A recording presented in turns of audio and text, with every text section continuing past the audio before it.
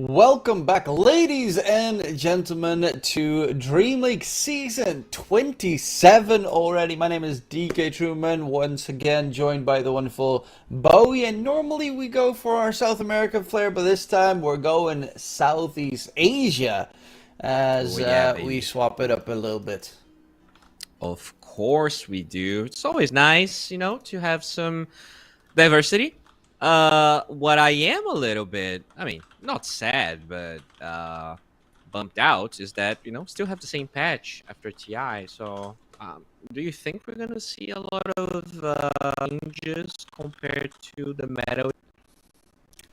I think reasonable. Seen a lot of the matches, Southeast Asian region, for instance. A couple of things are, as everyone has rediscovered Snapfire, but I have to say, I don't see as much Helm of the Dominator. I don't see too many Psycho Pulse 4 Monkey Kings going around Dominator rushing, and I'm happy for it because, my God, that was painful to watch at TI. It was. And I mean, at the end of TI, I mean, at least after the road to TI, I think we mostly, like, we stopped seeing a lot of Dominators, right? I think in the finals, we barely saw that item compared to the thing. So it's mostly going to be Sand King Quap, I think. Not because it's SCA, but I think, like, in general, the heroes look pretty good. And, like, this is an interesting matchup as well, right? I think we were talking about it, about how, like, these teams have played each other like 10 times in the last couple of weeks. So they do know a lot about each other. 5 seconds remaining. Definitely have played each other plenty in the EPL tournaments and Lunar Snake Trophy. They've played against a bunch of other teams, so they're constantly busy. Even during TI, they are practicing and improving as they want to make it to the next iteration of TI.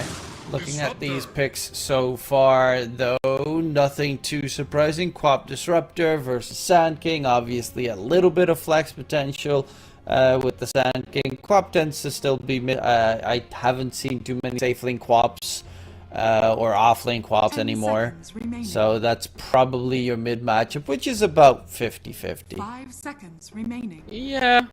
Yeah, I think, you know, Sand King is just, you know, that farming bot, and Quap's just gonna try to be a bit more, pressure a little bit more. You have more rotation potential.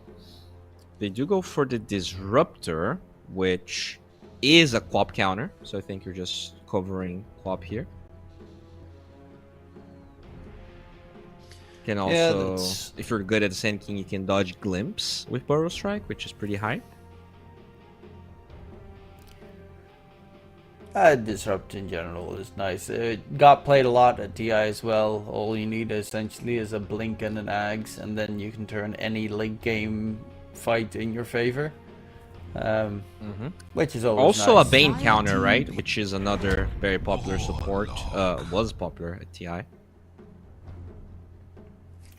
Well, there we have the Warlock. So big team fight from both teams so far with the first two couple of picks, and that is what we want to see in the Southeast Asian region. Just 10 constant seconds brawls. remaining. Yeah, I mean, Fatal Bonds, Epi, just 5 seconds. kind of a remaining. classic combo. Very, very potent, and they go for the Hoodwink. So there's gonna be some break action, a lot of burst damage. Like if you find someone with Blink or Sand King, you can definitely burst all of these heroes. They're not very tanky on side of Ivory for now. Yeah, the Pangolier does fix it a bit, and to be fair, Queen of Pain's also a reasonably survivable, especially if you go for the Blade Mill plus Kai Assange. You tend to have quite a lot of HP to try and break through. But Pangolier is always solid to have. You get the Ags, you get the Diffusal Blade. The supports are easy targets for you this game, which is going to be a big plus. And that's why they also add in the Clockwork. It is just whack-a-mole onto a Hoodwink and Warlock game, it seems, for Ivory. Get in your face and keep ganking, it looks like. I'm curious to see what their safe lane is going to be on the Ivory side, because YG go for the Void. Heavy on the team fight there, but it does have its weaknesses. Faceless Void's another hero that can quickly get blown up in the early game, especially. Do you think they can do so for Ivory? Because, you know, they're 10 pretty seconds remaining. heavy on burst here for Yangon, but I think like having a 5 tanky seconds hero remaining. would benefit Radiant somebody team as a back. carry. Yeah, they do have last pick, which is a plus. They ban anti-mage on the side of Dire YG. team back. That makes me think, do they want Dusa? But yeah, the Dusa is always a solid pick to have. In this case, they just wouldn't have enough damage to kill him in the chrono unless you get a specific hero that counters Dusa. So I think that's a good shout there. 10 seconds. They'll probably either pick a hero that can handle them or ban it 5 altogether. seconds remaining. Yeah, I'm trying to think, because like they're banning mids for Ivory. I thought that, you know, Sand King, like there was a decent chance it was going to be mid, but now looking at it, it's probably going to be a Hoodwink Sand King lane, and they do need their own mid hero. So do they want to like Storm? Is that why they ban anti-mage? Storm. There's also been some Lashes lately that are pretty strong and mana dependent. Let's see. Puck has been banned, so that's the obvious counter for the Queen of Pain out the running. True. I guess you could like mid Furion, right? In the past, it used to be like a hard counter to co-op because the Treants used to be much stronger. But Now the nowadays, Treants don't do anything, so yeah, and it's not that popular of a hero. Not in the mid lane, at least. I think Young PH does play it mid though. But 10 seconds. I do like the remaining. global thing, right? Because you can like initiate, have 5 the Furion seconds show up with remaining. the Sand King with the Void. Radiant team pick. Oh, it is mid Sand King. okay. I still think Dusa would be a very solid pick here. They have ways to zone, keep them off the Dusa. You have, you know, your co-op Sonic Wave, even in the chrono, 10 to seconds make sure remaining. that Face Foot gets pushed back. Honestly, I like 5 Dusa. seconds I also really remaining. like Ursa. I feel like Dusa is fine, but it doesn't pressure the centaur. If you get Ags on the Ursa eventually, like you can't kill the Ursa whatsoever. That's true. Not sure I- if Ivory plays it, but I think it's You fine could hero. also just go for the hero of TI, go for Troll. Or is that banned? It's not banned, but yeah, it's an okay troll game for sure. What about Mr. Juggernaut Throw Games? No. Are you a Jug fan? After TI, not anymore.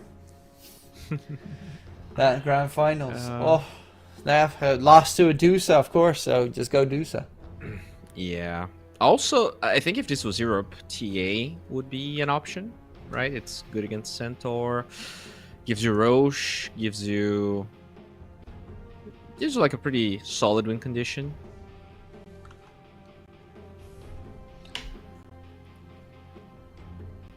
Yeah, I still think Dusa is the strongest. Dusa or Ursa seem to be the strongest here, especially if you go don't for they like hyper damage aggressive. if you they go hyper aggressive, you go do. No, because Dusa does stupid amounts of damage at one point, depending on the build. But you get a point, you get Ags plus Scotty. Like, there's no healing for these for center shanking. And I'm going Ursa. I actually really like Ursa here. I think it's better than Dusa. You get Roche, you stomp the Centaur. You honestly don't care about White that much. Yeah, there go you go. Dusa. Your heroes. I mean, if Yeah, you just have yay. an Aegis, I'd rather have it on Dusa than on Ursa. No, that is true. That is for sure. My fear is that this might be a game where the Centaur gets a free game because Yeah, but even if he Dusa is does, just a fine hero. how does he kill Dusa? Like, that's the thing. Like, you have the 10k HP Centaur. How does he kill Dusa? I think you just kill everyone else. I mean, usually that's what you do, right? Like you're gonna have Blink on Sand King and Centaur. You can like solo kill anyone. Like if you have Hoofstomp Burrow Strike with the Hoodwink nearby. Yeah, but you're also Everyone playing just against dies. Clockwork and Disruptor, so they will have vision everywhere with the shard from 10 Disruptor and seconds Clockwork remaining. rocket flaring. Yeah. So it's not like you get 5 free seconds access. remaining. And the reason why I like the Dusa here over the Ursa is if they had Ursa, they would go all in on like jumping quickly and getting those kills. Now they also have like in case of emergency, we have late game with the Dusa. Yeah, if 'Cause this goes face to late, face- I definitely yeah. favor Ivory. Like they're definitely the stronger team late game. Like gonna have Ags on Disruptor. This Dusa is just unkillable. And the Double card, Chrono like, is card also even- scary though, but you know, I don't even know if you can kill Dusa and Double Chrono in Ultra late game. Do you know what the cast range for card is? No? Can you like Aether Lens cart whoever gets Static Stormed as the center? I don't know if Aetherlands I think it does. I'm just not sure what the base. I think it's like 300, but I'm not sure. I don't play that hero often Yeah, slash me ever. neither. Yeah. Well, I like whatever the case. Just looking at the lanes. I do favor Younggun. I feel like this Void's gonna have a pretty fine time. Is that intentional? This Centaur intentional. will probably get good timing on his blink. Even if the sinking doesn't have a good laning stage, you know, you can always just get a couple of stack Carinos and farm your way towards blink. It's really on Ivory to don't really bleed that much in lanes. Like if they have fine lanes, then you know, Dusa usually just Was that cruises intentional? It and looked wins the game. intentional. But I don't think this is like a one draft by any means or by Ivory. Yeah. Also, I'm I- surprised they didn't ban the Dusa. Like they just been anti-mage. I don't know. It's just a bit weird for me. The only reason why the anti-mage ban would make sense is because the supports and the sacking are terrible against it. But for the rest, like, you hit him with Chrono, he dies. Centaur destroys him in lane because you don't need to use any mana. So Yeah. that's also a big plus. Like, Dusa can just, like, not die because you stay out of range. Yeah, exactly. That part kind of confused me a little bit, but yeah. First game of the qualifiers for Dream League Season 27. Are you hyped, Mr. DK? I'm very much looking forward towards these matches. Just in general today, it's been a long time since I've had the privilege to do the wonderful Southeast Asian region. I'm a little bit sad that I don't see Talon in the qualifiers, Sure. but I'm wondering if that's just going to be like, would they get a direct invite? I mean, I would assume. I really don't know how the rules for that works, but I guess I would assume so. And there we go. We have a game in our hands. I'm actually going to quickly check. Have they announced it? No, they haven't announced any of the teams. Yeah, there are 11 teams directly invited. And yeah, so I would assume that Talon will be one of those teams, as they are, even though they weren't the team that went to, well, there's also the other team that went to TI. Are they even in the qualifiers? Yeah, Team Nemesis is in the qualifiers, but Talon is not. And I know that 23 Savage has been let go by OG. So he's a free agent, so I would assume 1 + 1 = 2 equals... But that's just an assumption. No idea if it's true. Whoa! Okay, so leaking privilege information during a stream, 如果 huh? 呢？又能怎？如果呢？ It's all I do. 23 Savage firm for Talon. You heard it here. I mean, it would be weird if they didn't pick him up, right? Yeah, I would He's say like so. the best safe laner in Southeast Asia. It's just, it wasn't a good fit for OG. Then again, you know, I OG also also wouldn't- had BZM and Amar, and all of them weren't good fits. And then they, you know, one wins Yeah. TI, the other one gets top 6. So I mean, let's be honest though, OG got so lucky with their scouts. Like, I think this is just karma working its magic here, because let's be honest, like Anna and Dobson, just like you do gotta be unlucky sometimes. I mean, it feels like it was less scouts back in that day because it was The just battle no-tail. begins. Yeah, true. And By now the it's way- no-tail again because now he's the coach. So. Yeah, true. Like he's confirmed to be like long-time coach, right? Because at the beginning, it just felt like he was subbing for Sab. Yeah, but Seb is now doing Mobile Legends Bang Bang. Like full-time? So, yeah, he's the coach of their Mobile Legends team. And Oh. I think like director of their MLBB department. BBL department. Yeah. Big bootylicious, indeed. He does have some meat in those ties. And speaking of meat, Quap is. I mean, this is kind of just a dumb lane. I really like the new like worked Sucubus now. This hero is back to being a lane dominator. Yeah, it's there are a couple of things that I am happy about in Dota. The fact that Faces Voids go for Chronosphere again instead of that absolutely horrible square stuff. I don't know what it was. Ooh, Cube Disruptor. Drop him low.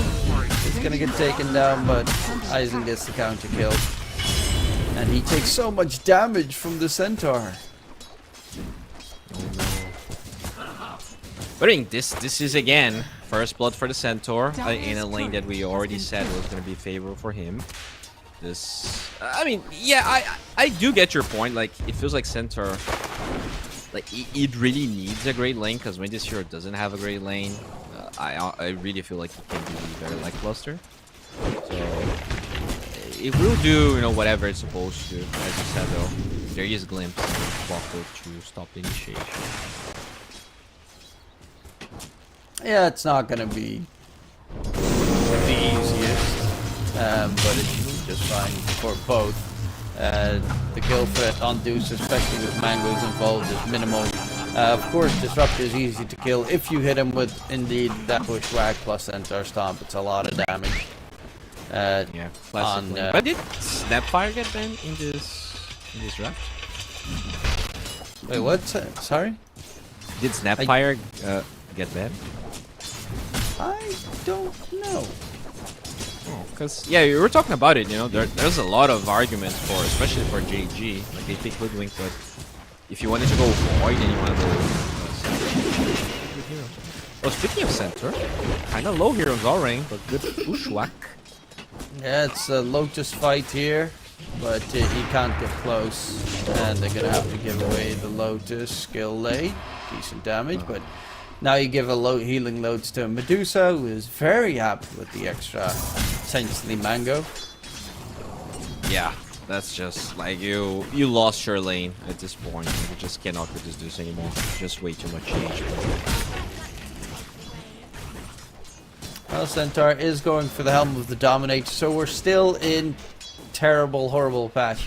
As I do see Faces Void, he's also going for his Helm of the Dominator. Who else? Come on, you need more dominance. Beautiful. So, ergo, 2 of the heroes on the Dire are going for Helm of the Dominators. So, would they auto-win? Well, if you look at TI, probably not, right? Because we didn't really get a lot of those in the finals, or like just a TI, the proper TI. So I don't know. Limps onto the Hoodwink. So that's a water rune for Ken. Beto having a pretty good time top, solo. Yeah. There's some stacks for sinking in the Dire Triangle. Definitely gonna need those. Yeah, laning against Quap is okay because you can mainly just catch up as a Sand King, which is a big plus. So even if you get destroyed as like a Shaker, if they make stacks so that when you hit level 6 you just drop a big fat arrow, you're in a comfortable position. Rubido is actually bullying the top lane solo. Like Clockwork is just making stacks happen and he is harassing them completely. Yeah. He is going for more Sekaroos. Beautiful. Yeah, we don't see it on screen, but oh. Beautiful. Beautiful. As currently not as much aggression as you would have expected from the Southeast Asian region. I mean, at TI the only ones that really brought that early game aggression was Heroic. Of course, let go 2 of their players recently, which broke the heart. Especially that Brazil talent. I guess 1 player, right? No, Whisper and Log. No. Whisper is their mid laner now. I thought he was taking a step back from Dota. From the off lane. Yeah. Oh. That was a debate on their side. Your mid lane, Sonic Wave gets the squirrel. That's a kill for Cam. Okay. But yeah, I think the reason they did that is because they felt like they were not going to be able to find a 15k MMR mid laner that would be willing to play with Spanish-speaking players. If that's a good move or not, then I don't know. A lot of people seem to dislike what they did. Well, yeah, because Analog was the GOAT. Yeah, he was a great player. And a lot of people also hate Davai, which is, their new offer. Oh, yeah, but people also did the same with Saberlight, but Yeah, I actually think Davai, like, he's ranked 4 right now. He is, honestly, I think he's ranked a lot. I hope. Is he ranked 4? Yeah, he's ranked 4. Yeah. Mid lane, though. Looking for young Glimpse, young PH still very low. But yeah, the thing with Davai is primarily, I think, the whole Parker situation.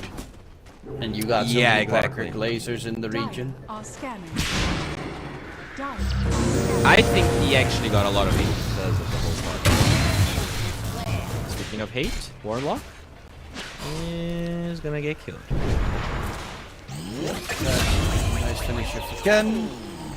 Gets second kill of the game. He's going for the Blade Mill first item. Very good Blade Mill game. A lot of uncontrollable AoE, especially sanking. Where could accidentally murder himself. Later starts the OPH. Misses the timing there as he's going to be kill number 3 on the board for Queen of Pain. Having a terrific time so far. Top net worth though is the star. As has the Helm of the Dominator done. He's just cutting the creep wave constantly. And in a position where they can't kill him. However, Ivory with a 1k lead. KSH and Young PH both struggling. That sounds like the worst case scenario, right? Because they're like, yeah, they shouldn't really bleed a lot of kills, or else, you know, there'd be a problem with Dusa. But like, they're actually destroying the early game. And the hero of the highest net worth on G is Ivory. The one that needs a better game to lose. Kill. Yeah. Fight for the stack. They're going in for the Warlock. Sonic Wave onto 2. Young PH being sent back and chasing deeper. Young PH forced away, and they're going to steal those stacks and make that Dusa's net worth grow.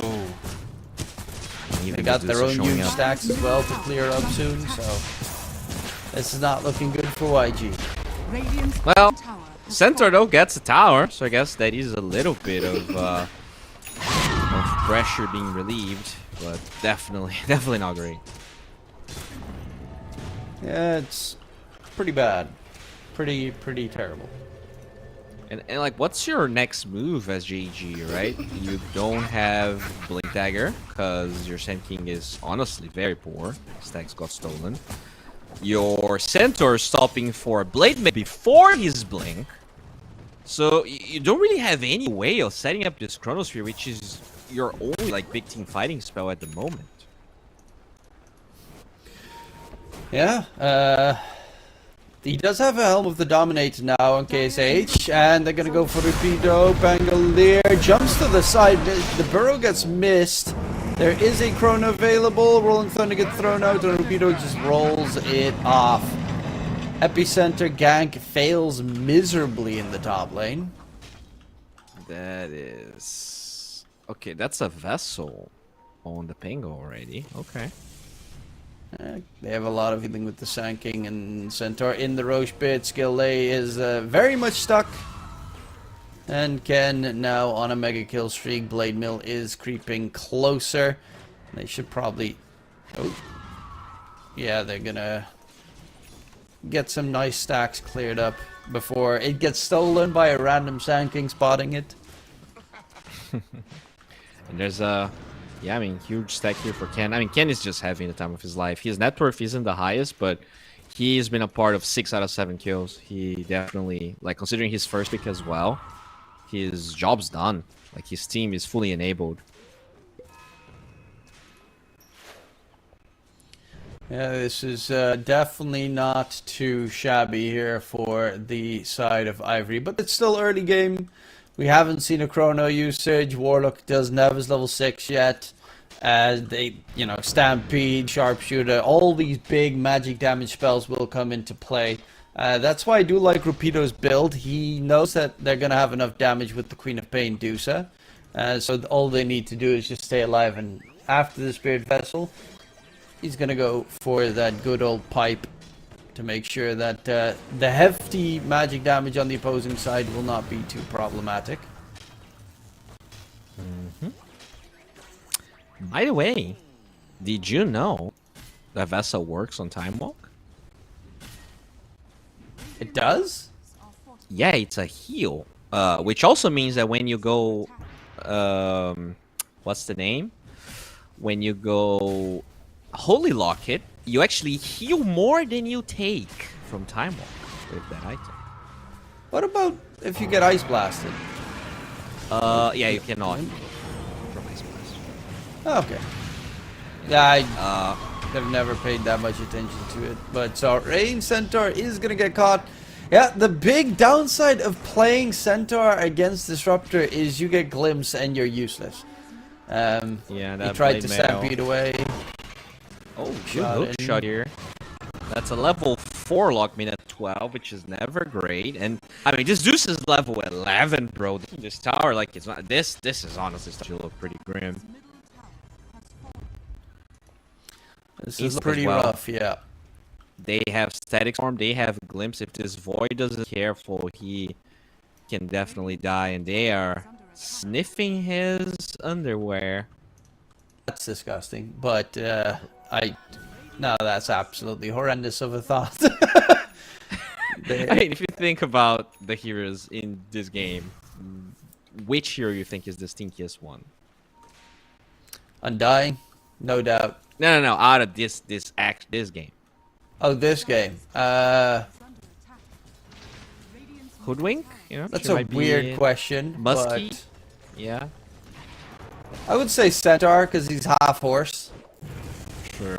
Oh, he has a static storm. 3-man catch on Disruptor, but is gonna get sniped No. still. That was kind of cool. Unfortunately, there was no one any close. Yeah. At the time though, they did get a tower, so that's a dead support for literally every tier 1 dead here on the side of JG. Not looking very great.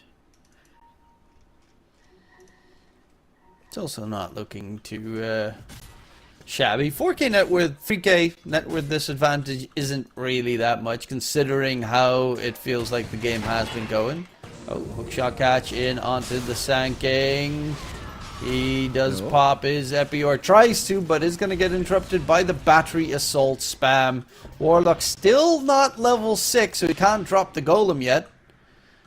Oh, Cop As, taking so much damage here.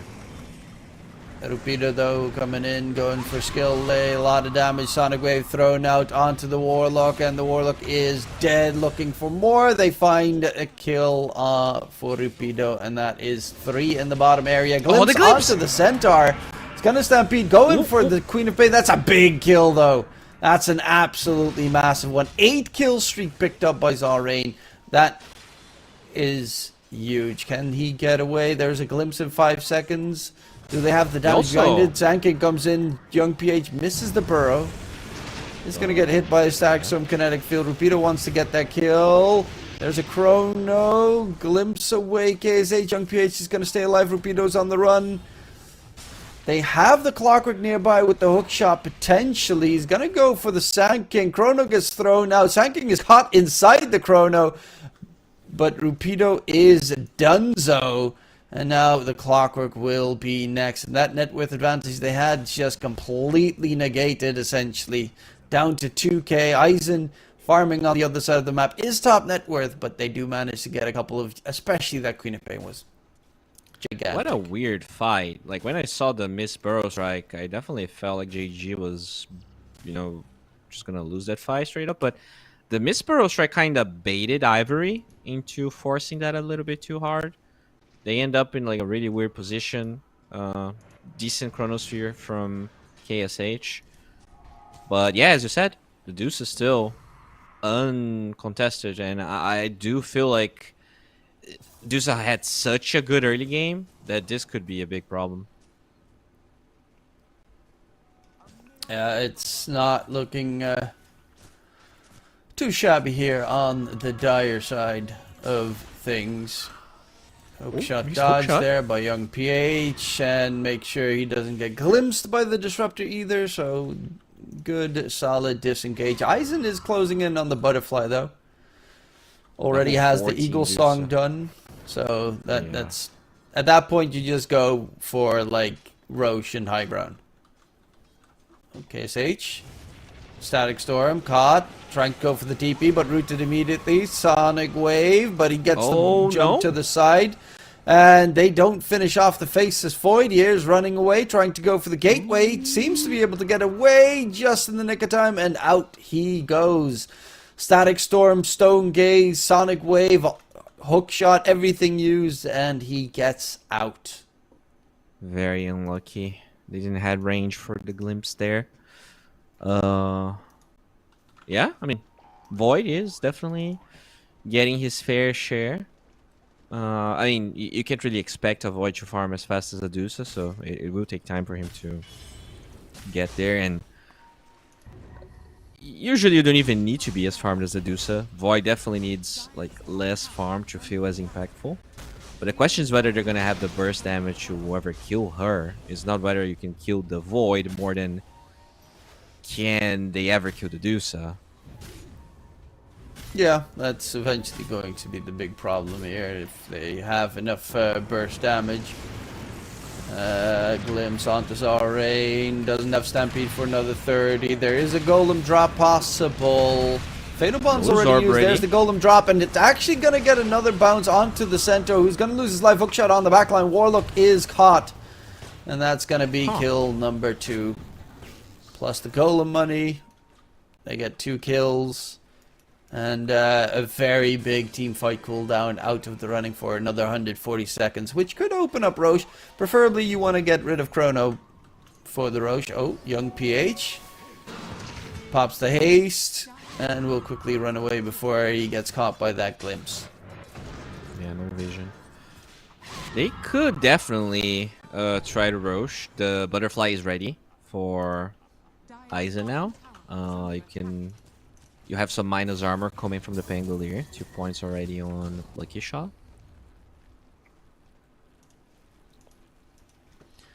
Pango. Is that the move?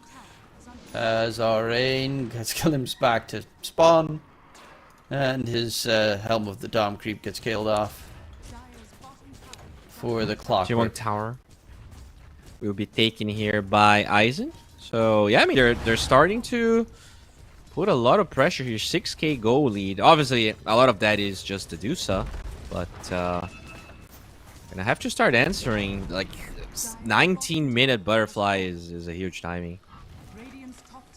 Yes, going Scotty next. After Scotty, you're looking at Ags, and then yeah, you can't even like a triple melee core as well against Dusa. It's just not ideal. It is definitely not great. Kaya Sanji on the Queen of Pain, so a lot tankier now as well. The young PH gonna get spotted out. Blinks. Queen of Pain blinks over him. Glimpse comes back. Young PH hook shotted in, held in place. No burrow for another 4 seconds. Is dealt with, and that Sanking is just not having a good game whatsoever. Yeah, he got clapped. You know, they tried to get him some stacks, but really nicely done by Average, just stealing most of them. Yeah, that first pick Sand King not working for now. He also, you know, did miss a lot of burrow strikes. I'm not sure if it's like a ping issue or something, but he did miss more than like 3 that I've seen. And shard for the clock. Yeah, that's a great shard to have. Both of the shards for the Radiant side are great, so that's a plus of taking these 2 supports. Not that the dire ones are bad in the slightest, but I would say that Clockworks and especially Disruptors shard is amazing for scouting. Yeah, very, very good. So now they're grouping up with the Dusa here. So this could be that tier 2 tower. I don't really see like a move that JG can do to stop or even distract from this, because they just don't siege as fast. So it's just a free tier 2 here for Ivory. Yeah, easy money there. A look for more. This Dusa is, even without the Aegis, feels unkillable at this stage. I'm gonna have to ignore her, and you know whether you can pull that off is the problem. As you know, the Centaur, he did rush Lotus Orb. You know, he did get used like in that one fight. I think he purged Vessel, but he was already like pretty low HP.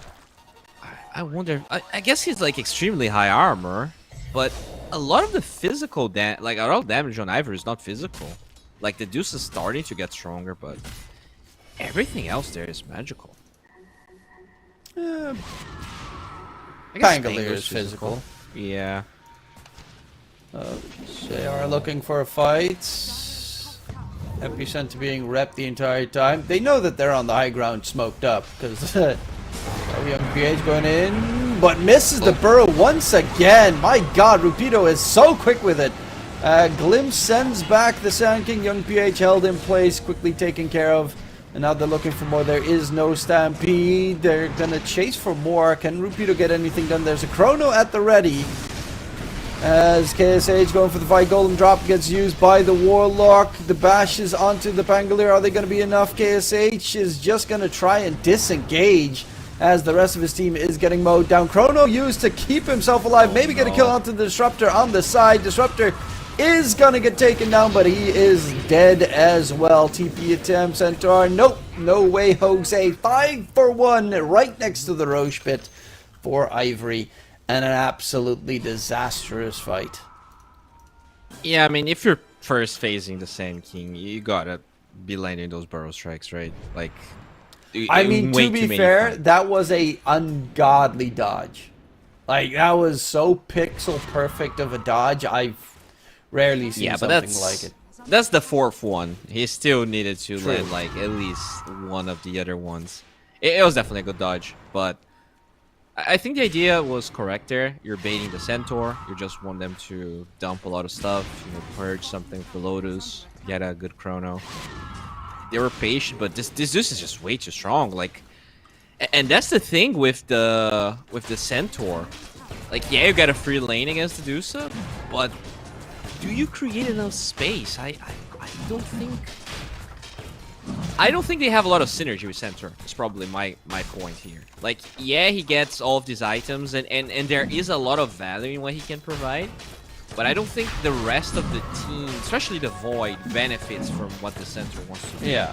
It's not like you're the team with the Dusa, and Deuce almost dies and you hitch a ride. Like, now you hitch a ride on the face of Void, who's melee, and he's like, okay, what do I do? Yeah, exactly. Like, there's just really not a lot of synergy, unfortunately. Which means that with this Aegis, I mean, usually you don't see like high And ground Scotty. folks at... Oh, Lord. You Close level just 20. get rid of the last 2 tier 2 towers, and I would just say you go high ground. Like, there's no reason not to. I mean, there's no Alright. Chrono for... Centaur is gonna get rolled on, and should be. I mean, he can't run away. Like, yeah, he can still get glimpse. Oh, you spell reflect the glimpse. Who gives a hootenanny? As like, Lotus is great, except for the fact it does nothing against Disruptor. Radiant's top tower. Yeah, I get the build. Like, you just get so much armor. He was also walking with the Frost Mage, so he was like 31 armor. You have Blade Mail, you have Retaliate. It's cute, but yeah, I They know. don't care. They really just don't don't care. Yeah. And now it's time for And- the high ground knock. Yeah, there you go. Just How do slowly you poking stop here. this? I don't think you do. Like, there's no BKB on this Void, so for you to even Chrono, you gotta wait for so many spells from Ivory, which, let's be frank, they don't need to use. Are fortified. Dire's middle tower is under I mean, the Tower's funny part gone. to me is always, like, as a support player, how do you kill Deuce Illusions? At one point, they're yeah. just insanely, stupidly tanky, and as a support, you just get mowed down by random illusions walking by. Oh, sorry. Okay, face void on the side. Epicenter Burrow goes in. 2-man catch, Golem drop as well. Chrono in on only the Dusa with the Aegis. Clockwork is gonna get 3 hits against him. They used everything but the Stampede on the Dire side. And now they have everything available. Shot in onto the face of void. He actually doesn't have mana to jump away, but he does have a magic wand to use. KSH going back in. Drake is just gonna fly by as a buyback will be used on the Hoodwink. They're looking Void's for dead, more of I a think. fight. Dusa's going in. Void is dead. Young PH with the burrow trying to keep his faces alive, but Skill Lay is going to be a dieback in the fountain. Young PH on the run. They all just get shredded. Aizen also has a crit now with the Chrysalis, and they will continue their push. Yeah, they threw everything in the kitchen sink on it, and most of that damage went to pipe. That's crazy, man. Like, when I saw that draft, I'm like, alright, we're strap in for a 15-minute SEA game, but no. Like, they just... like, and that's the thing about Central. You know, you get a free lane against Dusa, but Dusa gets a free lane. In this game where they didn't really have a lot of Dusa responses, they got heavily punished. Also, you know, you got to give credit to Ivory. They really made Sand King's life harder by stealing the stacks. And by the end, like, if you don't have this fast Blink Dagger, everything, like, you don't really have any moves that JG can make. So I think Ivory played pretty well. Really good draft. Hopefully in the future you ban the Dusa instead of... What was the second carry ban after the Anti-Mage? They banned Anti-Mage and a Lifestealer. Oh, yeah. I mean, I really think you should have taken the Dusa instead. Like, 100%. Yeah, but that was the case at that stage. You also mentioned the Ursa, which also would have been a pretty solid pick regardless, and hard to... I mean, Ursa becomes hard to kill later in the game. Dusa becomes hard to kill at, like, minute 15. Which Especially I think is this game. Yeah, I think that's the big difference maker here. But yeah, regardless, really good job there from Ivory in game number 1. But of course, that's a best of 3 series. So we're going to go towards a short little break, ladies and gentlemen. We'll be right back for game number 2. No time and had but one desire at the close of each week to be wound. For it kept in its place, not a frown upon its face, and its hands never hung by his side. But it stopped short, never to go again when the old man died. 90 years without slumbering, tick-tock, tick-tock, his life seconds numbering, tick-tock, tick-tock, but it stopped short, never to go again when the old man died. It rang an alarm in the dead of the night, an alarm that for years had been dumb. And we knew that his spirit was pluming for flight, that his hour of departure had come. Still the clock kept its time with a soft and muffled chime as we silently stood by his side. But it stopped short, never to go again when the old man died. 90 years without slumbering, tick-tock, tick-tock, his life seconds numbering, tick-tock, tick-tock, but it stopped short, never to go again when the old man died. Yes, it stopped short, never to go again when the old man died.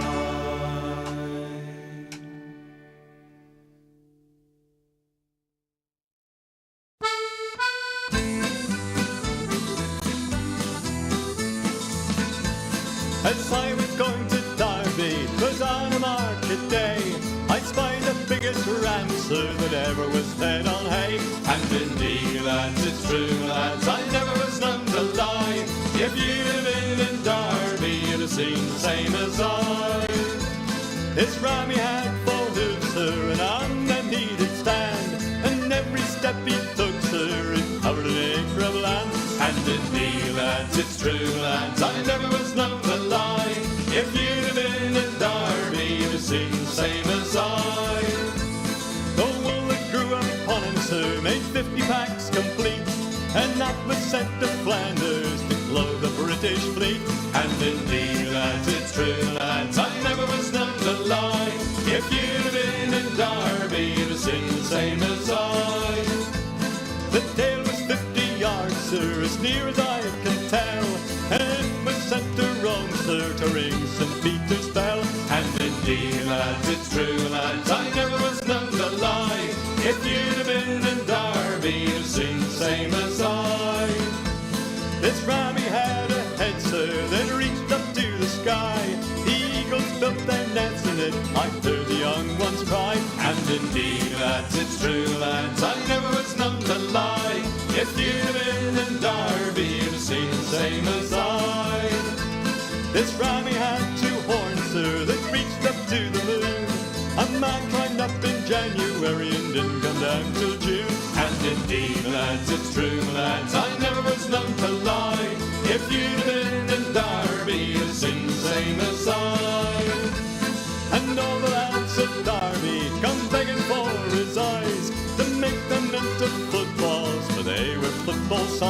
And indeed, lads, it's true, lads, I never was known to lie. If you'd have been in Derby, you'd have seen the same as I. And if you don't believe me, sir, if you think I lie, just ask folk of Derby, they'll say the same as I. And indeed, lads, it's true, lads, I never was known to lie. If you'd have been in Derby, you'd have seen the same as I. And indeed, lads, it's true, lads, I never was known to lie. If you'd have been in Derby, you'd have seen the same as I.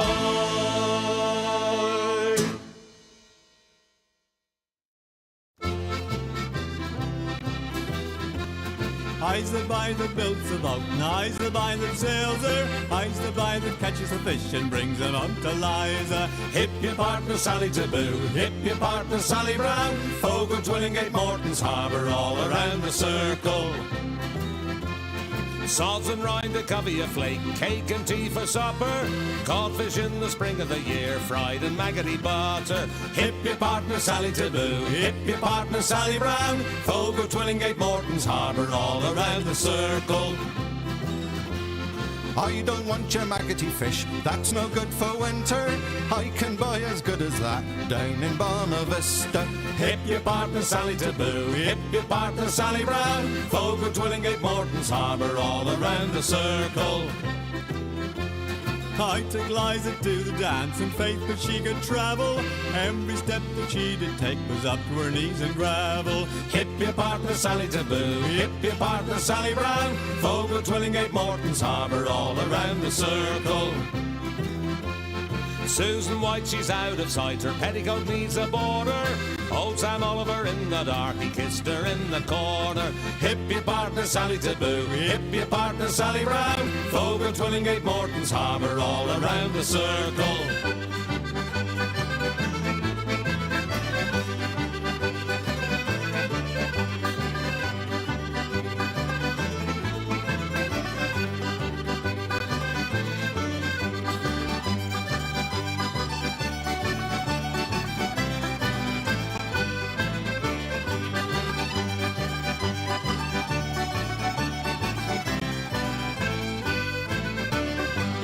I's the boy that builds the boat, and I's the boy that sails her. I's the boy that catches the fish and brings them out to Liza.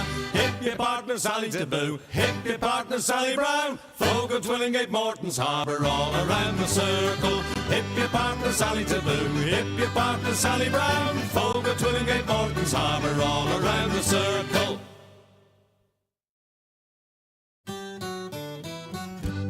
Come landlord, fill the flowing bowl until it doth run over. Come landlord, fill the flowing bowl until it doth run over. For tonight will merry, merry be. For tonight will merry, merry be. For tonight will merry, merry be. Tomorrow we'll be sober. Here's to the man who drinks strong ale and goes to bed quite mellow.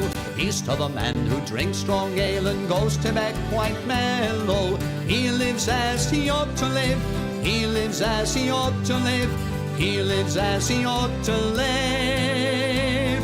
And I's a jolly good fellow. For tonight will merry, merry be. For tonight will merry, merry be. For tonight will merry, merry be. Tomorrow we'll be sober. Here's to the man who drinks water neat and goes to bed quite sober. Here's to the man who drinks water neat and goes to bed quite sober. He fades as the leaves do fade. He fades as the leaves do fade. He fades as the leaves do fade.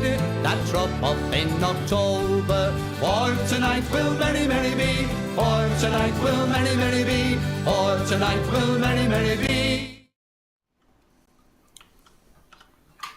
Welcome back, ladies and gentlemen, to what is about to be game 2 between Ivory and Yangon Galacticos. My name is DK Truman, joined by the wonderful Bowie, as of course, game 1, very one-sided. Ivory just ran over them the entire time. Yeah, they did. And you know, a part of me wants to say it was just an outdraft. Another part of me, you know, just looks at how it felt like they had a plan, right? They contest the stacks. There was also some whiffs from the sinking. Going to game two, I do think I actually have Ivory as my favorites. I don't think Yangon showed their best, especially JG is a relatively new player, considering that Yangon most of their players are together for like 4 years, which is really rare at this level of play. So yeah, I think Ivory, they might be going for a 2-0 series here. I'm not saying that it's a fact, but I do feel like they played much better. Yeah, they definitely played very solidly in game number one, but of course, different draft, different ideas can change a lot in the game. I like their draft in general.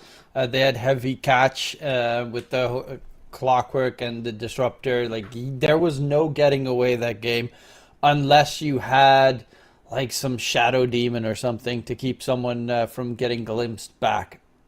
You even saw it. Centaur, the top farmed hero in the game for the longest time, stampedes away, gets glimpsed. Okay, he's dead. Like, it was that simple. Yeah.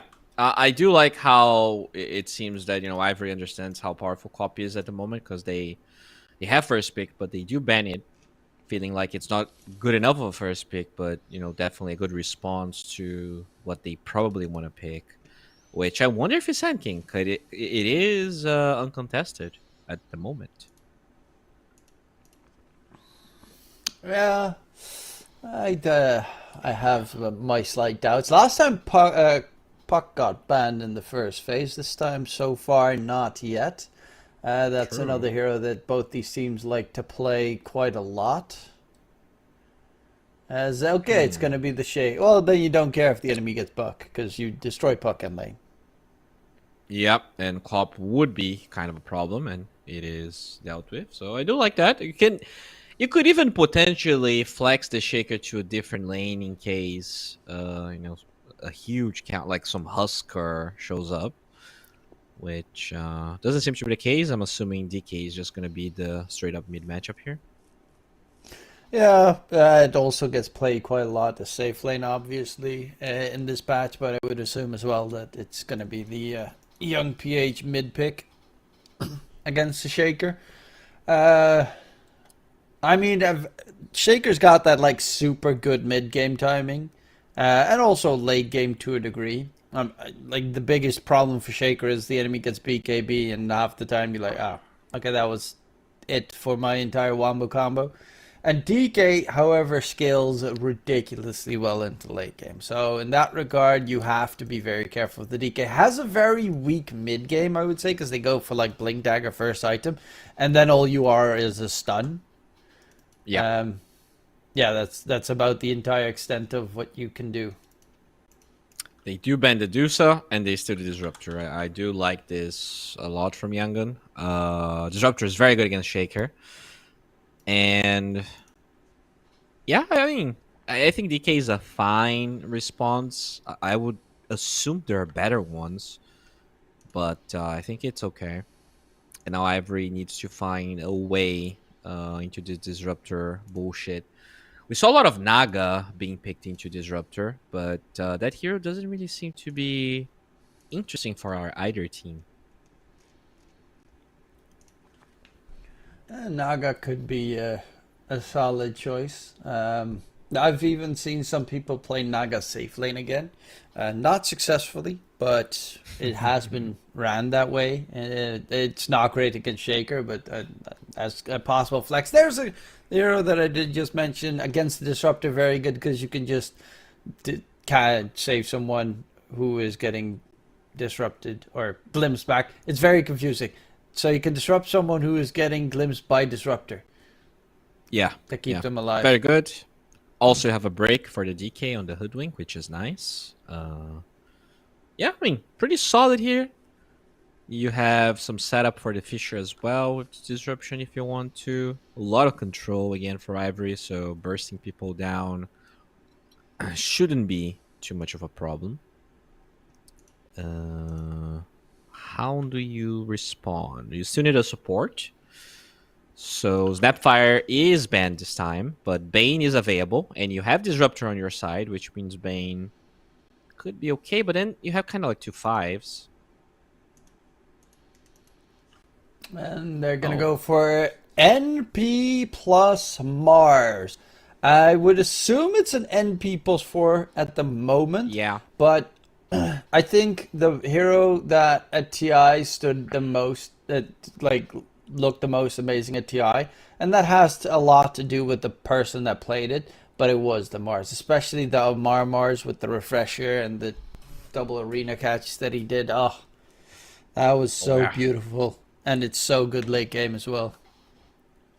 Yeah, it's a great hero. They're gonna go Sven. So showing up their hands here with the carry. And I mean, there's really no flex here. It's probably gonna be an offlane last pick again. So Ivory really trying to enable their 10 new player, seconds remaining. which is nice, you know. He 5 definitely seconds is not with the remaining. team as long. Sven Shaker on your side. Looking at YG, they could technically pick up a different mid laner if they want. The first one that's pretty, like, nah, probably not go for the Timber shot. Like, I see Shaker and Sven, and I'm thinking 2 strength, you go Timber.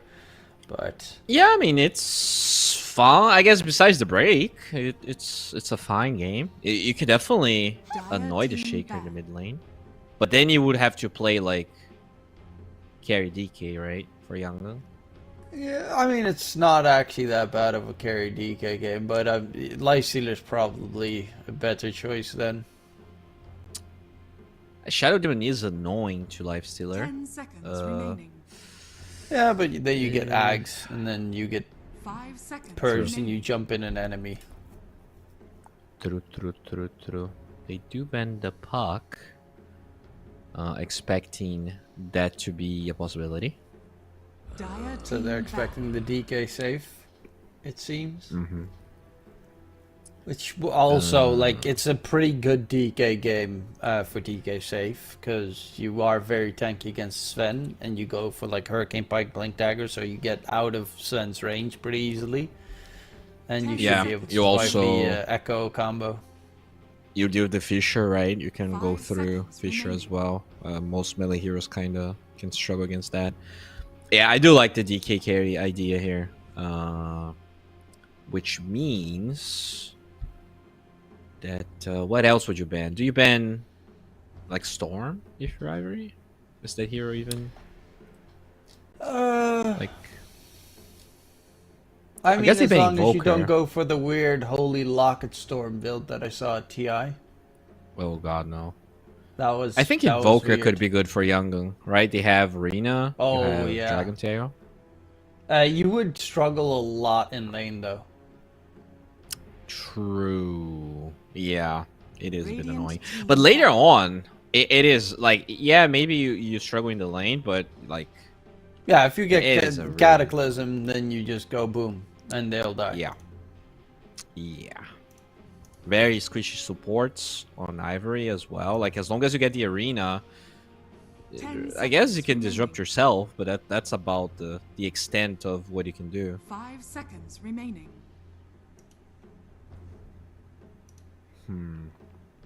Yeah, I hope they ban Invoker. Like, it looks amazing. You also electrocuted the Dragon Knight, right? Pretty classic combo that we used to see when DK was like broken a year and a half ago. Yeah, there's I mean it's really what route they want to go. Primal, the Shadow Demon is the problem. Like, Shadow Demon counters so many heroes, especially Yeah. melee heroes with his toolkit. I guess it could go like mid Dawnbreaker. I think in the past it was used against Shaker. You have Dawn OT to combo with the Dragon Tail initiation, to combo with the Arena. Monkey mid. I mean, same thing for the Shadow Demon, Radiant right? team You take away the stacks. Oh, they take on Yeah, Shadow. true, but you can find the Shadow Demon in the trees. Oh, Bristle last pick for Ivory. That's the offer. 3 melee heavy strength cores on And Ivory. Volkar's looking pretty good. Life Sealer as well. I don't like the Life Stealer here. Not because Life Stealer is a bad Life Stealer game, but because I think this 5 Dragon Knight's seconds remaining. gonna be a creep. I don't think it's a good enough Timbersaw? DK game. Timber is definitely great. Holy Only shit. problem is you can't go Ags because Shadow Demon. Yeah. You probably have to go like Blink first. I think you have to Blink go, like, Super BKB aggro. because Shaker would Yeah. destroy you. What did he do? Templar Oh, assassins your Oh. hero. I don't like it. I think this is 2-0 for Ivory in my book. I mean, it's a fine TA. It's not bad, but I don't think it's good enough. I think it's a. So the doubt that I have is, do they have enough damage to break through all 3 strength scores? And then I look at the YG lineup, and if you have a farm DK, TA, and a Mars, you can break through all those 3 cores. Plus, if you spear someone on the Mars, they always look at you, so you can always turn the bristle back, which is kind of nice. Yeah, I mean, I kind of like YG a little bit. Not like a super they're guaranteed to win level, but I think they have a very good shot this time. I think they have a better draft than last game. I do think they have a better draft. To me, they have a similar problem though. Like once the laning stage breaks, what is the hero that's gonna make the moves? Like Dragon Knight's not gonna make any moves. Even if you get a Blink Dagger on Mars, I don't believe they have the damage to kill anyone, or at least any important hero, because it's 3 melee cores, and your damage is, I don't know, Wrath of Nature and like Arena. I don't know. I feel like they're like 8 to 20 minute timing is pretty bad, and I guess Ivory might not have as fast of a timing because like Sven Prepare can't for like battle. take the towers as far as the Deuce did, but I'm still scared for that timing for JG. Is how you lasted so The reason why I slightly like Young Guns lineup more is I think they're pretty close in terms of, you know, fighting against the enemy. Also, they don't have the best ways of getting rid of refraction charges, especially for the Sven. Like, you don't want to God Strength and then waste 3 hits on getting rid of refraction. But it's also the fact that the NP, like, they have an NP +4. If you manage to not get destroyed in the early game, that will turn into an extra core with the Spirit Vessel, Blade Mill, Shard shenanigans that can also extend the game for a very long time by splitting the map. And they have terrible counter catch on Ivory. Terrible what? They just can't catch. Like, he TPs somewhere on the map, and their heroes don't chase. Okay. Like, you blink on Sven and blink on Shaker, and that's about it. That's the catch they will have, because Shakers don't build Aghanim Scepters anymore, so True. he just True. TPs somewhere else, kills the creep wave there, cuts it. You try to push the Dire high ground, he goes for a backdoor play. How many Helm of Doms you think we're gonna see this game? 0? Mars might go 1, maybe. Probably gonna go Yules though. As that Yeah, seems it's a more good use game. Would Bristleback go it? I mean, he gets the extra armor, which is really nice against the TA, the Corrosive Dragon DK, and the Mars. Yeah, I think it's more likely that the Mars. I mean, actually, yeah. I mean, the armor for Bristle might actually. No, he doesn't have it queued up though. He's just going. Straight up. Yeah, defense. then they're probably not gonna go for it. Oh, they're walking under ward vision, and yeah, Good position. they know. Nicely done, my Rupido. Oh, Zorain. Oh, He's dead. Yeah, his Giga did what? 30 seconds Yeah. to battle. It's not ideal. That's the first time I've ever seen a ward there at the start of the game be successful. Cool. Yeah. True. I mean, pretty clutch ward. And you gotta give it to Drake there. Definitely got the Mars off guard. But even then, I'm not sure why he would stand there, but still. Unfortunate. Yeah. However, yeah, it was kind of weird. His entire team was walking back, and he was just chilling there, like, Yeah. sure. Like, you I'll stake knew it. at least someone was there, but I guess he didn't expect €5, which is fair, I guess.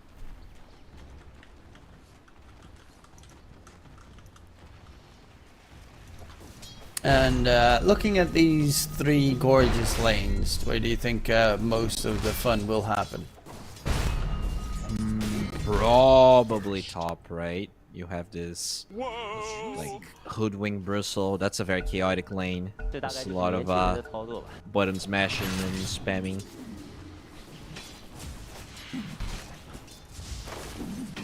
Yeah, lots of heavy sticks being built up. I mean, bottom is pretty action-packed as well, but the heroes, like, they don't really have a lot of solo kill potential. As I say that, though, the Shadow Demon's in a weird spot. He was stacking the mana stacks. Okay. I mean, he's happy that there's no spear on Mars, otherwise he would probably have been taken down. Speaking of which, Rain taking a decent amount of damage. Yeah, the problem of playing against Shadow Demon is that innate ability, the menace of getting the stacking amplified damage debuff. Yeah. Is very obnoxious, especially if he disrupts himself. He gets those illusions that also do it. There's a really weird part of my brain that thinks that, I guess in 5 years, when we're back with extreme creep, power creep, we're gonna see 4 Shadow Demon with Manta style. Did you know, like, your illusions apply? Yeah, Menace? they apply the debuff. Yeah. I mean, Yeah, that's what I want to I'd see. rather see the Bane core That with is also Manta cool. style than the Shadow Demon. I mean, because the Shadow you don't think Demon's it's like- cool, because you don't want it. Well, the idea of the best way of using that would be first disrupt yourself and then use Manta to get 5 illusions, which feels very doo-doo. Yeah. Yeah, you also get a side of eyes and a blink, and then you. And then you've just spent the first 40 minutes of the game farming and doing Yes. nothing. Yes. I mean, your illusions are gonna farm fast though, because you have manas. Just go. Just play.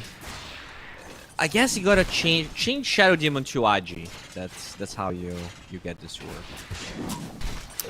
Aha. Just okay.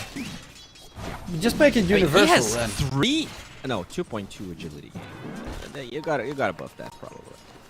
Give him. Just make it universal then for extra value. Oh, TP, top side, skill leg, going in for the hoodwink. He doesn't have scurry yet, but a nice 2-man bushwhack.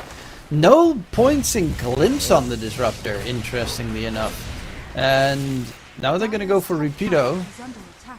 who is gonna be just fine. Now they're looking for skill lay, who is in a bit of trouble, and they're continuing to fight while Zorain dies bottom lane because skill lay is gone. Skill lay is gonna get jumped here, he's lose his life. And now KSH is in trouble. Lun is in trouble. They're all in trouble in that top lane. It's a bristleback, guys. Dude, you send 3 heroes and you still lose 1, and your TA is extremely low HP. As even with the Lotus, they just find Lun. Yeah, and KSH going in, but it's again a bristleback, and refraction charges are gone. 3 quill spray stacks on you, has to fall back. Horrible fight coming out from YG. That is a really bad start. I mean, thankfully, Mars is still having a great time despite the first blood that he had. But I don't know. I look at this Dragonite, and this hero just like takes a while to get online. So if you're bleeding kills in the side lanes, it's again a hero that's not gonna be very helpful for you. To be fair, same with the Shaker. Like, you need Blink before you really do anything. Though but, he is having a Shaker pretty okay farms lane. Blink faster, right? Like he has a Normally, yes. especially when he's actually 22-9. a lot of the time Shakers don't, because of the lane matchup tends to be 9 out of 10 times you have a terrible lane matchup. This time they gave him a very good lane matchup, and Ken is doing a terrific job. 11 denies against the DK. Yeah. DK has 11 denies against the Shaker. That's even more impressive. Yeah, by the way, they could have gotten a better matchup, right? Like they picked DK, which is interesting. I wouldn't like. I don't think it's a bad hero, but it's definitely like an easy matchup for Shaker. So when JG first picked the same thing, he got heavily punished in mid lane. But I don't feel like he did the same to Wyvern when they could have. Oh, PH might just be dead here. Yeah, is on the Miss? run. Miss chance. Fissure block. Oh! Bushwhack, and he does eventually get taken down. Long range catch. Lun is here. They do have Glimpse available this time, but the creeps, everything is tanking the hits from the tower. Teehee underneath the tower. They're fighting right now. Glimpse is Ken back, but a little bit too late. Lun is in trouble. 4 Shadow Poison stacks. That's going to be 5. The mana stacks. And that is disastrous here for the side of YG. They are actually just playing really poorly. They are not playing well, man. Like, yeah, these NP rotations didn't work out. And then, like, all of your heroes are just not built to play from behind. Like, TA needs a lot of space. Mars usually doesn't want to, like, rush Blink Dagger. I feel like if he doesn't get it early, game's just over. And he's, you know, stopped for 2 bracers. He's going phase boots. I feel like he needs to go, like, naked boots into Blink, or this game might just spiral out of control again. Yeah, both sides also making some stacks happen. That should help. Shaker, of course, can just echo the stacks, or you give it the bristle back. That's also a possibility. Bristle, I've Farms the seen dire stacks though. TA. Yeah, but you know, it does take a while. Yeah, well, side blades are pretty amazing. At level 6, you can clear it pretty easily. Oh, in mid. They're setting up for an echo. Echo drop going in for the baby. DK, and young PH is dead once again as they are chasing deeper, but they can't really get the catch onto Disruptor. Is under attack. Lots of damage taken there, but another great move, and they're gonna immediately look, are there some nice camps here that we can steal? Just like last game, they walk into the enemy's area to yoink some creeps. Yeah, that's the And- dude. This Shaker, so fat. A glimpse coming up onto Drick. He will get caught, and that's a 5 kill streak going to young PH though. He really needed that. Like he, even after all of that, he's still the lowest net worth core. So definitely in need of some gold. Has the Blink Dagger queued up, but still very far away from it. And that's the big advantage that they have, is the cores are all very close in terms of, like KSH is the top net worth core at the moment, well tied with Eisen, who's just overtaken him. But the cores are doing evenly. The supports, that's where the difference in terms of funds is. Drick and TE are way more farmed than Skillay and Lun. True. Radiant's middle tower is under Very attack. true. With that said, though, they are going for the mid lane again. They get that's 4 Oh. euros arena. 3-man. Rina can catch. Ken getting pushed back. Has no echo. Skill ATP's through with his little urn there. Can they get any damage? Eisen with the God Strength going for the NP.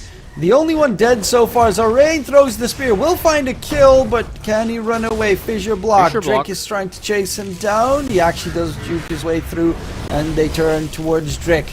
On the side, KSH is stealing the stacks, and that was a very big neutral creep camp stack taken care of. Okay. Torpedo will not chase. Just afraid of the Yeah, they turn potential here. But the stacks will be, for the most part, farmed by Ivory. The TA was poking, but didn't really get many of those.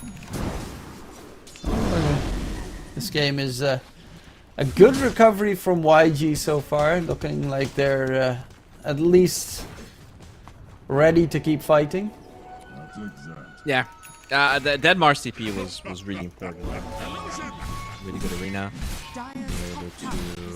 I mean, it's not like they gained that much, but they definitely, like, that could have snowballed really hard if you didn't TP. But, you know, the end result is his Blink Dagger is still being worked on. The Dragonite is getting into a reasonable spot here. And he's going for the ancient stack on the DK. DK is close to his Blink. Shaker is not.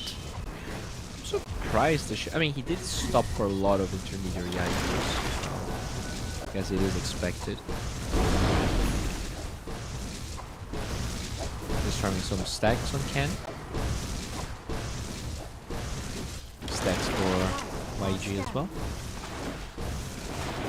Yeah, they should clear out those Ivory stacks soon before they get yoinked. They have 3 heroes that are really good at clearing stacks. So that's a plus. Like, you can give it to any of the 3 heroes easily. They are forcing this tower here. Banish onto the TA. Oh, Arena With, catch onto Rapido. Sharpshooter onto the Mars, but a nice spear sends Rapido back from behind. Eisen walks in, gets the kill onto Lunza. Rain is on the run. Oh, he is 30 HP, 19 HP on the Mars. Misses the spear though, but a nice God's Rebuke there sends him back. Bushwhack in onto the TA. Gets stunned up. KSH in trouble. A lot of damage taken, and that's a big kill for Eisen.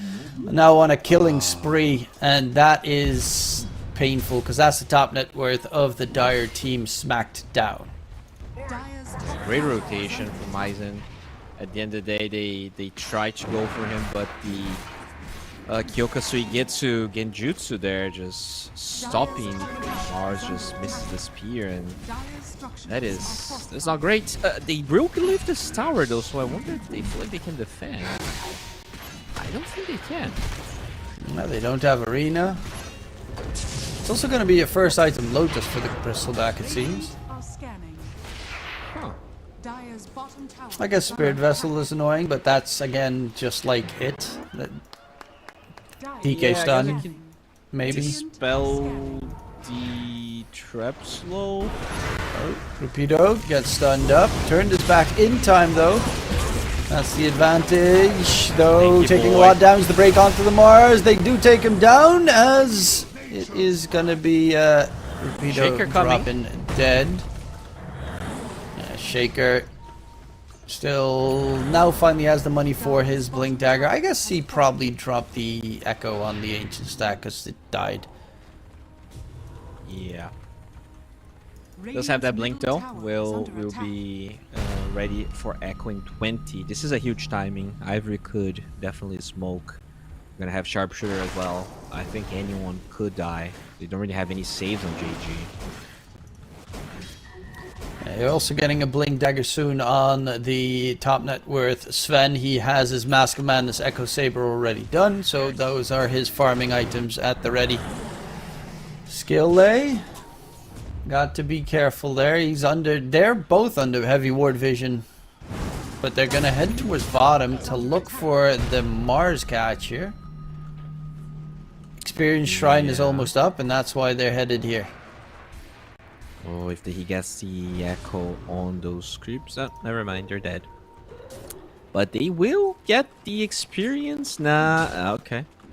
Sorry knows something funky's up. And that's going to be Oh, and double B tried to steal the room, by trying. the way, on the other side. Radiant structures. Double shrine here picked up for the side of Ivory. A lot of experience that the dire supports need. Disruptor still level 6. Nage Prophet Echo wasted, by level the way, on 7. the other side. They tried to kill Mars and they wasted Echo. Okay, that's pretty big. Rapido, though, gotta be careful. Young PH has that blink dagger. Is gonna get hit by Demonic Purge, but didn't take damage, so he gets the blink out. And Mars, They want to come without- back. 4 heroes here. They have glimpse for the Bristle. Gets speared back, front side facing. Rapido dropping low. On the run is gonna get taken down with that last hit and another kill. This Bristleback really not anywhere close as tanky as he would like. Dire's middle tower is under attack. Yeah, definitely not the greatest game. Obviously, you know, the TA pick, what he does really well is annoy the TA as they find skill A here. What? He is definitely under vision. Hello.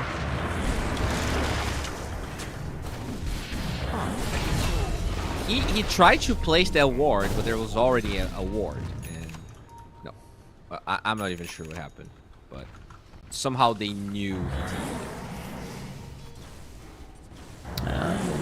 You know, spidey senses or some shiz. Yeah. Okay. Vessel's gonna Eisen- be skill A's item. Eisen is being caught up slowly by KSH. And again, the big difference in net worth is really just the supports here. And a little bit Eisen. Yeah. Hey, it's still 5k though. Pretty sizable amount, but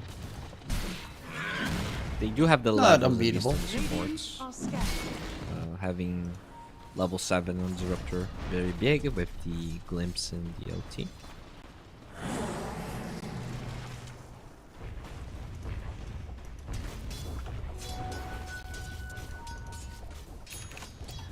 Well, TA's got the Deso done. Now is gonna go for her Blink, which would mean at that point all 3 Dire Cores would have their Blinks available and are ready to fight. Rapido's got his Lotus, which the armor is nice again, and the regen from it. And I guess against the Spirit Vessel, which is soon enough to be done, it would be pretty solid to have. For the rest, it's not like the most amazing loads game. Later, of course, it will be, because there are going to be stuff like, you know, Mars is going to get a Scythe of Ice at one point, and a whole bunch of other items like that will come into play, but at this stage, still lackluster. Yeah, Svendo, Blink, Echo, Mask of Madness. He smokes with the team. They don't find anyone, but they They're get going the Roche. tower. Oh, that is a huge move. Yeah, they can do that. Level 2 Goo. So, very easy Roshan here. They're gonna get a tier 1 tower, but losing Roshan and also... Well, they might actually Jason. catch this fight. They have double Blink available. God Strength has just ended. Roche is only half HP. How Nowhere did they near get enough damage.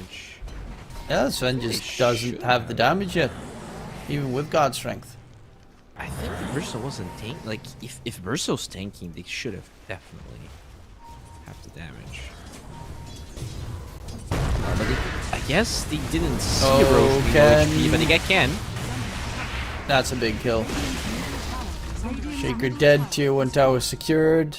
That's And now the they will check close- Roche, and they might actually get it. Yeah, they've got a TA with the Deso. Roche dies very quickly. Yeah, that's... Yeah. It might not be super free because the Hoodwink will try and... No. And just like that, Ivory kind of dropped the ball there. Yeah, the Shaker definitely not having like the greatest impact there. He wasted the Echo on the Mars and now gets picked off. Sven's still incredibly farmed, but this is kind of a wonky matchup, right? I wouldn't say TA counters Sven, but it's not like Sven is a great pick against TA either. Like they just want to play different roles in the fight. Yeah, this game is wide open compared to game number 1. We don't really see an advantage here just yet, but KSH in terms of net worth on the TA is about the same as that Sven. And the Sven has more struggles against the TA than the TA against the Sven. Oh, they find Mr. Zaufrad. That's a quick kill onto the Mars, trying to TP out. He's going for the BKB after his Blink Dagger. Not too surprising. A bit interesting that he does not go for the Yule Scepter this game. Most Marses tend to go for Yules. Okay, SH. Bushwhack caught by Drake. Oh, glimpse back though. Got glimpsed back to Narnia as he now has to run back towards the fight. KSH though stunned up. Still has that first life. Static Storm gonna be a great catch. No Echo being able to be dropped yet. And jump in from KSH, chasing for more. Going back in. Aizen, can they kill off the TA's first life? Because of course he still has one more. Young PH DK stun. Aizen is dead. Rupido gets glimpsed back into a terrible spot. Has to go for the run, but KSH and Young PH clean him up, and that's a disastrous fight for Ivory. Yeah, so unlucky. Like the Sentinel's one hit away from killing the Disruptor. Also, the Shaker being too greedy again. Like this time he doesn't use the Echo and just doesn't do enough damage. The fight gets turned around. This Disruptor pick proving to be very good on both sides. Like the fights are so much cleaner to play when you have that. At least pre-BKBs, which are being built at the moment.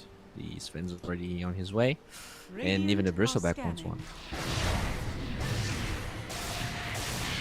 This game is wide open now. As well, I'm saying wide open, but YG is taking the lead here. Yeah, 3k goal lead, pretty sizable.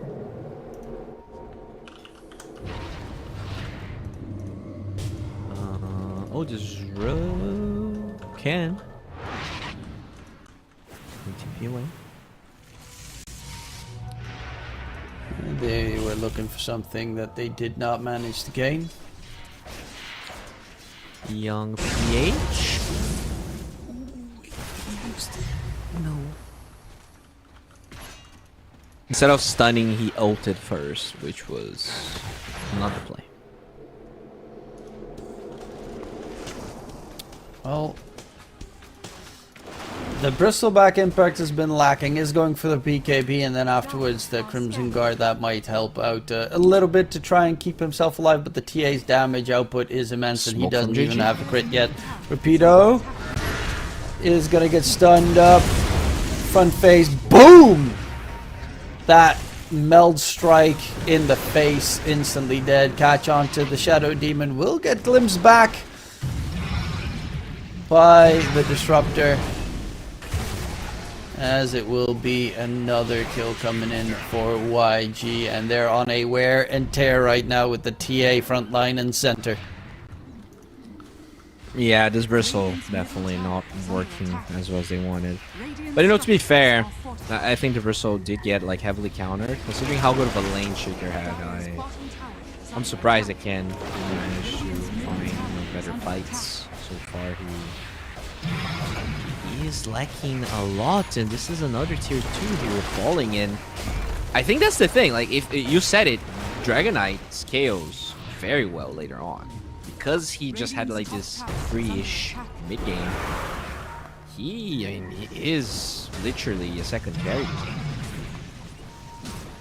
Yeah, normally you'd have like the Bristleback on the other side that does the same story, because Shaker doesn't. It's just Shaker's really good to get the stun lock, essentially, but if the enemy just pops BKB, they don't care. Most of the time. Disruptor. They don't want to kill the Disruptor. That would be a very bad catch. They want KSH, who is going very far backwards. All these couriers are flying, so they know who is where. But they can't seem to spot them. Lund Disruptor's even TPing out. Fissure blocked too late. Smoke Gang failed. as they're also all under ward vision now, and it's a beautiful dodge from YG, perfectly juking them. Yeah, they played really well. Oh, Zarang, is he They dead? might not even. Is he? I mean, he has BKB TP. Yeah, but okay, he sees the courier of the Sven nearby. Yep, Sven knows he's there.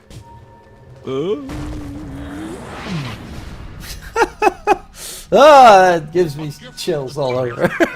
So can they catch him? Will they catch him? They've got like the courier scouting him and fissure block randomly, shadow demon, Is under attack. poison. Ugh. Very close. Spooky, scary He didn't skeletons. BKB TP, so could have potentially died there. But I mean, yeah, they're getting all the towers. This TA did hit critical mass, already ahead of the Sven by a fair amount. Radiant's bottom tower is under attack. This could definitely go 3 games. I might have jinxed Ivory on purpose, of course. Oh, Highest catch. amount of Again, onto Ken, going in for more TE. No disengage possible there for the Shadow Demon. Second kill, and Shaker out of the running for 40 seconds once more. Quickly, Eisen's running through mid to cut the creep wave. Tower is under And yeah. that is pretty impactful. Though... Okay. Oh, he even finds a nice neutral creep camp stack. They have that observer ward on the high ground, so he actually knows if anyone is coming in towards his direction. Not much to be He gained might here scout from those kills. A little courier. Oh, 1 courier. That's a Daedalus. That's nice. That's going to be another 2.5 minutes before KSH can finish off the Daedalus. As Eisen now Disruptor's still chasing after him, like constantly. Where is he? He's somewhere here. Okay, there he is. Okay, catch him. Blinks to the side. He walks He over a trapped. trap though, so they know where he's walking and they're all TPing. He's Oh, he didn't BKB TP. Oh, no! Yeah, he did. God strength, can he get a kill onto skill lane? Nope. Trees, baby, trees! Fear the trees. So There's now also I mean, no God Strength, no BKB for the next 80 seconds. So, if he just died, they could still use that in the next fight. But now they know, oh, he has nothing if we go high ground. yeah, they are just splitting a lot of kills. Like Ivory, they really tried to make some of these fights work. But they got, you know, unlucky. They also position, but as you said, no God strength. So what do you like? You just randomly jump here? No, I don't think that. Yeah, you do. KSH takes a lot of damage, but they already lose Ken. 4 staff back. Yep, there's refraction, baby. There's refraction. Echo slam pops refraction. No damage coming in afterwards. Rapido gets smacked down. It's easy peasy lemon squeezy for YG as they walk up the high ground. Look to clear it up. No Sven, BKB, or God Strength. They know he's not a threat anytime soon. That's. I guess they do have to keep power in the mid lane. Not for long. Then again. Yeah, true. But they will have God Strength once they're hitting high ground. If they do, which they will. So yeah, 9 seconds and BKB is up. The problem is that Echo, that's a 70-second cooldown. Yeah, next Roche gonna be important as well to be secured, because that gives the banner for the high ground push. A little experience shrine steal. Eisen gotta run, gets spotted out by the curse of the old growth. NP has Ags now as well, and Eisen is so slow, running away. Look at all these scouting tools just to try and catch the Sven. He will be able to get the TP out just in time as they stop chasing for blood. Yeah, should be okay. But yeah, that's the thing. This Russo hero definitely feeling like a big oversight. You know, the tanky part is nice if you're ahead, but when you're behind and can't really initiate. It's really a lot of pressure on the Sven as they find a Dragon. Yeah, he's gonna go for 2p10, but won't be able to get away. Young PH, big kill secured. Roche just respawned as well, top side next to a God Strength. Sven is looking to jump further, but pops the BKB. Skill A is going to go for the TP attempt, but Skill A is actually going to stay alive right now because the Mars is going to jump in. There's no BKB on the Sven anymore. He wants to go for KSH, who doesn't give a damn with that nice, beautiful refraction charges coming in. And Rupido, can he get away? Has a BKB, so should be able to dodge and weave his way through. They're going to go for Drick next to Roche, get that Aegis, get the banner. And it was a young PH buyback used. Yeah, that BKB on the gun for the Sven was a little bit too much. You know, I get it, like you don't have enough God Strength duration to Roche yourself, so you wanna just punish JG. But yeah, as a carry, like I think he was the one player that was like stable enough that gave me hope that this game was still winnable for Ivory. But now it's definitely looking grim. Like this might be like a 90-10, yeah, 12-88 probability for Ivory. It goes to show as well, like, the TA feels so confident in his team to respond that he's still just not going BKB. I know that TAs don't always go BKB, but just completely ignoring it altogether. Yeah. This is the type of game where you're so ahead that you just want to keep snowballing further and further. And yeah, Swift Blink is pretty much the last item until she's 6-slotted. They even gave the Aegis to Dragon Knight, which is kind of uncharacteristic, especially because it is a transformation hero. So a little bit surprising they did that. Still looking superb. As we can see this game go for YG and take us to game number 3. Of course, the other series has already been concluded for the people watching. Execration won that series 2-0. Definitely the favorites for a lot of people. Maybe not 2-0 though. I would have thought Kukuis would be closer. Yeah. I mean, they have at least they have historically good players in that roster. Cares about history though. That's true. It's all about the young bloods, the Satanics, the Amars. In CSGO, the Donks. Amar's getting old though. He did win TI. So gotta be careful so you don't drop off. How old is that old man? 20 years old. He's from 2005. He does look Ancient. 40 though. Yes, I guess, yeah, very 31, much so. It's 31, the beard. 31-year-old man, you know, 3-year-old kid, and a very beautiful wife. Okay, okay. Look at me. My life's perfect. I do food reviews. Good position by Ivory here. They have heroes on the left side. Trying to Ken is gonna get jumped. KSH needs help right now. He's gonna get blown up though by the echo from Ken. As they will find a kill in response. The Aegis is on the DK, so not ideal. There's gonna be the refresh from Zarain. Catches up the Sven again. Rupido now looking for the Disruptor, who is elusive as hell, because he just pops Guild Guard and walks away. DK still going in for more, and Zarain. Dude, this is why you just don't go against Marses. They're stupid. The double arena shenanigans is insane. Ken, no BKB available, gets disrupted to try and keep him alive. Speared backwards. Is he going to stay alive thanks to the Spirit? Seems so. Young PH going to lose his first life. Zarain is going for the backline, looks at TE. Disruptor blinking in as well, is going to get smacked down. And now it looks like this fight might be a bit problematic for Zarain. Can he even kill off TE? Yes, he does, but he's going to get taken down. And Not too bad of an engagement there. Yes, it was a repeato buyback, but they keep the ball going. Yeah, you know, I can appreciate the cockiness of giving the Aegis to the Dragon Knight, but if TA has Aegis there, this, like, there's no way Ivory has, like, the game's pretty much over. Yeah, maybe a little bit of an oversight. We'll see if Ivory can use that to come back.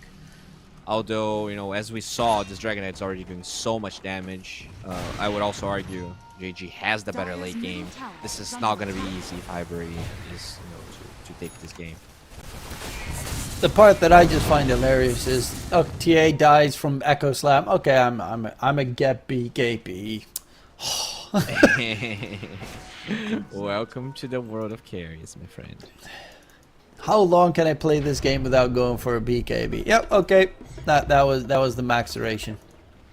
As much as they want. If you're winning, it's fine. But now they're gonna smoke here, looking for that Young PH.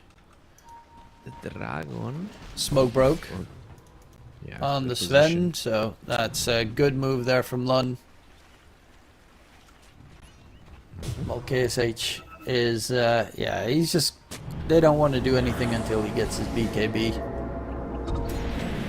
Which will take a little bit, so there is opportunity here for some openings by Ivory. Refresher actually kind of close for Shaker. Yeah, that will be a pretty big one. Sven is going for the full Daedalus with a good crit. You can especially blow up those supports in one hit. But on the other hand, Disruptor is starting to build his Ags, and that's going to be another huge item in this game. If he can secure it. Not that the Shaker has enough mana to even like use, you know, his kit to the full extent, but double echo is still very scary. Dire are scanning. Yeah, double echo is always a. It's the whole stun lock combination that lasts for like a solid 8 seconds or something. Yeah, like if you actually find, and that's the thing, right? Even with BKB, there's no saves on GG. You can still kill the TA if you hit the double echo properly. All you need is the Sven hitting the TA alongside the Shaker. Dire's top tower is under And then hope that no one else is anywhere close. Yes. Because you, even if, like, the problem can also still be arena. Even if you pop BKB, you can get inside the arena, but he's got the facet where, like, you can't see. So it's always a bit of a guess. Plus, if he puts the arena at the edge of TA and you still have to walk through the arena to hit the TA, stuff like that. And then you have a random sprout holding you in position. Dire are scanning. Because Sven's doesn't many have a quelling mechanics? blade. How many mechanics do we have that like don't allow you to see stuff? Like, is it only arena and seeing red? Arena, I guess technically, like, Night Stalker you see less, I think.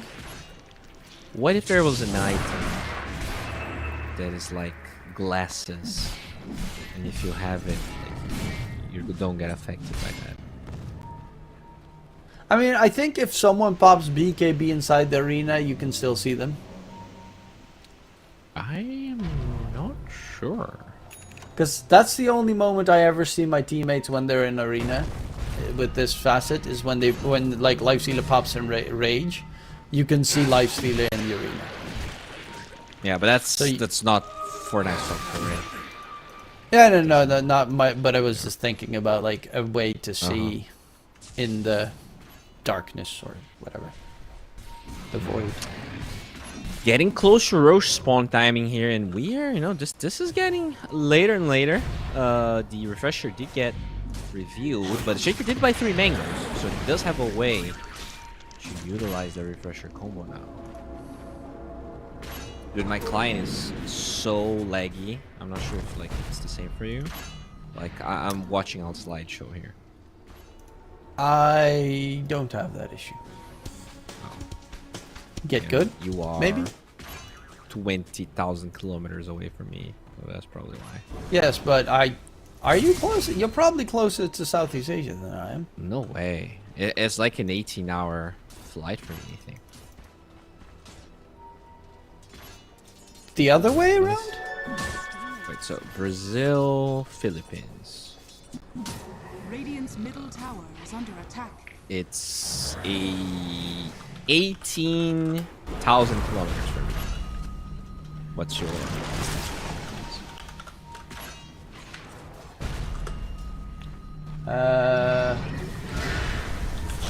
Oh, never mind. They're gonna get the jump in. There's the catch. Quickly blowing up Teehee. The save on to the hoodwink attempted. Echo Slam drop. Quickly, they're gonna go in Second for Echo. the TA, and the TA is dead. Young PH is now in trouble as well. And this is problematic. 2 dead. The rest has to run away. That was perfect. No hesitation. He jumps with BKB on, uses the mango to have full mana. Yeah, that's the dream. I mean, that's the execution I expected from Ivory earlier, but they pulled it off. Unfortunately, they might get a lucky rush, but I think it's still good enough. That was a really solid jump there. It's about 10,000 kilometers to the Philippines. Okay. So you are, yeah. Oh well, the more you know. Like twice. My ping should be twice as big if it was linearly related to distance, which never is. Oh, they also find DNP, but he does TP away. Oh, wait. Shit. Whoopsie daisy. Hello? I think if he didn't DC, he could have stopped the TP. That's very unfortunate. Yeah, that's Dota for you. Also DC on the Shadow Demon. Hopefully there are no actual issues here. The only issue is that TA didn't pop that BKB in time. I mean, it was a blind echo though. I mean, you were on the You don't enemy's want to high like ground. randomly pop BKB when you're like. I mean, you 20 were feet on the ahead. enemy's high ground as well, and you were already killing their supports. You killed one, you were fighting to kill the other. But then, like, I don't know. Then, like, what do you do? Like, you gotta, as you disengage, like, you have to run, right? So, you probably just have to disengage if you pop BKB there.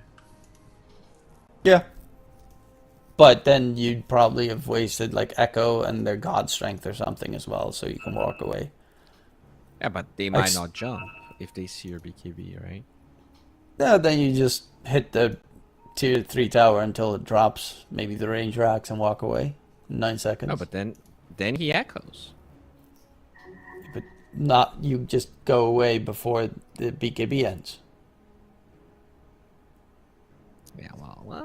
But they already did jump the high ground. Like, there was a Mars Arena there.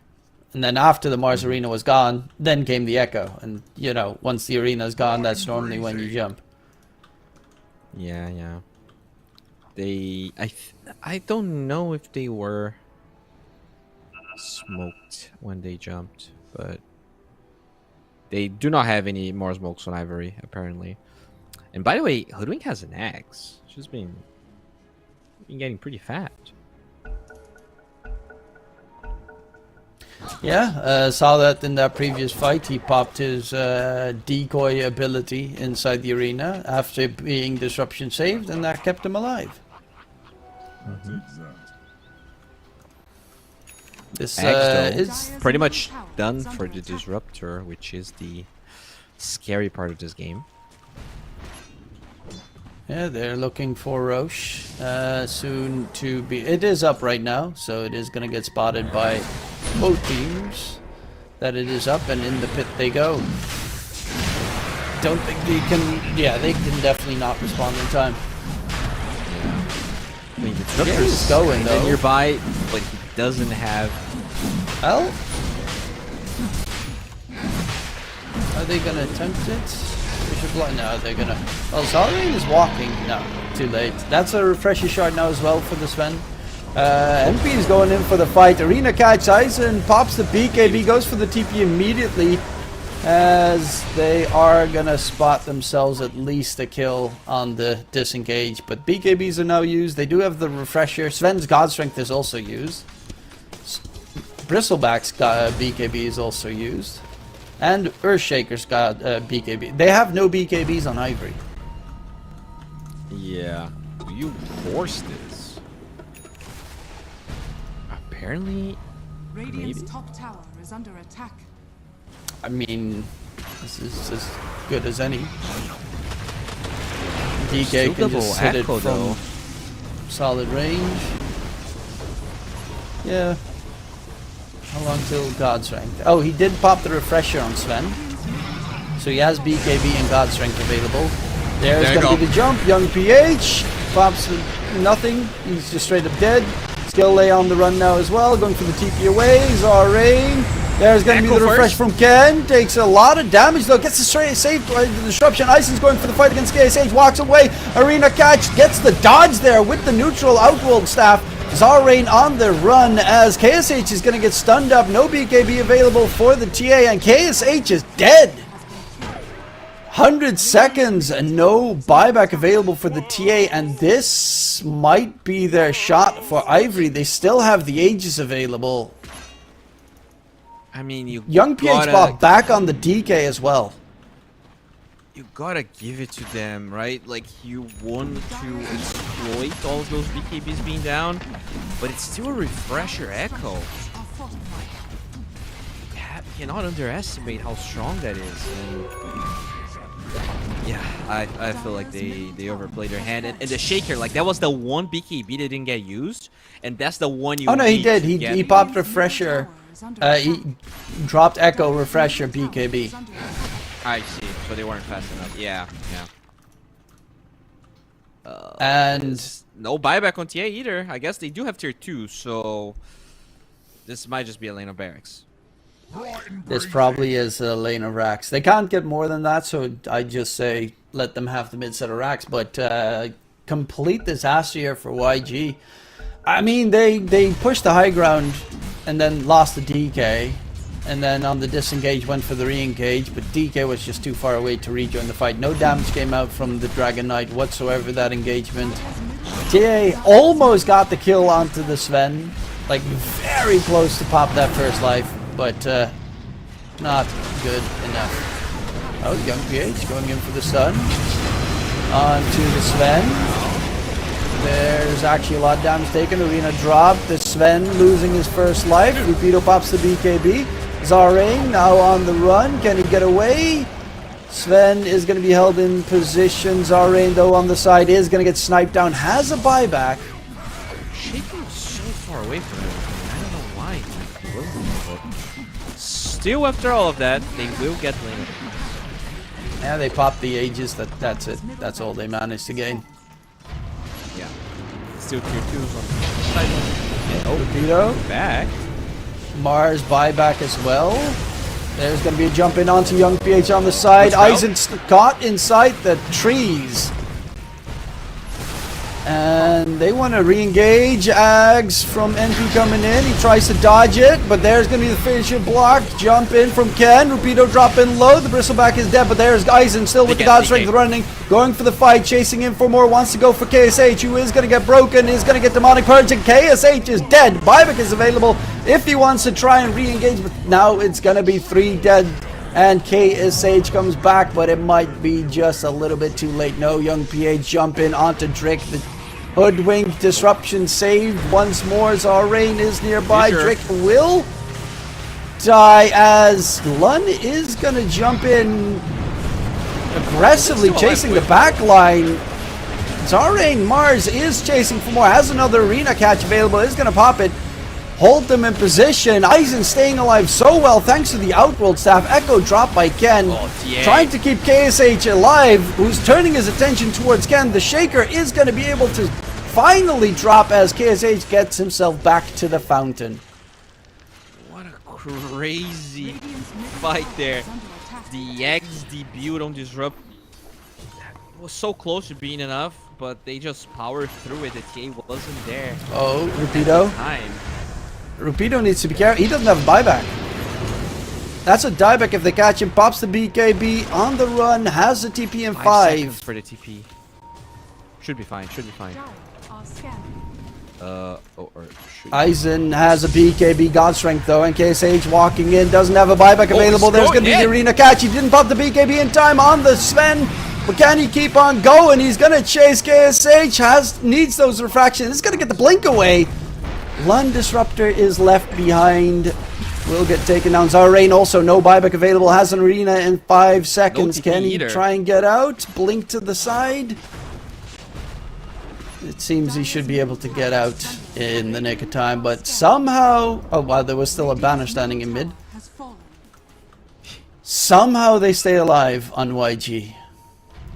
They also lost a tier 4. That fight was so long that the creeps were there for a long time. But yeah, I mean this game is anyone's game. It's literally 50-50 here on Gaben Plus. But yeah, this now that we have the refresher on the Shaker, the fights are looking much harder for JG. Like they don't have that level of control. And it feels like as long as Ivory can 100-0 either the TA or the DK, the fight gets really hard for GG to turn around. This Teehee on the Shadow Demon has been so impactful with the constant disruption saves. So many times he keeps someone alive with one more hit to go. Has the Ags now done as well, so double Demonic Purge in those fights is like there's an Aeon Disc on Mars, but there's a Demonic Purge on the other side. Yeah, and that's the thing, right? As long as they Demonic Purge whoever they engage, even when you turn the BKB on, you're just not running away from that Sven hitting you. Like, it's... You just guarantee that the Sven is gonna do the full extent of his damage to whoever gets them.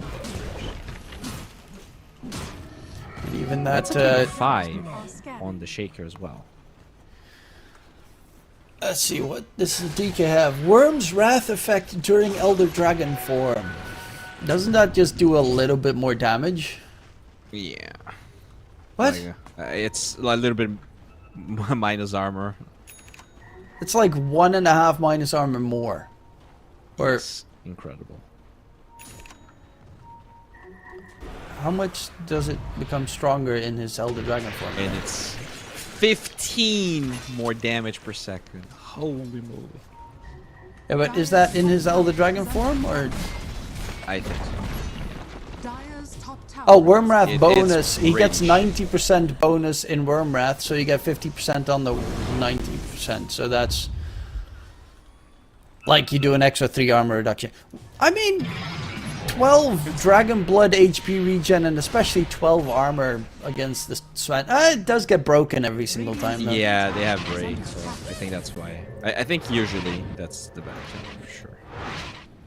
Unless you're playing blue DK, I think. Blue DK think is blue DK is amazing with the healing reduction. Like right now, you'd probably want blue.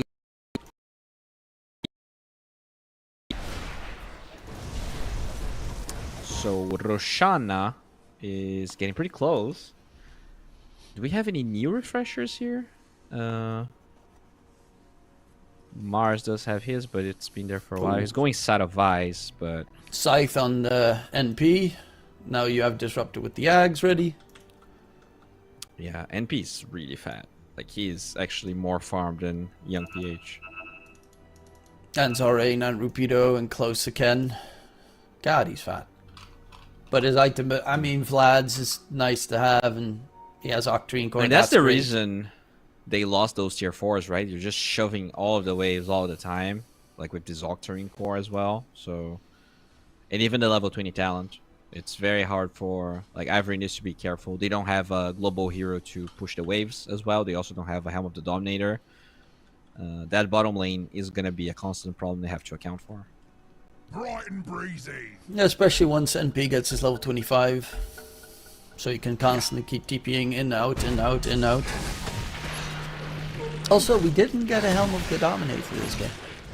Didn't even talk on that. It was good. Sven has Nature's that healing. refresher orb, so that's Radiant are scanning. spooky. Double BKB especially spooky.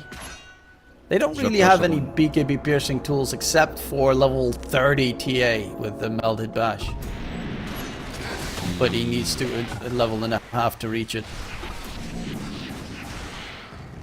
And a lot of the times we also see the other talent, right? But oh, never mind. He's 28. Yeah, I don't know why I thought level 24.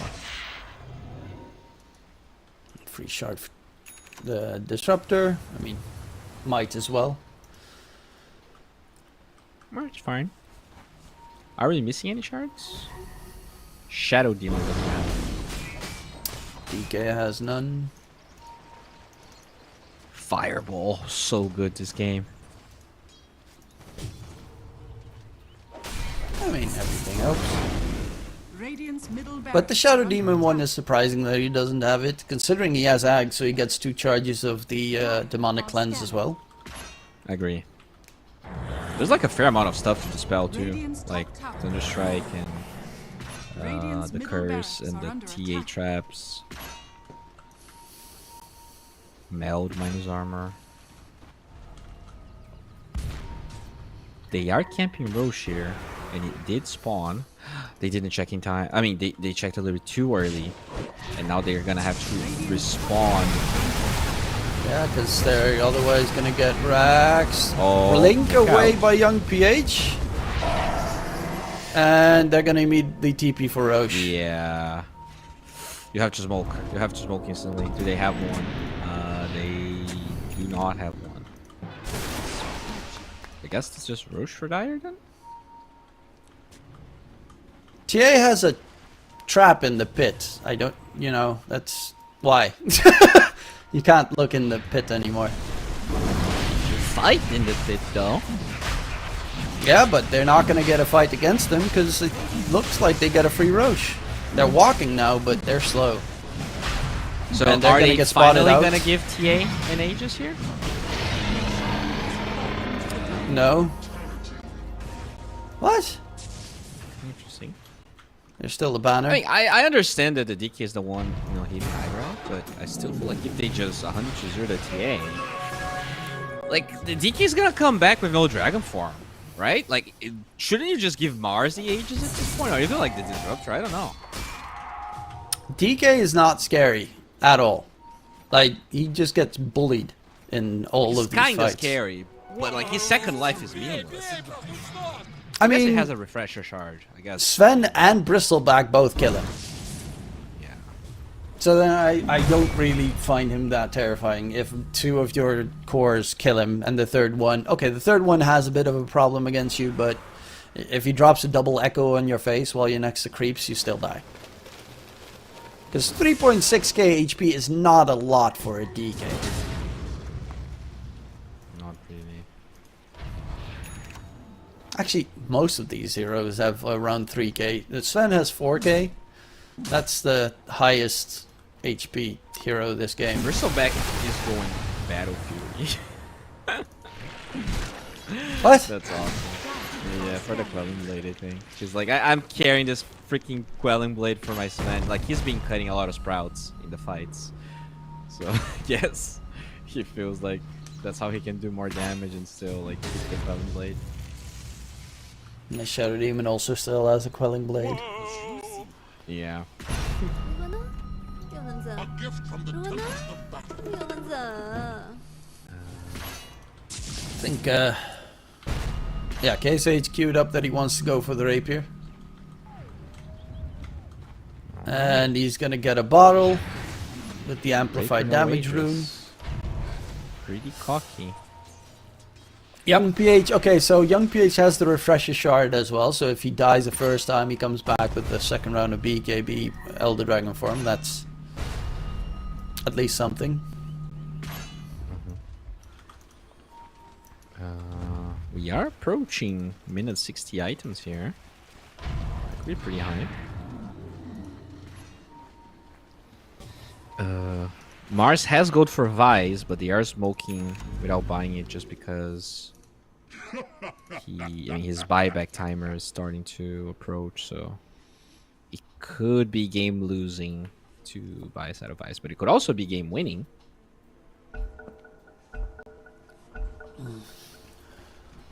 Well, a good catch can change everything, but the counterplay potential from Ivory's side is also terrifying. Radiants are scared. Ghost Scepter Especially the done fact for that Hoodwink.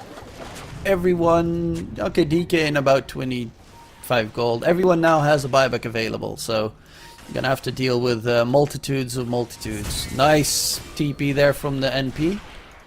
Gets a good observer ward in the Radiant space. Oh, that's a nice one. There is a gem on the Hoodwink, but she's at the moment. It's really hard though to actually go high ground like this Shaker with Octarine level 25. Like so many engine totems. Like you clear the wave without even being close. Oh, TP top, what's happening here? Yeah, they're looking for the NP. Radiant's Oh, middle he barracks might are be under dead. attack. Yes. Radiant structures are Wait, fortified. Oh, they're fighting Mid in lane, the they're Radiant losing space. barracks. They have to glyph. They did kill the DK. Aegis popped. The Shaker is like. what the- the BKB Shaker's used echoing. arena catch onto the Shadow Demon. That's the big target. Can they kill him off? They do lose the NP. droning, Buys back bro. immediately. Stack Storm Kinetic Field catch comes up. The Sven. They lose the Ancient in very quick succession. They just nuke it completely. This last fight. Top to Q a What am I watching? I want a recap of that last fight. I'm gonna watch the stream and exactly what happened because that was No, I like, saw it. He TP top to kill the NP, and then he echoes the NP, and they're like, "All right, we're just gonna throw him." Like that. That's basically what happened. Yeah, that was the only hero that managed to lock the TA in long enough to kill him. But that was just like, okay, they dropped the arena, they dropped the Static Storm, Ancient's dead. What? Was there no fortification? What did I miss? Did they use it for the racks? I mean, as they knew that the Shaker will stop, they started hitting buildings and they fortified. And then they're like, okay, there's no fortify, let's go throne. And that's what they did. That is such an anticlimactic end. Yeah. Like It I really got. is. I mean, I guess we're going to game 3, so it's not that anticlimactic, but still. Oh no! Such a It, weird it was a good end. Like you don't see that too often. That's the thing. You don't see like, let's just go for the Ancient. I mean, with the fortification, of course, used, that it's the best target. But I think it was really didn't smart expect play, it. right? Like, right? I could see teams not necessarily going for that play. Which is weird because I mean it makes the most sense because they had arena, they had Stack Storm Kinetic Field, like they have Sprout to keep them away, and you just hit it a couple of times, dance around the Ancient, and you cleared. But this Yeah, I was mean, a little it's a bit double faster than I damage thought. TA as well, right? So it's a lot of damage that's just pumping. A lot of, like, most heroes don't have that much damage. Yeah, no, this was that was interesting. Now I'm very curious to see what Game 3 is going to bring us. First game was fast, second game was not so fast. Third game, hopefully, is going to go out with a bang. As my name is DK Truman, joined by Bo. We'll be back for game number 3 after the break.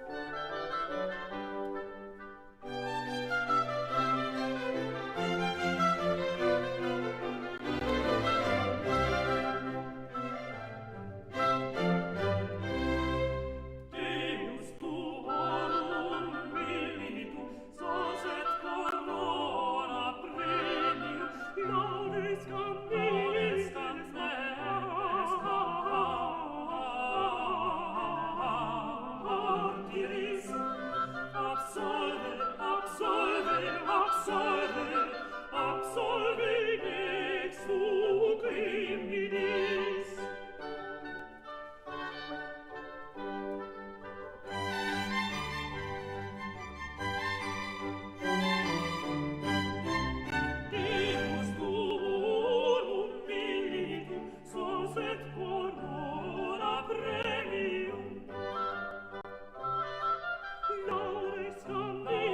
cantates,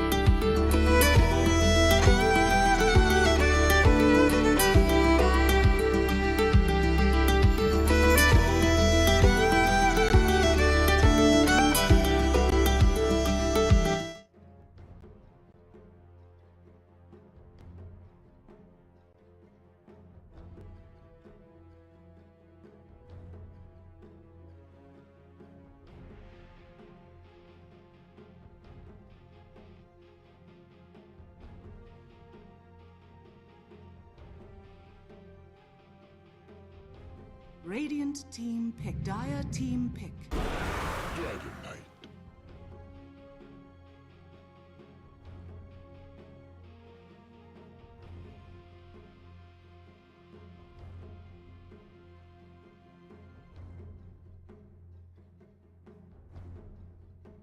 Ten seconds remaining. 5 seconds remaining.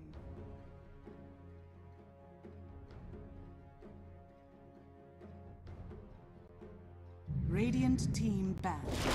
I speak for the trees.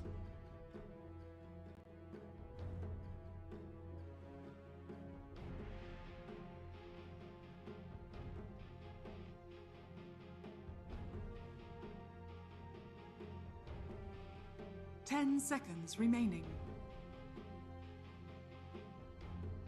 5 seconds remaining.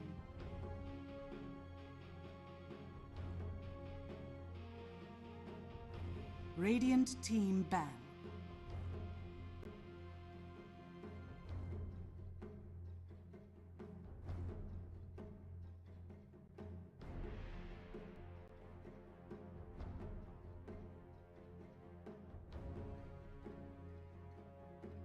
Ten seconds remaining. 5 seconds remaining. Ban.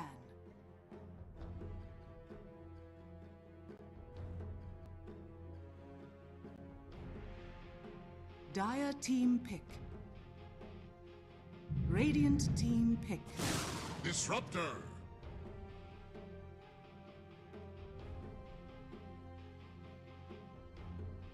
Radiant team pick. Tagna.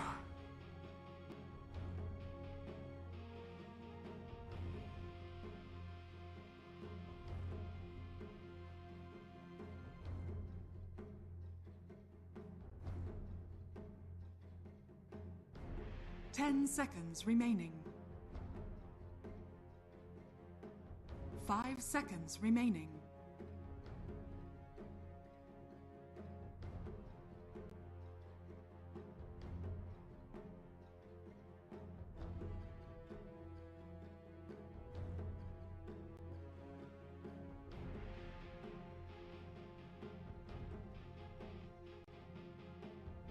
Dire team pick.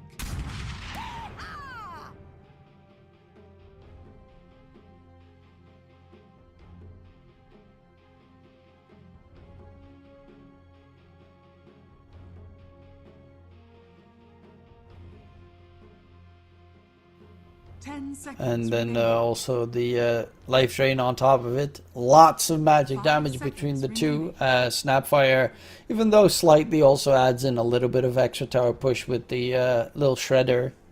And Well, for Roche as well, for the If armor we're gonna reduction. see Jug or Lifestealer this game, in this series, is definitely this game, because I mean, very it would have good. been in the first game, but they were it was banned, so. Lifestealer. Not Jug, because you. Oh yeah, I yeah. wouldn't see. I mean, against Disruptor maybe, but I mean, it's pretty good. I think it's good for both sides, but nah, you don't want to play Jug against Bugna. Your entire Omni Slash gets wasted. Dire team pick. yeah, I guess that is true. No, you don't You want to go will. that Jug at all, because you just get doomed. So that's probably going to be their offlaner. They will play NP4, although they could still flex if you pick Young mid PH here. plays NP mid, so Yeah. NKSH also plays NP safe lane. Even though no one really, not too many people play NP Radiant Oh, it's anymore. gonna Okay, cover. yeah. Now it looks like it's going to be an NP, either mid or safe lane. Probably safe lane if you play Clockwork as a pulse Dire 4, team 5 ban. to go with it, maybe. I mean, Clock destroys both Snapfire and Pugna. It is really annoying. So I do really like the Clock pick here. Okay, so probably gonna be a Beastmaster 10 seconds remaining. Still flexible. with no, not the lane, but 5 you probably just want to seconds go remaining. Overlord, right? You don't want to go Eggs into Doom. You're just not gonna heal. Oh yeah, Overlord, and then maybe Ags afterwards, but it depends on really what you wanna, what the last pick is for YG, because Yeah. Drums of Slam is always good, and it would force you to always doom the Beastmaster, so no one else gets doomed. True. They do bend the puck. Expecting DK to be carry here. Yeah, they expected it the same thing last game, and wasn't. Do you ban the case. Clinks as Ivory, or is that too crazy? Like it's just Ame playing Clinks. I think Clinks KSH against- also plays Clinks. Against the Beastmaster. Pretty annoying. Could also just make it a Doom safe lane. True. It's not, but that's the thing. We don't know where Beast is going yet. Luckily enough for YG, they have last pick, so it should be a little bit more clear with the next pick from Ivory. Yeah, if you ban Clinks, you're definitely going off lane Beast. But if you're not, then you can probably just ban. I mean, Lifestealer ban is not bad here for Ivory. Yeah, it's always looking to be a good lifestealer game. At one point you just get a nullifier and then you don't care at all about these two sports. And Yeah. DK and Beastmaster you can eat up. Yes, obviously they have PKP piercing tools with the roar, but that's it. That's the max that they have. It's not like they're gonna build any bashers or something to counter you either.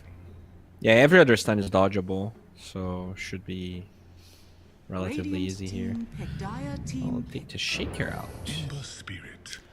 Okay. Then it's very likely DK safe. Very likely DK safe, Beastmaster off lane. So then I would probably not even mind if they put, because you can just put the Doom safe lane, then NP mid, get a different off laner 10 if you seconds per se remaining. want to. Like a Timber Saw. 5 seconds. Can you like remaining. Husker I- here? Ooh, that would be disgusting.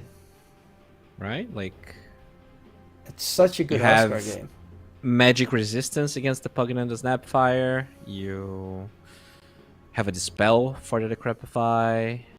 Have a Silence. Destroy Ember. Yeah. Last pick Huskar as well. I mean, I I like the mean, Huskar. if they go for it, okay, they're gonna go Dawn. That's a slight bit disappointing. Lots of global presence though, with the Clockwork, Dawn, NP, and even long range with the Disruptor. So in that regards, I do like it. It is going to be an MP mid So it's a and carry a safe Doom. lane Doom. I mean, I still like YG's draft more. It's much better. I gotta give it to them. That being said, the Snapfire looks glorious. Oh yeah, that skin is absolutely beautiful. Yeah, that is. You know, a little bit of My Little Pony with a little bit of, I guess Dota. Love it. I actually think Young Gun they might be able to take this one. Ken will have to play this game really well. Same goes for Aizen. The support rotations are going to be very important because I think this Beastmaster is going to struggle a lot this game. So I think Drake and Tihei they have to alongside the Ember, which you know can work. You have a lot of magic damage with the Ember, amplified by the Decrepify, amplified by the Snapfire. But if this game goes too late, I just really prefer Young's draft. My eyes, you just doom the Ember and he's out the game. Or the Beastmaster. And at one point you get Refresher anyway. Because that's... I kind of do expect this game to go late because both teams don't really have the best of pushing powers behind their lineups. So... they do on the Radiant side, but I just don't see them winning the early game too strong. Because NP can TP anywhere to help, Dawn gets his ulti quickly, at level 6 he can TP anywhere to help, and Doom should have a good lane. It's okay. Yeah. To me, the biggest thing is how this Ember Dawnbreaker lane is gonna go. Because in my mind, Dawnbreaker should do really well. So, That's a strange manner of as you said, there's like global capability with the clockwork as well. They can snowball this game really hard, and even if they don't, I still feel like, you know, late game should still be theirs. 30 Well, seconds there's the to smoke up. Let's see if there will be any early catches here. Yeah, the biggest thing about Ember that is great is the fact that he's a Mage Slayer builder. And you get that damage reduction, which is really good onto enemies. But it's also not really the greatest game for that, because Yeah. they do have a lot of spell damage, but also NP is just going to be a right-click war at one point. Ooh, KSH walking in. Okay, just the 2-for-2 bounty rune trade. No weird shenanigans there. KSH has to go for the long way around. Yeah. Will TP, but or will he? I mean, he has to. Oh, he's getting his tangos first. Okay. Nicely done. Looking at the lanes, I think maybe the hardest lane here is going to be I think bottom for YG. yeah. Or top lane is actually like, even though you can eat the boar, he did start with Scorched Earth, so he is gonna be taking a lot of damage. That minus armor, little shredder with the boars, like you don't actually see that much more anymore, but it is low key pretty strong. Yeah, it is weird to see that like a lot of Snapfires go for the 2-3 points of little shredder in lane, and then they have the full bore fast. It just shows you that the full bore is that incredibly strong. Bottom lane, Zorain already getting first blooded, while top lane a lot of damage being dealt between the two sides as well. But yeah, that's kind of what I expected in the bottom lane to be a struggle for YG. Because you kind of don't do anything there as Dawn. You have a lot of damage, but Pugna is very nasty to deal with in lane. Yeah, it's definitely. And also, he will get the Grapify at one point on Pugna, and then you can just counter the entire Starbreaker. Which he went for level 1 instead of Celestial Hammer. Interesting. I guess like if you get someone on cogs, they probably cannot dodge it, right? Yeah, but same with like the burn stays at that point. True. Yes. They're the same mana cost as well. I mean, I always question on what is the correct choice on Dawn level 1. But I'm just curious to see how that gets played. In the meantime, KSH, no points yet in Devour, but is having a pretty okay lane so far. Is going for the Helm of the Dominator. Good to see, good to see. Oh, going in for the Snapfire. There is a glimpse available. NP faked his TP. They are going to go for the glimpse. And now Disruptor might actually be in trouble. It is going to be a kill onto Disruptor, but the Snapfire, actually the Sprout from Young PH makes it so that he can't even reach the Snapfire. And now the NP in trouble. PH. Oh my He's trying to stay alive, but Rupido takes him down, and they're gonna TP a lot in towards that top lane. Clockwork's now here as well. Rupido dropping low. There's a glimpse available, but too far away for the Disruptor, and he is running out to safety. Glimpse comes up onto the Pugna. TP comes top from the Snapfire as well. They will kill off the Pugna in the meantime, but the biggest problem is they lost Young PH, who lost a lot of time in that death in that top lane. And that's why we well, don't see like these super early NPTPs anymore, because it can be game ruining. CS wise, it doesn't, it doesn't seem to be that big of a deal, but the experience is gonna add up, and NP is a hero that definitely wants to play from ahead. It was also a little bit of a... Like, he sprouted the Snapfire previously perfect, but in that situation, you kind of want to make sure that Snapfire can't walk towards the beast. So it's like, move there would be better. KSH in the meantime getting gone on top lane. TP from Young PH going for the Snapfire, but he's got the cookie into his dead corpse. Looking for Teehee nearby. Is going to get spotted. There is a glimpse sprout available as well. Teehee dropping low and will tick down to the urn. So this time they go for the tier 1 tower dive, but that's where the NP comes in clutch. I mean, Towards mid. PH TPs and he doesn't have a TP back to the lane, and the meanwhile, this clockwork might just be dead. Yeah, Cookie over to the kill, and Ken gets a free kill from the Clockwork walking in towards mid. Yeah, I don't know, maybe if he had the money bags facet on NP, it could be a bit more down to this playstyle. I do feel like this could hurt him in the long run, but so far the gold lead isn't meaningful enough to draw any How conclusions. much money do you get actually from the money bags per kill? I think it's like pretty bad, but it would be better than having the saplings, right? Well, It the is not tree great. healing It thing is not good, but it's...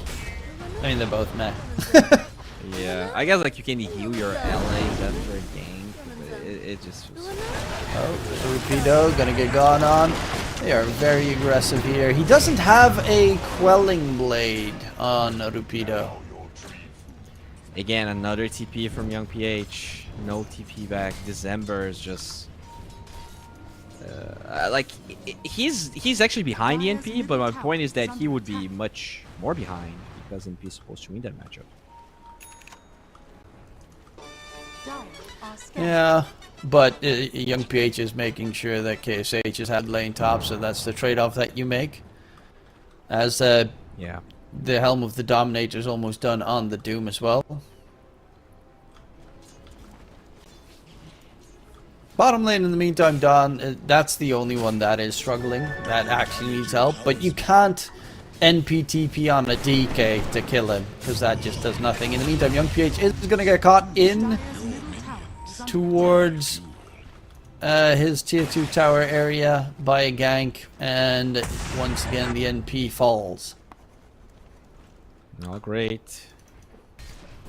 Not great. In mid tower, taking heavy damage. That's the other thing. Ember did do some significant damage as he pushed the lane, and now he's gonna get chains here.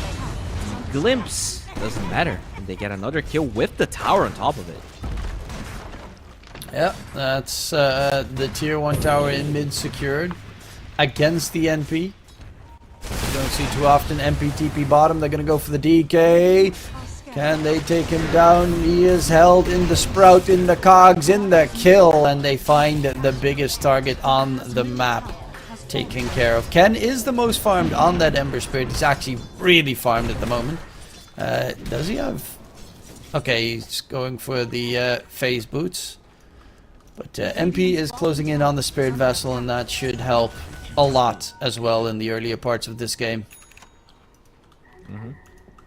Very annoying for the Dragon Knight. Also prevents some of the healing. Speaking of the Pugna, getting some stacks in the triangle. Although, their stack takers are pretty bad. A gift from the tempest of battle. Okay, Young PH now has the Spirit Vessel. Top lane, they're going to go in for a possible... Yeah, they're going to go and just secure the tier 1 tower. Pretty aggressive here. I mean, they have a Beast, they have a DK, they have a Pugna.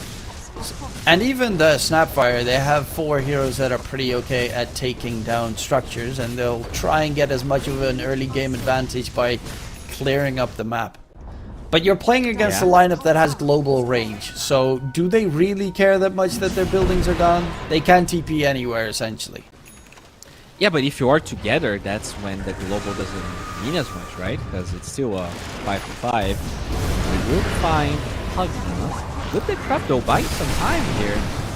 He's actually going to stay alive, it seems. No, he's eventually going to get hit. Zarain going for the TP away. They have no way to interrupt it, and he gets out. Rapido, in the meantime, dies top lane, as his creep also gets given to KSH, and that is a couple of pretty painful moves coming out here for Ivory. Yeah, that's the Doom usage. Very nicely done. That's that global presence as well. Because even if the Dawn, he TPs all the way back to base.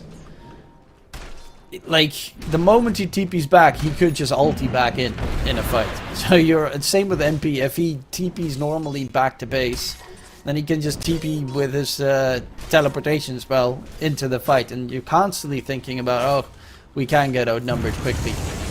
Speaking of which, Beastmaster's going to get gone on. Dawn ulti as well. MP is here. Rapido Beastmaster just respawned. Just got taken down once again. Glimpse onto Teehee. Can they kill him off? There's no mana left on Lun, so they won't chase for more. Yeah.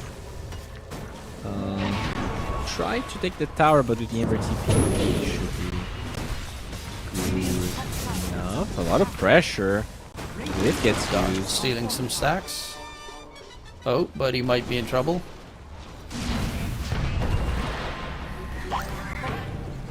In, skill lay, trying to push them away. Glimpse is being sent out as well. Zarain low, but not dead, will walk it off. No kisses. They need a level 6 on the supports. Like that would be a very different fight if they had kisses. Like they have both Wrath of Nature and Hookshot. I'm sorry, Static Storm and Hookshot on JG, but both supports under leveled at the moment for Ivory. That Mortimer's kisses. Once you got the kisses available, you just roar anyone and they die. I mean, I say that, but you have Dawn on the other side, so. Going in, Drake Snapfire gonna get caught. Tries to disengage. A lot of damage onto the Clockwork here. Tries to heal himself up. Will be able to get out to safety. KSH. His boar is gonna get denied. Good deny. Nice. Very smooth.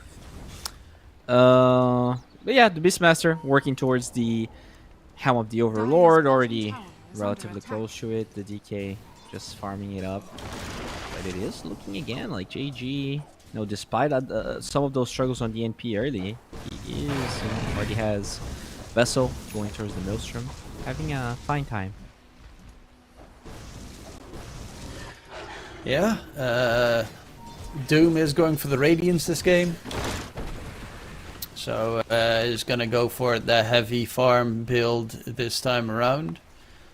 They are trying to invade and maybe get a catch. Disruptor seems to be the target to break the smoke, and yep, James into good old kisses will get a free kill for Drake, but it's not the target that they wanted. Yeah, definitely wanted something else, but you know, take what you can get, and if they find young PH here as well. Oh, he's spotted by the Observer. He's trying to go for the TP. TP out, chains, oh, miss. Didn't even use the cooldown? chains. Yeah, I guess. Must have been, but I don't know where he used them. I think it was farming a camp, or maybe his Light of Fist. He didn't have vision, right? So if you don't, maybe he didn't chain, and then after his Light of Fist, he had like, unfortunate. That is one of the things that is scary this game. If you try to split push, which last game you could do that on MP pretty safely, essentially. This game, NP, the Ember Spirit can get on top of you very quickly. Yeah, definitely. It is going to be kind of a hard game for him, but you know, the Dawnbreaker can save the NP, and at the same time you do have this Doom that, you know, notoriously gets very fat. The biggest problem for JG is how do you high ground, right? Because they don't have the best heroes are hitting high ground. Whereas Ivory, like they can win half the fights and still just get more structural damage because of that. Yeah, they got 4 heroes that are great for pushing, and they don't do like. DK's got the range, Pugna's got, of course, the Nether Blast spam always. You got little Shredder joining in, Beastmaster with his army of creeps. It's actually not too problematic for Ivory to take down objectives. And on the other side, it's terrible for like Doom to hit it. The only one that can hit buildings is the NP. And Yeah, even then, he is it's you're still in a very easy to kill position. You gotta rely on that Dawnbreaker, which is getting pretty close to the eggs. Only one component missing for that. And speaking of the Dawnbreaker, the Smoke Gank could potentially find her, but it is very close to tier 2 tower. Ooh. I think they saw her. He knows something is coming. He knows something He also funky's knows up. the creeps are spawning. Oh, Beast is also walking there. Rocket Flare comes flying out. Rapido gets spotted, but Dawnbreaker is the one that gets taken down. And they're immediately looking for more. That Observer Ward gives the vision of the supports. Disruptor left behind as Clockwork will TP out. But great double there for Ivory with Ken eventually using his early game advantage to just hunt. He also went for the Spirit Vessel build this game. In the meantime, bottom, Doom thrown out onto the DK. KSH is just dead? Oh my lord, last hit. Dude, he survived because of the Radiance. Like that evasion and the mischance. The only reason he survives. Yeah, that miss right there, the last hit miss, my lord. That DK damage with the Mjolnir, he just got shredded on the Doom. He did. They are looking for more things here. And that thing is Mr. Roshana. Well, they have a Beastmaster, and they do take it at a quick pace. It does get scouted with the Rocket Flare. Are they gonna try anything behind it? They do. Yeah, they're gonna smoke up. They have Static Storm, Kinetic Field. They have Radiance Doom. They know that They Doom have- is on cooldown though. Oh, and look at the Ember. He scouts it with his Invis. Yeah, but they're coming from a different angle. Oh no. Oh, Chain, Disruptor. Slide of Fist. And the kisses or something along those lines. Skill lay on the runaway. And they're looking to go back in towards the Roche pit. Zorain so close to his axe but doesn't have it yet. Wants to really farm it before they do. But it should get secured here. You know, it's a good combi if you Rocket Flare with the Wrath of Nature going on at the same time, so you can do tons of damage, but they will get the Aegis on the DK. We saw it last game a couple of times, you know, that on the DK wasn't really too successful. Rapido Beastmaster is going to get jumped. I think that was probably a better target to get the Aegis. As he is going to get taken down. They're chasing in for more. Young PH is a huge kill if they can secure it. And they will indeed take down the NP. That's a worthwhile trade. Yeah, very nice. As they're going for more here. Blink out from this. So first, I guess second item Blink. Not that common of an item. Just trying to get initiation on the Ember, I'm assuming. Even has the War Stomp creep, which is also not that common anymore. I guess that's because you have the Dawnbreaker, right? So you want to set up the Dawnbreaker OT. Yeah. Dire are scanning. And, well, he does have that Ags now available, so.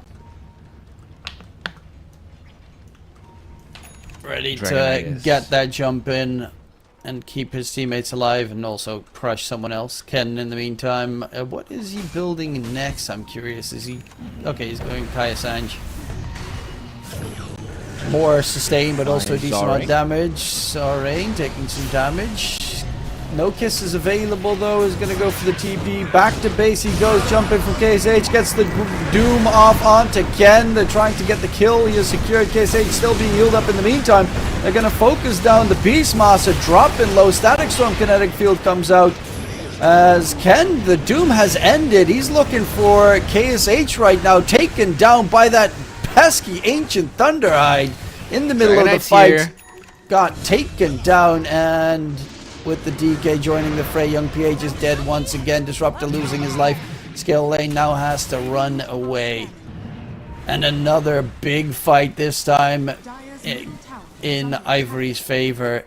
Yeah, the heal just wasn't enough, and the Doom is getting destroyed by the Thunderhide of all creeps. Like, that was the best case scenario for JEG. The Dawnbreaker TPs gets to OT back into the fight. The Dragon Knight was very far away. Dire's middle tower Had is to under walk attack. in. You Doom the Ember, which is definitely the hero that you want to Doom right now. And despite all of that, you still don't really get that much out of that fight. They didn't even kill the Ember. No, they didn't. Like, a doomed Ember inside a Static Storm as well, and just no damage afterwards to take him down. Full focus They're on gonna killing lose off towers. this Beastmaster, who is very tanky at the moment, and they're going to go for the tier 1 tower bottom. Dire's bottom tower has fallen. Tormentor's also up. That's going to be another target that they're immediately going to rush for. Yeah, that's their Tormentor. There's nothing that can be done here. And like, I think that's like this nature's buff that has to find a way to contribute. Because as you said, like, you can't really split push as much. You ended up going for this vessel, and I guess, like, oh, speaking of the NP, Ember just playing with him. I expected him to play more aggressive, but then you look at their heroes, like, who is initiating the fights? Because Doom wants to farm, and the NP can't really, like, you're not gonna sprout someone into Dawnbreaker OT. So, like, they have global. I guess the clock's the one that's supposed to initiate this fight, but we didn't really saw a lot of hook shots. Kisses. Missing. Ooh, it's enough. Gets taken down in the end by Ken, and another death on the Dons, going for the pipe. They have some Dire's middle defensive tower tools, but this is tier 2 tower already getting pressured by the Radiant side. Blink Dagger, Mjolnir, DK, Eisen looking very scary at the moment. Yeah, but it's just that tower. Dire's middle And I tower mean, has fallen. you could try and push for more, but Aegis is expiring, so it's just safer to get back to farm, make sure that the DP is done, and he's just 1,000 away. Rupture? The Disruptor catcher, and they're mentioned towards Clockwork.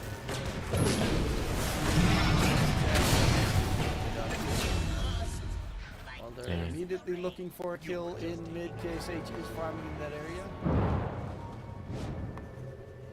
I mean, Yeah, this is rough.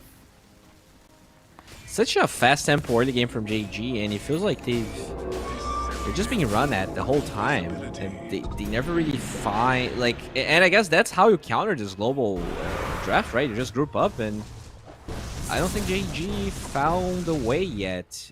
I guess you should just be farming, because without Aegis, they're not gonna go high ground, and we did kind of agree that the late game is a bit better for JG, but you do need more time, or you need to smoke with Doom, I guess. As the smoke oh my, what? That is not the initiation you want. That's awful.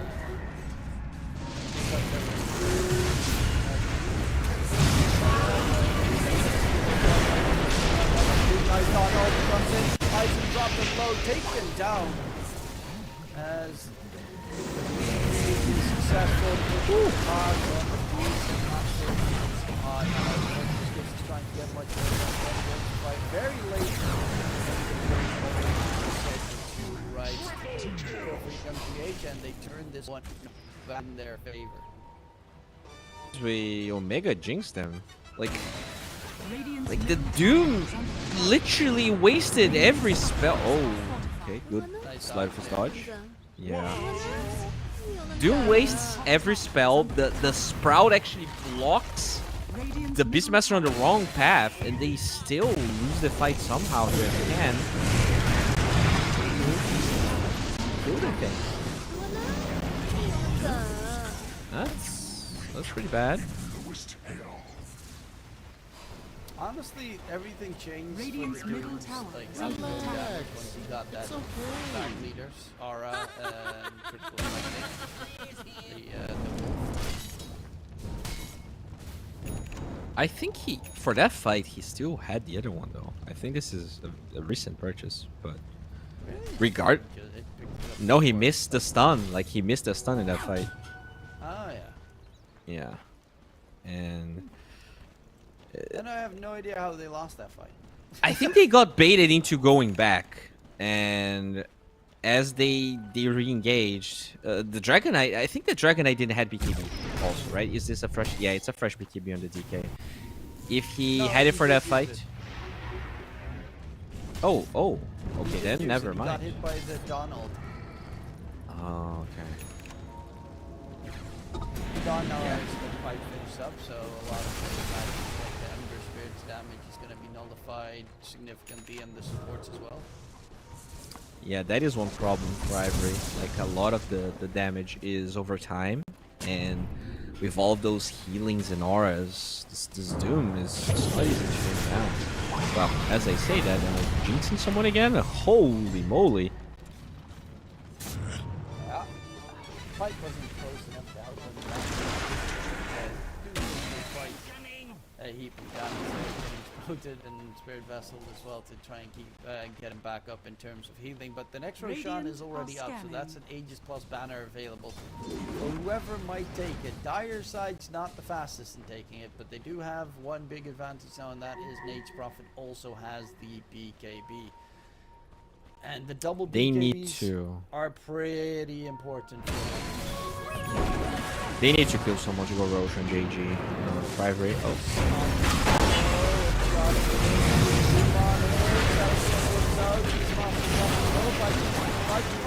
He's going to get chased down.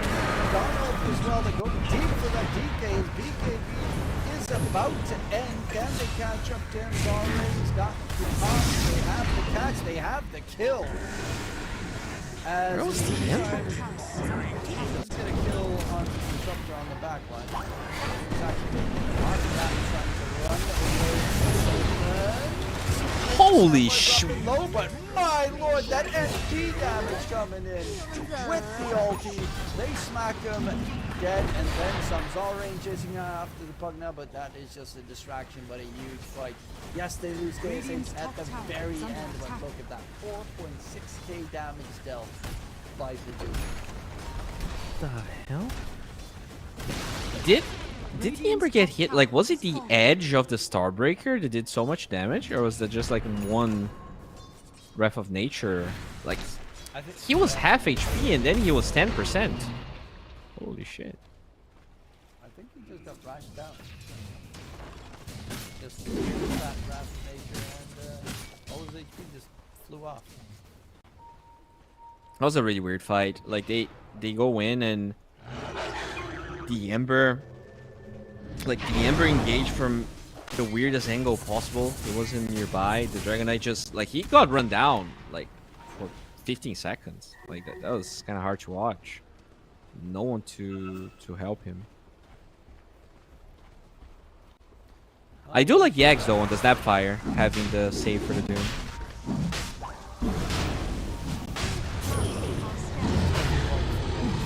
Going in the road bit, however, the Roar gives away what their plan is. I think it's smart. He's got his ulti available again. No Doom though, 12 seconds for that one. As they are blocking the angles for the hook shot. Skillay being very patient here. Oh, chains. Oh no, Dragon Knight. The Ace is on the deck. Who's going to pick it up in time? There's going to be a lot of ice. KSH gets it. But DK is dead. And KSH will eat up everyone else nearby, it seems. They used everything on both these sides. Trying to block that first life with the Doom. Yes, he's still alive. Once he engages, he's alive as long as possible. Bring back TC out. And they will use 2 in that trade-off, but again, the DK dies. Not worth it. Like this DK was having the freest game of all time, and he's 2-5 now. Like there were so many fights where he got focused real hard by JG, which is definitely their own merit. But I also feel like Ivory could have been doing a better job at playing around him.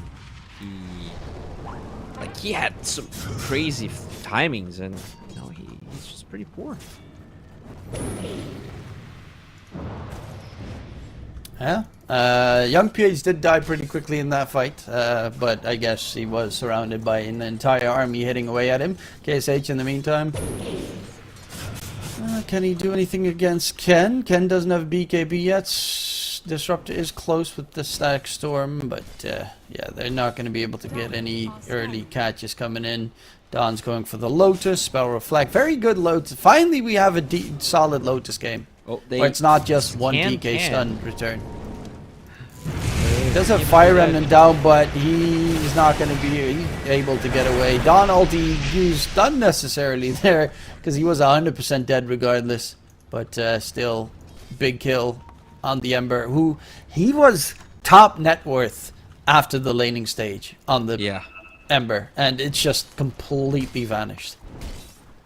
All of the momentum. And that's the crazy part. I thought that if Ivory had the momentum, they were able to take this game. You know, they're going to get more towers, which they pretty much did get all of the outer ones. But some blunders in these fights. I guess like they're just maybe a bit harder to play. Because like if you're grouping up the whole time, you're going to be out-farmed. So you kind of feel like you want to force some things and you can make mistakes. It's just easy for JG to capitalize on bad positioning. Yeah, the death ball strat that Ivory went for, where they just grouped up together and took down all the towers, that worked because they were together. But now if you spread out even a bit and you get spotted by any of these YG heroes, which is really easy to do with a Clockwork, who's almost done with Aghanim Scepter, by the way. Yeah. Then you're gonna have a very big problem in trying to stay hidden on the map. Yeah, and they didn't get to use a lot of the combo, like that daily chains kisses. I think they used it like twice. But in my mind, I think that the Snapfire and the Ember should just be playing together the whole time. Just heroes before BKBs. And you know, now that Doom has his, and DNP also does. And you don't need BKB on the Dawn because you know she has a pipe. Yeah, we'll get the BKB and the Shard, and then Refresher, and then you have to deal with doubled Solar Guardian. Eventually, late game as well, you gotta deal with double Doom, which is really hard. They are not building into like a Lincoln's. There is a Lotus coming up on the Pugna. It's actually pretty close to being done. Yeah, that is the one thing. If you can reflect a Doom, there's potential here. They also don't have any Lincoln's. No one seems to be buying one. They need more damage at the moment. Dire's top tower is under attack.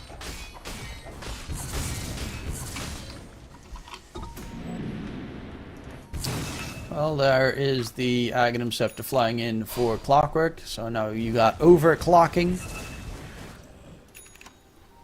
to push every wave out, to spot everything out as well. Yeah, it's gonna take a while to spawn, and that's the problem for JG. Like they can't use this advantage. They still have the Aegis for 30 seconds. Yeah. I mean, you're not hitting Aizen, Doom, right? Doom, unless shot not gonna connect, and there is the Snapfire save coming out. Rick, Snapfire, can he run away? He's gonna be left behind, and that should be at least a kill, but. No kill on the DK after that Doom usage is already a win in itself. I mean, that's not too shabby. Like they literally used everything, so you could potentially go for smoke, knowing that there's no cooldowns at all available here for JG. Besides Solar Guardian. Dire are scanning. Do they have Yeah, a that smoke? might actually be. I mean, DK doesn't have a BKB, so I think that's a bit too problematic. I think if you get the jump, it's fine, right? Like, most of the cooldowns that you would be, scared to save BKB for were used. But they don't have a smoke, it looks like, so they're gonna have to keep farming, maybe wait for the next Aegis. Kinda curious how game 1 was so fast, and then it feels like both teams are... You do feel a bit scared. I mean, it's the first game of the close qualifiers, so maybe a little bit sleeping on that Medusa pick in game 1. Yeah, maybe Game they're... 2, however, and game 3 especially, a completely different story. Young PH top net, where the very farmed has the Satanic now done, going for the Daedalus, so that's gonna try and circumvent the lack of damage that they might consider having, which they don't. They have a lot of damage already. Huge smoke timing here. The BKB is back for the Dragon Knight. If you can find someone, but... Experience shrine time. So they'll be able to get it without too much trouble.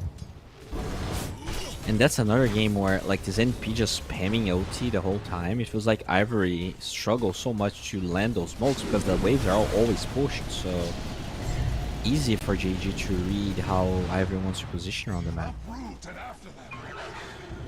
You also have Dawn going for the Refresher, Disruptor going for the Aghanim Scepter, so they're starting to build into their actually insanely good items. Skule Clock. gets a shot. Very nice.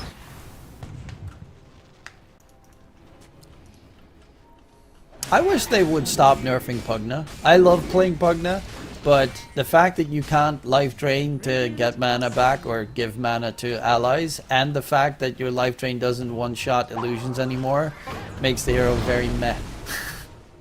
I agree. I miss Pugna being a mid hero, man. Like, it was so fun. Like, A la used to Thompson? be- Yeah, like, it's one of those classic flex heroes. I think not a lot of heroes were that easy to flex, I don't know, 10 years ago.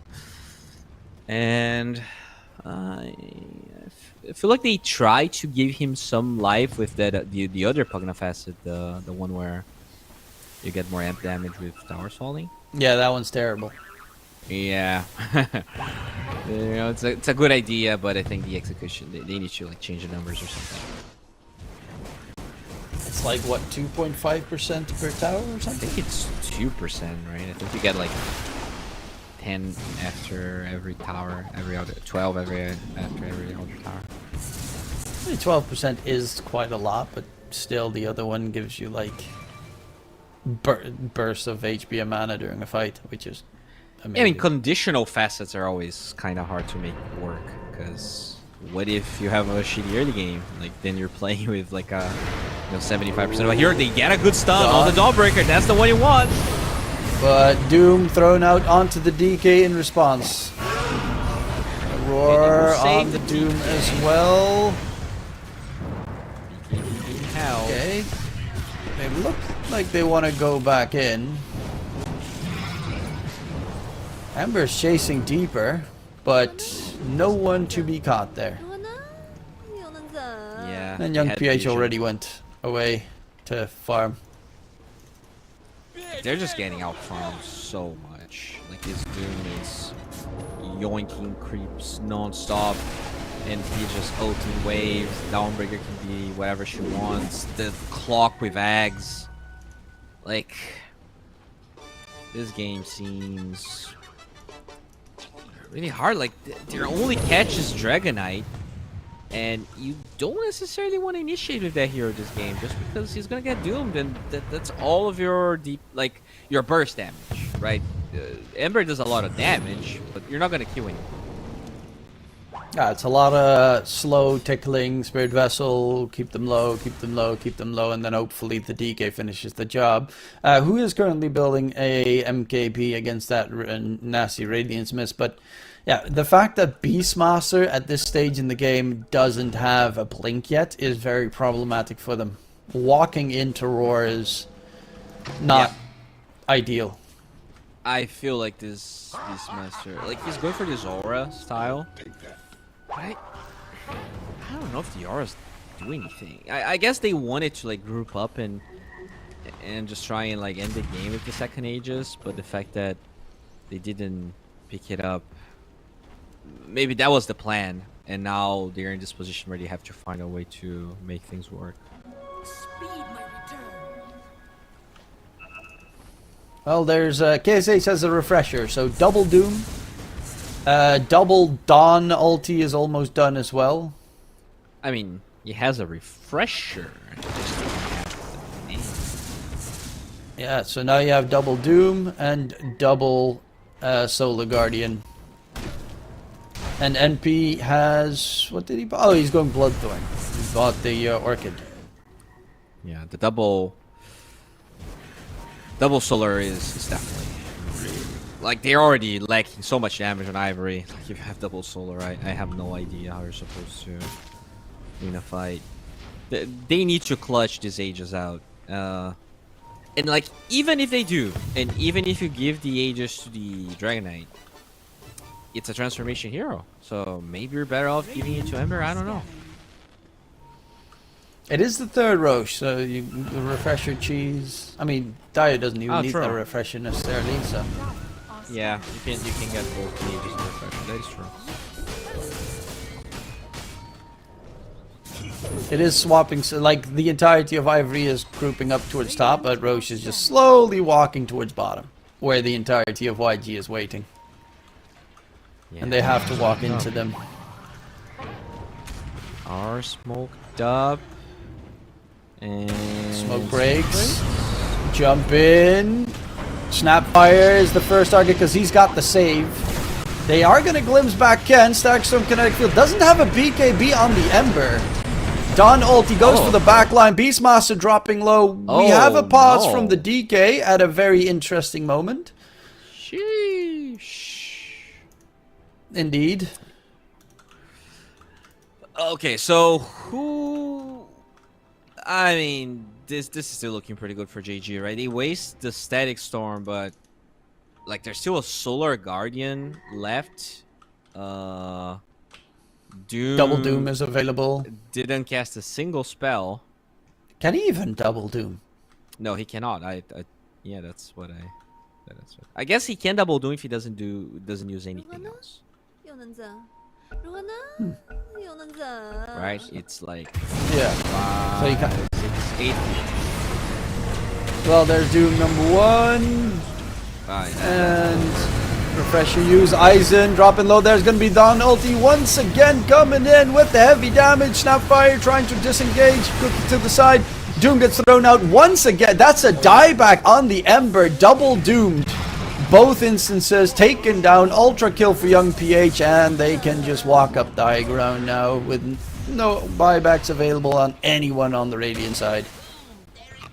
Yeah, I mean this Young PH NP is just looking amazing. He definitely struggled a little bit in the early game, but I think the playstyle is just easier to execute. Like, you know, Ivory, they tried to play this group up, run them over playstyle, and it looked fine. But you know, there's a reason we don't see it anymore as much. Not only it is like it's not OP by any means. You know, it can work, but it's definitely not something that everyone can play. But it feels harder to execute this one. And yeah, unfortunately, they do lose the first series. Yeah, that means Ivory will drop to the lower bracket. YG will continue their stride in the upper. Yeah, great job so far from them as they advance on. And yeah, global is very annoying to deal with in Dota at the moment. The global presence heroes as we have been seeing. But yeah, it does mean that we are done for now. We will be back in about 40 minutes with the next series. Production, do we have Nemesis versus Reconyx or Boom versus... It's Boom, as far as I'm We have the Boom? Okay. Then we will be back with the Boom series on this channel. Hopefully we'll see you then. And in case we don't see you, good afternoon, good evening, and good night.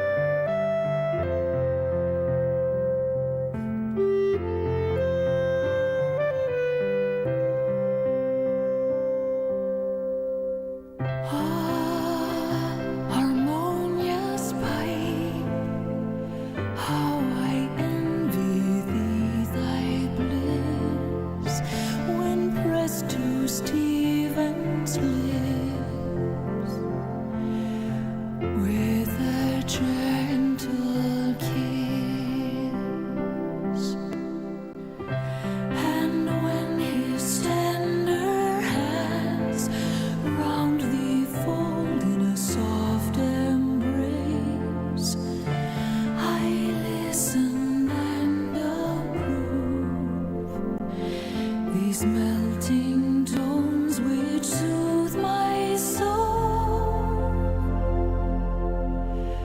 soothe my soul to love.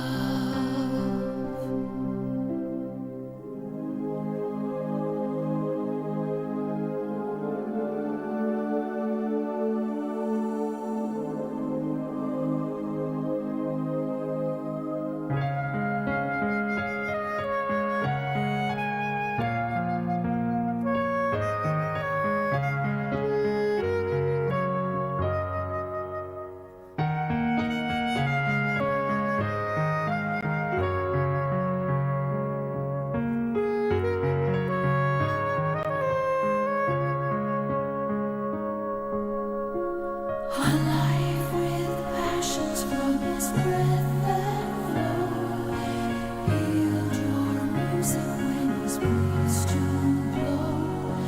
Thus at once the charming minstrel delights with songs and enchanting tune, with sweet songs fill the air. Go happy by, and ever mindful be, to court my handsome troubadour for me.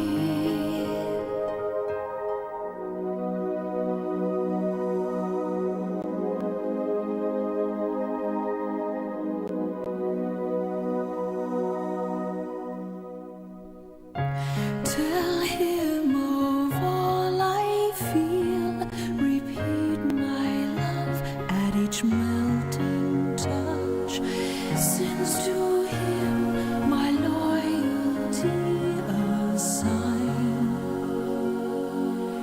Take thou care to tune his heart, tune his heart to mine.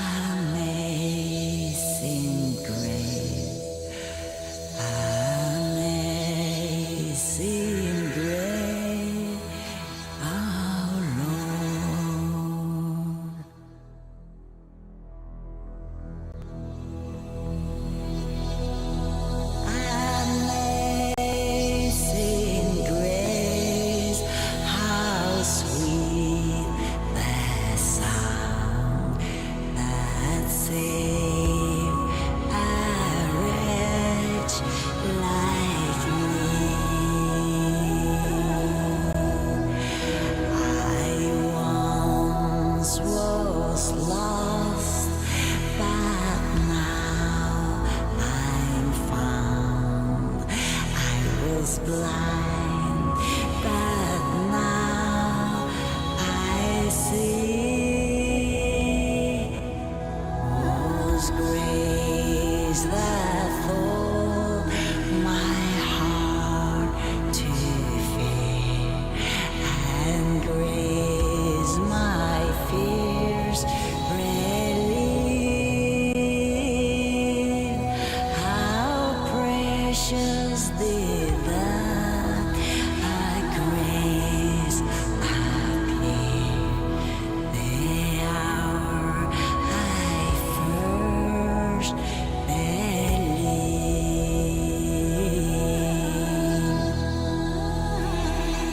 Oh, many danger toils and snares we have already come. Was grace that brought us safe so far, and grace will lead us home.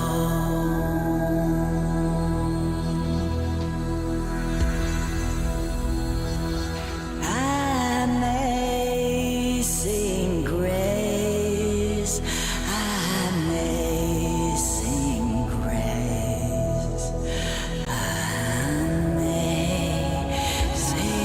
grace, our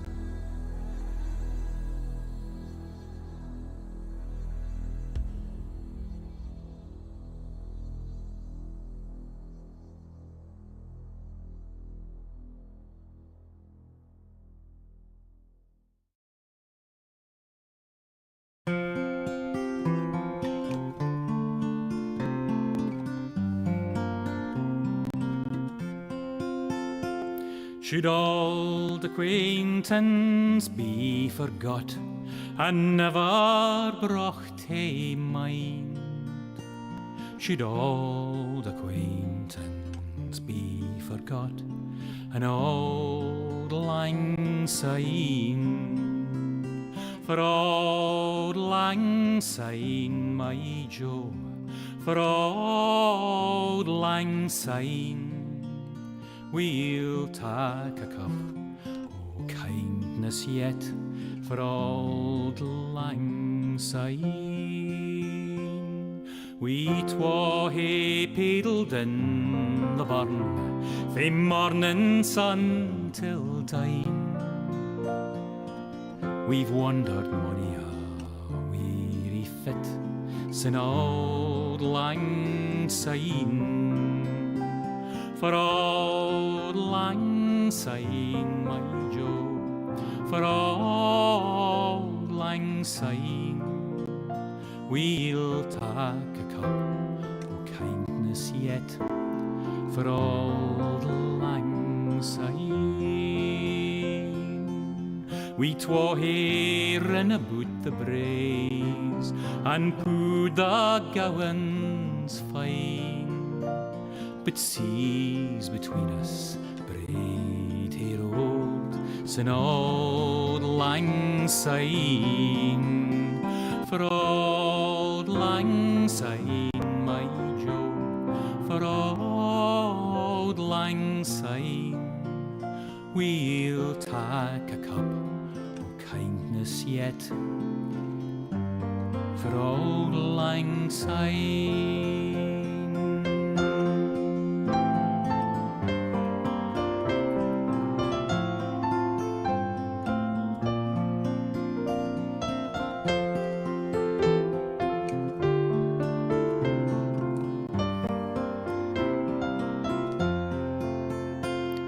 and surely you'll be your pint stout, as surely I'll be mine.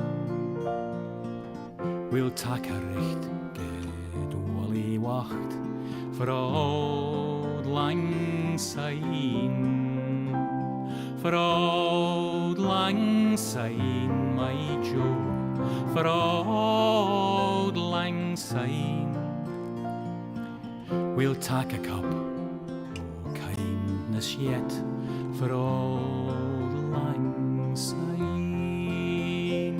So here's a hand, my trusty fear, and gie's a hand o' thine. We'll tak a recht good wally wacht for old lang syne, for old lang syne, my Joe, for old lang syne. We'll tak a cup o' kindness yet for old lang syne.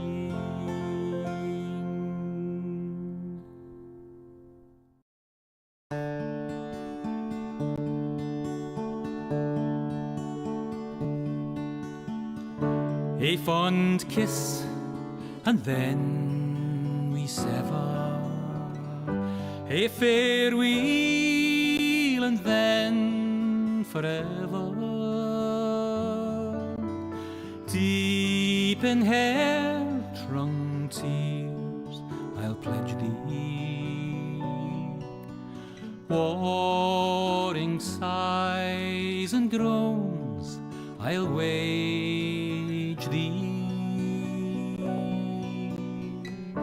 I'll ne'er blame my partial fancy. Nathan could resist my Nancy, but to see her is to love her. Love but her and loony other.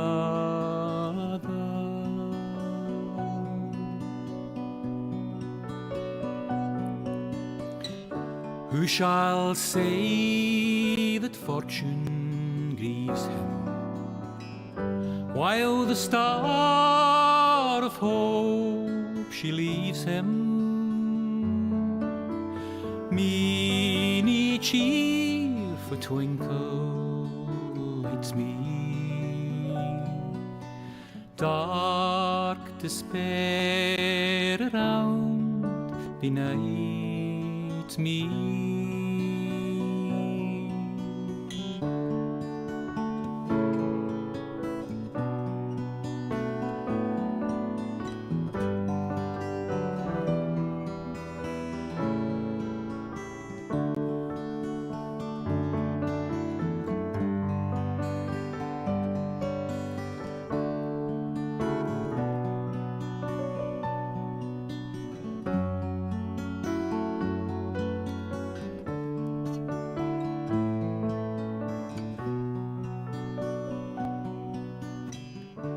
Had we never loved so kindly, had we never loved so blindly, never met or never parted, we would ne'er been broken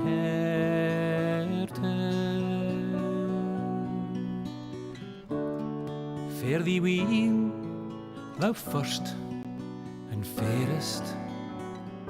Fare thee weel, thou best and dearest. Thine be ilk joy and treasure, peace, enjoyment, love and pleasure. A fond kiss, and then as ever. A farewell, alas, forever. Deep in heart-wrung tears I'll pledge thee, warring sighs and groans I'll wage thee.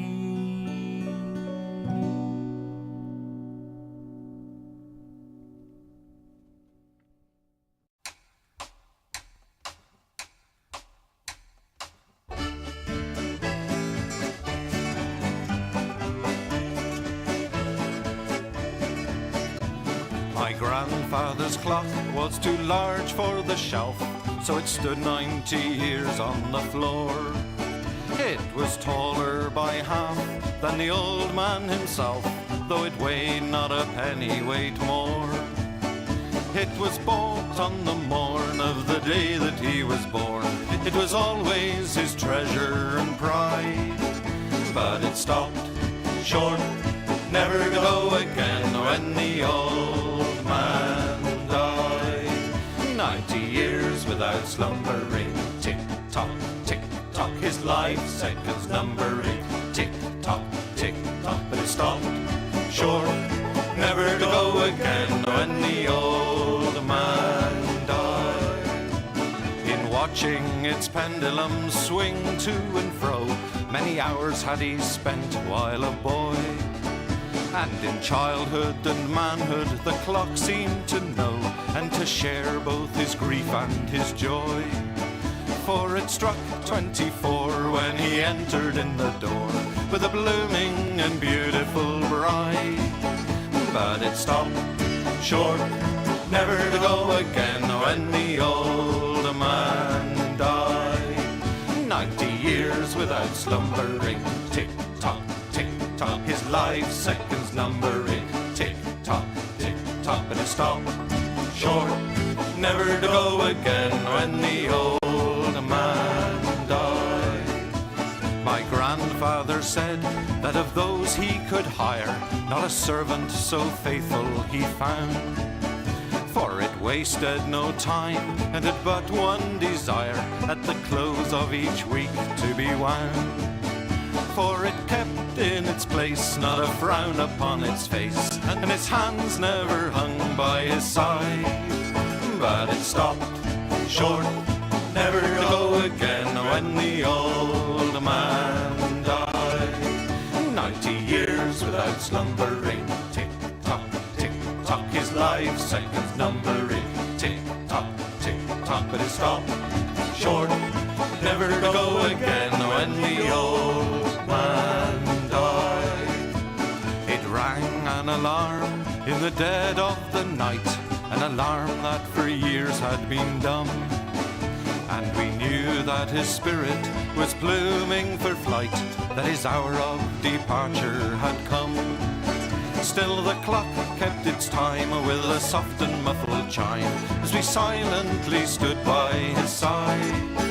But it stopped short, never to go again when the old man died. 90 years without slumbering, tick-tock, tick-tock, his life seconds numbering, tick-tock, tick-tock, but it stopped short, never to go again when the old man died. Yes, it stopped short, never to go again when the old man died.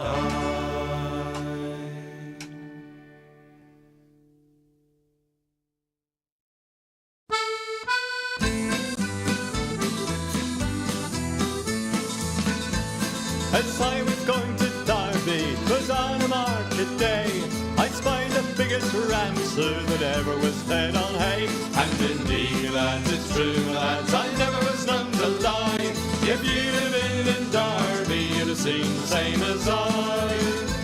His rammy had 4 hooves, sir, and on them he did stand, and every step he took, sir, it covered an acre of land. And indeed, lads, it's true, lads, I never was known to lie. If you'd have been in Derby, you'd have seen the same as I. The wool that grew upon him soon made 50 packs complete, and that was sent to Flanders to clothe the British fleet. And indeed, lads, it's true, lads, I never... Welcome back, ladies and gentlefolk, as we are getting ourselves ready for what is going to be an exhilarating game. Two teams that definitely could make it all the way through the Southeast Asian closed qualifiers. My name is DK Truman, and I'm joined by Bowie, and we got an absolutely beautiful match coming up. Oh yeah, I mean, probably one of the best games of the first round of, of the first day, honestly. We're talking about, all rank 50 players, on the teams, and I'm very excited. This could be another 3-game series for sure. Yeah, Skem, the story, of course, on Team Aurus. Skem is back in Southeast Asia playing for that team. On the Boom Esports side of things, Sanctity is back in Southeast Asia playing for them. So we have some returning players in the region.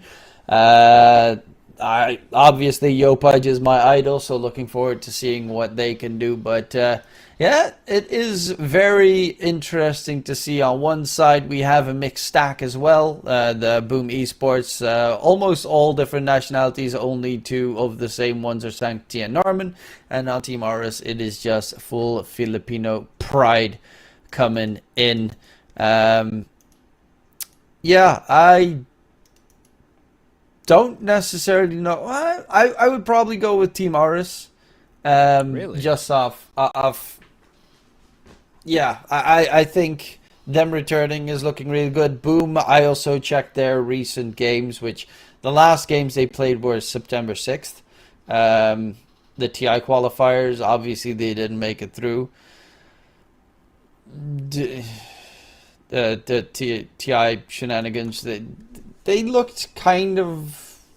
I think Talon would have done better at TI. Just gonna throw it out. Like, the only team they beat was Nemesis. Yeah. I mean, I get what you mean. I do feel like it's close, though. I'm not sure. Like, I think if you look at the players individually on Arias, I would agree that they might be a little bit better. But I feel like Boom has a lot of... I'm a big Jabs believer. I also feel like Sanctity is one of, if not the best mid laner in SCA. Against Yopaj, though? I think Yopaj has a lot of experience. I don't know. Like sometimes I get from Yopaj, I get the same vibes as I get from. Maybe I shouldn't say that, but I do feel like Sanctity is extremely underrated. He did have a stint in Navi. That didn't go too well, at least the match in Navi. I haven't, I'm curious to see how well he does going forward in the future. Obviously, now is going to have a pretty tough challenge ahead because, well, Yopaj is a pretty good mid laner as well, so it's a good matchup. But the one that I am just most happy for is the fact that I get to see Skem again. I've always regarded him as one of the best players in general in the Southeast Asian region. Doesn't matter what position, because I have seen him play it all. He played the Chen safe lane back in the day, the Pudge safe lane plenty of times. He's played off lane. He's played, now he's post 5. Dude can play literally anything. And I'm looking forward to seeing if they bring out some interesting strats. You also have Tims versus Jabs, obviously ex-teammates. And back in the day, I considered them the best two post 4s in the region. But then, of course, Jabs swapped roles, which I'm still not too sure. Like, I still miss him as a post 4, as a playmaking post 4. He was great. He was fantastic. But do feel like he has finally found his own in that off-laner role. Yeah, by the way, I was looking at the MMRs here, and I didn't really notice that Force is rank 2 right now. Holy moly. Natsumi rank 6. Ranks. Well, the leaderboard just agrees with the LTV, but it does say that he's extremely high MMR, which, I definitely believe. He is an offlaner that I also feel like is extremely underrated. Played Europe for a little bit, played a couple of different regions, and I think he's quite good. Oh yeah, Natsumi is rank 7 on the leaderboard now. Force? Rank 7 is Natsumi. Yeah, Force is... Okay, that is... Yeah, I think it's wrong. It says 2 on the LTV, but it's Mikoto on leaderboard, so I don't know where the LTV On gets those leaderboard, stats. if I look up Force, it's 2418. Yeah, that's not right. Definitely not right. Yeah, I mean, he probably has like a different nickname here in the leaderboard, probably. Or maybe... Oh, well. Yeah, whatever. We'll see what happens regardless, as we have the draft starting right now on both sides.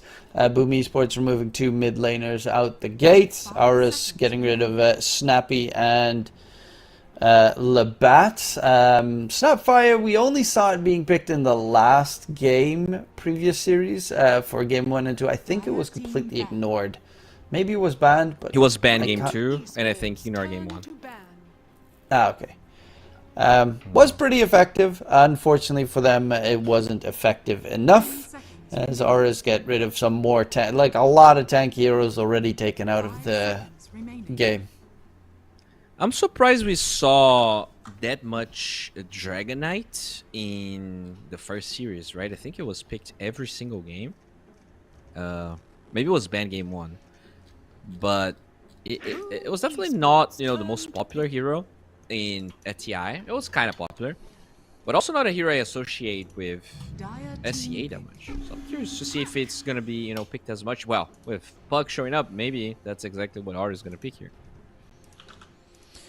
Yeah, DK seems to be pretty nice against the Puck in lane for obvious reasons. Puck did get banned quite a lot in the previous series as well, but it has and when you been... ban Senking Shaker, like those are usually the responses you would see, right? Feels like Dragon might be the only one left. That is Yoke Budge, so he might go for another spirit like an Ember or Void Spirit? Pog?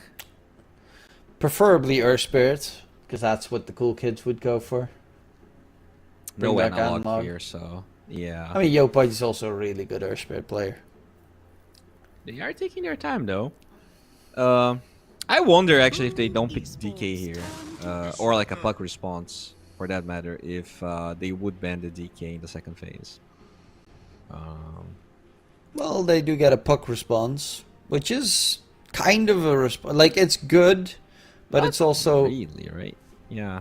It is very good against... like, you can't really glimpse the Puck, but if Once you you catch have him in the Blink, Static it's Storm, good. he's dead. Yeah. Yeah, you need Blink. Also, it seems Nico is, by the way, the name of Force on leaderboard, Force. so he's rank 3. Okay, alright, then, yeah. Yeah, that's what I meant. Like, I did an interview with him when he won some tournament. I don't remember which one anymore. But he's a super down-to-earth guy. Like, extremely, it feels like his, ethics are in the right place. So, he didn't, like, his... 10 seconds his recent teams didn't work super well, but I do believe that he's like one of the best current SEA players. I mean, in general, He's the Southeast Asia has been having it a bit rough lately. The best team over the last year or so was Talon, and that was only really if 23 playing with Talon, and they didn't qualify for TI, so we didn't really get to see any showing. South America, however, had a great showing at TI, with Heroic have been looking reinvigorated for the region, and now, of course, with those changes we talked about in the previous series, curious to see what that will bring. But same story with Southeast Asia. You know, new season starts here. Scam back in Southeast Asia. Sanctity in the region as well. 23 Savage probably joining, unless, you know, he dips to another region once again. A lot of interesting stuff, and maybe this might be their chance to get back up on top. They're gonna go for a Monkey King here. Notoriously, here is actually pretty good in lane against Puck. I wonder, you know, if they're flexing this to position 4 or even carry, or if it's straight up gonna be the mid hero. But that is a Monkey King counter. Sort of. Yeah, it's pretty solid Monkey King counter. You can't really hit the Lane Enchantress, counter. and she can get rid of Jingle Mastery stacks easily as well. The enchant, which is obnoxious. And in general, these two heroes don't have the damage to kill Enchantress. If you pop the heal, you just stand there, and especially if you go for like a pipe build or something on Enchantress, they don't kill you whatsoever. So you need big heroes for that. Some teams even go for like a bushwhack just for Odwing just to get the snipe. Yeah. Looking at Boom here. Maybe you want something to do with Disruptor. We saw Shadow Demon being used, so that could be their pick here as well. As a save against Glimpse. Although Puck already deals with it, maybe you can pick cores that deal with it so that you don't need a support that is, you know, relying on countering. Yeah, they're just gonna go for a Hoodwink. Oh, they go for it themselves, so it won't get yoinked. Good against Monkey, so you can catch him in the trees with a bushwhack, potentially. Yeah, laning wise, it's always strong to have, especially if you lane it with any stun hero like a Centaur, for instance. 5 seconds remaining. For Aureus, do you want to flex this Monkey King? I'm just gonna reveal all of your cards here. I think they have to pick like an offlaner plus something. So anything with burst damage would be nice. Like I have 2 squishies. So even the center that you talked about sounds okay. Oh, Boom Esports turn to pick. Marcy plus, yeah, Scam is back. Carry Marcy? So there's the Chen. I would assume it's a carry Marcy Monkey Flex. mid. yeah, I think mid. I think mid, but it could be flex because they have less pick, 10 so they have seconds a chance to. I would assume it's a safe lane Marcy and a Monkey mid. Unless they want to put Marcy offlane, which a lot of people are doing now as well. Oh, that was the biggest surprise at TI. Randomly, like no one picked Troll whatsoever in pubs and stuff, and then you see just Troll. Everyone picked Troll and had like 100% win rate until Chrysalis lost with it. It had like a 9-win streak or something at TI at one point. Was a surprising pick. Hard to kill hero, especially for like a Marcy where you pop your ulti as Marcy, Troll pops his, and then you're just like, oh, I'm screwed. He just out Yeah, I think that his survives. chances is very good against Marcy because you can always just wait for the dispel before she pops her OT, and it's definitely a good response. Okay, so Troll, very strong lane with the Enchantress. You're gonna have to find like some offlane hero that works well. Razor's a good ban. Center still feels like a good ban, even though they have Puck, and traditionally you wouldn't want to pick Center into it. I still feel like lane-wise, it might be one of the decent options. I guess Bristle might be one too. Yeah. Get a lot of stick stacks from the Troll spamming spells, and I guess they do have a break, but I feel like besides Troll OT, they might lack damage with their current heroes right now. I mean, Puck does do stupid amounts of damage as well, Enchantress, depending on the item build that you go for, which in this case, you might actually just go for like the Hurricane Pike kind of build. Yeah, but I mean, they do have Chan, so there's gonna be some armor and heals for the Bristle, which could be enough to keep him alive. I feel like Bristow is the easy one. Also, just like it's here, you can kill the Enchantress, kill the Hoodwink, even if you can necessarily hit them with the mischance and the attack speed law. Boom Esports turn to Do sub removal. Yeah, that's not too surprising. So they're I mean, the Razor obviously could flex, but they're expecting this maybe to be a Marcy off lane, with the Monkey mid or, well, yeah, mainly mid. Interesting. Okay. 10 seconds. So now you need an offlaner here. I mean, Centaur looks good, even though there is a Disruptor. I guess Dawnbreaker is fine. Dawn would probably be, I think, best. Or Magnus. I mean, Jabs does. He's the one that initially brought the Harpoon Magnus into the game.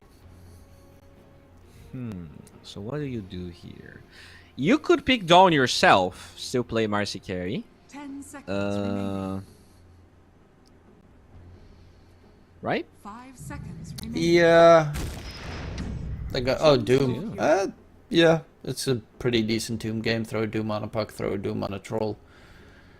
Okay. Will be the Doom off lane. Monkey. Oh, look at that Natsumi set. Oh boy. Oh, that is a beautiful Marcy right there. I'm more intrigued by the Chen set. Look at that Ratmaster. Time to rat 24/7. Satyr convert, so he's gonna drain some mana as well from the puck in mid, probably. Yeah. Pretty annoying for Sanctity. Okay, looking at these two drafts, I mean, personally, I kind of like the last big Doom makes me doubt a lot, but I kind of like Boom Esports' draft more. I agree, but I do feel like ours is the slightly better team, especially because they qualify through opens, so it's kind of a toss, but yeah, the Boom Esports draft just looks much easier to play, right? You have coil, skewer combos, just empower the troll. The lanes are... I do feel like Sanctity is going to struggle a little bit against the Monkey King, that's for sure. Yeah, Puck should... I mean, there is kill threat, because Monkey is one of the more squishy mid laners, but obviously it can go either way. I think the Monkey King should win that lane. I also feel like Marcy Chan destroys pretty much any lane. I think Narmon needs to be bottom, by the way. I feel like you need to be there to dispel Divine Favor. And maybe you just play a Hoodwink with the troll. One of the things, even though it's very likely not going to happen, but you can always think about as an Enchantress, 16-4, that's a scoreline. Oh, 16-4 as well. Sorry, 14-6 for both the Chen and the Enchantress in the last 20 games. But one of the things that I always think about when I look at Enchantress versus Chen is you never see it happen, but that Aghanim Scepter from the Enchantress can be so good. Little friendos. Yep, the taunt all the creeps in the vicinity that get 100 attack speed and 100% movement speed and then kill a rooted person. That one's actually kind of nuts. It's cool. It's because you can't do anything against it, and well, you can dispel it obviously, but as like you can't kill those creeps as the enemy because it's the Chen creeps, which is annoying. But no one ever goes for it. So. Yeah. Might get to see it a little bit later on, if this goes late, which is very possible, because this is Southeast Asia. 30 seconds to battle. Well, smoke v smoke. Let's see if there will be any action starting off the game. Mag is kind of alone going top here.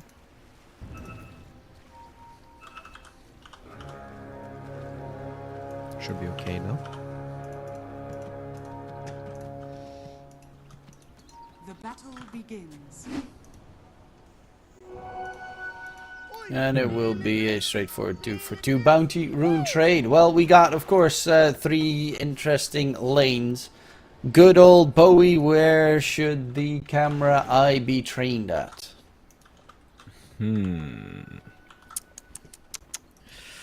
Probably in the top lane, I think. I think this is gonna be pretty wild lane here. You know, you need like level 2, level 3, but once Marcy, you know, gets things going, I feel like we could see like some overconfidence from the Marcy getting secured back to a tower. We could see Hoodwink overplaying her hand, getting killed.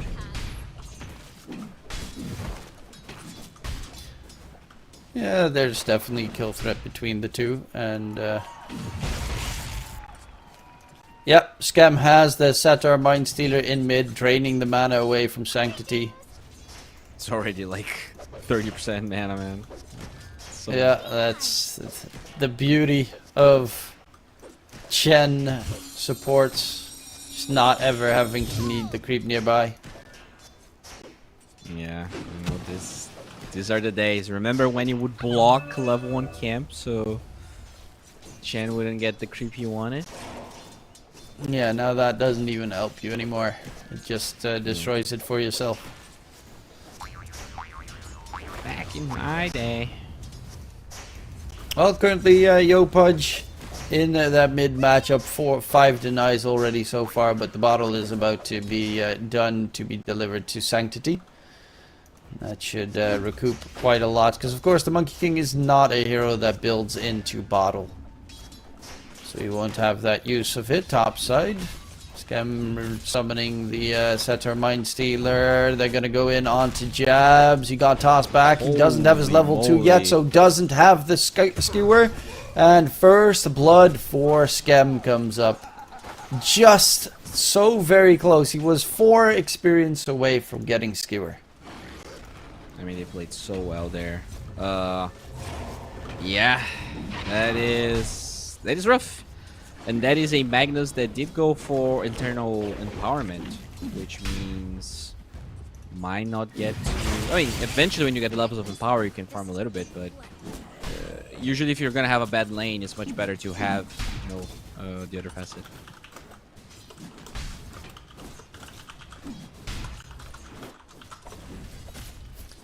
And in mid, Yopudge is actually taking quite a lot of damage now from Sanctity, who gets the full refill the entire time. And Yopudge is dead. Whoa! I mean, that's kind of to be expected, really, with that little HP skewer from Jabs.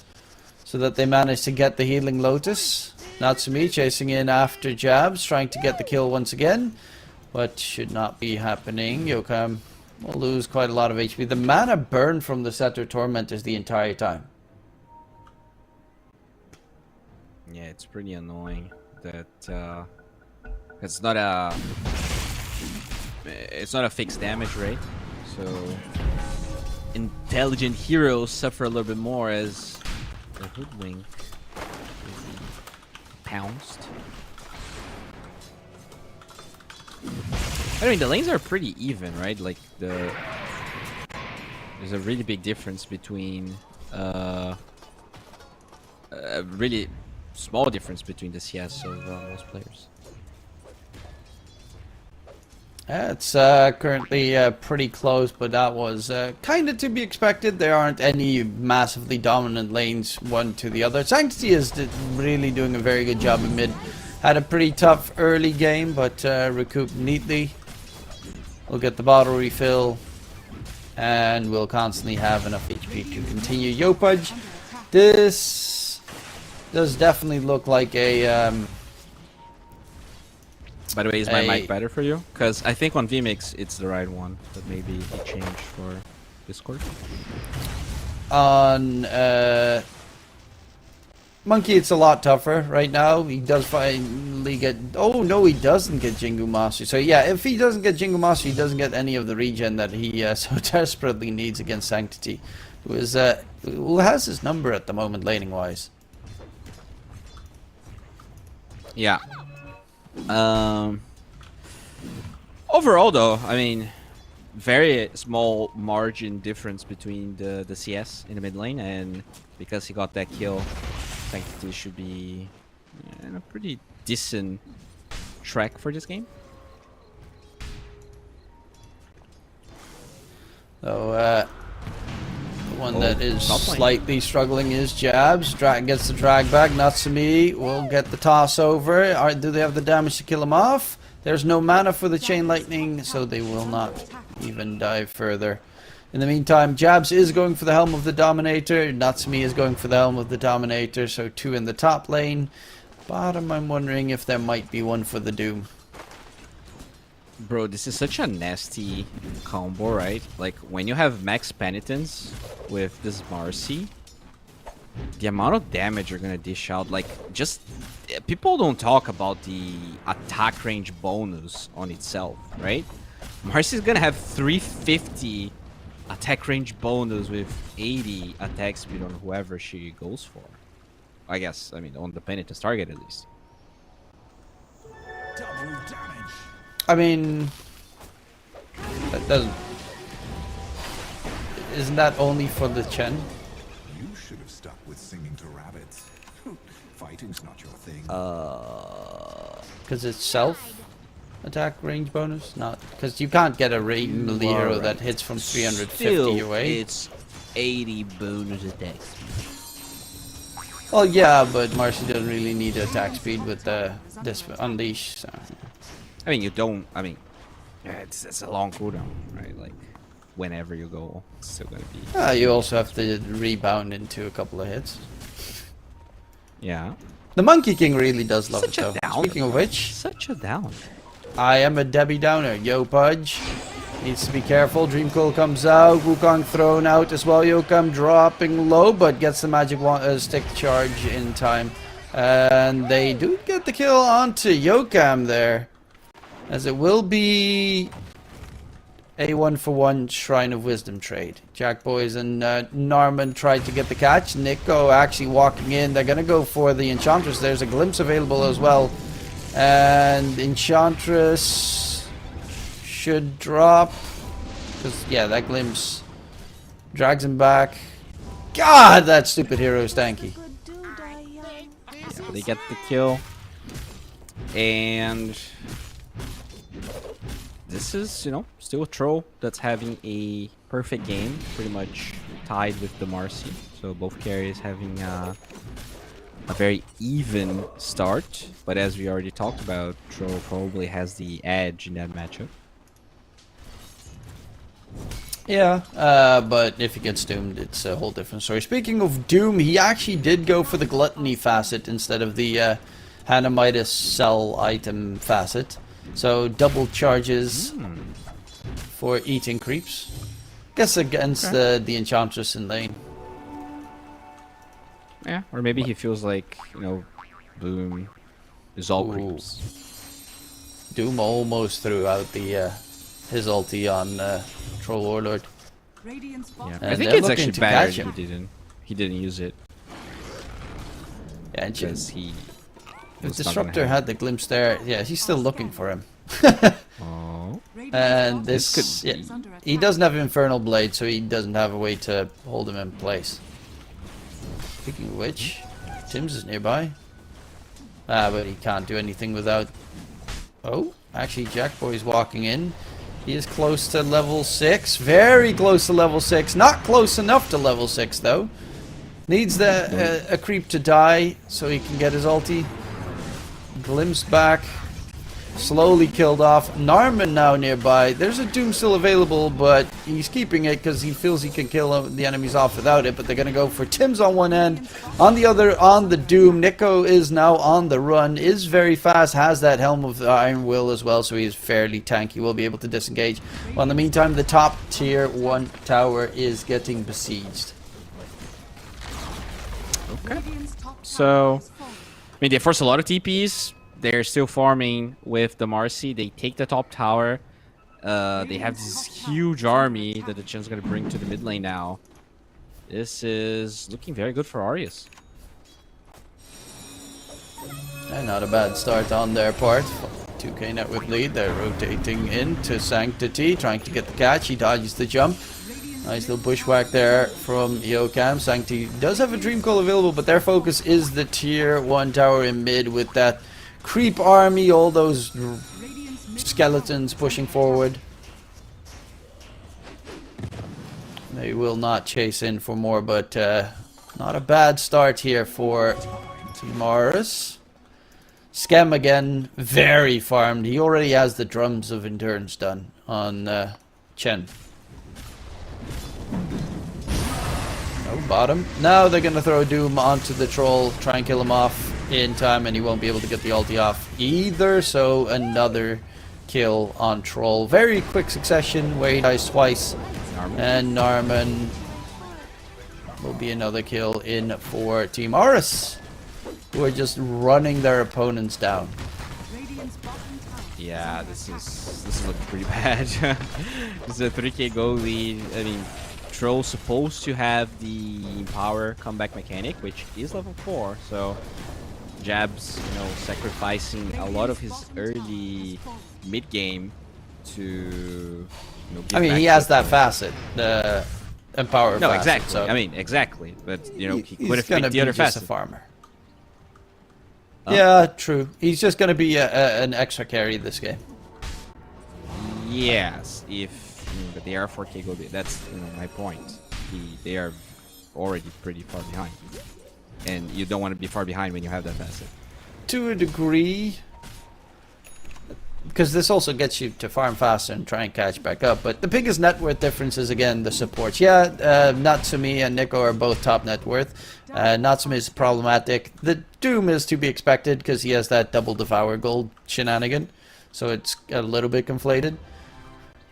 Yeah, but the Doom can get a blink dagger and actually play active even though he has all of the net worth, whereas the Magnus, you don't really want to go blink fast when you have that. I mean, he was planning to go Helm of the Dominator anyway, so regardless, he wasn't gonna. No, glimpse catch onto Yokam. Hey, I'm a disruptor. That's what we do. And the tier 1 tower in mid is also going to be gone. Radiant's middle tower. But yeah, I do agree. The other facet might have been a little bit more useful. However, this does give you the extra potential of your troll gets destroyed, which happens as Jack Boys is now dead once again. That is 3 deaths in a row in about the same spot. Yeah, they're just running at Boom and Natsumi in mid needs help. RP comes Oil in. and RP, but with the hand of God, this might not be enough. Tries to stay alive. He's gonna get taken down. In comes the Oh, monkey. There's no boundless. mana on Sanctity. Gets doomed up as well. Great boundless catch. And chase in for more. They lose Sanctity as a trade-off. They're even looking for more. There's another boundless strike available. Jabs gets a skewer. Tries to get him towards Jackie. But Scam, can he run away? No, he cannot. He is dead to right. Nice kill streak there for Jackie. As Yopudge now tries to disengage. Is elusive. Nice little... that was a perfect kinetic field, by the way, from Tim's. He's going Orchid on the monkey team, by the way, so this puck is going to have a really hard time. He had a really good early game as well on the puck. Got that first kill onto the monkey. Recovered very nicely, but now bottom of all the cores. Yeah, like, you don't really have much to do, right? Like, if your throws being dove like that, Coil is not really gonna save you from Doom, and you have this Magnus farming, so they just need to wait. But the problem is that the map's shrinking. It's indeed getting very small to play on for the Radiant side. All 3 outer towers have been secured, and the Doom did go for the Hand of Midas. Okay, so Instead of the Blink Dagger. extreme levels of farm are gonna be witnessed here. Honestly, I'm not sure if I like the Midas when you go for Gluttony, though. Like, I wonder if it's like even... I don't know. Not the biggest fan. To be fair, I'm not a big fan of Gluttony in the other facet in general. Yeah, I don't like the other facet. I think it's doo-doo. Like, the only time you ever use it is to sell Hand of Midas, and then later you buy a Hand of Midas again to get your items slightly faster. Which is kind of nice, but also on the other hand, eh. Yeah, I think, like, regardless of the facet, I think Midas is better than the other one. So I'm surprised. Yeah, that is true. Considering they are ahead, I guess he probably feels like they're gonna be farming the whole time. They already got the tier 2s. They don't have that much lockdown, so just like trying to dive tier 2s with Blink might be like a bad idea. Oh, Blink might be dead. Yeah, that's a catch onto Yokam. But they don't need it. To be fair, the Doom also already almost has Blink done afterwards, so Damn. yeah, he farms very, very fast. Is huge. And now he has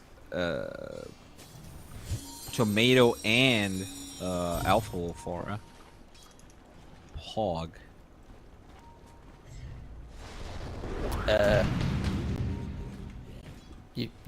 Radiant are scanning.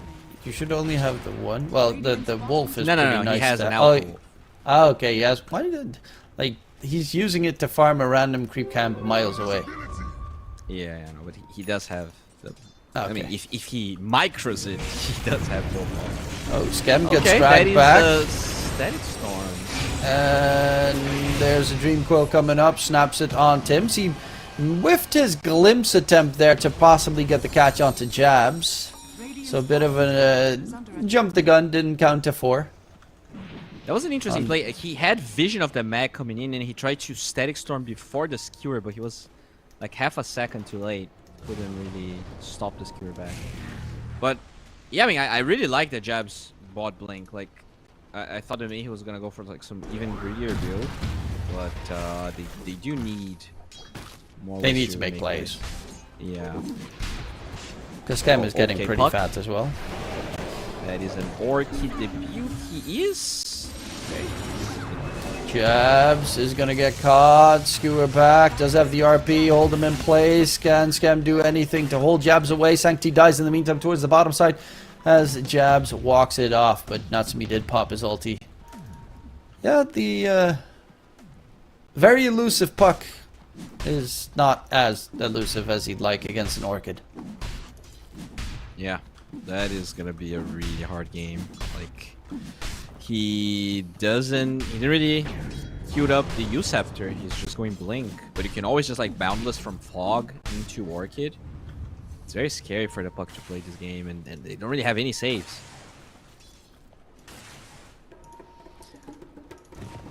Yeah, the Enchantress is building in a little bit of help with the Solar Crest to keep him alive. Yokam's going for Spirit Vessel, very good against the insane amounts of healing that Dire Side has. And Scam is just farming jungle as a good little Chen should.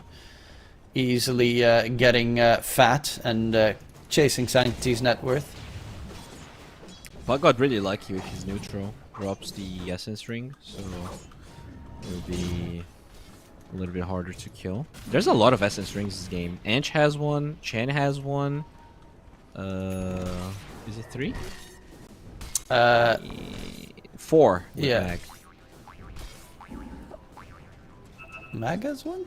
Jabs has the other one, right? The Oh, Sister it is Shroud. right. Because Yeah, that one's it's OP. True. Oh, that's a dire scan. Norman. God. Nature's attend us! And you just can't kill the stupid hero. That's an Essence Ring as well, so even tankier than she looks. Yeah, the only way that you can kill it easily is you throw Doom on it. You do not want to throw Doom on that hero. Yeah, or you start with the Orchid, which they unfortunately didn't. A lot of TP stop here. They want to protect this tier 1. But they don't show, so wait, is the tower just gonna fall? Radiant's bottom tower is under No. attack. Okay. That's That a should deny, I get guess. denied momentarily. But yeah, Boom is doing a good job at least dodging as much as possible. Though it's almost 20 minutes in the game, and that's when Tormentor's up. Once Tormentor, if they go for Tormentor, You then go for the enemy's shrine, then possibly into Roche, and then the game gets really on the Dire's way. middle tower has fallen. Mm-hmm. Marcy is, I mean, pretty much has BKB now, so this is a huge timing for Aureus. Yeah, there's the Tormentor. Chen getting a free shard is not too shabby. It's actually really good.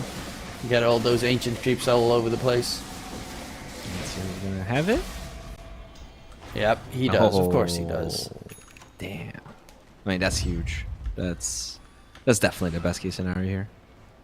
I mean, the Radiant Disruptor is also not bad. The good scouting tool, but Chen is now about the same net with the Sanctity. I mean, I would Jackie, argue though, Chen is like top 15 shards in the game. I'd have to go over a list to see where it stands in my eyes. Oh, no, they're I mean, gonna it fight all for depends on these situations, of course. Experience room. Jabs misses the skewer. Tims, does he have vision? Because then he glimpses him back. Jabs throws out the RP immediately. In a lot of trouble. Static Storm on the back line. There's a BKB for the troll. Pops the BKB, gets doomed immediately afterwards. Still chased by Natsumi, and that should still be a dead troll as he will melt away slowly but surely. 3 kills secured. And that's the BKB reveal as well. Nico chasing after Sanctity just to piss him off. radiant structures are fortified.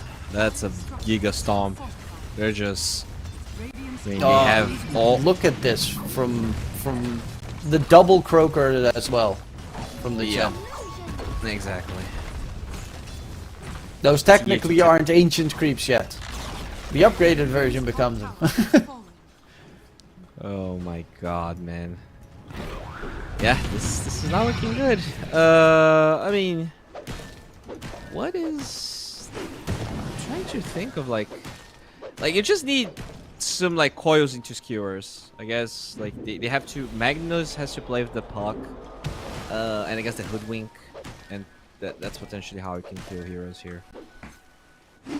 Just coil into skewer, sharpshooter. Most heroes shouldn't be able to survive that, even if you are behind.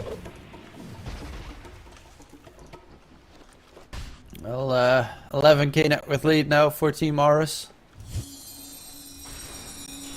And Schem is a god. Keep farming. He's ahead of Jabs and Sanctity now. Yeah, he's gonna have a Mac. That you know, it's been a while since I've seen that item. Not very popular. The Guardian Greaves aren't too far behind it. So they could Roche if they want to. There is RP back in 6 seconds, but I don't know if they can. Even if they get a good RP, I don't know if they can win a fight. If they get a good catch where the troll doesn't immediately get doomed, they can do a lot, but now they're gonna head into the Roche pit, get that first Aegis of the game. The biggest problem I see really is the fact that they can just push high ground as well with their lineup. With Yeah. not just the Chen in general can just do a lot of pushing. I mean, Marcy's Jabs pretty with his decent. helper, Smasher just in the pit. There you go. Okay, thank you for the 100 extra gold. Natsumi now with the Nages and BKB. This is not looking Oh. good.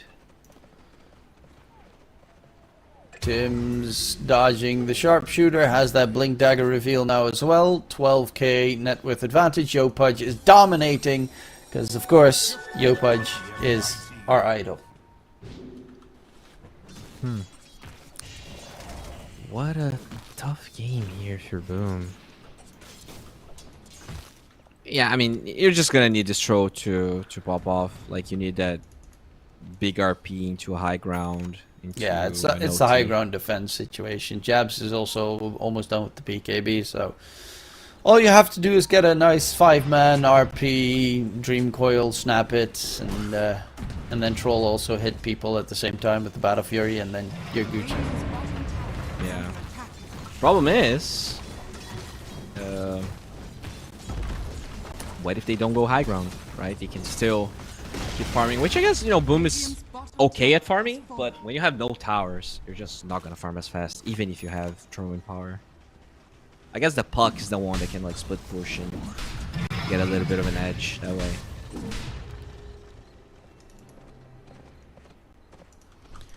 That seems to be the case here. You almost have the Guardian Greaves now also done on the Chen. Sanctity is going for Lincoln Sphere on the Puck. Try and it's a good item to get in general this game. You have Doom, you have the Orchid, obviously the Glimpse, which is not too problematic to deal with if you're a Puck. Yeah.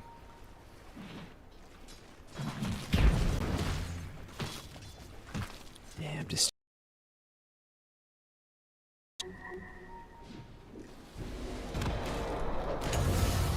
well, they do find the troll. He's gonna go for the TP out. But that's a BKB TP troll out of there. That's going to be on cooldown for quite some time. Are they going to be able to use that to their advantage here? I think so. By the way, it's a full Greaves for the Chen. So if they wanna pressure this, they definitely can. Like, I think the only way Aureus loses a fight is if they 100-0 the Chen. Like, you need to like skewer the Chen or some shit. Radiant's middle tower has fallen. And that's definitely not going to be too easy with the Guardian Greaves, Drums, Solar Crest, his Hand of God as well, and he's got the pipe that he's building up towards, and the Essence Ring, of course. Don't forget the extra 240 healing.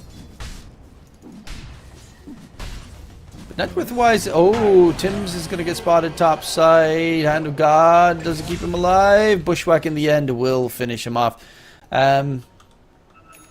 The net worth has been around the 12 mark for the last 5 minutes or so. So they're doing a good job at keeping pace. There's a pesky little Yo-Pudge monkey still roaming about though. But for the most part, this game is the first age is probably going to get wasted. As high ground might be a bit too risky for Team Aris. One bad fight and that net worth drops. That, you know, with the build that Marcy ended up going for, which is very early game centric, that they will scale better on Boom. You know, just need a lot of time. Oh, Norman is just soaking up so much damage. Fun hero.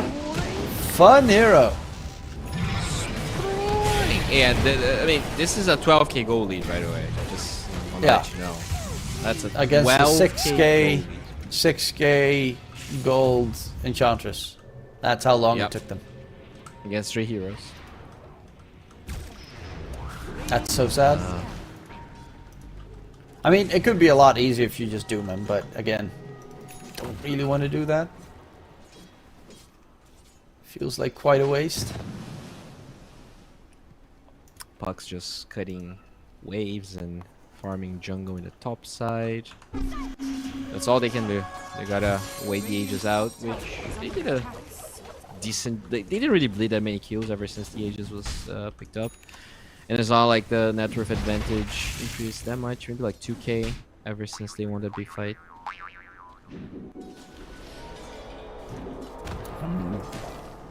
Scam, he's just looking if he can find pesky Puck at one point. Is closing in towards that pipe. But yeah, high ground pushing is just not going to be easy.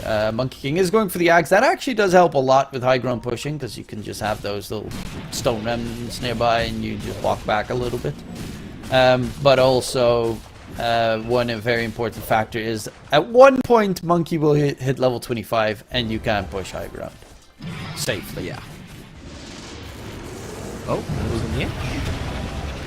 Okay, didn't pop the wisps this time, so the Ench is just gonna straight up die. Okay. She probably would have even survived if she got the Nature's Attendance off. That's which is the dumb part. Decent commitment by Aureus, but it's not like It's not like Boom can do anything. Like, they finished this BKB on the mag, but they never really got a chance to use it. But he is actually getting close to the eggs, and that's probably when things get even harder for like warriors to just poke high ground.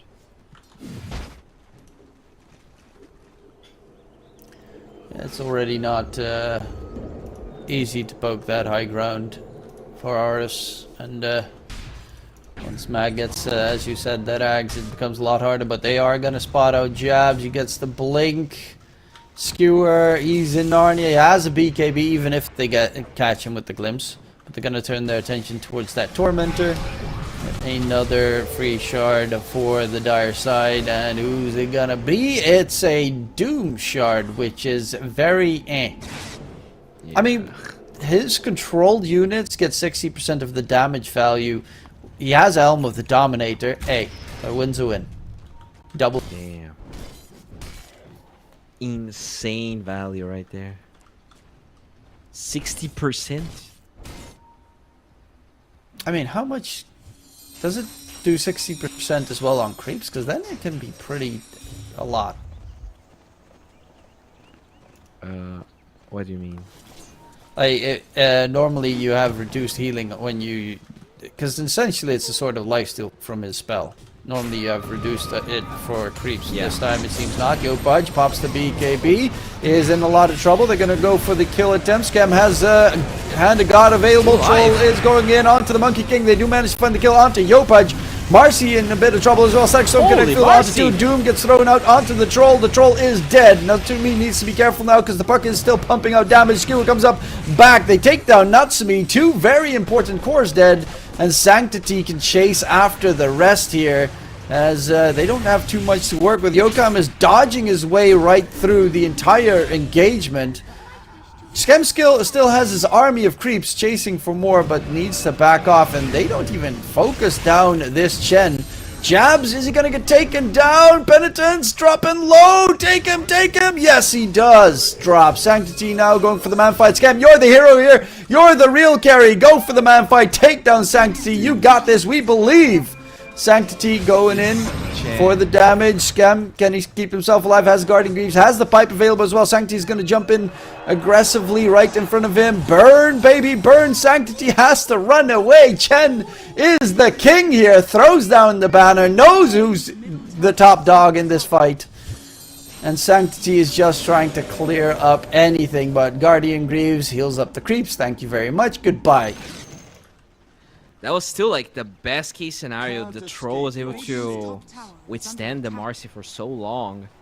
But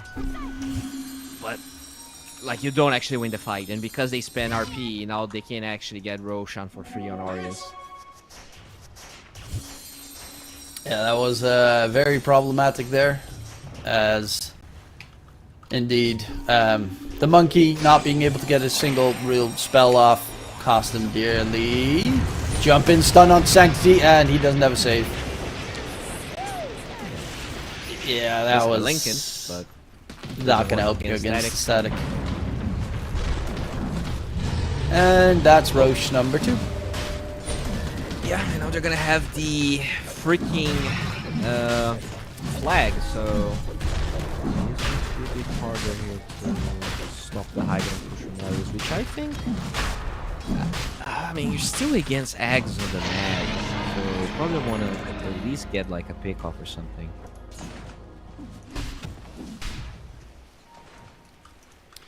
Yeah, Jab's just to back off right now, but looking at the state of the game, it is still a very okay spot here for Boom. One good horn toss RP play. Does get the horn toss. Natsumi, first life about to be dropped, and that is the first life gone. That is not good. Tim's man. Man. Natsumi's dead. RP onto 2, manages to catch out the Chen as well, who's going to drop dead. Ravage gets thrown out, the Doom as well. Troll Warlord has fallen, has a buyback available. Doesn't need it as the team is in trouble. Yopaj trying to disengage, chased in by Jabs, going for the TP out of there, but it's a disastrous fight. They lose the Aegis, and they lose 3 more. and they don't even get themselves any damage towards the tier 3 tower.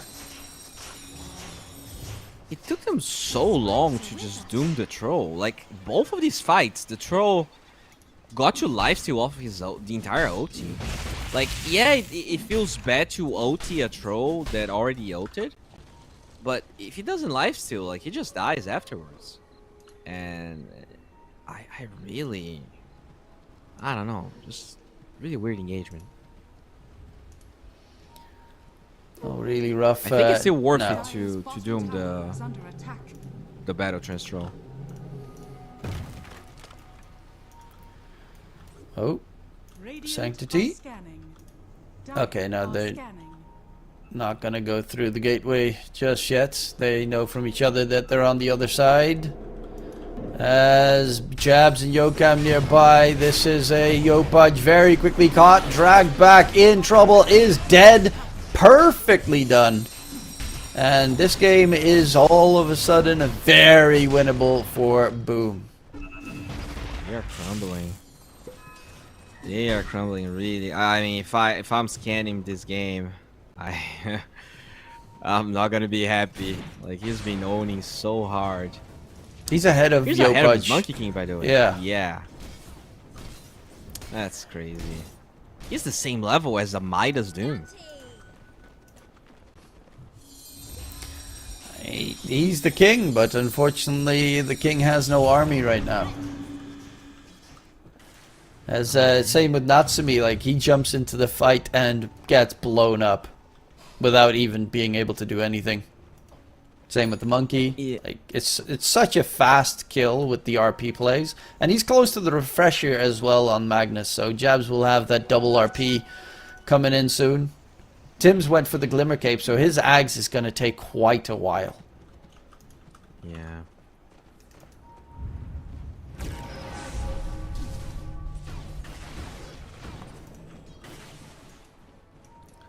So they do go for that smoke. They don't find anything. Goes back to farming, as you said. The refresher very close to Jebs, so might as well make sure that it's available.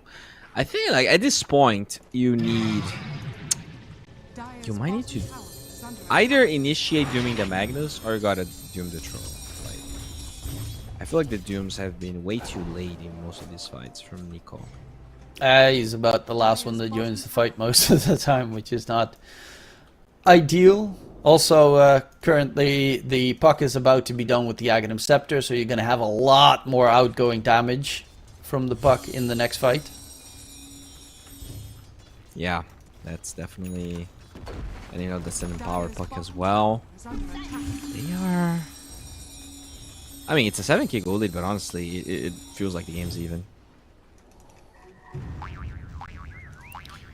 Yeah, this game can turn on its head quickly for either side. If the Dire gets a good fight, they can walk up the high ground. If the Radiant gets a good fight, it takes a little bit longer, but I don't...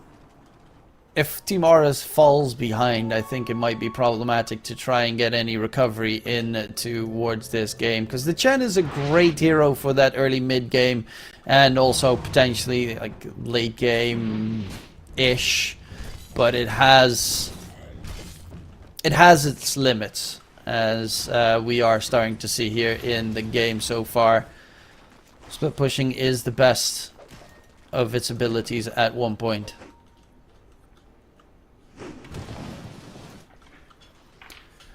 Meantime, he's trying to get the money for his Axe, but it's going to take a long time before he has the full funds for it. Only 1k at the ready, needs 3 more. And I think that might be a difference maker in this game, because they need multiple ways to catch out the troll so he can't pop his BKB. And now that he has a Lincoln's on the troll, it is a lot harder to hit him with the Doom. And with the puck also having a Lincoln's, you have to be careful of a Lincoln save coming in any of these upcoming fights. And there's the Lotus as well on the Hoodwink, so Enchantress has the hard. Hurricane Pike, so now you have to deal with Enchantress damage coming into play. Yeah, I guess you can break the Lincolns with Harpoon, so Nico probably just want to open up the fight, break some Lincolnses, avoid doing too much. But the problem is that if you get fished by the mag, and they like it's worth it, I think, to solo RP the Doom if you can prevent Norma or Nico to casting spells. Yeah, Doom went for the Harpoon now as well, so more right-click oriented instead of focusing on just his ulti. It's his Lincoln's breaker, right? Yeah, I guess so. I mean, he also has Parrot Cloak. Yeah.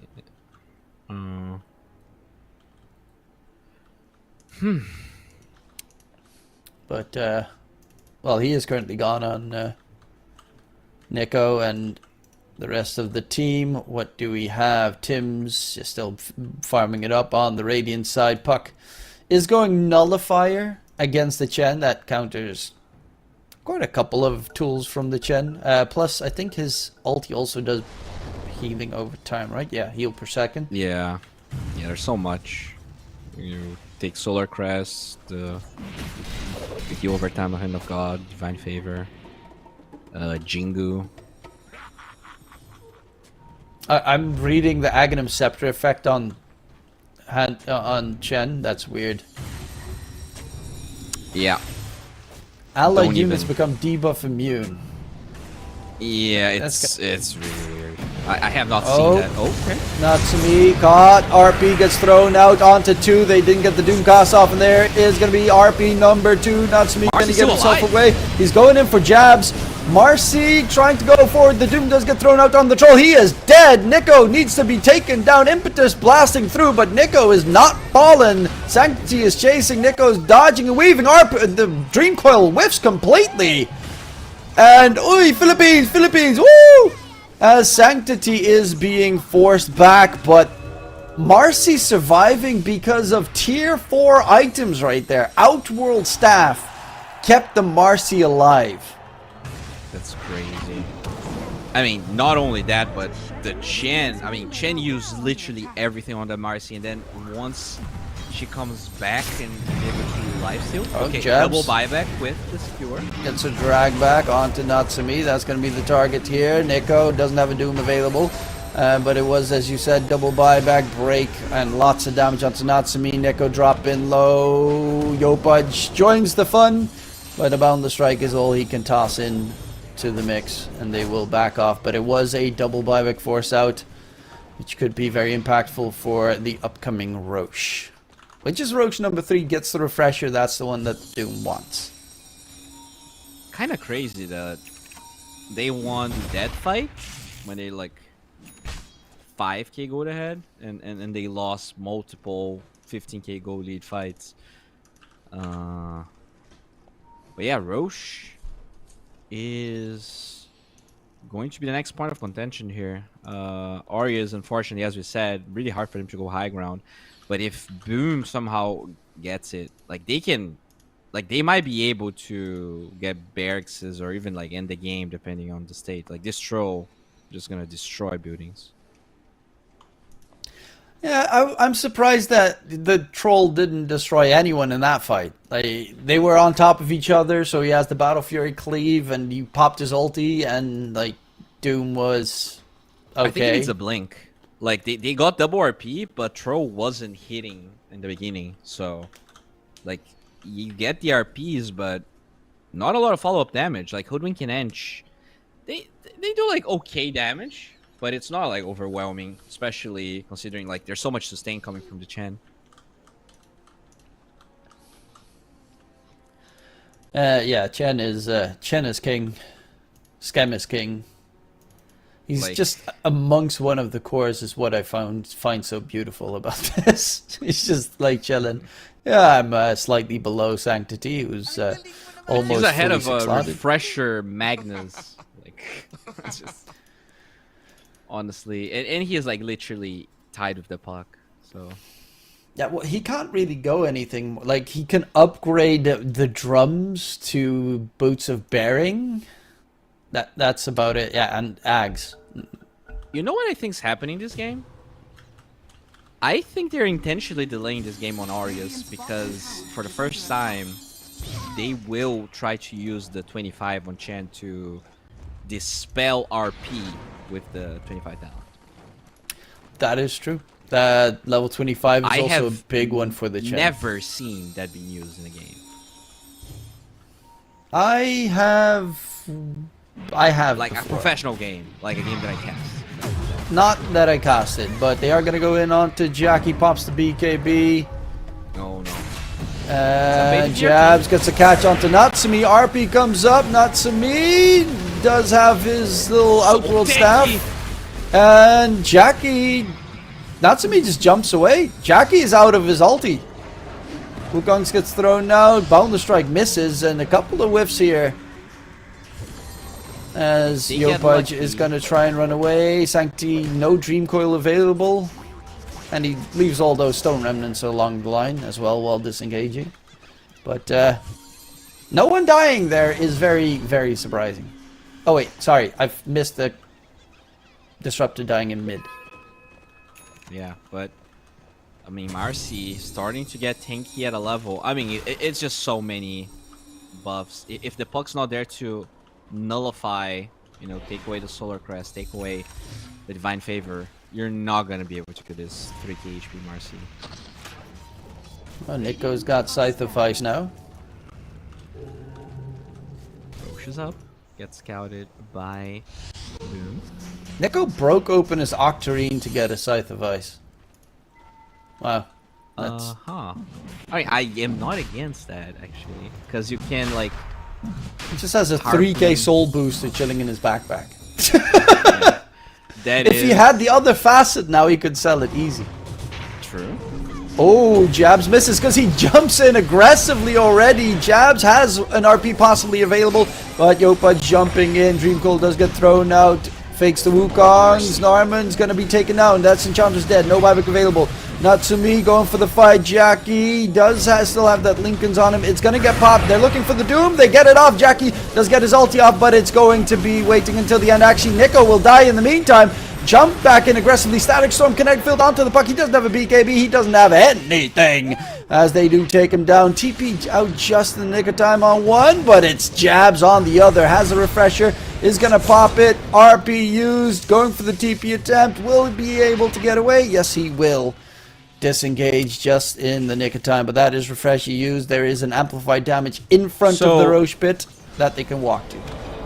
When they found a Marcy in that first fight, he could have refreshed RP, but he was like 20 seconds away from an RP. At the end of the day, his entire team dies, and he has to use refresher anyways. It's a bit... I think it was a bit greedy from Jabs not doing that and like getting the kill on the Marcy. This means that they will get Roshan here for free for Aureus. And that's also level 25 for Marcy. I don't know if that's good. Also level 24 for Chen. We're gonna get... I mean, all I want to see is the Hand of God spell. He does have to make sure that it happens on the second RP though. True. Because the first RP and then refresher and then the second one, everyone. I mean, maybe Marcy can dodge the second one without the Outworld Staff. Yeah, that staff has saved him so many times. Really good item for this game. In general, kind of stupidly broken item. The unfortunate thing is, as support, if you see Magnifying Monocle or the bigger AU, the dozen Blood Right, you're normally screwed because those are just too much value to let go. I mean, honestly, I don't think the Outward Staff is broken. I think it's really good in some games and like kind of mediocre in other ones. Oh yeah, if you don't get one shot, it's a good item. If you, as a support, +5, 40 minutes in the game, you tend to just get like, they look at you funny and you're dead.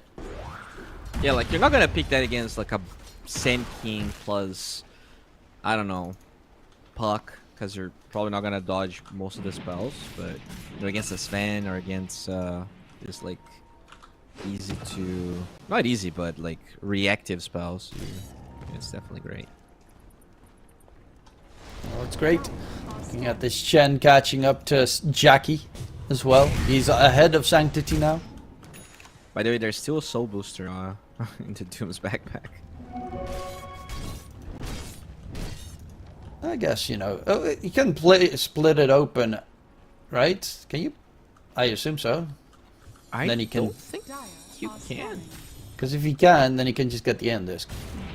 Also, Dream Coil pierces battle BKB now for the puck. Jump in onto the Enchantress. They want to take it down quickly. Saxon kinetic field. RP number 1 used. Marcy's dropping low. He has the Aegis. Is going to stay alive again. Outworld staff coming in clutch. They go for Jackie. He's going to try and keep himself alive, but he is dead. 100 seconds, has a buyback available. They lose the puck. That's a dieback, though. Bought out the full nullifier. Chasing in for more. There's the refresh from Yopaj. Bounce in, bounce out. Very weird use of the refresher. As the monkey will fall back, but they do manage to force out the buyback on Jackie. Keep the Aegis alive on the Marcy as well. Alright, well, I mean, they're being so careful here on Aureus. Like, they know their one RP was already used. They should be aware that this is a fresh nullifier on the puck, so you shouldn't have buyback. And they're still, with Aegis, respecting Skems ahead. quite a bit. Skems ahead! Skem beats every Radiant core in terms of farm. By the way, Scam is 25.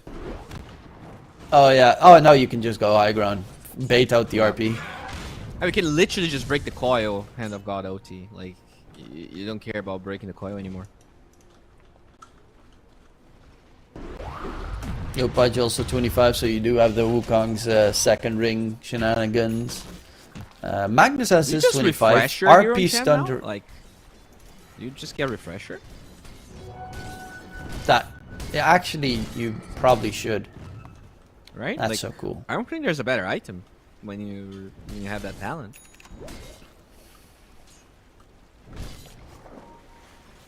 I'm disappointed he doesn't get the other talent though. The Hand of God fully heals Chen and his creeps. That's so good. Much value. I mean, that's a pretty funny talent because, like, it ignores region reduction.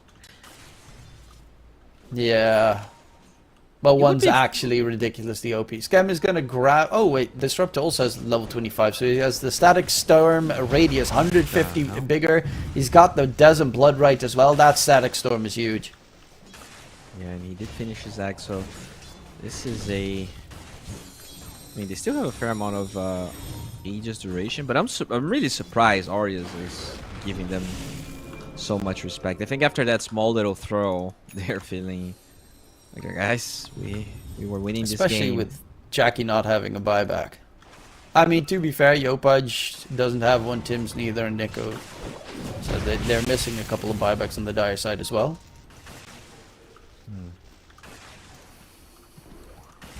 Sanctity needs money for his buyback. Is going, doesn't have a shard yet.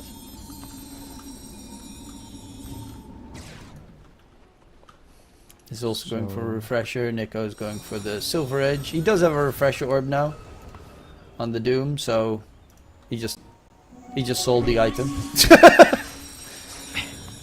It's so funny, like Tro, like it doesn't matter which talent he picked up at 25, it would be bad, right? Because you can't strong dispel Doom, and don't care about Whirling Axe. I guess Whirling Axe is probably better.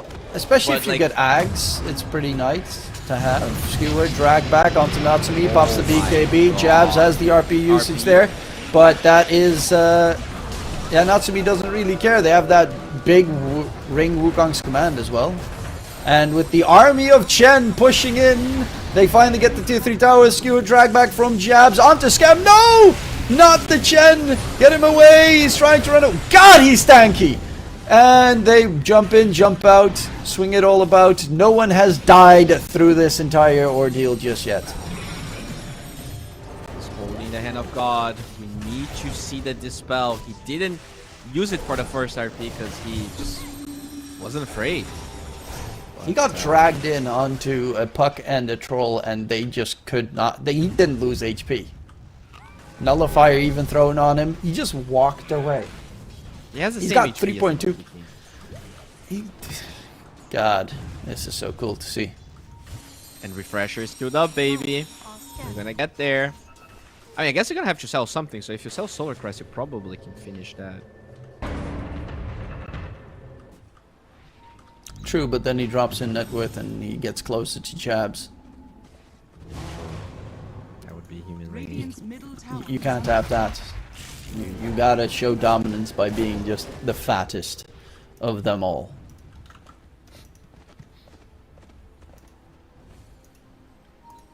Oh man.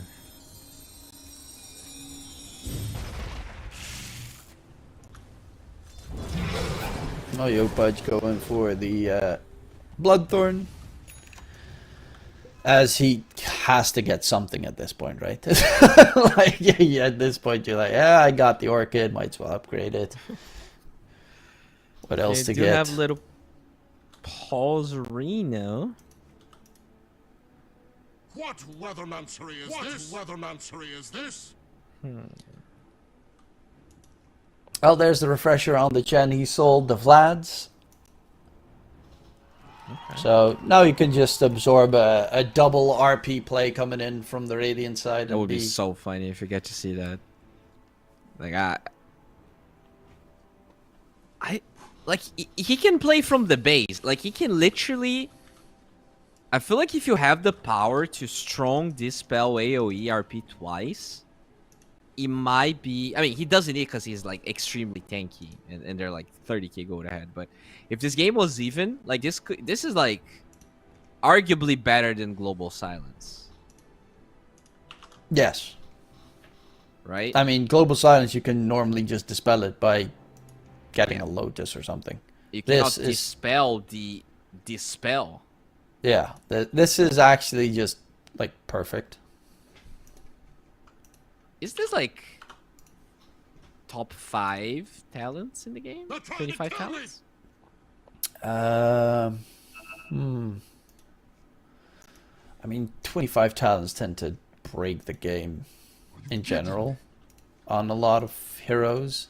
I'm trying to think. Does anyone in this game have a better one? I don't. Definitely not. There's just. I guess Puck could be close second. Troll in a different game. Troll is maybe third.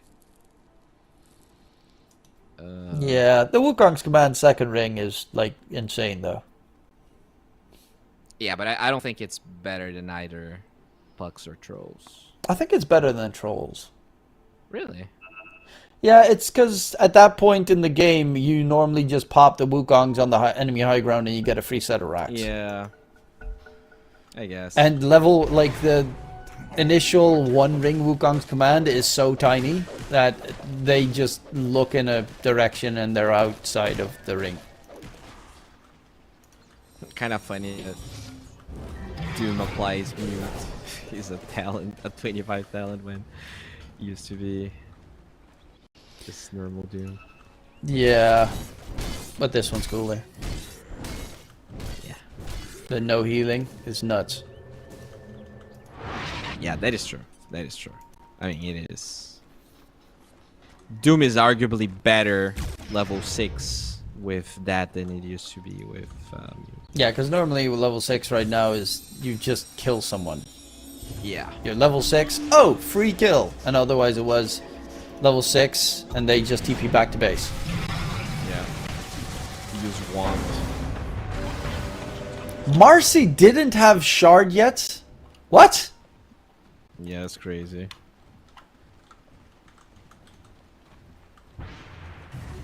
Got. Yeah, now she gets the speed boost as well. That's nuts that she didn't get it. Okay, Hoodwink got quickly caught out. That's a nice kill. Roche is up in 1 minute and 40 seconds, so a long Roche respawn timer. And in the meantime, Jackie will have his buyback available again. Full butterfly done on Natsumi. Just waited for the throw to not have any slots to be able to deal with that evasion. Oh, Puck. Sanctity. Dream Coil misses on Yopudge. Double boundless chasing after Sanctity. The refresher usage is... Oh, they got it. Sanctity is dead. I mean, it works. It's just wild to see the refresher, like boundless strike, refresher, boundless strike. And that's the second time he's done it this game. Yeah. I mean, it's... is it worth the buyback? I think it is, unless it looks like a Roche because of it. Norman tries to get away. But the Wukong is thrown out. They really want that Enchantress. God, that does... Sprink! But still did. And on the other side, Nico gets a solo kill here onto Jabs. And yeah, that's going to be a couple of buybacks needed. Yeah. I mean, sure, you have double RP, but it's still against this Hand of God that we're yet to see ever since he got 25. Well, Enchantress buyback. That's me pops his ulti. He's just going to quickly get a set of racks, or at least that's the plan.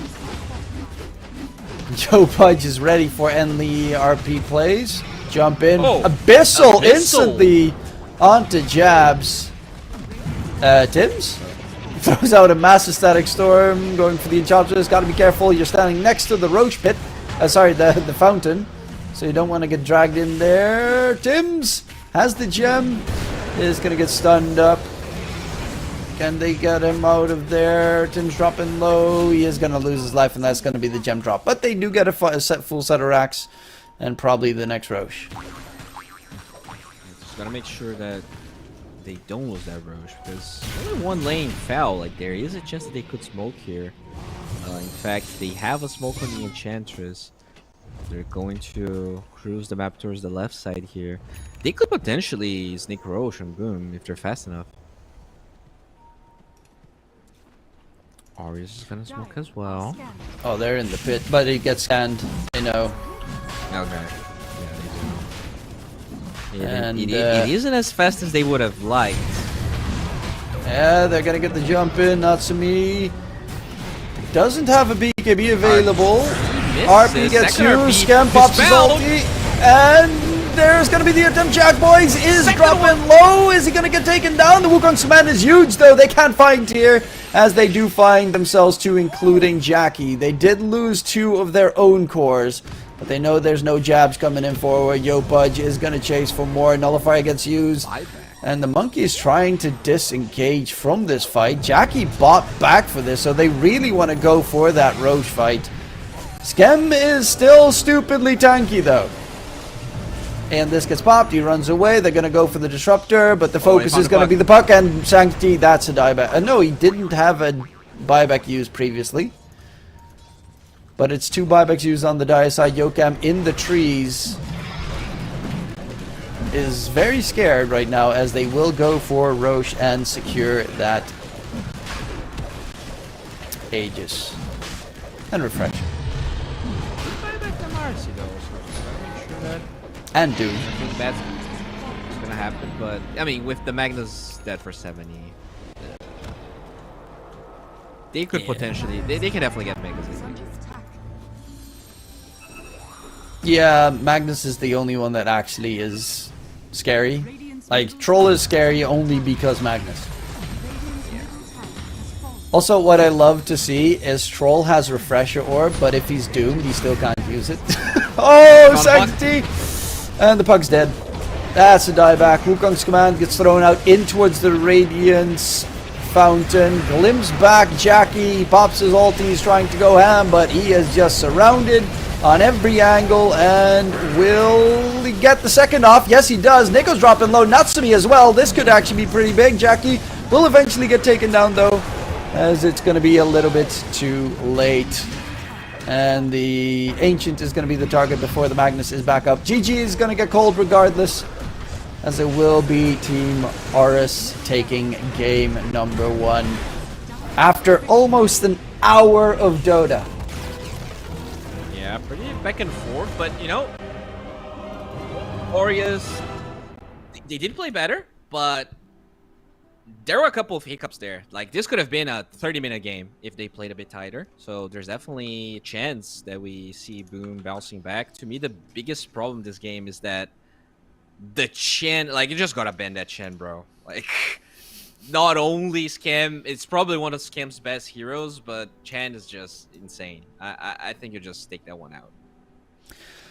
Yeah, he ended the game 4th in net worth, 32k net worth in total, 30k healing that he did, and also a lot of the damage reduced for his allies in that one. So great job from Scam, being quite a nuisance for his opponents. But that's only the first in this best of 3, and hopefully it's going the whole 3, as this is looking like an exhilarating matchup. We'll be back for game number 2 after the break.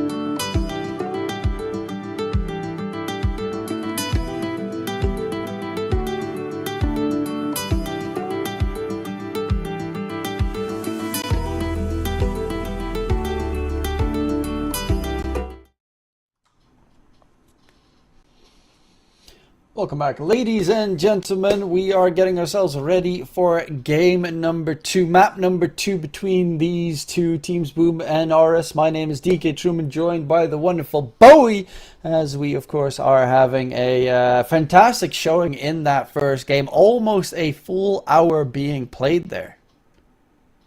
Oh yeah.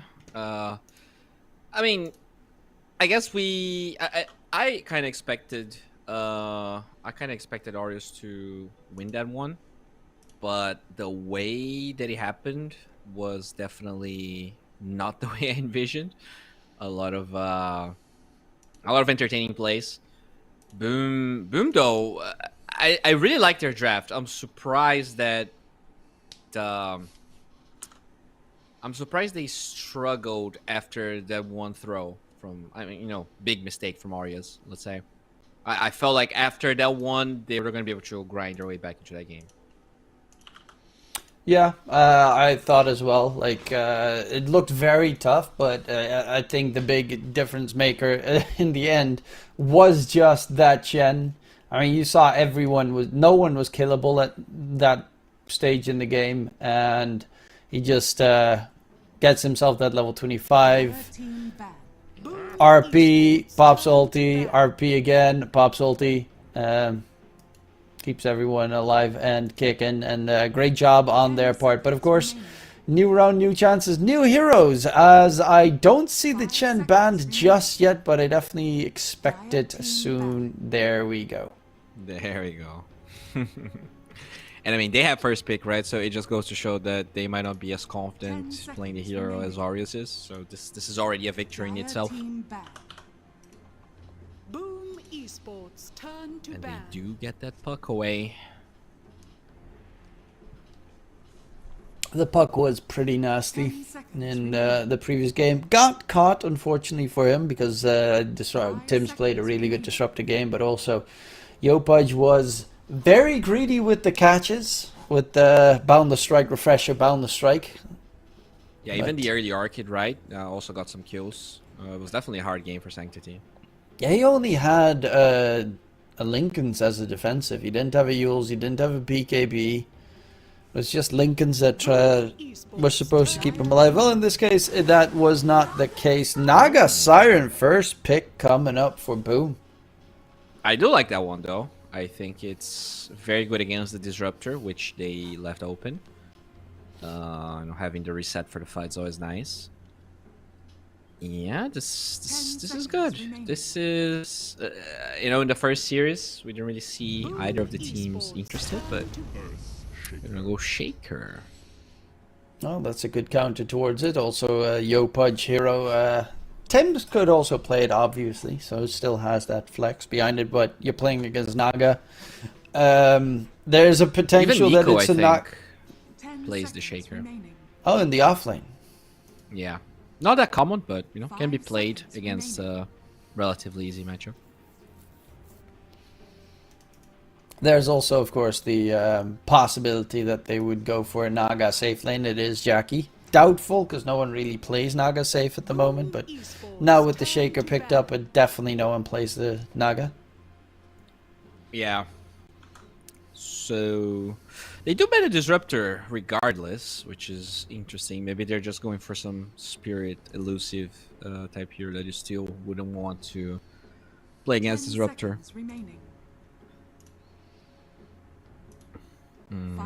What else did we see a lot of?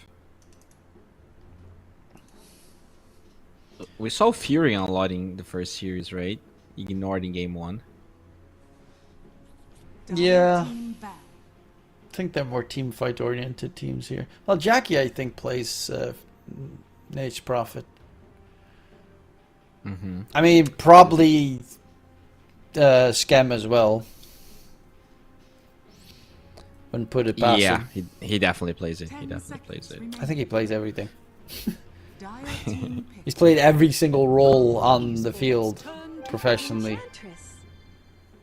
Oh, there's his hero. Okay. You know now that the Shaker is mid. I mean, could be, but by using that quad ban, you would assume that it's Shaker. I guess 10 seconds. You did ban Puck, so... And that here does get countered by Shaker. 5 There's still a chance seconds it's a remaining. support, but... I doubt it. Boom Esports turn to I speak for the There's that NP. Okay, I'm curious to see who's going to be playing it. Jackie, maybe Sanctity in the mid, but Naga NP is not a bad lane whatsoever. Maybe Mars as well. We saw that combo in game 2 of the first 10 series. The seconds Spear remaining. Sprout. 5 seconds remaining. You can set up some stuff with the Naga if you want to.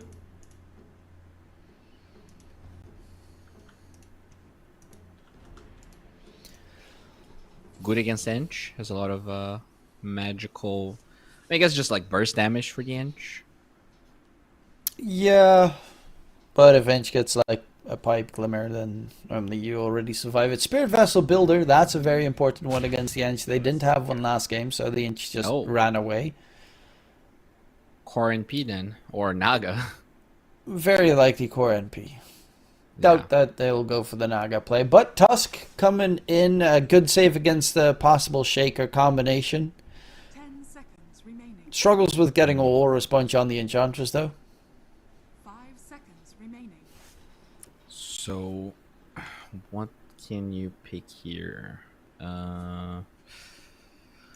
You definitely don't want like something like a Dawnbreaker or something that can be reset against. You probably want like some assassination type heroes so you can hunt the Naga, prevent her from messing with the fights.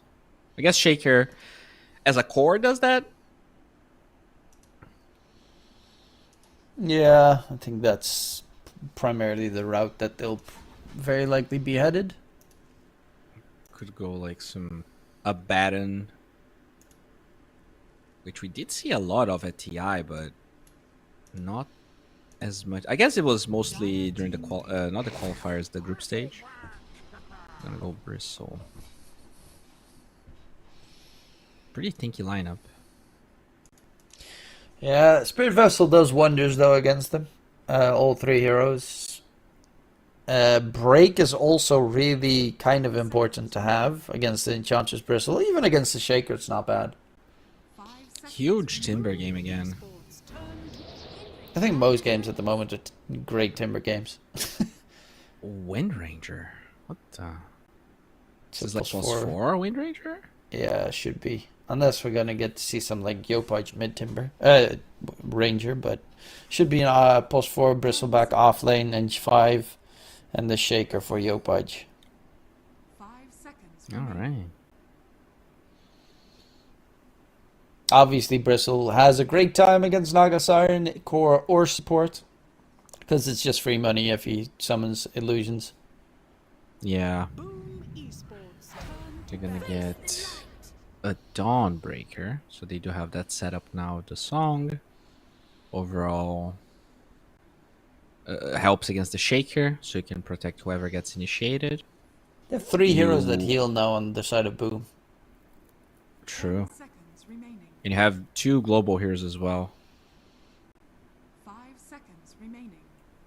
Interesting. I'm not too sure if I like the Boom I esports feel draft like- that much. Yeah, I feel like they don't have damage right now. They really need like a bursty mid hero, if that's what they're lacking. Dire team. Yeah, especially against the Bristleback. Obviously, you can get like Silver Edge on MP to break him. To at least have that Boom Good. Esports. working. Timber Saw ban, yep.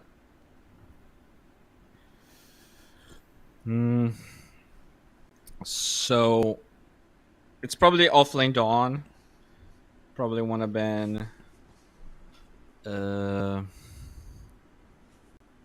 would be? I guess anti-mage. It's actually a pretty good anti-mage game for Aureus. Yeah, but I don't think any anti-mage game is really a good anti-mage game in this patch. Because like there is a world where Boom can pick Dusa here. Like, do you ban anti-mage, pick Dusa? Is that like the, or would you like damage if you do that? I mean, with the Dusa, you definitely won't be lacking damage. The Naga Siren heal would be pretty nice to have. They're gonna go more fling. Okay, you turn into Shaker, you're pretty good. Turn into Wind Ranger, you're pretty good. So that's yeah, some nice ones to turn into. Has to be very careful of Power Shot, obviously, and Shaker from long range with the stun wombo combo. That tends to be a problem, but for the most part, looking like a good Morphling game. So yeah, it's a Nature's Prophet mid then. Yeah, yeah. Still a good anti-mage game, by the way.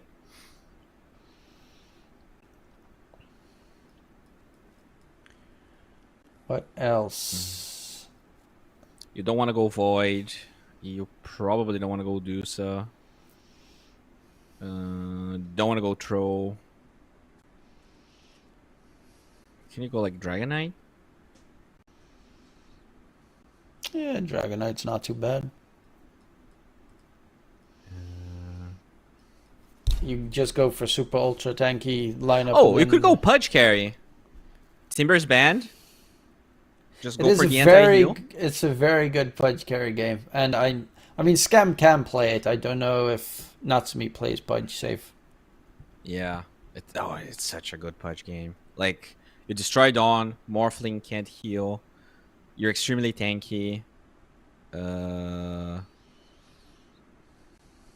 You just Yeah, run them down, I mean, essentially. Yeah. Yeah, I like that. It gives them a little bit more control as well. They go Monkey King. I mean, it's a lane dominator against the Dawn. And it will be Yopud Shaker in that mid lane matchup against the Sanctity NP, who currently has Nature's Prophet facet. Is he going to stick with it, though? The money maker. Okay. I do like that, especially if he plays like we saw in the first series. Just being very aggressive. What do you munching think? down. Who's got the advantage here? I actually think I like Boom's draft again. Like, this Morphling, like once you have Shard, very hard to kill. They have no silences.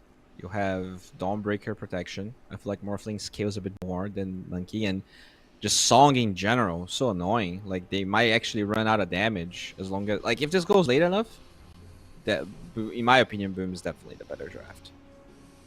Okay. Yeah, I think I like Boom's draft as well. The only problem is I am always fearful when I see a Morphling in a game that they just get like one shot 7 times in a row, which happens too often. Where they just, you know, you're not paying attention and you're playing against a Shaker who then fissure from the trees and then blows you up. Same with the Wind Ranger Power Shot and stuff. But yeah, I do think I like Boom Esports' draft a little bit more. But it is close in my eyes. I'm very curious about the Wind Ranger. Like, it's such a late Wind Ranger pick. I wonder, like, is there like a Sprout Breaker? Like, what? Curious to understand where they're coming from. You know, I know the teams plays it, and you know, but it's such I think it's more comfort right now. Yeah, and it's also nice against the NP, the scouting tool in the trees and stuff. That hero got picked 7 times at TI. Like, it's on the lowest of lowest. At least it got picked at TI. True. There's still plenty of heroes that didn't even see the light of day. You could be an Arc Warden. Yeah, but that one hasn't seen the light of day for years. And that's probably kind of good, let's be honest. Actually, I think Samil plays it, like played it in the qualifiers or something. Or at least qualifiers their team did. I don't know if Samil necessarily played it himself, but I definitely saw it in the qualifiers being played by his team. It could have also been Ghost, for that matter. I think it was Sumail. Pretty sure. I think it was like the last game or the last series. Yeah, it was the last Last game of the last series. The decider, I think. Oh well, regardless, we have ourselves a new game here. As The battle a begins. little bit of back and forth. Should get 3 bounties for the Team Aura's side.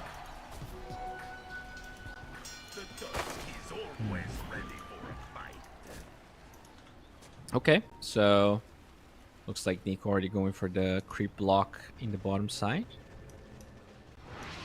He's trying to mess with the creep equilibrium. Oh, Tim's DCs. Jackie is trying to do the exact same to make sure that the creeps don't walk into the tower. But how good will his block be? Especially with the ranger right next to him. Nonetheless, a lot of DCs here in the Southeast we got a Asian lot region of so those. far. You know, people complain about South America, but I think we got way more DCs here than when we used to cast SA together.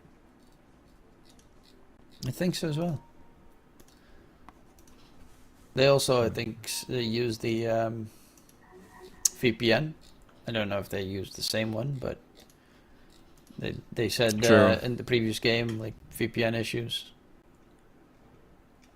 Yeah, ours, like, they say they're more than a VPN, but I think it's probably the same thing with a marketing team behind it. Like, it's like a root optimizer, whatever name you want to use. Super amazing. It grows your hair back. Oh god, I'd buy it instantly. Yep. Makes you more attractive to the V-men. Oh, I guess the Wind Ranger is also very good at dealing with the early Naga illusions. Just having that power shot. Yeah, but I mean, you do have a bristle back there, so. Okay, I get it now. It's kill shot. It's basically because of kill shot against Morphling. Well, they picked Morphling after the Wind Ranger, that's why. Oh. But in general, the kill shot is really good against Morphling, that is true. Yeah. I actually really like that facet. Like, it's one of the newer ones, and I find it very nice. It is cool. It's pretty interesting as well.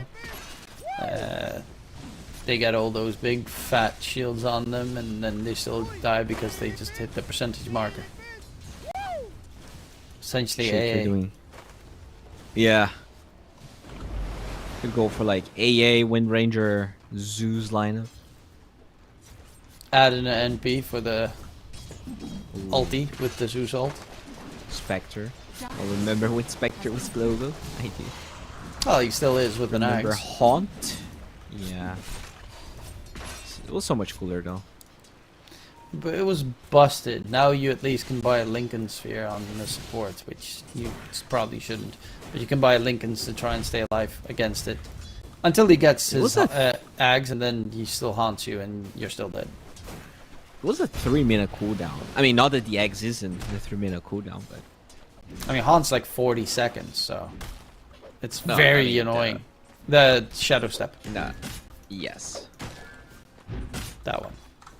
The close enough one. No, So, currently, no CS aggression wise- in the lanes. Yeah, I mean, the Monkey King is... I mean, the entirety of Aura is actually doing really well. Which makes sense with their very high ranks. They are slightly higher MMR than Nabu at the moment. Yeah, they are pretty solid in that approach. Endowed. Top lane. There's going to be the TP coming through from the MP. Sankey already saying hi. Oh, didn't get a boundless on 3. Natsumi is dead, so that's a money tree, baby. Make it rain. Hey, there's another bag of gold. There's a bag of gold. 50 gold. Does it expire? Yeah, it does. Oh my god. No. Lasts for 50 seconds, it says, but that's a lie. But that's money bags right there. Money bags NP. Nice. I mean, that's gonna be fun. better than Sprout heals you for 20 HP. Especially with this lineup, like they have Dawn heal, they have Naga heal. Obviously, you have a Morphling, which is 90% heal. Aren't already done for the Nature's Prophet as well. With Urn of Shadows charge. Easily rotate, pressure someone. And it's a great Vessel game. It's a super good. I think that's also one of the more important things to have. It's a Vessel carrier, because all the games today just super tanky heroes on both sides. Yeah.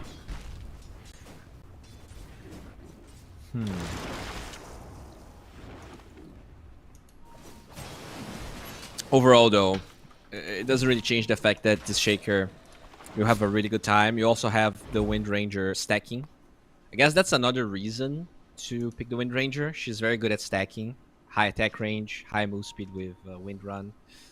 Can assist the lane, stack with power shots, stack with just moving fast. My lord. More DCs on both sides. Yeah. It's a strange manner of conduct.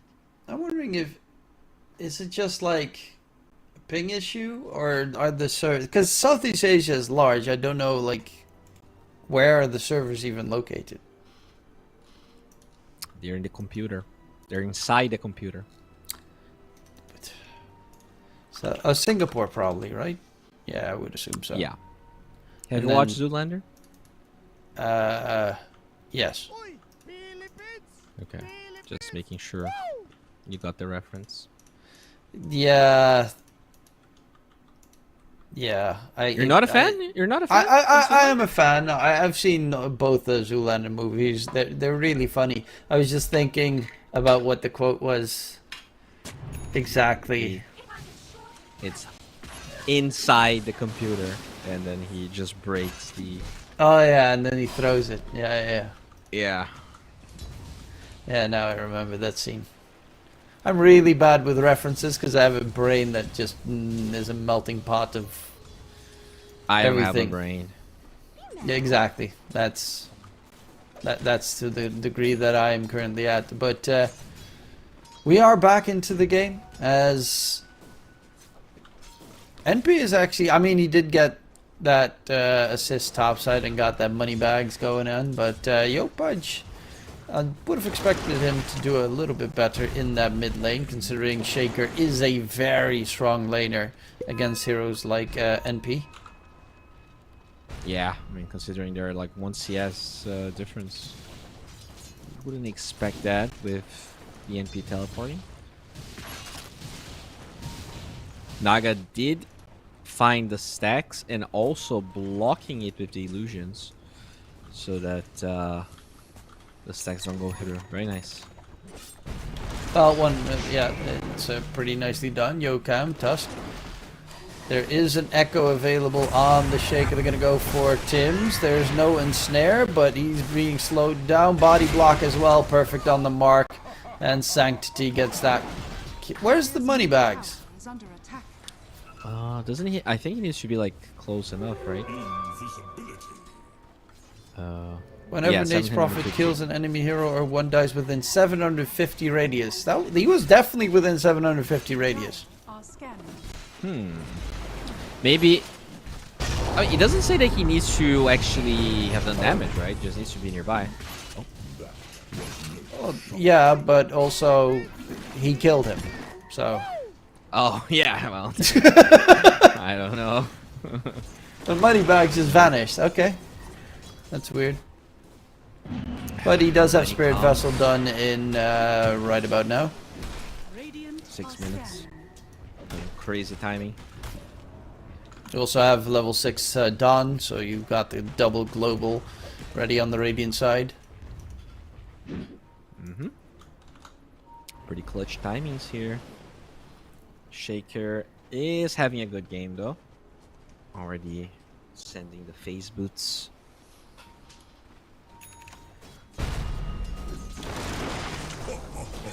As Yopaj is going to start building up his Blink Dagger. Obviously, that Ancient stack would be nice if he could just dunk on it. Top lane and BTP through, going for Scam. Spirit Vessel charging on the Enchantress. Should get taken down. Ticks away. Jabs is being chased by a Centaur Conqueror, but won't be caught up to, and it will be a nice little kill there for Sancti. Did he get money bags this time? Did you see it? I don't think he did. I don't think he did. I was gonna ask if you saw it because I didn't. Are we missing something? Why is he not getting money bags? He has another kill. Don ulti in mid, going for Yopa. He used Echo Slam already for what seems to be the neutral pre-jump stack, I think? No, he echoed to kill the Naga bottom. Ah, okay. Oh, now we have money bags. Holy moly. Money bag Sanctity! It's still left one there. But I guess it's because of... It says 50. Oh, Scam gets it. 14 gold for Scam there. Beautiful. Value. Radiant are scanning. Radiant's top tower is under attack. And Jackie is going for the classic Vlad's first item. One of the stranger item meta changes on the Morphling at one point. It's gonna be a Battle Fury Monkey King, just for the tree cutting, I guess. Well, that in combination with just farm. This looks like a late game kind of game, with the Radiant push being pretty weak. Dire push, same story. Both sides have pretty weak push this game. Yeah, I would imagine it's a good Radiance game, but I guess Radiance, you don't buy that item. I guess if you're not Doom, you're probably, or Alchemist, you're probably not buying it. Drag back onto the Bristleback. Spirit Vessel's there, gets caught by the Sprout. NP ulti as well. Yokam on the other side, and they take down the Bristle. Aisha's not going to connect, but another kill for Sanctity. I didn't look. Oh, there's still money in the trees. God, these guys. They get money bags and then they just ignore the fact that there's money there. Deeply disappointed in that. Breaker fighting for the rune, but it is going to be bottom. Naga picks it up.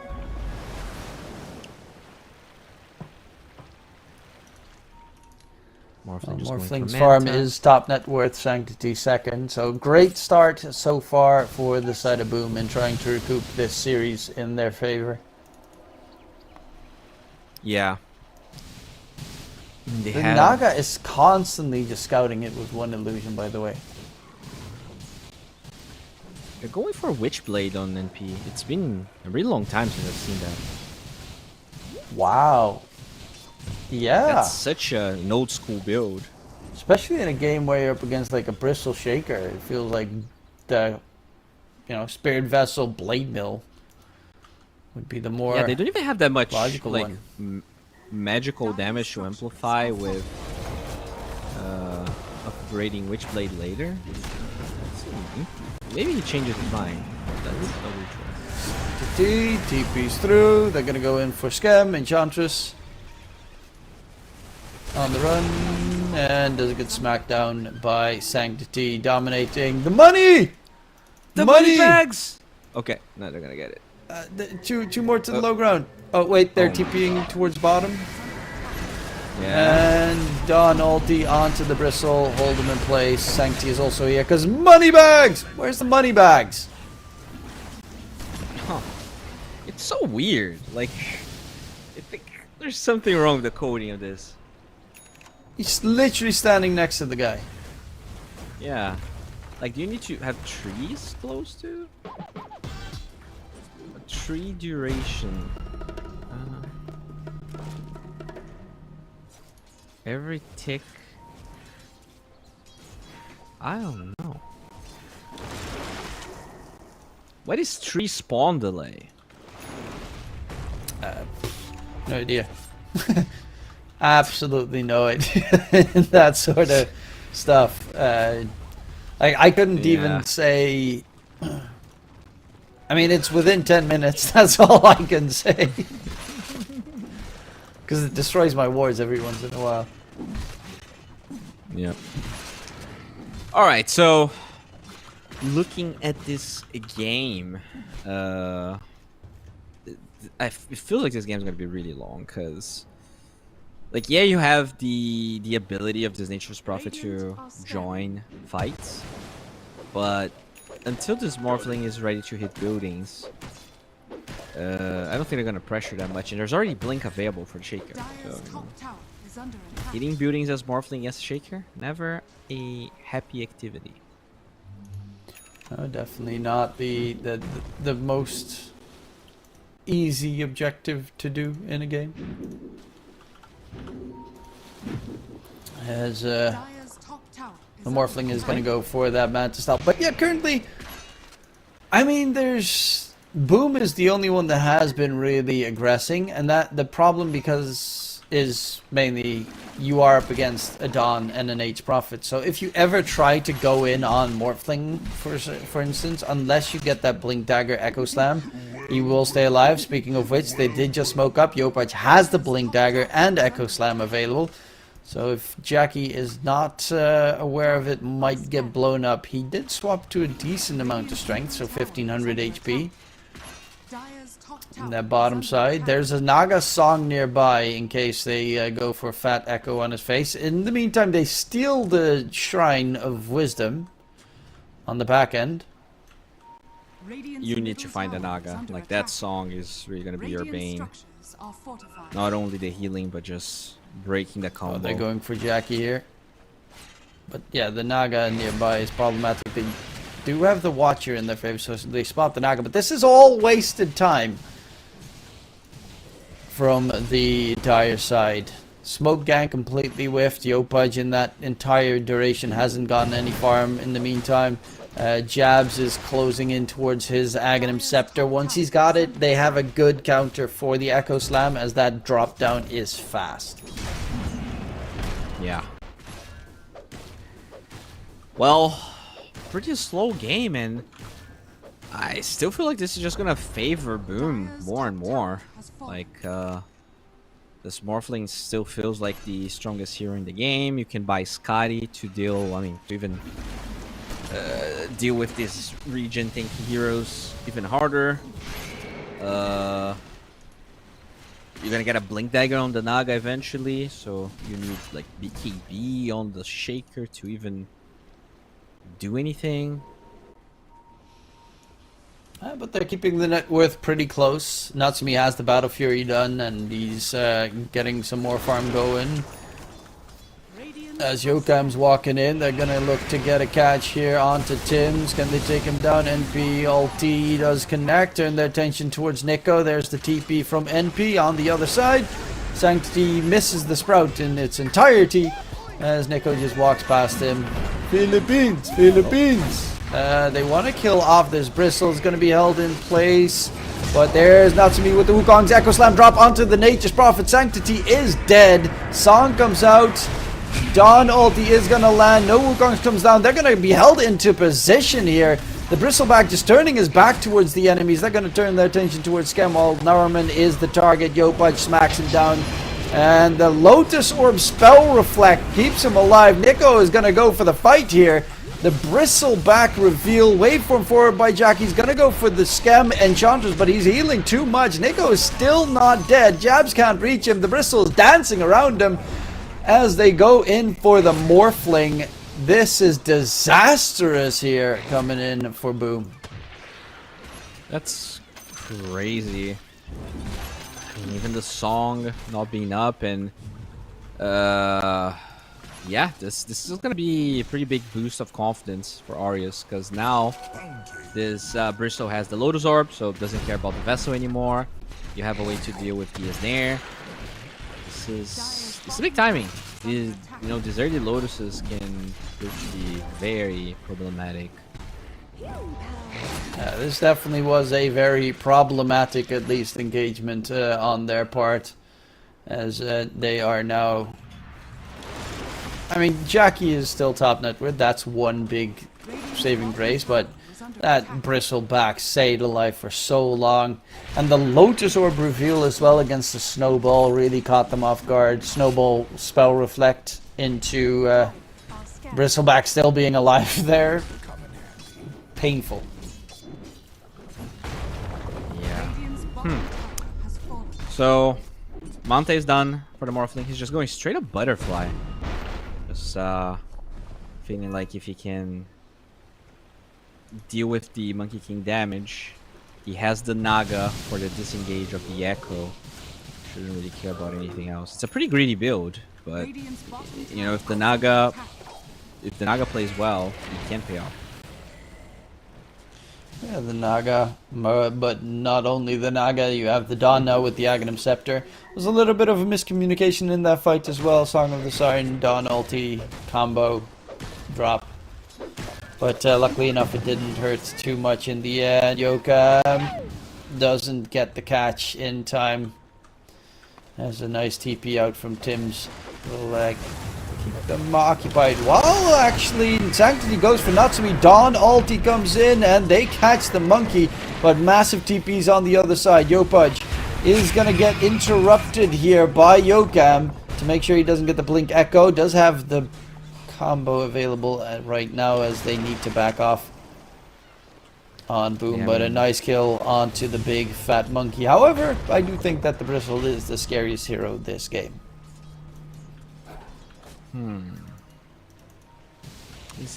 I mean, it is definitely, and with the way that he's building, being this farmed, like he's gonna be doing a lot of damage. Also went for the Seeing Red facet, so this will eventually scale. Sanctity has his Witchblade now done. And the Shard. I'm still Go for it, huh? Yeah. I'm still interested. Yeah, I guess it's just about like amplifying all of the magic damage from the shard. Yeah, but Yeah, I don't know if I like it, but you know, it's a choice. And I've not seen enough money bags on the end. I have Did not. he get? He didn't get a money bags on the monkey top either. Yeah.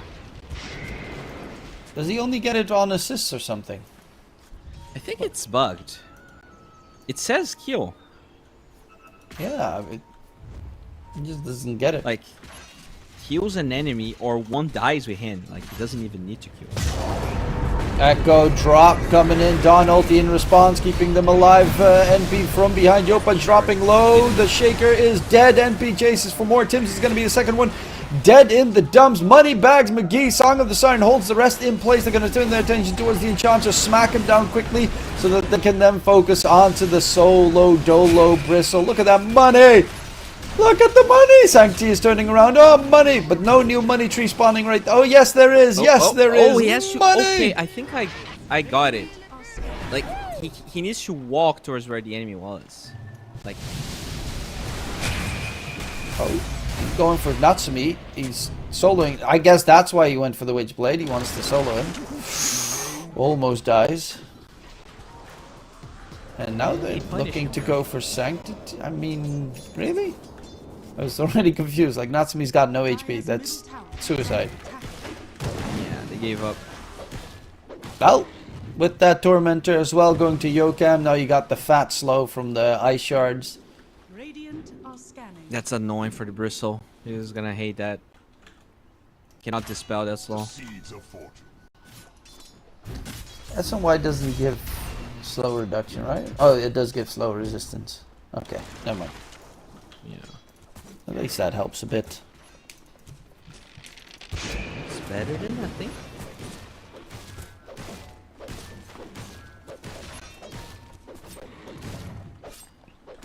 Sanctity is going for the Hurricane Pike build, so yeah, just full up core building. Morphling is closing in on towards the Butterfly, and they're like, Natsumi is almost every single time dying from randomly being spotted by Sanctity on the map.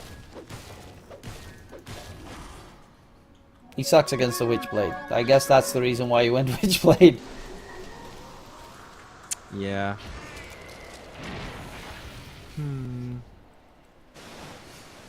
This Enchantress is level 12. like compared to the supports on Aureus, I'm sorry, to the supports on Doom. Yeah, Kinda but surprising. It's She Scam. gets- He's getting farm. Yeah. At least they have Blink on Joe Cam. Oh, Tim's. There are some massive TPs coming in. They're gonna go for Yokam lurking about on the Tusk is taken care of, but it's 3 TPs. Actually, maybe 4. Dire's middle tower has No, fallen. 3 TPs to get the kill on to a random Tusk in the trees. Monkey King is gonna go Crystallis Scotty. That's I don't think I've ever seen that build. It's not usually a progression you see very often. I mean, Scotty's obviously great against Morphlings, just the order of items. Yeah, and Not that he needs kind of the HP from the Scotty, I guess. But yeah, you are right. The Battle Fury, Chrysalis Shard. He can't man fight at all. If they spot him, he's dead. Speaking of which, that's me. Okay, they're gonna go for the So count unlucky. TPs. Boundless was on cooldown when he found the EMP there. While That's probably bottom cute, lane, they do spot out Scam. 4 staff picked up, but the Enchantress trying to heal up. Is he going to be able to stay alive? That was actually funny to see the Morphling turning into the Enchantress and throwing out an impetus. Was hoping that the Enchantress had max level impetus. Dire's bottom tower has fallen. Radiant's courier has been And there goes Roche. We have that tag team, so very quick close. It's gonna be scouted by this little crypt, but do they have any smoke echo available? TP from the shaker.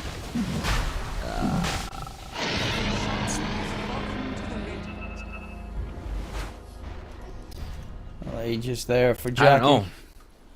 This game is looking pretty lost. Like this early shard on the Morphling.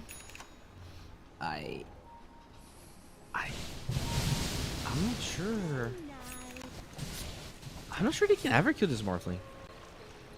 Like he has shard butterfly. Yeah, I mean, if you catch him off guard, the Echo It's a good Slam eye combo attribution, might though. be. Yeah, true, but Echo Slam does do quite a lot of damage. Shang-Chi TP's in as well. Yo Pudge nearby, but used his blink preemptively. Dawn ulti comes in on top, going for the Bristleback, drop in low. Bristle almost dead. And the Shaker, he's still 3 seconds away from his blink. Otherwise could have gone for a counter play there. But that's going to be the bottom tier 2 tower gone and possibly more. Dire's bottom tower I honestly don't know what you're supposed to do here. Like you need so many items on this Monkey King. You need the Bristle was having an okay time, and now with all of these slows and the vessel, they're also creeping him a little bit. The Monkey King is somehow behind all the other cores, even though he had like a decent start with a Battle Fury. Dire's middle tower has fallen. Well, that's outer towers already taken care of. They do manage to find Yokam. Dire's middle tower is under attack. I mean, Jabs doesn't have his ulti available at the moment, so they kind of don't want to take a fight. Except for the Morphling, but he's Psycho. Are scanning. Has a Dragonlance now, so with the Hurricane Pike, very good against Shaker, very good against Wukongs, very good against the Wind Ranger Shard as well. 9k net with advantage isn't the biggest issue though.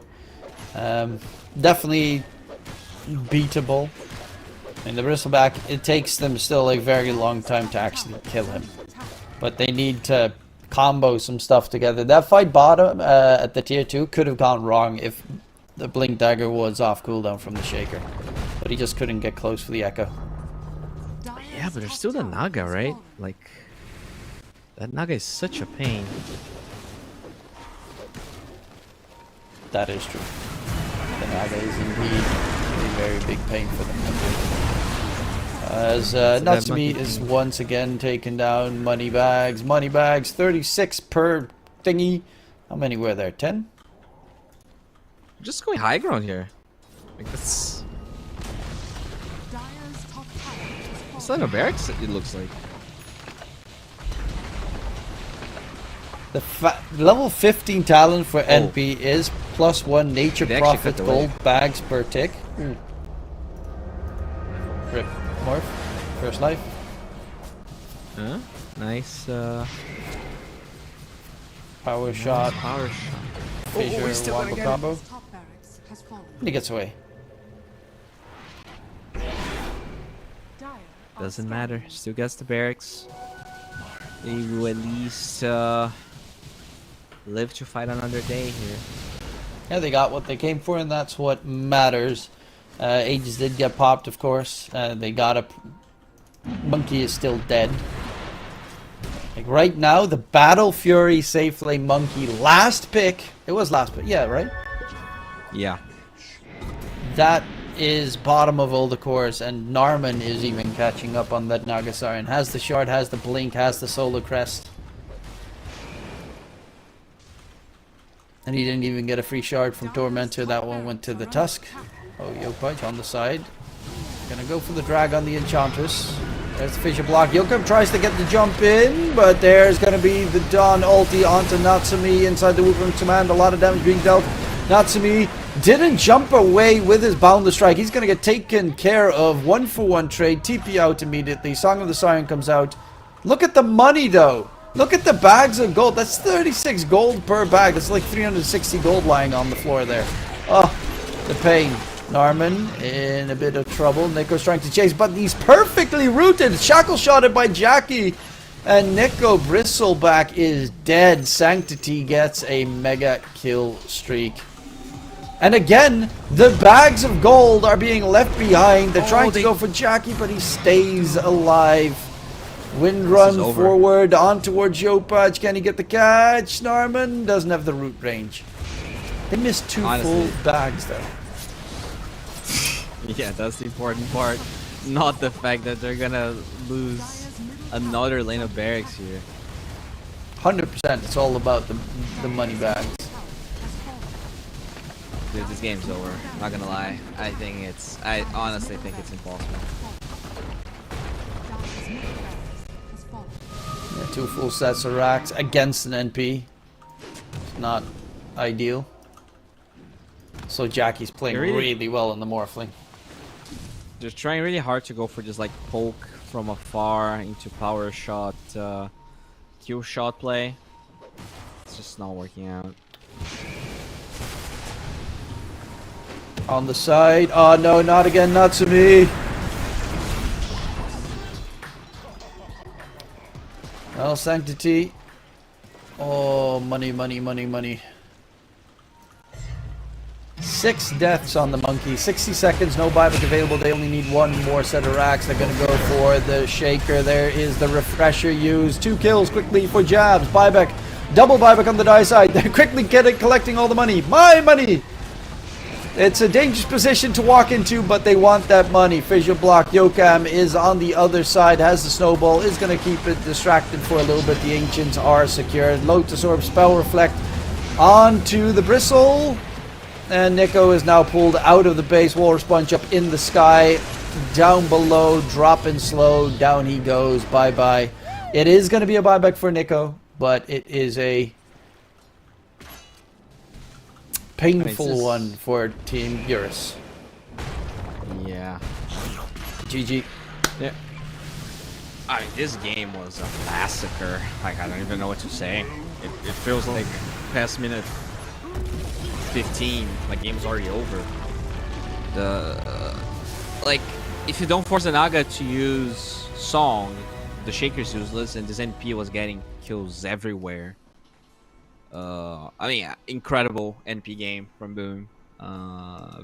Even though, you know, Moneybags was a little bit bugged, it's kind of weird. It's still, yeah, it was a really good response against these tanky heroes with the vessel. Yep, and as well, Jackie on that Morphling played sublimely well. Great job for Boom Esports. They keep this series alive. We're going towards a game number 3 here between Boom Esports and Team Eurus. After the break, we'll be right back.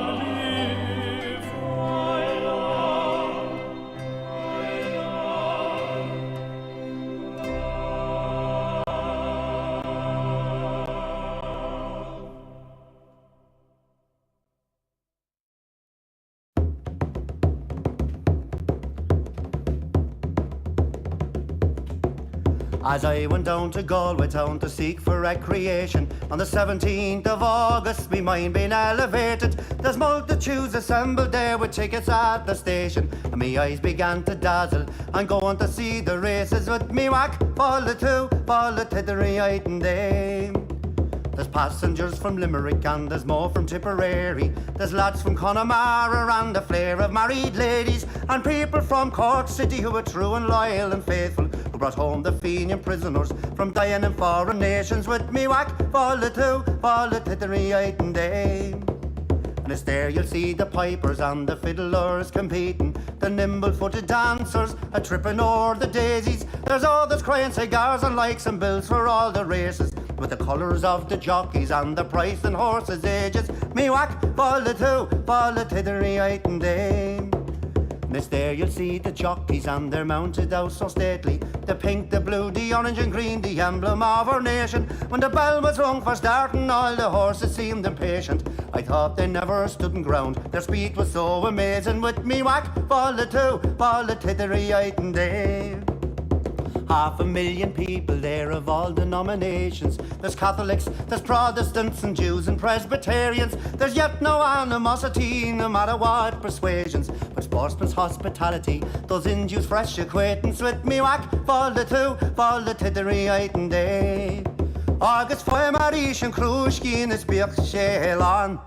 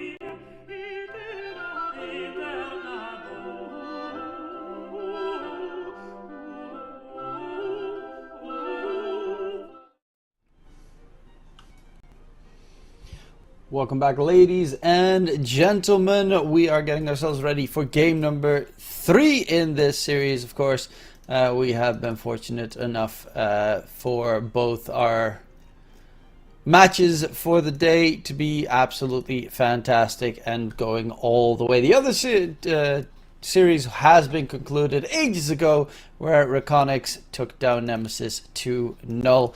But yeah, I mean, these two teams, Bowie, both of them, I could definitely see winning the entire thing.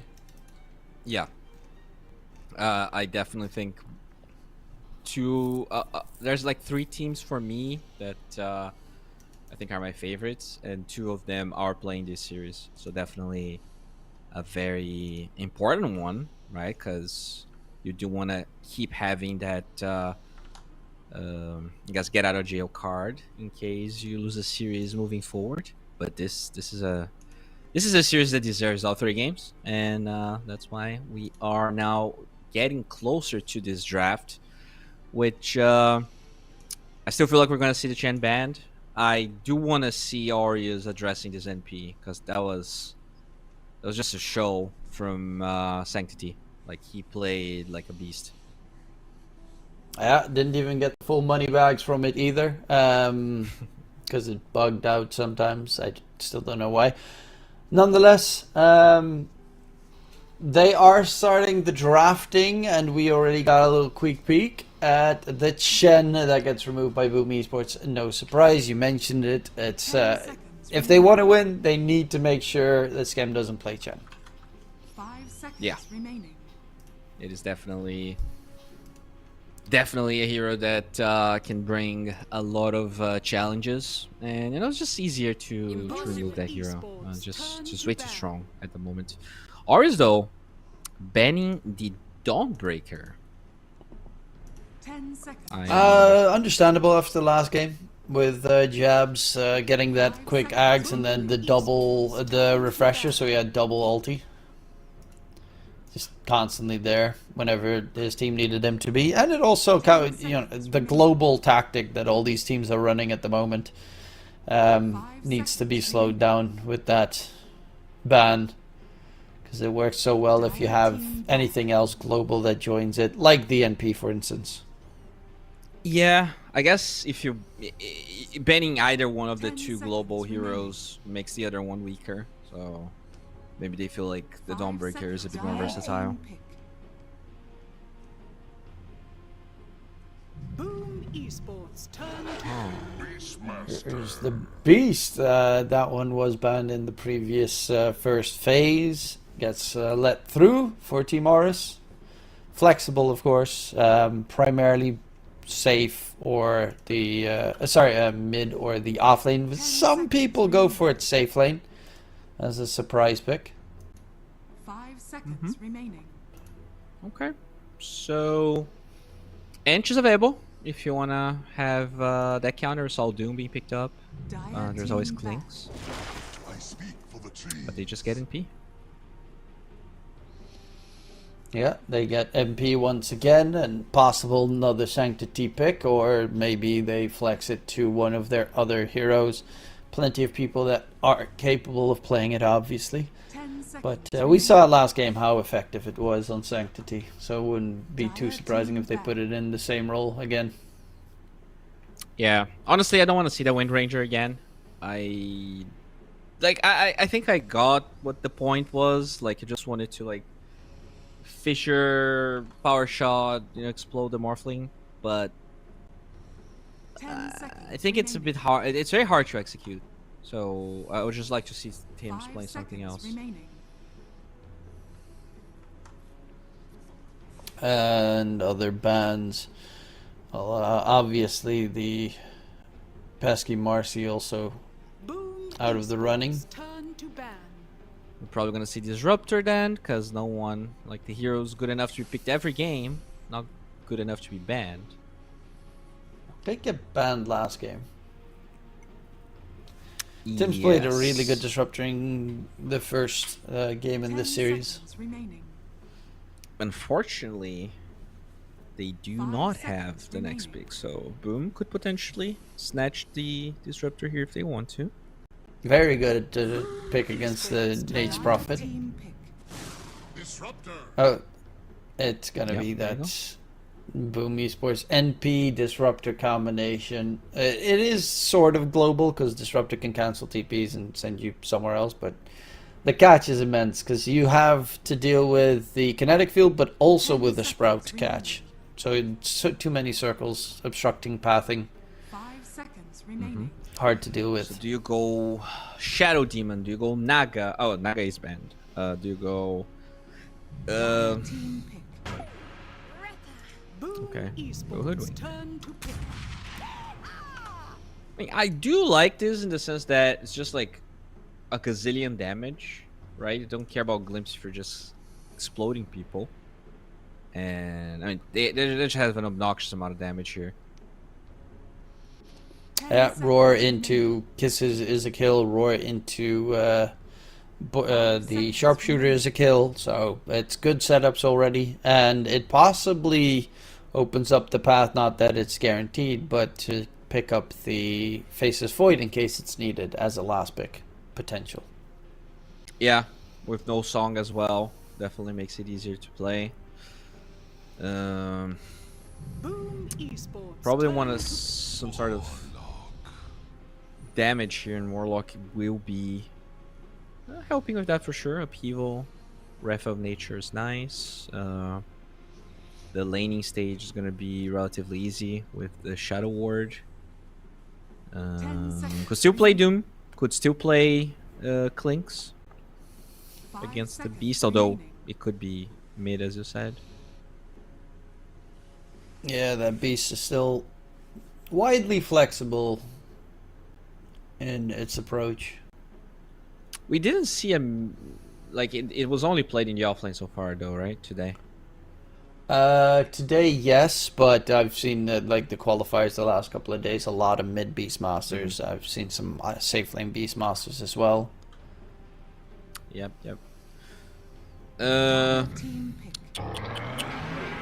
Centaur. Okay. So some disengage from Kisses. Pretty tanky. Hitch a ride for Nate's Prophet. Yeah. You get roared, hitch a ride, bye bye. 10 seconds remaining. Very good, very good. 5 seconds remaining. Not a great Timbersaw game. Dire team You could back. like. Oh, there we go. Finally. Very good lifestealer game. You have an infest target with the Beastmaster. Obviously, you Nate's Prophet and Centaur can't do too much against you. The only thing that could be problematic in the later portions is Sprout, because you don't want to walk around with a Quelling Blade for the entire game. And just go Battle Fury, easy. Yes, very easy. Don't go Battle Fury. It's a lie. Get Battle Fury. It is a simple they can solution. cookie you out at least. Yeah. Can access the Sprout as well with Beastmaster. I do like the Lifestealer pick a lot here. I think it's like there's nothing really that counters the Lifestealer at this stage. They have, unless you get the Blink Static Storm catch on the Lifestealer before he pops Rage. But even then, there are saves with a possible Snapfire, Aghanim Scepter, for instance. 10 seconds. I hope they go Puck here for Arius. Like, first face ban. 5 seconds remaining. Oh, yeah. So I hope they realize it's banned and that they go. You could Void Spirit. You could.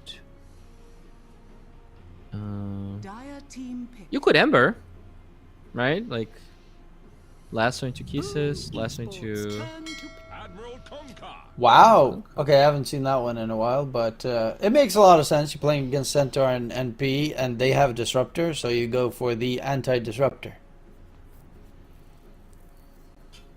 To save against Disruptor as well with the X mark. 10 seconds remaining. Very tanky lineup as well on Team Horus. Like all four, like even Snapfire is really tanky. Hoodwink is hard to catch. You have the damage mitigation. X can help you against Glimpse as well, right? Yep, it's a save against Glimpse. So Ursa is probably the best they could get at that stage. Not too surprising. It is a pretty okay, or it's not amazing Ursa game, because Kunkka, for instance, counters Ursa hard with the Torrent. Yeah. But it's... And even the lane's not easy for Ursa with double bore. You just get kited a lot. Yeah, I'm liking Horus this game. I think they have a solid draft here. I agree. I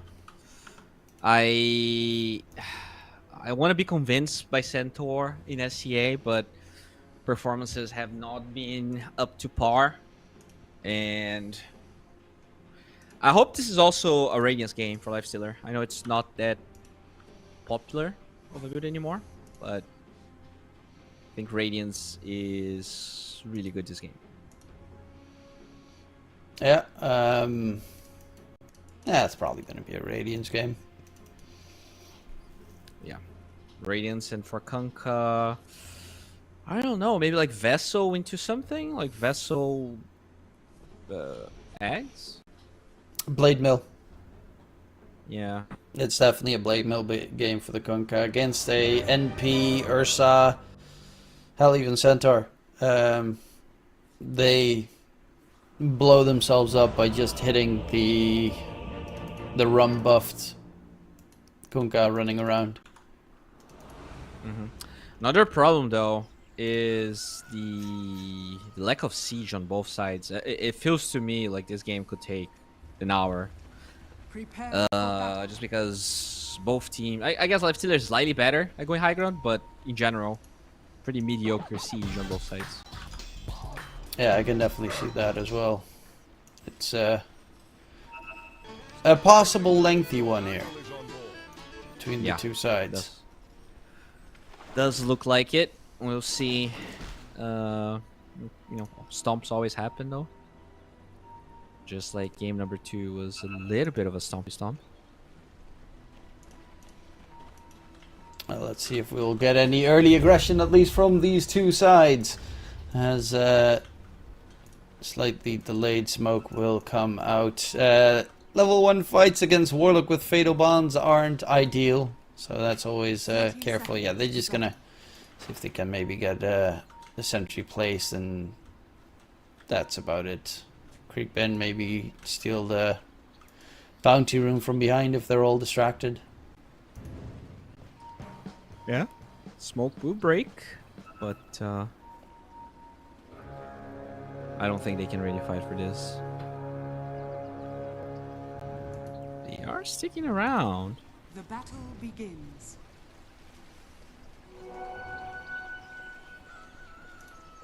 But it's just a 2 for 2. And Timson's Scam on the runaway. Jabs is chasing, is faster, because he's of course got that horsepower facet, but we'll have to go for the TP. Random bushwhack there from Tim's could have really done a lot of damage with the TP cancel.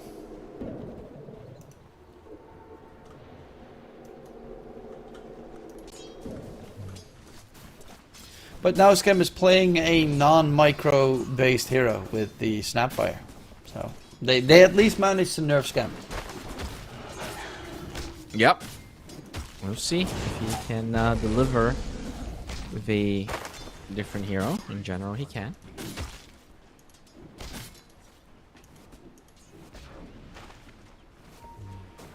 Oh, we definitely know that he's good enough to be able to do it, so. I heard he's a decent player. Yeah, I think I've been told that as well. I don't know who it was, but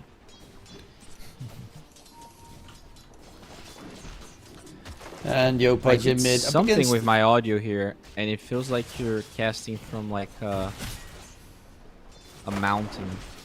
Like your voice is so echoey. Okay.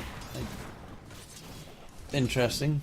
I don't know if that is the case Like for if everyone. honestly, it feels like you're casting TI. Like it's super echo. Okay. Imagine casting TI right now.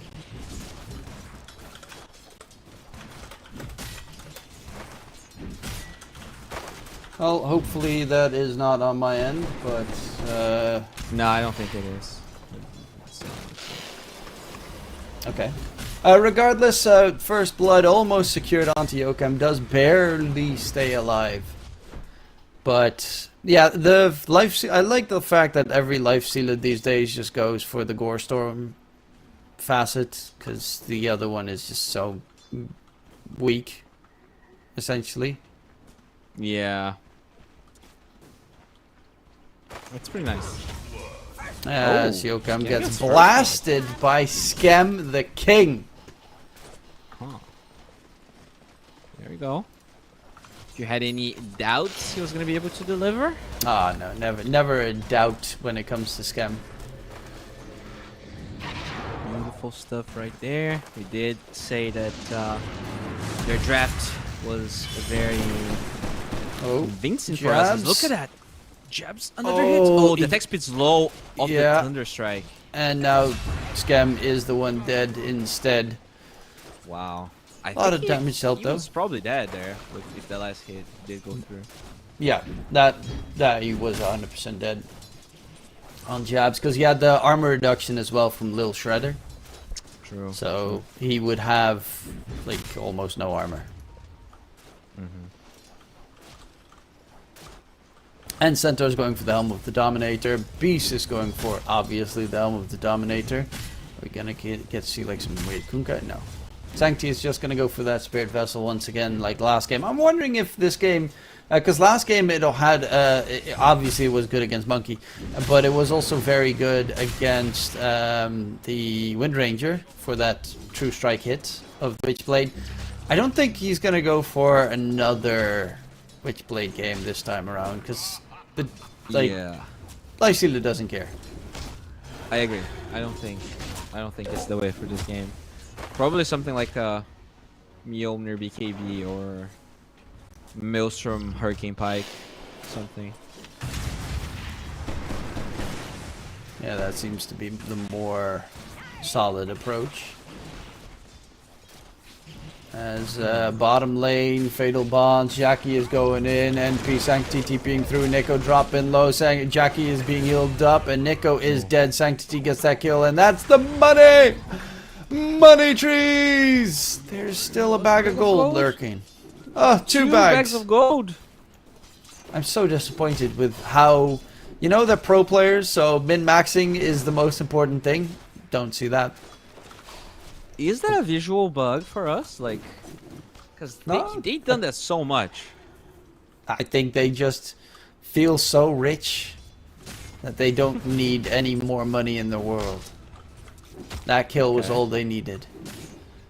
I'd probably go for a different facet at that point, but yes. I mean, it's not like the other facet is, it even feels like a facet, to be honest, but... Yeah, the other facet feels like it should already be part of Sprout. Yeah, pretty much. I wouldn't be surprised if they Sanctity. another rotation, bro. Going for Skem. And they take him down. Is that money tree, baby? Sanctity. Wait, That oh, the NP. Lifestealer. You can steal the money. Yeah, to the yeah, money you bag. can steal the money bags.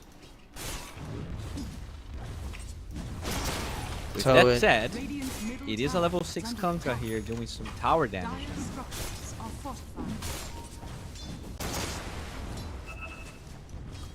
Radiant structures are fortified. Yeah, but with the fortification, Sancti keeps most of it away. The tower barely does take any damage. Yopaj is level 6, so he does have the ghost ship, which he's going to throw out right now. Rotation coming through from all the supports in the world. But there's the heal from Norman. That's a big one to keep Sanctity alive. Scam walking through. Can they kill him off? And B dodges the blast, but the whip is going to be enough to kill him. Jackie comes through as well. Glimpse onto Yopaj. And the fatal bonds damage ticking on. Even Tim's is miles away and almost drops just from fatal bonds. Yeah, okay. I mean, huge reaction. They bring 4 heroes to the mid lane. But they still get the NP, and it does feel like an expensive move to send the Ursa there. Yeah, but maybe. He is top net worth, or was top net worth now. Natsumi has overtaken him. And the experience shrines are spawning, but yeah, he was considering, should I go for it? But that's probably a death sentence, especially with the NP TP all over the place. Yeah, NP could actually could steal the rune if he wanted to, or the experience. Oh no. Tims was looking to possibly go in on Jackie with the roar from Nico, but the problem is Narman's heal. The pesky level 3 Shadow Word heal does so much healing. He's now level 6 as well, so he's got the golem drop. Oh yeah. Does have enough mana as well. Yopaj and Skem walking in. Narman dead. And Jackie being hunted. X mark is available. Does he reach? No, he doesn't. They cookied the boar, but should have cookied the Yopaj. Even the Lifestealer showing up inside an ancient black dragon, so a lot of, I mean, way more aggressive start here from Arius, trying to match the moves that the MP want to make. Okay, so Lifestealer's going Radiance, Kunkka's going Radiance. Someone has to change. Nah, it's okay. You can probably disassemble it later. Probably on the Kunkka, I think. You get a. I think probably Lifestealer to get Nullifier. Yeah, either one. Like Nullifier against Ursa, just very good.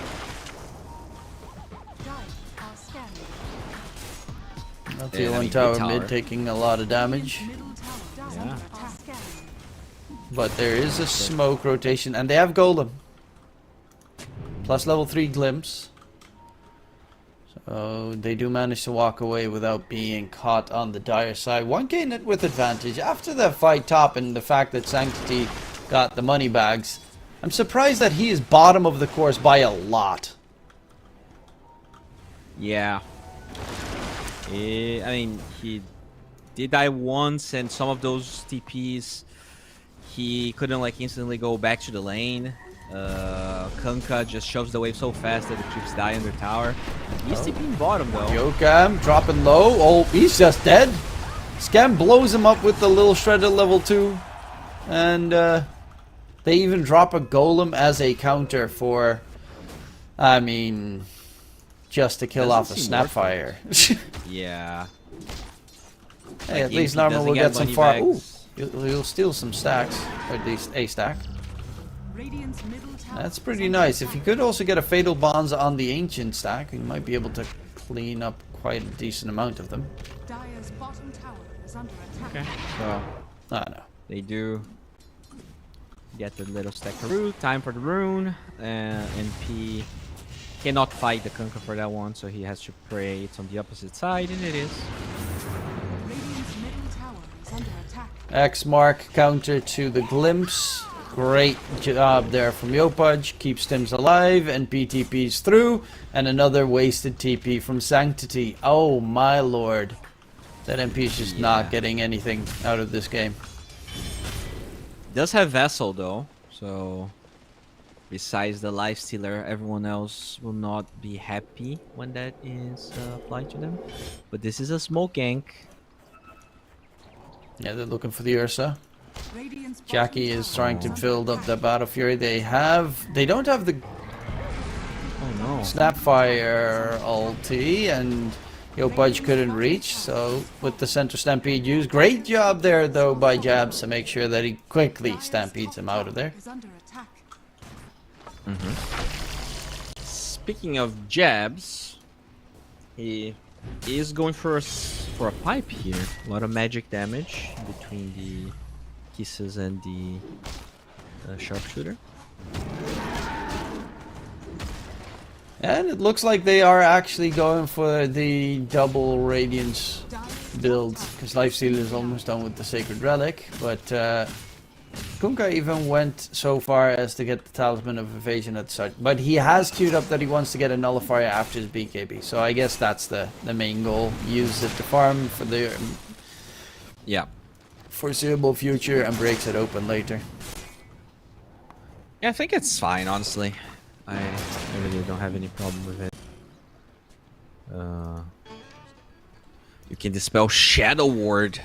Can you imagine the value? Oh, they're definitely gonna have like some Glimmer Capes and some... Yeah, the Pavis is being built up on the Warlock. Yeah. The biggest one is just the Overpower though. Like, it's so annoying for Ursa. And you just turn into a creep essentially. Kinda do. Wonder if he's gonna try and change his build in any way to address that, but probably just an early BKB. But Yopaj really is farming insanely well.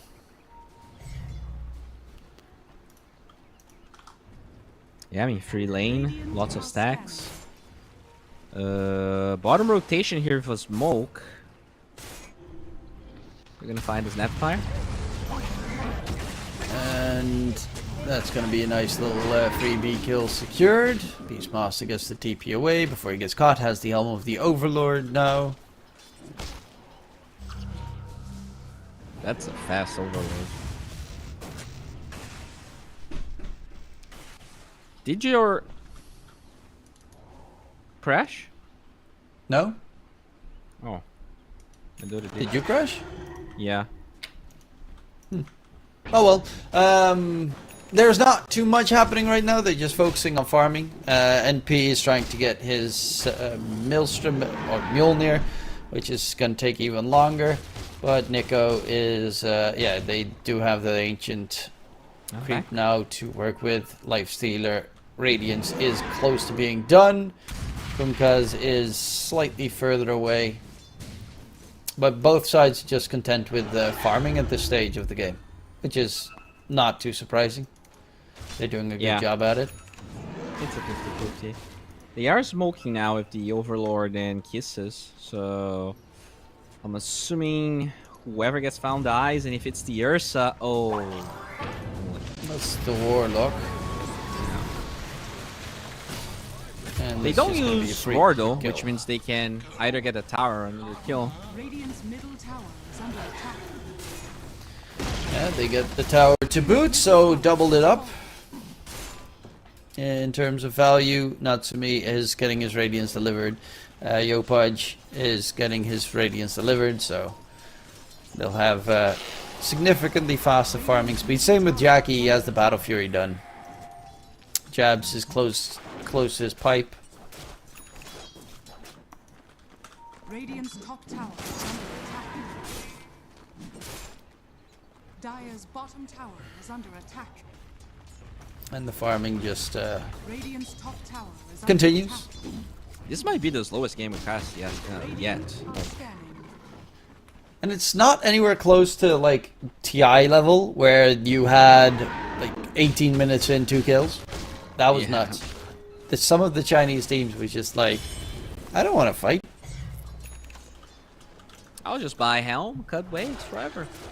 Yeah, you'll never catch me. Bye-bye. Radiance down on the Kunkka, Radiance down on Lifestealer. That's also a Soul Ring Lifestealer, which didn't used to be that popular. It's not like he's against like any mana drain, so interesting adaptation here for the build.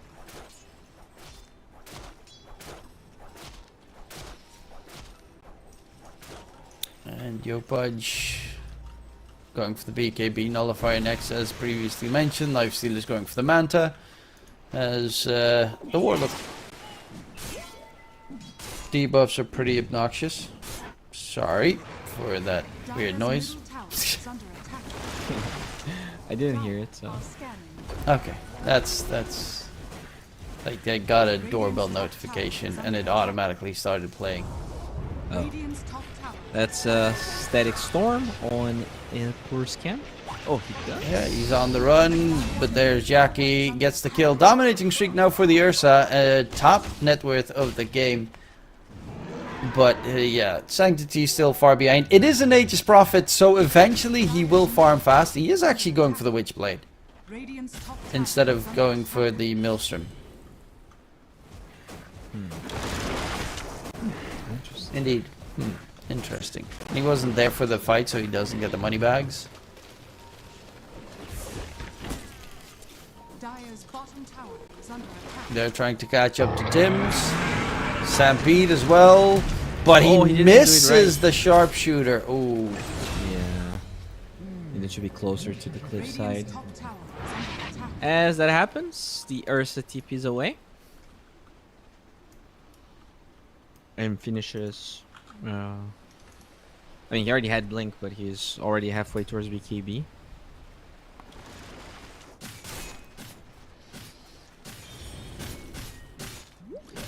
Yeah, the farm is pretty substantial at this point. Timoris still only 2k advantage, but this game is dead even essentially. Especially considering the Ursa is the scariest hero in this game. I wonder what the game plan is. Like, do you just wanna, like, when are you supposed to do something here? As the Dire, I really felt like they were ahead, even though the kill score would say otherwise. But they have no intentions of pressuring at the moment. I mean, Sanctity is just even farming all the way on towards the Dire side of the map. Just taking their creeps away. They're spreading the map thin. You get The that supports Witchblade. of Boom are getting no money, by the way, because they're constantly just walking behind Jackie to make sure he stays alive. So they're falling behind in that regard. Disruptor does have a shard bought out. If they can get... Oh, smoke v smoke. Right on the other side, smoke's gonna break. Natsumi breaks it. Needs to be careful because he walked past the Disruptor. If he got Static Storm there, he would be a goner. He's so lucky. Here's a blinks to the wrong side. He gets the luckiest smoke break possible. And now they're the ones trying to engage. Tormentor's almost up, and that's gonna be a big objective. Natsumi Yeah. walks in. They spot out Yokam. They have a Rod of Atos. And Disruptor is a quick kill there for the Kunkka with the ghost ship toss. Well, look at Stampede. What? Yeah, I don't know why. Okay. Sanctity in the meantime is just farming all over the map and is keeping up pace at the very least, but that Tormentor will very likely be given towards Team Aris. Snapfire has a shard, so it could go to Hoodwink or Beastmaster. I think both are fine, right? I think Beastmaster is actually better this game. Just the kiting on Ursa, it's pretty annoying. Yeah, all those pesky hawks. Caw, caw, caw. That's my hawk imitation there. That is not the worst Hawk 2 I've heard. Dire's middle tower. Good old Hawk Tua. Double hack Scam to a coin. Dire's bottom So tower they is under attack. they will go for the shard here. As yeah, the change to Tormentor really makes it so micro heroes are so much nicer to have now. Yeah. Pipe also done on the Beastmaster, so they're looking for a roar catch. Wait, what? Dire's bottom tower I guess is he under needs to attack. show he doesn't want to let that tower fall, but that's a weirding fast if he's gonna do it. Oh, Jackie, he did just use Blink. Can they catch up to him? They see the creeps are dead. Tim's is walking in. They know where Jackie is, but Jackie is walking back. Oh, actually, might... Scanning. walk into the other direction towards them. Oh no, they're countering that area. Does get the bushwhack with the OT, but that's a hard kill. And Rage is now used. He does have a BKB though on the Ursa. Damn. So, I yeah, think they want to ring area. Scam gets glimpsed away by Yokam, though. Thank you very much. And guess that's the end of the fight. Have a little Sanctity split push shenanigans topside. Going for a breaking fight. Yeah, Jab's getting harassed, but he's got the Crimson Guard plus the pipe. He's not dying anytime soon. God, these two teams are so incredibly close to each other and still so far away. Yeah. Just pretty slow game overall. Pretty slow series. I think game 1 was a bit higher octane, but like even game 2, it was fast, but it was really slow in the... Like, there weren't that many fights. Both sides are looking for that Roche pickup. Knowing where the other team is lurking about. And Natsumi with the Manta plus Radiance at the ready is going for the Basher next. Ursas would assume the same. Yes, indeed. Jackie's going for that, pushing out the tier 2 tower in mid as we speak. They don't have the best way to take the Roche for the Dire side. Radiant, of course, have Ursa, so it's a lot easier for them to take Roche. The Dire kind of struggle with sieging it down. Their best Roche taking hero is the Lifestealer. Well, Beastmaster is okay for it, but he doesn't have like the Drums of Slam combo to push it faster. At least they have Snapfire, but definitely not the ideal Roche lineup. So I mean, lots of smokes, lots of pokes, but obviously killing the Ursa is hard, killing the Lifestealer is hard, and they don't... Neither side has like the cleanest initiation either. Like Centaur is not the greatest initiator. He's more of a soak sponge, and I guess that's similar for the Beastmaster. He also doesn't have Blink Dagger right now, although he's very close in goal, just doesn't have a courier alive.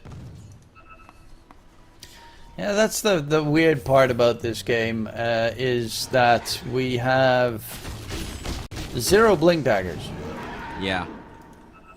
And 2 mid laners. Oh, that Ursa, sorry, aren't... Ursa has a Blink Dagger, my bad. Yeah, but... And I was gonna say, only when he has Basher he will be initiating and he's going FPV, so... yeah, this game... Oh, Jabs gets himself a nice shield rune. That's really good on him. God, Yopa just took a lot of damage. But you know, if this goes ultra late, Ursa does have... Jab's being chased by Natsumi, but he needs to be... Natsumi is just walking around, looking for anyone. Spots out Jackie, but Norman is still lurking about nearby. There's going to be a stomp coming in. FPC held in place, but they quickly get the kill onto Scam. Center Stampede looking for more. Yopai John the run, pops the BKB. Ghost Ship as well.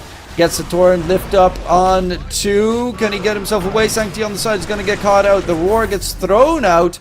Do they even get anyone here for their troubles? No, they do not. 2 dead. Lifestealer joins the fight very late to the party. Scam bought back for this immediately to die once again. And Natsumi is here to right-click a ghost, a fog, because they just crushed them on the side of Boom. That was a really weird fight. Like, the Lifestealer engaged on the Disruptor, and he tried to TP out, but he got glimpsed. And as that was happening, the fight started in the river. And like, if as a Lifestealer you cannot kill support, usually things are not gonna be easy for you. And now there's a free road here for Jack Boys. Yep, that's gonna be the Aegis. Net with advantage in their favor as well. Ursa is the most farmed and the strongest hero, as we saw in that previous fight. He just kept on going. This Kunkka has not been able to do a single thing in that fight. Yeah. And I'm not like, I think think he needed eggs before this build. I don't know. Dire's bottom tower is under attack. Oh, regardless. Should be fine. Does have a ward. And yeah, in the meantime, Sanctity has overtaken Nico as well. So that's also going to be a bit of a problem going forward. Yeah. Does have that pipe, but I don't know. I feel like they could have probably played more aggressive with their itemization. Like you're going BKB and pipe on both the Kunkka and the Beastmaster. I think you can go either or. Like if you're going BKB on Kunkka, maybe the Beastmaster can get like a more aggressive item. As they find Sanctity, Roar gets thrown out, the kisses come in from the other side, but look at how little damage he actually takes. Center Stampede as well, Nico's dead. And they're immediately looking for Scam, who is the second one down. Yeah, this game is rough to recover. Maybe he never popped pipe. Oh, that's a dead squirrel. This master never popped fight in an engagement. Just, I don't know. This might be the beginning of the end here. Like, if this MKB already done on Jack Boys, he can now address the Lifestealer, and he is not that far from a Basher on the Ursa on top of everything he has. Yeah, the Ursa is huge, and the Beastmaster is almost a non-factor at this stage. Yeah. Dire's bottom tower is under attack. His build, like they had other plans with that build. I think they just wanted to pick long fights. But the fact that that's like the previous series as well, right? They go for a build that is early game push, and then they just don't.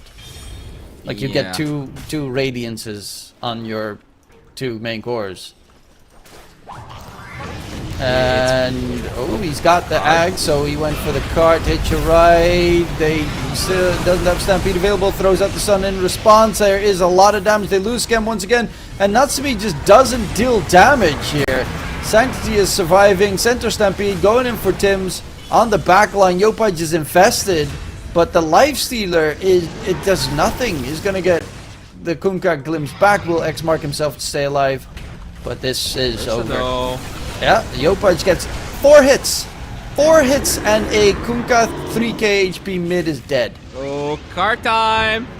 And there we have Natsumi. He's glimpsed next to the Disruptor, but that's a kill that he can get. The rest is not. And a full team wipe. Boom, destroy them. And yeah, Lifestealer, maybe if he went for like the Deso build, could have been useful this game. You know, the armlet Deso. But he hit Sanctity like 10 times and Sanctity took 0 damage. I think regardless of the build, like they did just itemize one way and they didn't play accordingly. And as you said, it's not the first game to do that. They do get the card time. Looking for some squirrel meat. Card's so dumb. The funniest thing about Cart is the fact that everyone hated on it so much when it came out, and now everyone's like, oh my god, it's the most amazing thing ever. Oh well, 14k goal lead. They have control of the whole map. They can roach whenever it spawns. Tough game.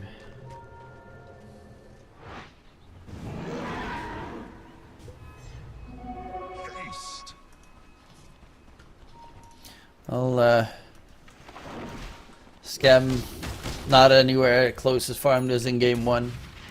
Really feeling the lack of Chen there. Yeah, I think that was a really good adaptation, just not allowing that hero to be picked up. And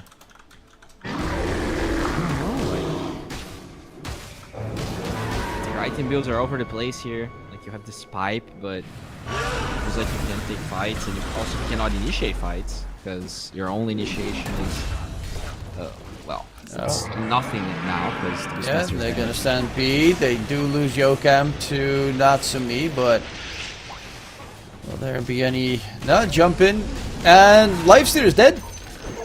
Jackie blows up the Lifestealer without any response. Yeah, I mean, there's nothing you can do at that stage. If your Lifestealer gets killed in 7 hits, yeah, there's just nothing you can do. They lose the snap. The only reason this game's not over is that the siege is awful. Yeah, but it's not so bad that they can't do anything. Yeah, no, they'll definitely poke. It's just that it's not okay. Well, maybe it is. Oh, Yo Budge gets himself back. And again, hit you right. They can go bottom if they want to.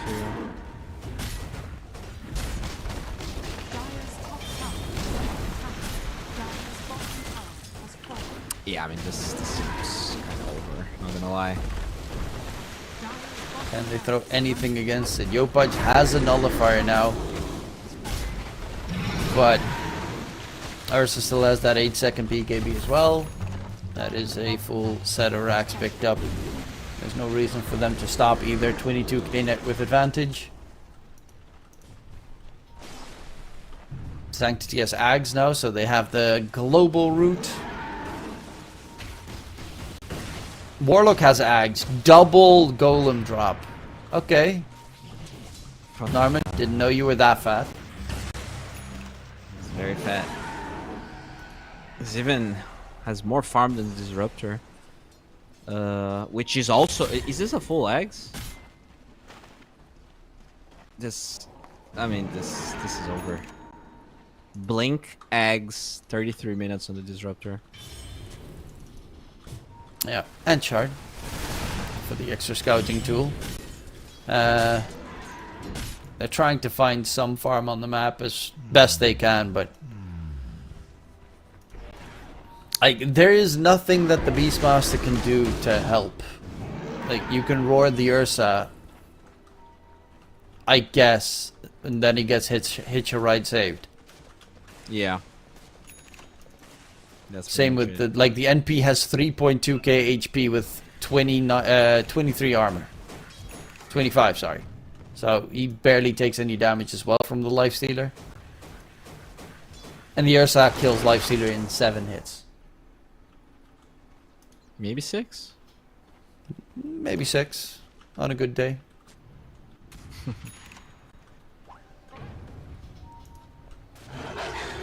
Natsumi does have the Abyssal now, so at least an extra BKB piercing stun added into the mix, but I guess they're waiting for Roche. It's a full 3-minute Roche respawn time though. So it's going to take quite some time until Roche is up. Alright, Parade being done here, trying to find someone, but the closest here is Jabs.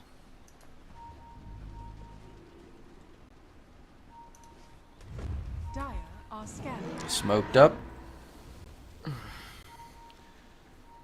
And anyone showing themselves? They're actually going in from behind, infested into Nico.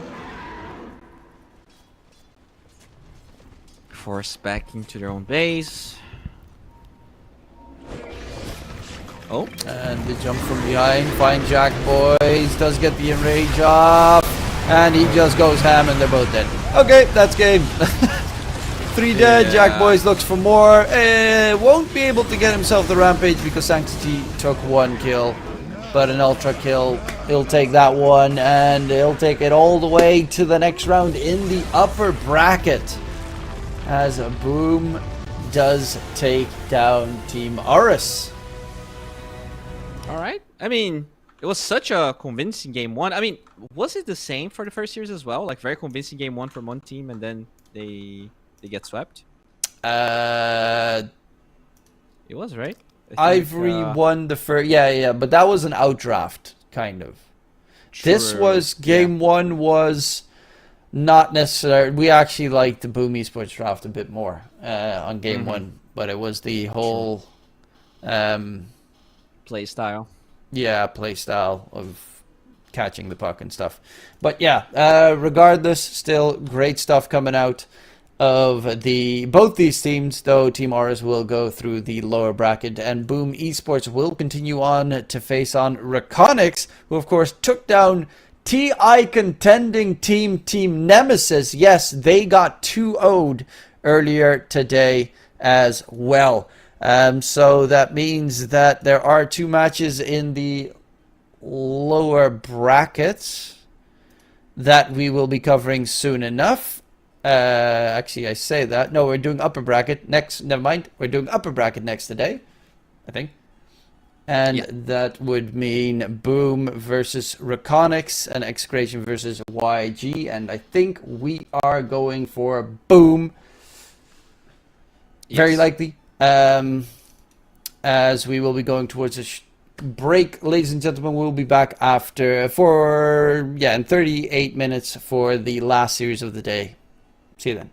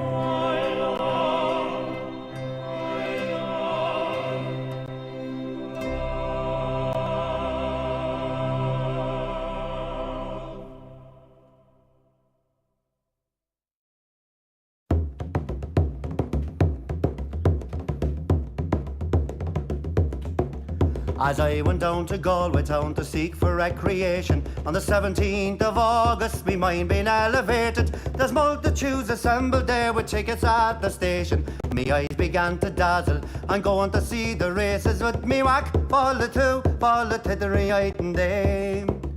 There's passengers from Limerick and there's more from Tipperary. There's lads from Connemara and a flare of married ladies, and people from Cork City who are true and loyal and faithful, who brought home the Fenian prisoners from dying in foreign nations with me whack, ball the two, ball the tittery item day. And it's there you'll see the pipers and the fiddlers competing, the nimble-footed dancers a tripping o'er the daisies. There's others crying cigars and likes and bills for all the races, with the colours of the jockeys and the price and horses' ages. Me whack, ball the two, ball the tittery item day. And it's there you'll see the jockeys and they're mounted out so stately, the pink, the blue, the orange and green, the emblem of our nation. When the bell was rung for starting, all the horses seemed impatient. I thought they never stood in ground, their speed was so amazing. With me whack, ball the two, ball the tittery item day. 500,000 people there of all denominations. There's Catholics, there's Protestants and Jews and Presbyterians. There's yet no animosity, no matter what persuasions, but sportsman's hospitality, those Jews fresh acquaintance. With me whack, fall the two, fall the tittery item day. Agus foy marish and crushki in a spiach shelan.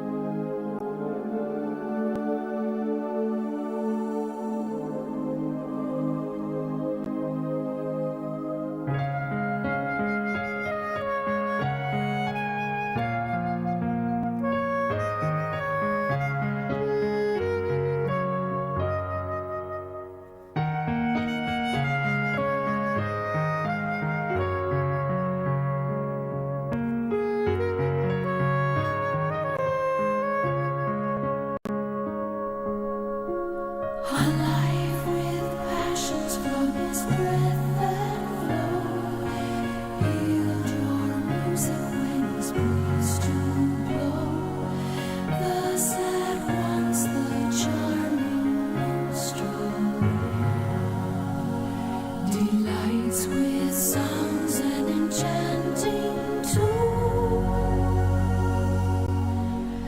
with sweet songs fill the air. Go happy by, and never mindful be, to court my handsome troubadour for me.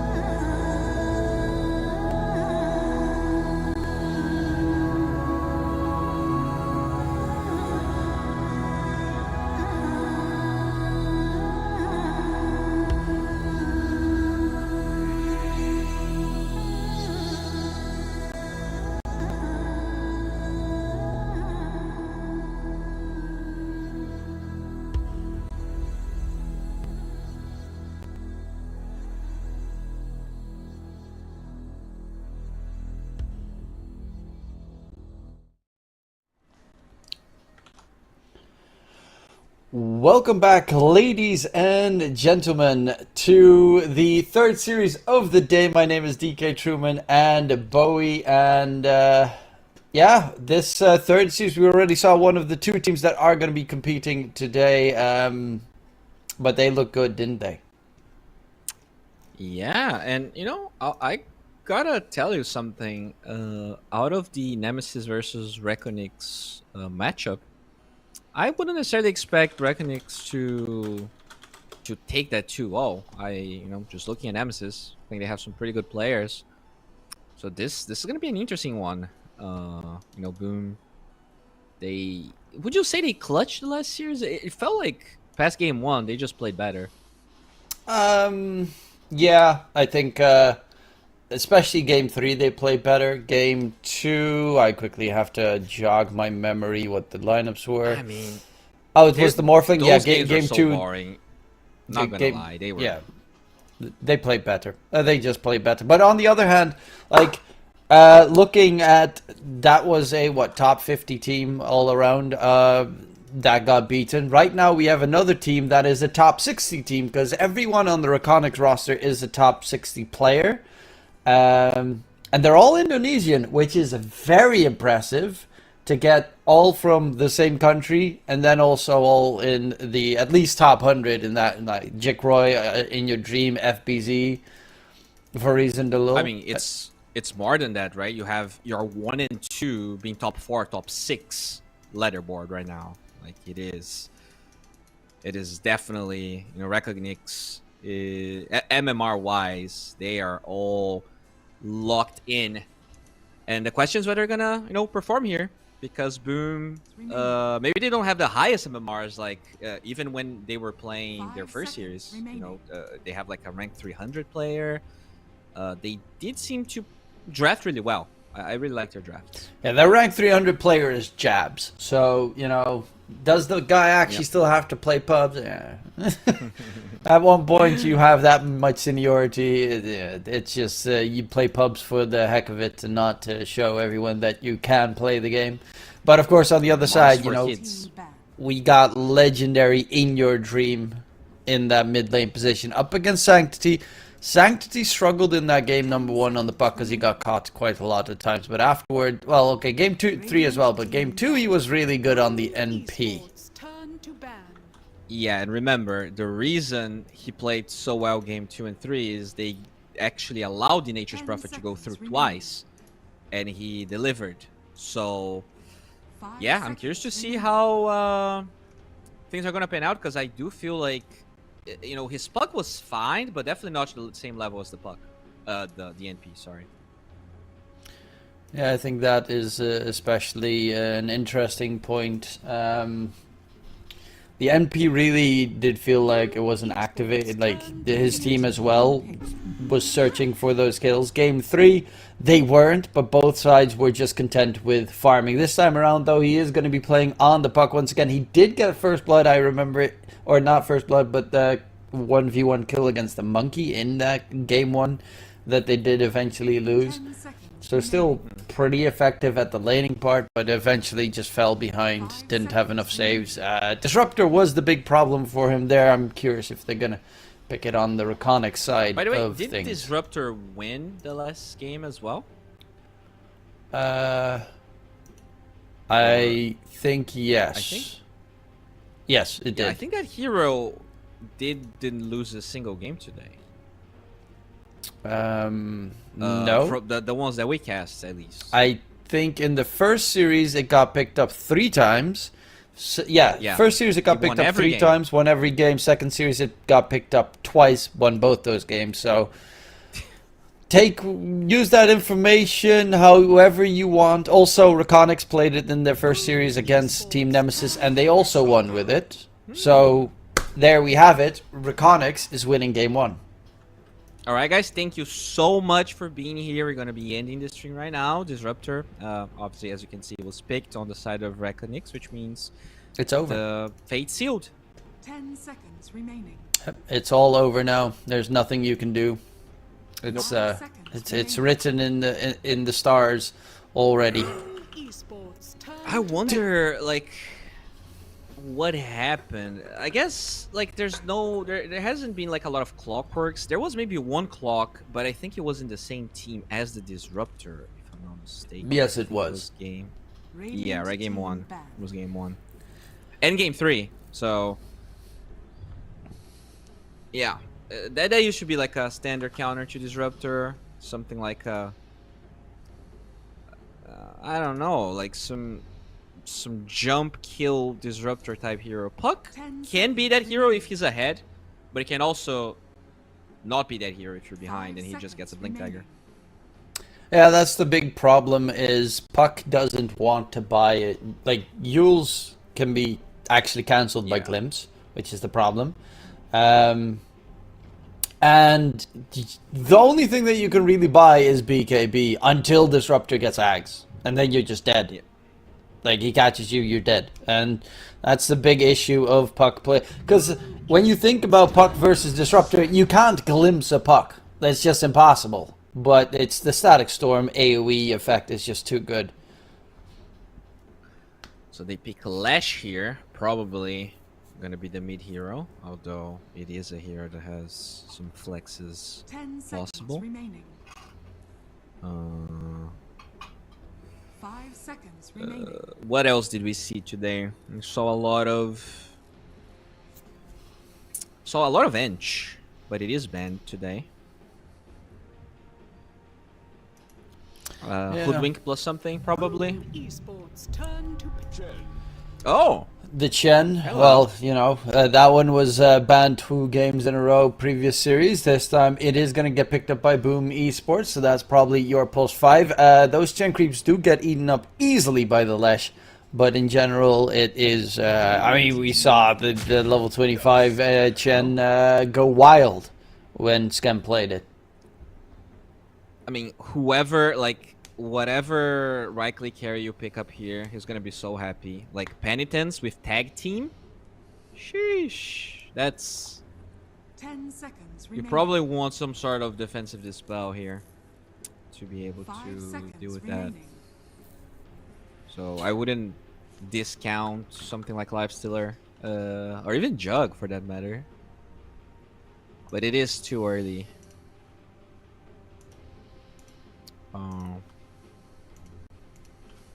It's also, you have to deal with, as a Lesh in this case, there is going to be that constant, probably, if he goes for it, the mana burn in mid in the first couple of levels. That is also another obnoxious aspect of the hero, as it can help the mid lane at the same time as a fight in that safe lane. But Centaur is a great counter pick to the Chen, as you can just run down the creeps. And honestly, so far, nothing on the side of Boom Esports can kill Centaur. So you're gonna need like some big damage dealer, a Dawn off lane maybe, or a Ursa safe lane. Yeah, I mean, very strong lane. As you said, Centaur very good against right click damage, which is definitely what you want when you have Chen Tusk. Like, you just want something that right clicks ideally fast and faster now with Chen because of tag team. So Troll, Marcy, jump to mind. Not that they're bad against Centaur, but they're not going to like win the lane necessarily.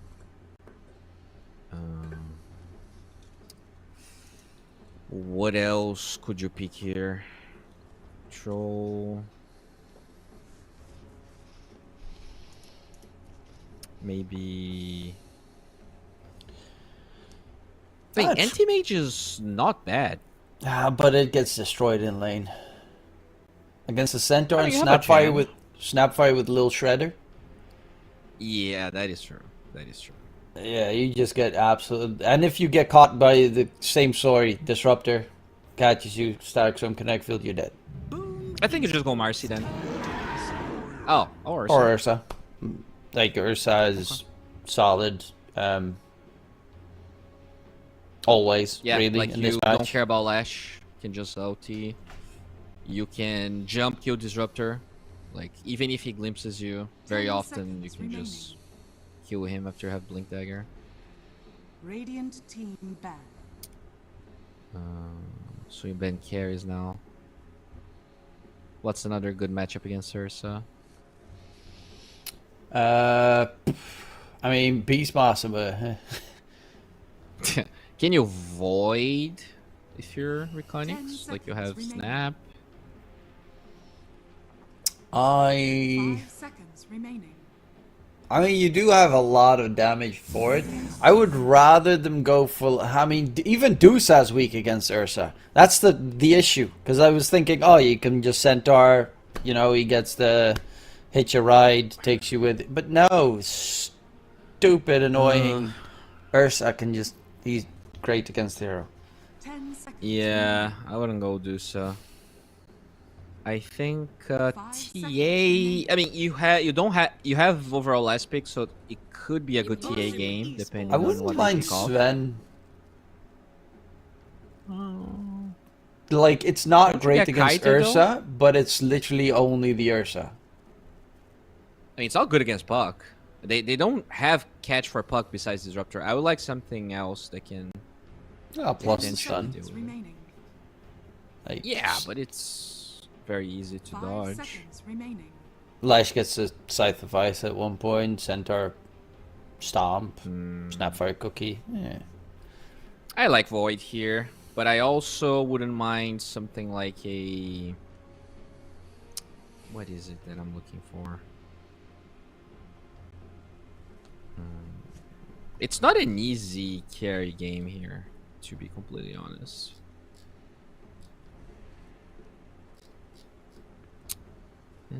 Is Marcy Esports turn to viable for Reconyx? I mean, it is. We saw it previously as well. How Or maybe like a Baton with Radiance. Ooh, a Batum would be. Again, another hero they can't kill. Can decently kite it, but they just can't kill. Yeah, I like a Baton, honestly. It depends on what You Boom have- goes for right now, of course. Because if they go Yeah, for, like yeah. some weird, I don't know, Razor off lane, you're going to be forced to go for Radiant something Range completely hero, different. probably. Enigma. I mean, oh, Abaddon is very good here.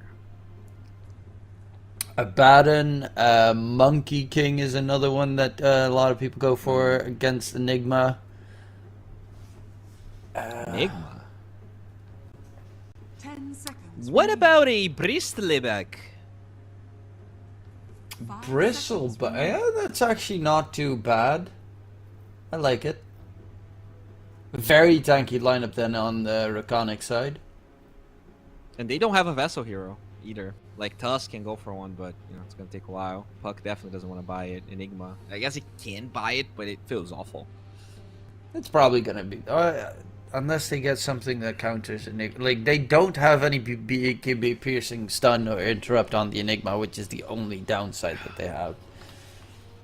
Yeah, Void could fill that role, but Silence the safe it lane. Let's go. isn't. It's banned. Oh yeah, it is. Ah damn, Rubik. Oh my god. Carry Lash mid Rubik. Thompson style. I would probably say just go Marcy.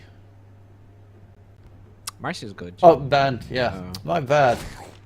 Yeah, Bristle. You may now select your Okay. heroes. I mean, it's nice. I like it. You know, it's gonna stomp the lane. There's not much you can do as Enigma. Like your Eidolons just die. I guess as Tusk, you're probably just like dragging waves and doing some weird wave pulling. I like Reconyx draft quite a bit. I can see Jack Boys going ham. He had a really good Ursa game, and I would say that as a 1-to-1 matchup, I don't think there's a hero that he really cares about. But with Eggs on Snap and Hitch a Ride, I could see him being kited. Yeah, I think so as well. It is a close one, but I like Reconyx more. Yeah, I just think it is pretty scary at one point. Even like ultra late game, Lesh gets the Ags, and then Ursa is just useless for a bit. Yeah. You've got Snapfire with the Ag save, Centaur with the Hitch a Ride save. You're obviously at any point of the game going to have to be really careful against Enigma. Blink Black Hole play. But you're pro players. Just get used to it. I agree. I think that like the highest ceiling draft is definitely Reconix, but I think Boom can stomp this game, and that is the way I can see them taking this. I feel like if this goes like past 40 minutes, the games become really hard, especially because again they don't have any siege with Ursa, which is always a games they drag, and if they drag too much, I feel like they are gonna be in a disadvantage. Well, they have I mean, not building hitting stuff, but they definitely have push with the Enigma and the Chen behind them. Yeah, I mean that's tier 1, tier 2 tower push, but going High ground like, is you're not gonna, yeah. The only thing they can really do at that stage is split push, which they're pretty good at, obviously, but it's not ideal. Definitely not. So yeah, let's see if the puck is gonna work out here for Sanctity. I've watched a fair amount of Leshrac at TI. Remember Analog's Leshrac stomping Tundra, so I am a big fan of that hero. Yeah, but Tundra Not had because they stomped Tundra. also mitigating circumstances with that team. 30 seconds. Not in the mid lane, but yeah. Yeah, but morale couldn't have been high with the fact that it was already announced prior that Chrysalis was gonna get, benched, and they lost their pulse 5. So I would probably say that if you, nah, I'm joking. I agree. It was definitely not the easiest for Tundra. Yes. and Begins. not that I'm taking anything away from Heroic. They played like their matches were, in my eyes, the most entertaining matches at TI. Like everyone was Ame, but I was hoping Heroic would go further because they played Dota instead of Farmville, and that was really fun to watch because they were so aggressive and so good. I mean, there are timelines where they get top 4, like they were so close. Yeah, but unfortunately for them, it wasn't this timeline. So. And it will never be, because that team, as it was, will never be again.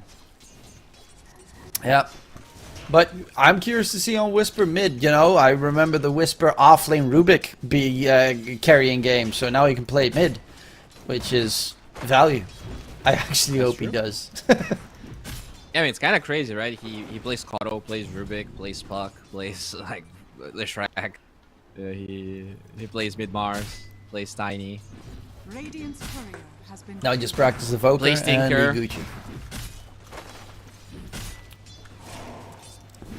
That's the beauty of pub stars. Oh yeah. Well, we got ourselves, of course, 3 lanes.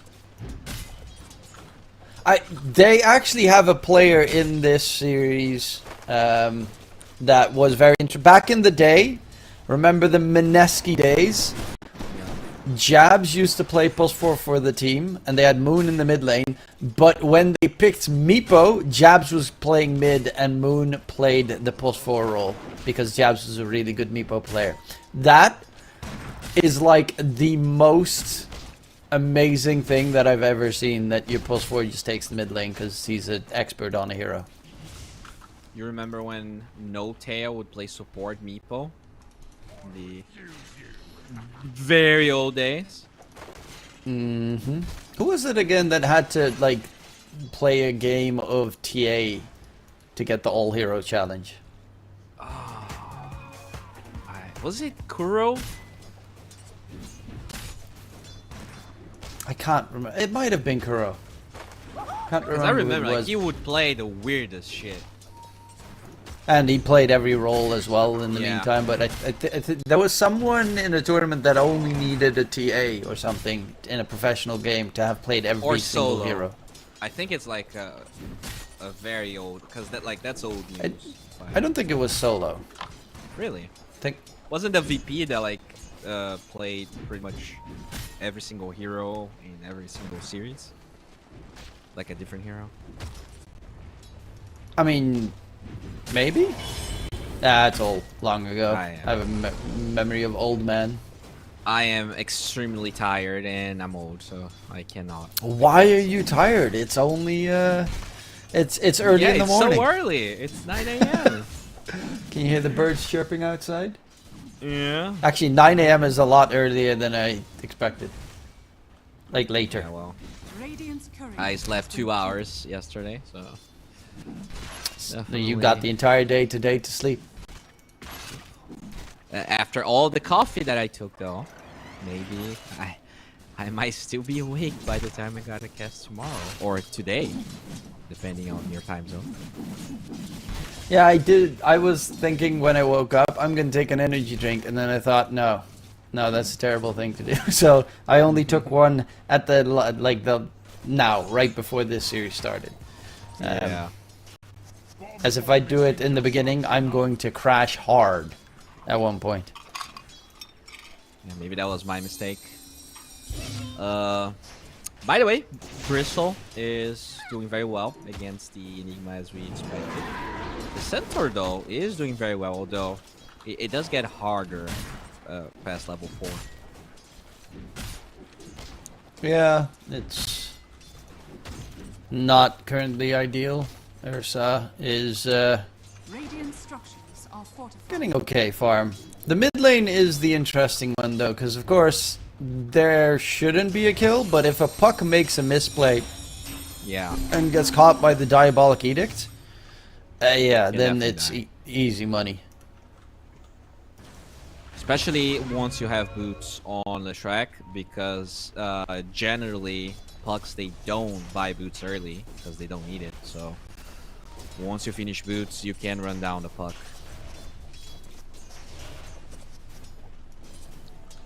Well, we are 5 minutes in, 0 kills so far. What happened with SCA, bro? I remember the day. TI happened. TI happened. Holy shit. All games are long. Like, TI had insane amount of 60-minute games. I mean, give me long games, just don't give me 0 kills. You know, I'm fine with long games. Yeah, okay, the Chinese part of TI happened. God damn. You know, the Ame first 3 games, no deaths. True. And then he taunted the enemy, and then he got killed 5 times and lost the game. Oh. Jackie taking a lot of damage top lane. Yeah, Centaur plus Snapfire is quite a lot of damage to try and deal with. Time for the runes here, so Puck and Lishrak very eager for that power rune. And it will be in the top side. No, Jab's taking a lot of damage bottom. He's actually being blocked by his own Eidolon that spawns from his innate, from his facet. And he's trying to get some damage in on Varese, but that is going to be first blood. Yeah, he wanted to walk back towards the tier 1 tower, but an Eidolon spawned on top of him, blocking his exit, so he was stuck. That is so sad. Awful. Yeah. And then he knew he was going to get glimpsed and stuff, so there was no way that he could disengage. Okay, well. I mean, it's kind of surprising that it ended up happening this late. Like, this lane can be very hard for anyone, so in a way, it's still Jackie fine. Getting caught. Oh, but there's the mini Ravage saved by Norman just in time. However, the lanes for the boom side are not looking too great. The only one that's having a decent time is Sanctity. But they're going to need his help soon enough, because Jikroy is fat on that bristleback. Like, very fat. I mean, already. everyone's fat on the side of the Radiant. Like, they're having, I mean, the time of their lives. Oh, just straight up blink rush. Gets caught. That's a nice kill, and at least a bit of recovery there for Jackie.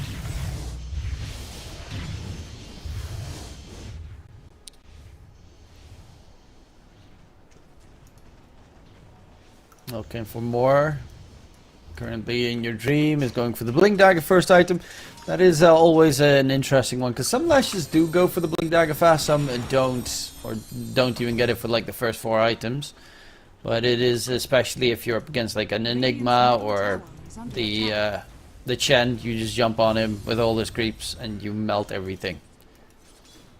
Yeah. It is very, very powerful. Top lane. Oh! It's a kill onto FBZ. Jackie does stay alive in your dream. TP's through to go for a fight, but that is a great job. In your dream tries to keep. Okay, he's not going to go for the dive under the tier 1 tower, especially not knowing where the entirety of the enemy team is, as Enigma black hole from the trees could be disastrous for them. They are going all the way around though. Narman in trouble. Jackie is just going to have to go the opposite direction and take the gateway out of there. Still pretty worth it. Like the Leshrac TPs only gets 1 kill. Ursa lives. Jicroy. They're gonna go in onto the Bristleback. That's a big kill. Black hole used as well. And with the tag team up on top, Jicroy is blasted. Dire's top tower is under attack. Dire's structures are fortified. Nice rotation from Jack Boys. It's not like they did that much damage top, so he can actually go back to his lane if he wants to. They are making some nice plays here to try and recoup the net with this advantage. They have jabs now with the Helm of the Dominator. So that is the first one secured. Centaur is not going for it. FBC is going for the Blade Mill instead. So I think this is only 1 Dominator. Flash finds the Chen. Yeah, that's free money. We'll lose As the room. Jack is also going to get jumped. He has Static Stone Kinetic Field. He can't respond, and the Ursa drops. So that's 2 kills secured, and probably going for the tier 1 tower top. Dire's top tower is under attack. Yeah, that's not ideal. You don't want to, like, your Chen dying there, really fine, but then dying afterwards, that's a pretty big mistake in the same region. Radiant's middle tower is under attack.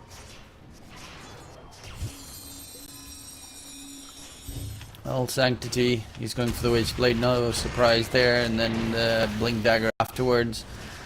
Needs to make plays. This game, the only thing that is fearful for him is going to be that Static Storm Kinetic Field catch, as it shouldn't be too big of a problem to dodge and weave through these engagements until you get a Lesh with Shard. I'm actually, okay, the curious question for you, what time do you think Lesh is going to get Shard? I don't think he's gonna buy it. So, just give me a random time, just when you think he's gonna get it at least. Have a shard. I think this game is gonna end without a shard. Okay, bold prediction. Bold. I mean, they even nerfed the shard, man. Like, it's so sad that they... It's one of I mean, they nerfed it in... It doesn't get ridiculously stupid big, but it's still nuts. Yeah, but people didn't buy it even when it was... people would I only know, buy it that's when why they're I'm losing the game. baffled. It's so good. Yeah, it's really good. It is like an entire area of the fight is just you can't go there anymore. Yeah. Especially against like an Ursa who has to go there to chase you down. You just stand there. It's really weird. Yeah, players are... You know, sometimes things are... It's hard to say what's going on through these pro players' brains. It's more the fact I've seen a lot of like Leshracs and like 50 minutes in the game they don't have shard yet, and I'm like, what? Yeah. Just like in the previous series or 2 series ago, we saw Marcy 4 minutes in the game. He got shard from Tormentor. What? How does and that shard Marcy is safe arguably lane? Better than the Shrek. Yeah, because you also get shard is jumping off enemies, but also when you leap, you get that movement speed buff. That's just nuts, especially for safe lane Marcy.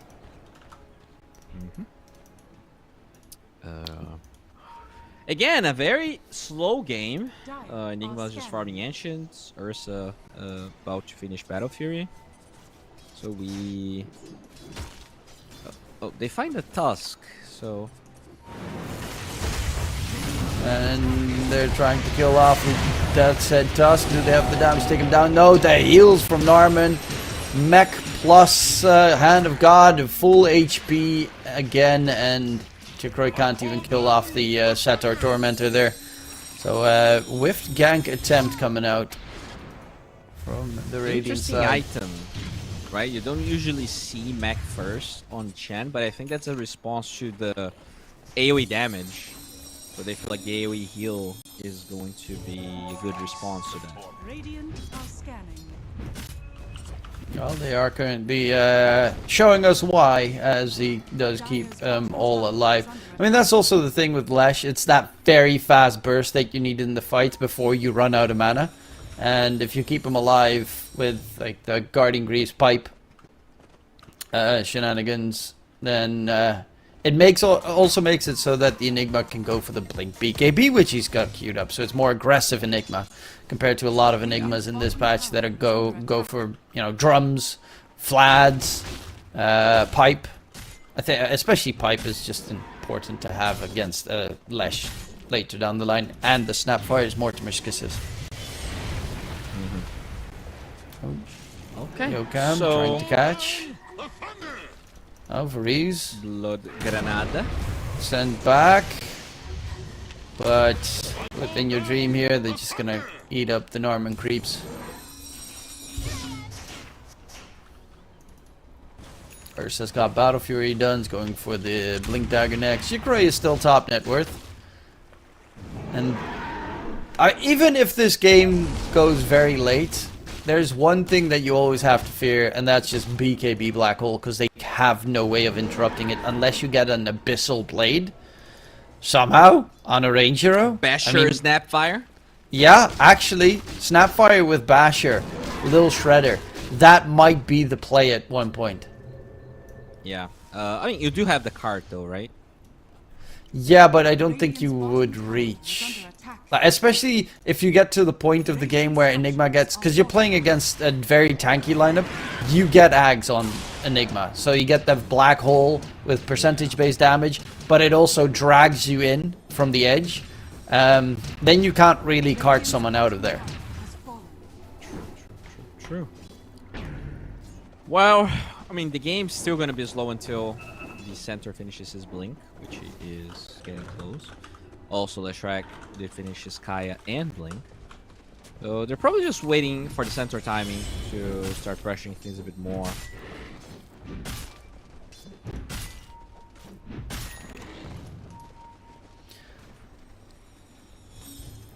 Yeah, the game is still fairly close here. Chen is just farming away. Even Yokam is getting a decent amount of farm on that Tusk. And then your Dream was considering going for a jump, but it's hard to catch the puck without a Blink on Disruptor. Yeah, Blink on the Enigma as well. That is one that we didn't talk too much about. Could potentially surprise someone.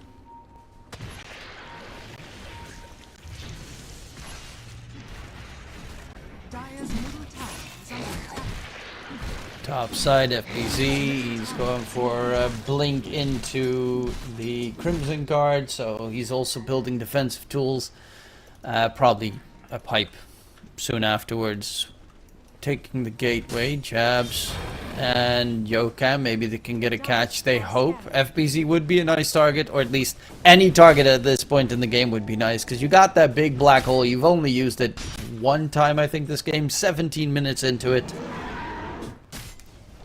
One, at least use your cooldowns.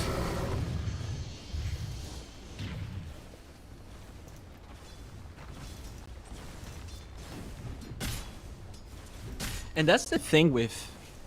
I'm not sure... Like, the first series was relatively fast, but I feel like Boom specifically, they have been very passive, you know, which did work for them. But it feels like, in a way, RKX is playing into what they want, like they're trading farm. Oh, they literally smoke with Boom on their side. Yeah, they're Double blink, Centaur and Leshrako. Okay, let's see if that's going to be able to open anything up. Yokam running about. Amplify damage picked up right in front of them, but the puck does get the blink out of there, and that's Static Storm used. They're not going to go and chase for a fight afterwards. Yeah. That was a close one. Jack with his own blink ready. Wants to get a nice kill. Sanctity has that Dream Coil to hold someone in place. But they're playing so early on edge, really. Both sides terrified of making a mistake. Yeah, that's how it feels. Also, there is a blink dagger on the earth. So 2 blink daggers on both sides. Going in.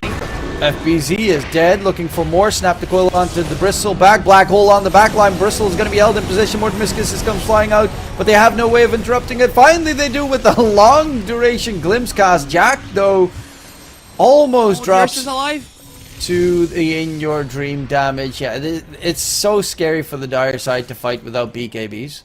It was a nice attempt from Jabs, but only caught the one, and the glimpse came through to keep him at base. So they really need Enigma, BKB, and Ursa is not even going BKB, he's going Bash. I mean, it's not... Besides Static Storm, he really doesn't fear anything. Oh, speaking of Static Storm, that might be the disruptor. Top side, easy money.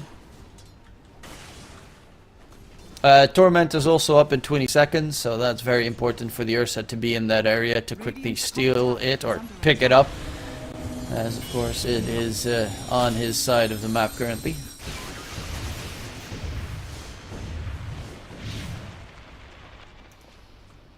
Free shard for the Chen, we talked about the last game, really good, but also the Tusk's free shard is really good against the Ursa, the Bristle especially. They want to contest this. They're all very low HP. Centaur's here. Oh boy. Narman, it looks like they're going to be able to get at least 2 kills in response, but they're happy taking that Tormentor with the shard and the extra money as well. The 2 sacrifice supports is not really that problematic. Yeah, and it's the Chen shard. They talked about it. You know how important it can be. You're going to have all of those ancient creeps. Enigma keeps on farming. It is... It's only a 1k gold lead, but to me it feels like Boom is getting more than our XQ right now, as Jabs might be dead. Yep, Jabs going to be left behind. There's no mana left on the Leshrac, so Sanctity is going to go in, and they snap 1 coil in your Dream, trying to heal up. The Eidolons, though, taking up so much of that duration. Jackie joins in the fun. They get themselves a double kill. Sanctity chasing in after Vree's Disruptor, as the Bristleback just can't do anything against the puck. He has to just stare at him menacingly, and the puck can walk away. Yeah, great move by Boom, abusing the fact that they knew Stampede was on cooldown. Centaur also didn't have a TP. Maybe they were aware of that fact as well. Which means that Roche is now for free. Easy Aegis for Jackie. As they spot out Jacroy. Nah, it's too risky to go in for more.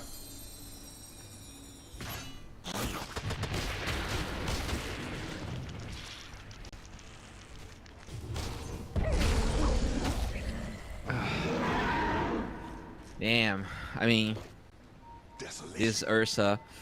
I mean, the Bristle is very farmed, but I feel like if they have the same amount of farm, Ursa is just better.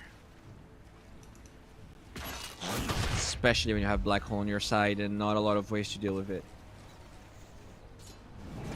Yeah, the Black Hole, you know, obviously the threat of the Black Hole, blah, blah, blah, but it is in general scary, as Jacroy is going for Yokam. It's not the best target to go for immediately at the start, the Bristleback. Scary hero. He's trying to stay alive on the dust, but that's everything they had. Jump in, Jackie. Still has that Aegis available, of course. Sanctity is nearby, has a Dream Coil, is going to jump in, wants In Your Dream. A lot of damage onto In Your Dream on the side. Glimpse back, Sanctity is going to get caught. He did not have the phase shift at the ready, or might have forgotten to use it, but a great catch on to the puck there. I guess it was on cooldown from previously using it. But a big kill, taking down the puck. And recovery there for the Draconic side. Yeah, that was not a great usage of the first Aegis. Ursa, you know, trying to go for this greedy build means that he just dies once he gets glimpsed. Like, he just can't really do that much. He needs to finish that BKB to really feel as strong as he currently is.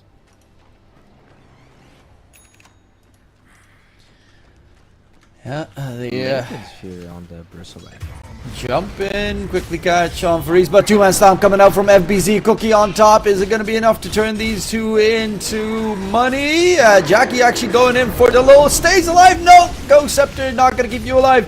There, Jackie, though, with his enrage just ending. A lot of damage dealt. Walrus punch in. They got creamed by In Your Dream. As Norman even walking into the fight. I want to right-click some fools. But they walk away, and they don't even have the bristle for that. That was a 2-for-3 trade, but they lost their two most important cores. Damn. I mean, this is a Leshrac with Searing Signet. He's just doing insane amount of damage. And the Ursa trying to fight the Leshrac without the Aegis. Very curious move there. Ends up falling as well. They do have BKB Black Hole now, though. Jabs has been very passive.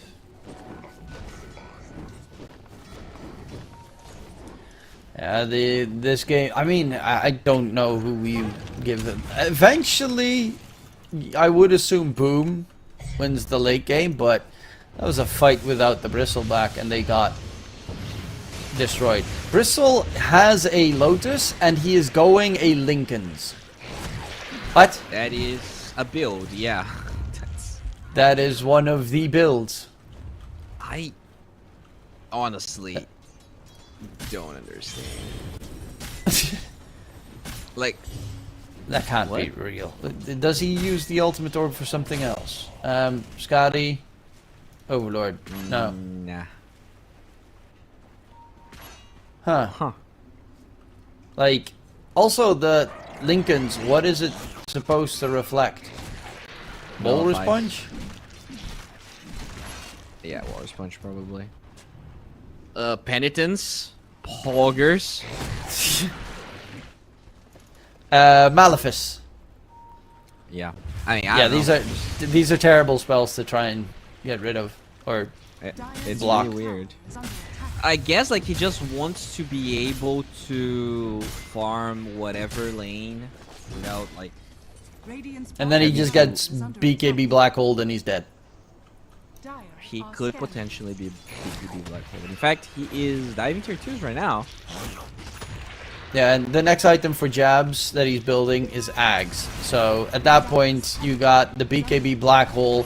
They have no way of saving you. I'm saying that Centaur is about. I think he's done with his Ags. Yeah, it's getting delivered. It's right now you can save him. I don't think you can save him once the Enigma has the Aghanim Scepter though. Jump goes in, Lotus Spell Reflect. Yokam in trouble, gets chased down. There's going to be a Black Hole launch too, and there is no response whatsoever. Held in position. Jigray is very tanky though, turns his attention to Yokam, but Jack Boys gets the bash in. They lose Sanctity on the side. Jabs is glimpsed back. And okay, Bristle just doesn't die in the BKB Black Hole duration. That's crazy. The Ursa was hitting as well. It's just, I mean, 25 health regen. They don't really have any health negation, right? No Scotty, no. We talked about lack of Vessel. No Shivas. This Bristle has 60 9 HP region right now. I mean, yes, but also you don't. If there's an Ags at any point in the game, like how much does it actually do? The Agnum Scepter, 4% of the unit's max health per second, pure damage.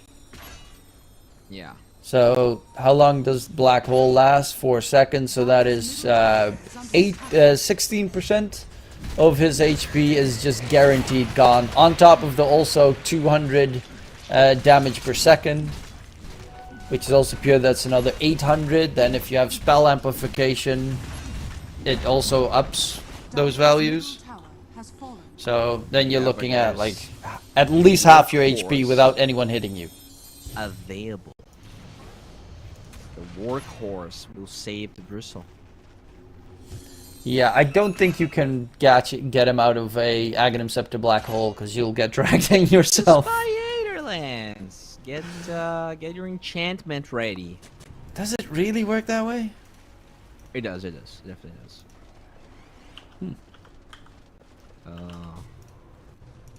The question is whether. I don't think he's gonna buy Eaterlands, but you know, if it comes to it, it could work. Well, yeah, it would be very. I mean, it's probably your best bet at that point. It's just sad. Yeah.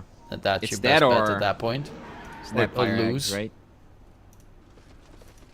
Yeah, because again, 0 interrupts and no one builds into an interrupt item. Like, you can go for an Abyssal Blade. I guess Abyssal Blade with Aetherland. Wait, does that work? Abyssal Bladeless Shrek. It's Just all on the edge. not great. Yeah. But Side of Eyes is actually getting pretty close here, and this Leshrac is Omega farmed. Already got the level 20 talent, so ready to cause some havoc.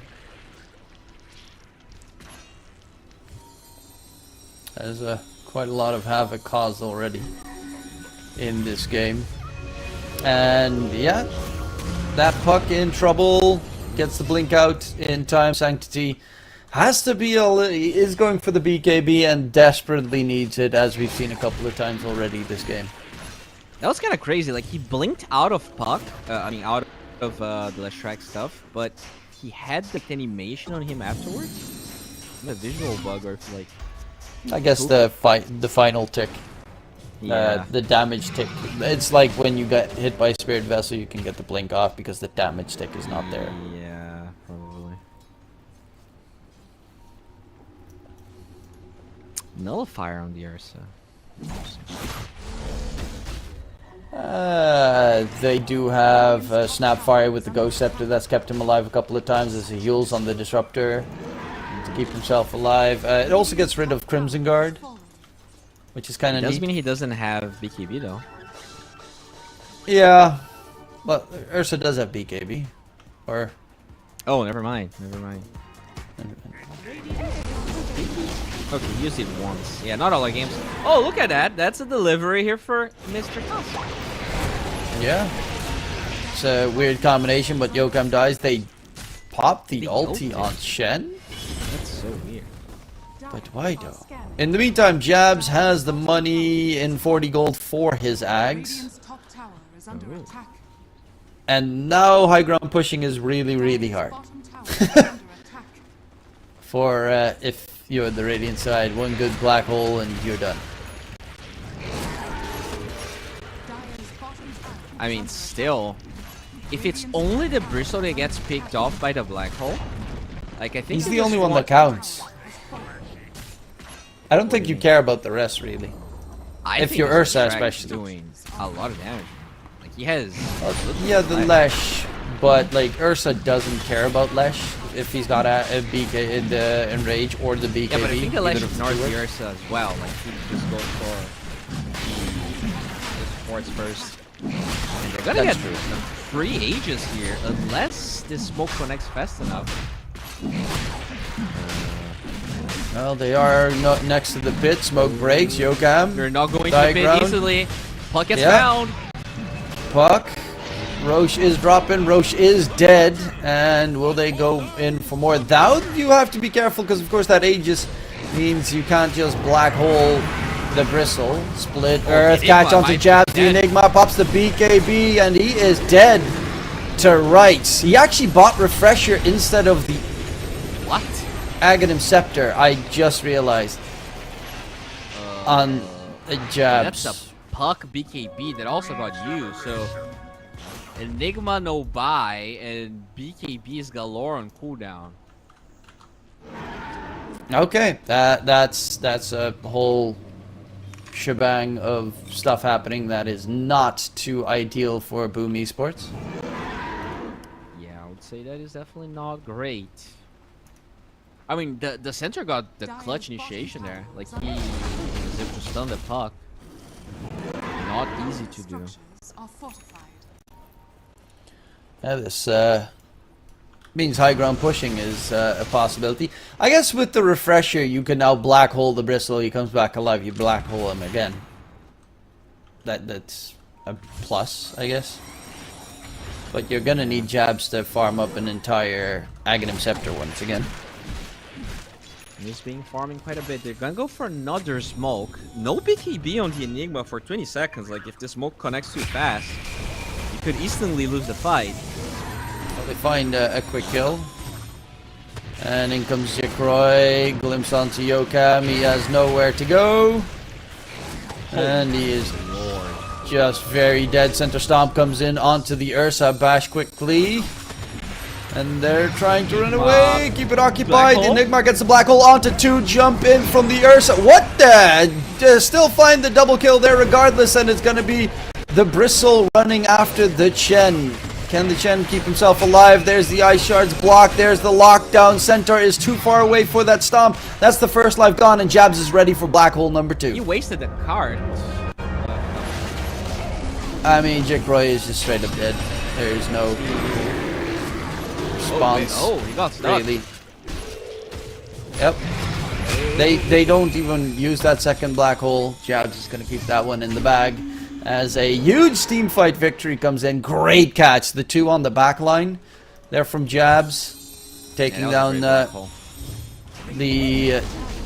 Disruptor and the Lash. It was kind of weird to see Jack just jump over them to the low ground. I guess a little bit over eager. Kiss is used by Delul. Try and kill off the creep wave, which is successful, but the catapult wave is coming in towards mid. Oh, yeah, he has a BKB, so he doesn't really care, or does he? He needs to pop it though. There's going to be a jump in onto Fariz. Disruptor loses his life. And there's going to be the continuation push. They have a fortification available on the Radiant side and the Crimson Guard, so it does keep the buildings alive quite effectively. Yeah, the Shrek is up. They did use a lot of stuff, but there's still a black hole available on them, so cannot overextend as the fire gets found. Black Jabs. He popped the BKB, not the black hole though. FBZ going in. There's no bristleback just yet. Jabs has a 2-man black hole. He wants it so bad, but he doesn't have an Aether Lens either, so he needs that blink initiation to get the catch. And they keep the tier 3 tower even alive. Alright. Not too bad, although you know that this was a 10k goal lead, which is now an even game. But this Bristle, man, is still insanely strong, and he's gonna finish a... Oh, he was going to finish a butterfly. Yeah, I still find the Lincoln's a weird one. Yeah. But yeah. Is close to that butterfly for the mischance, then gonna force the Ursa to go for MKB. Radiant's bottom tower is under attack. But even then, like they can, it feels like they can clean up the entire back line before having to even face him. I'm surprised the center is going for Shivas, to be completely honest. Like, it's not a bad item. I just feel like that's not what they need. I don't feel like they like damage. I think the Shivas is also just the healing reduction, and that they kind of do need with the Enigma. Like Chen in that fight was being chased by Bristleback and just outran him. Like pops Crimson Guard, Solar Crest, and Guardian Greaves, and a Gale Guard as well. Dude's got like a million HP in buffs. Again, another true. Chen game that is just nuts. Radiant's bottom tower. Yeah, and he's not having nearly as good of a game as that other still Radiant's bottom tower has doing a fallen. lot. Yeah, that's... I just can't... Just in general, Chen is a scary hero to let go. Let loose in this patch. Huh, now Lash is also going Shivas. I don't know about that. Double Shivas? The armor is nice. I wouldn't go double Shivas though. What could he get like- otherwise? He has a scythe. I still think, you know, at one point in my Axe, life, right? I'd like to see a shard on Lesh, but also the Axe is pretty nice to have. I think Axe is definitely the pickup here. Axe is the one to keep you alive and kill off any, like, to keep you alive. Against the Ursa, you need Axe.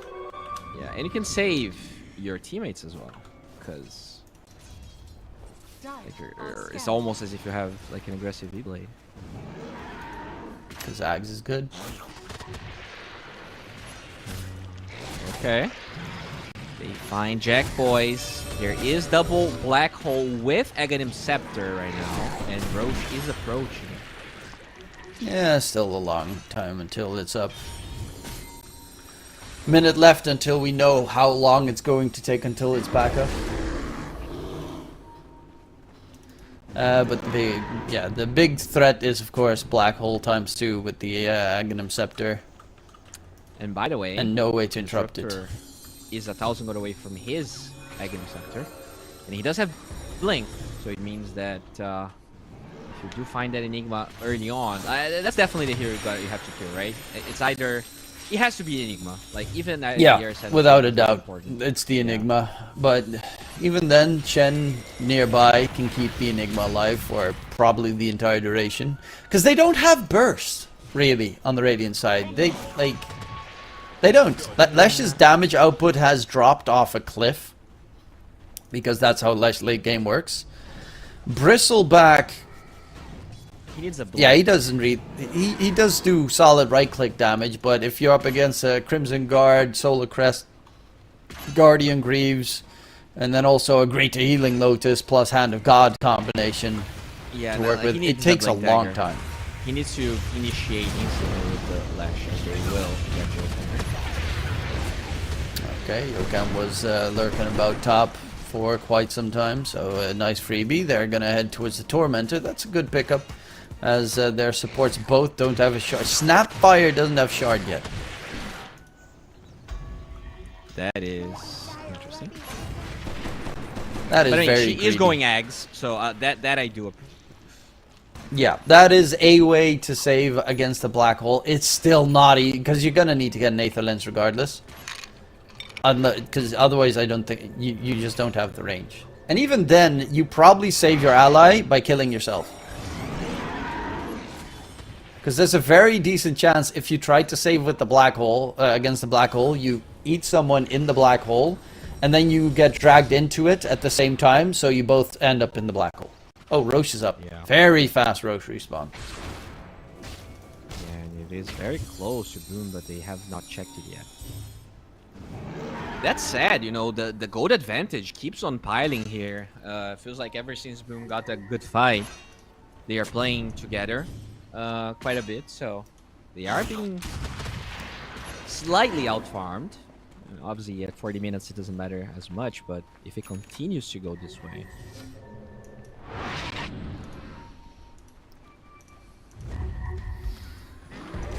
Level 25 Ursa now as well. Has 2 charges on the Earth Shock for the mini ulti combo. Smoke on smoke, they're on the low ground. Smoke breaks, they find the Disruptor.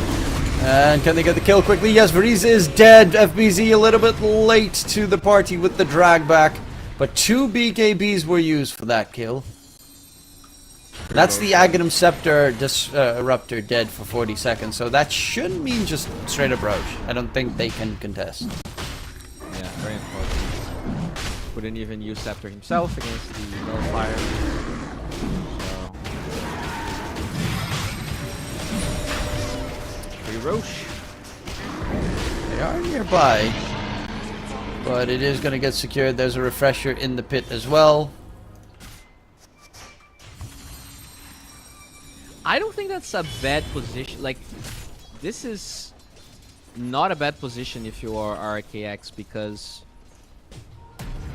the weakest position for Boom, I think, is trying to go high ground. Like, you just don't hit towers very well. It forces the Enigma to be in kind of an awkward position. To me, that's probably the best time for them to take a fight is when they try to go high ground. Snapfire also almost has the Aghanim Scepter, so you have the save or possibly initiation, because Bristleback doesn't have to buy Blink then, you just yeet him on the enemies, and then he gets Black Hole and it's game over. Like, that's the other end of the system that can go horribly, horribly wrong. So what is the enchantment of the Snapfire? Cast range and does have magnifying monocle. So it's a pretty decent cast range once Gobble ups up. I'm actually curious to see how long that range is going to be once he's got it. I think it's like 500? 600 maybe? It's not that much, but you know, with Blink Dagger it's definitely feasible to save someone. Let's see. It is... Yeah, no, you're never grabbing someone there. Nah, it's like in a black hole that drags you there to the middle. It's not that fast that it drags you. It's like 175. That's like the entire that's the entire range of his Aghanim Scepter. It's instant, bro. You just boom boom, you know, take someone out, gobble someone up. If you get dragged to the black hole. Yeah, he's going Aether Lens because he knows. Yeah, not I mean, not gobble boom boom. Dude doesn't have a Kayayasha.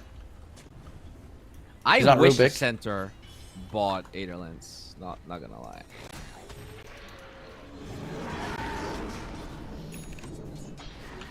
So he does have Shivas. Yeah, he has a Scythe of Ice on the Lash. He's still going for the Shivas though, but he has 6.5k in the bank on the Lash. Bristleback has a backpacked A on this.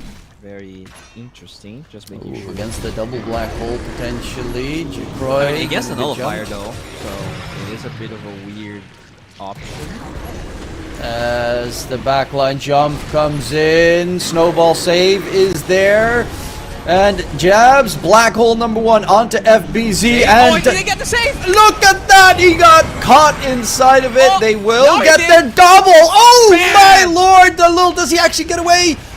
On the side, they are fighting, and the Aegis got popped in the meantime. Jacroy is going to get chased, though. Nullify thrown out. Can they catch anything more? I can't believe he actually saved the centaur there. That is nuts. They have another black hole at the ready as well. Jabs is nearby. He's looking for an avenue. They kill off FBZ, though. It doesn't really matter if he didn't have the tool initially. There's going to be a jump in on Sanctity. Drop him low. And the cheese, the good old Gouda keeps him alive. Dreamcoil on the back line, catch the kill onto the Jacroy. Black hole misses everything. They get dragged in slowly. Variz on the side will get the blink out of there.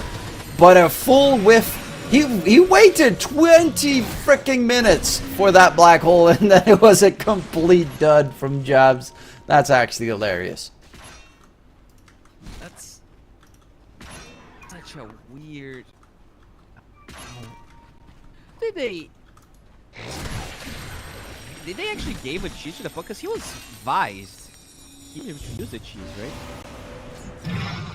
I think it might have been given to him by the Chen, because he has an empty slot. I think he probably fed it then. Oh. Oh, now Ag for the Chen. So there we go. Oh yeah, the Hand of God that does weird stuff. Okay, what does it do? Decreases the cooldown. Okay. Yes. Needs to swap it in his inventory though. And then his creeps get debuff immune. They can push high ground with that. Sort of.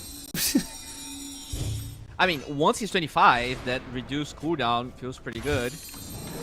Although the hard spell isn't as good this game as it was the last time we cast Champ. Yeah, it's not as amazing. You know, they're pushing high ground, and we're 48 minutes in the game, and Lesh doesn't have a shard. He has 7k. I know, but get shard so that it's easier to defend high ground. 7k in the backpack, and the Lesh is just like, eh. I'll get it from Tormentor at one point in my life. I really don't.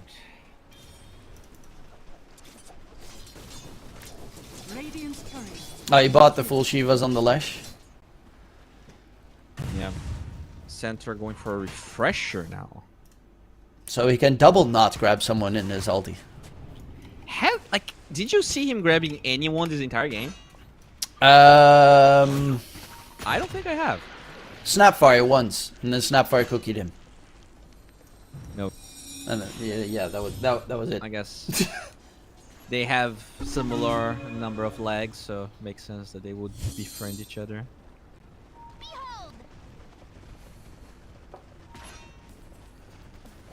Oh man, these games are very, very chaotic. You know, like these crazy fights, but they're very they're not very often. But all the cooldowns are back, so we could see Boom trying to do something.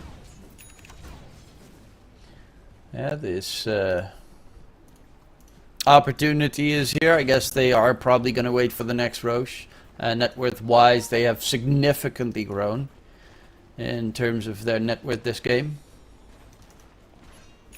They have like several ways of saving people. They're struggling to get the spell casting. Oh, Snapfire bot has a basher could have peek on the air. Yeah, I think that's the better choice. You're gonna... You still have a problem with the range, but at least it's a better shot.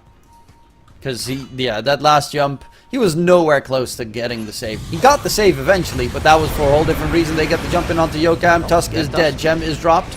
Buys back instantly. They're gonna go for the fight. On the side, they will lose in your dream, and the Lesh gets destroyed. Does have buyback available. That's a plus. Okay, so they are yet to use that Ecstatic Storm properly too. They need good initiation. Oh, they have vision. I feel like they...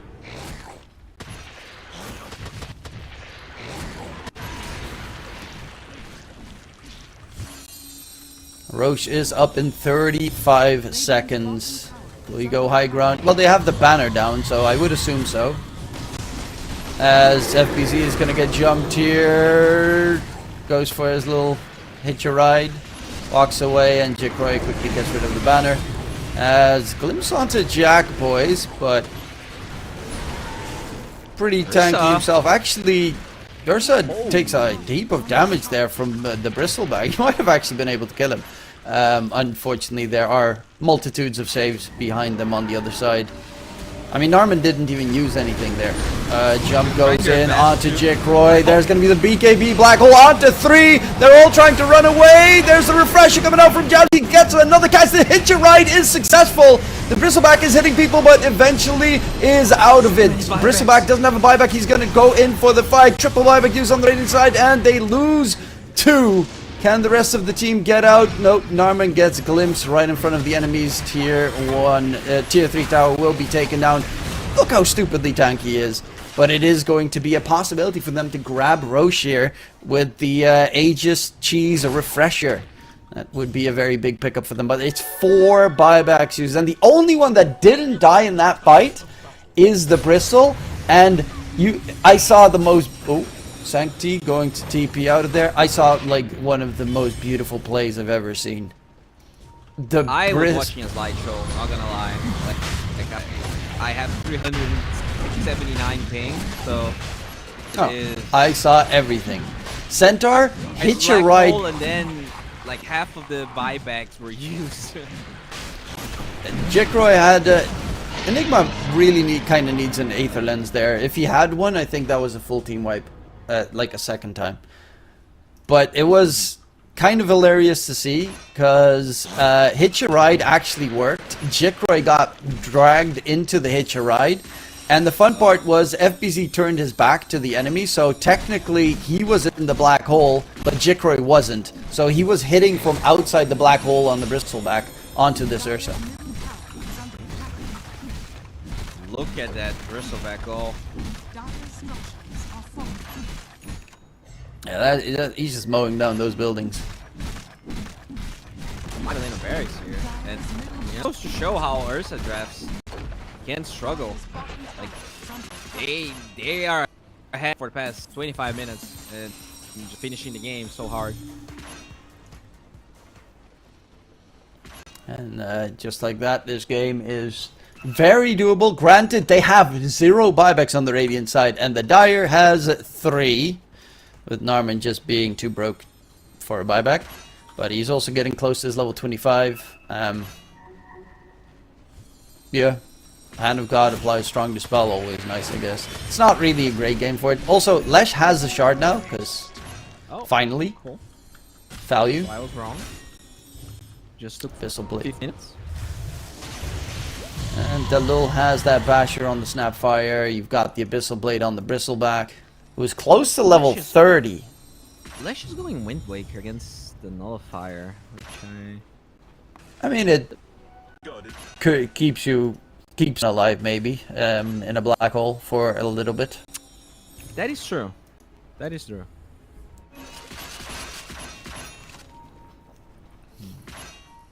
Refresher also done on the center, so double Stampede, double Workhorse, double Edge.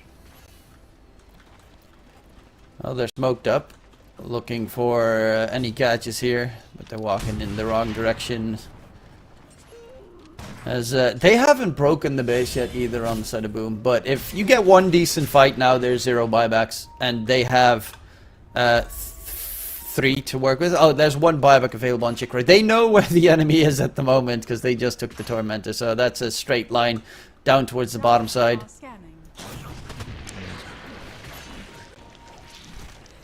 Jikroy breaks the smoke. Yeah, they know there's an observer ward nearby, so quickly clear it up. Jikroy's not the target you want. He's got the Aegis, he also has the Aeon Disc, and he's got a buyback. Probably the worst target to try and catch at the moment. You need to get the wraparound play. Kill off the Snapfire, really. I mean, Lesh isn't there. He has bots, but he is in Narnia. Yeah, I gotta be careful. They are wrapping around here, but there's still a creep wave moving forward. As long as they don't address that creep wave.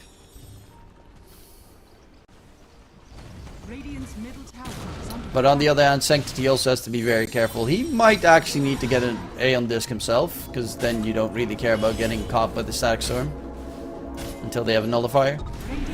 Lesh address the waves. There's still creeps. Oh, in the tier FBZ. 3. On the other side, Jackie, gotta be careful, is going for the Refresher. God, this is on a knife's edge here. The tier 3 tower is dropping to the siege creeps. Oh, it's so close. They're not gonna fully get it. They don't really catch each other. As they're... I mean, they were just essentially Enigma, backs by the against way. each other. The split push is insane at this point. Demonic summoned Eidolons, more of them. Oh, not Malefice instances. I mean, with the shard, you also get more demonic. You get 4 more Eidolons. They need to fight now, because the Aegis is about to expire.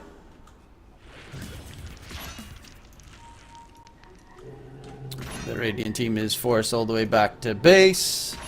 Tier 3 tower, mid is almost down. And yeah, the Eidolons and the army of Narman on the side are just keeping the split push going. Ags finished on Tusk. So finally they have a way of breaking up the fight. They can just kick Bristle back to all the way out of this tournament at this point.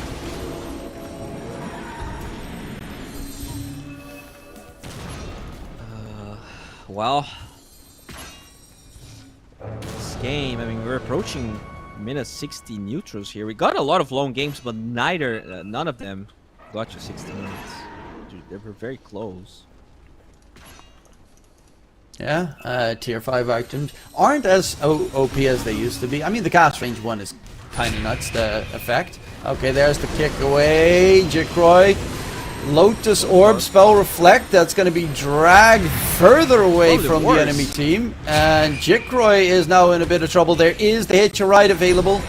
Is going to get the jump in 2-man stomp.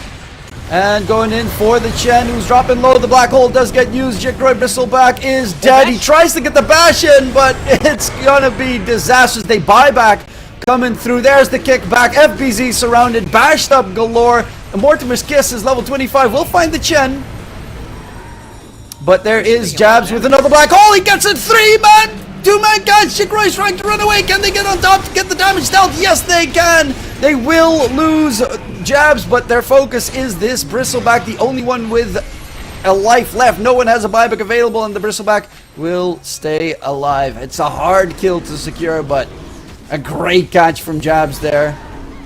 With the push to finish game number 1. Will it hit the 1 hour mark? It seems very unlikely. There's fortification still. Lotus Orb, Spell Reflect, Jikroy, Bristleback surrounded, and with the bash, the control, the damage, no chance. Game 1 goes to Boom. With an absolutely beautiful performance from Jabs on those black holes. And another game where we don't get tier 5, so we're cursed. I think we had like 3 or 4 50-minute. And then high 50, so like 58, 57, something along those lines. And now 59 and a half, but no tier 6, tier 5s coming in to play just yet. Nonetheless, Boom Esports take game number 1 after a little bit of a comeback. It looked very rough for them in that mid game, but you know, we said it at the draft, nothing to interrupt BKB Black Hole. They had to buy Basher on Snapfire to do something. I mean, he got Ags, didn't help. FBZ got Hit Your Ride, didn't help. There was just not enough to try and stop this Jabs Black Hole. And in the end, Boom Esports won with it. And great performance on their part. But of course, that's the first in this series. We're going to go towards a break. We'll be right back for game number 2.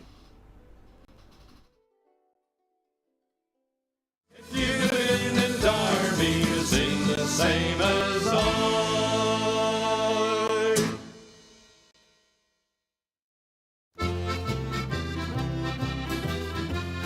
I's the boy that builds the boat, and I's the boy that sails her. I's the boy that catches the fish and brings them up to Liza. Hip your partner Sally Taboo, hip your partner Sally Brown. Fogo, Twillingate, Morton's Harbour, all around the circle.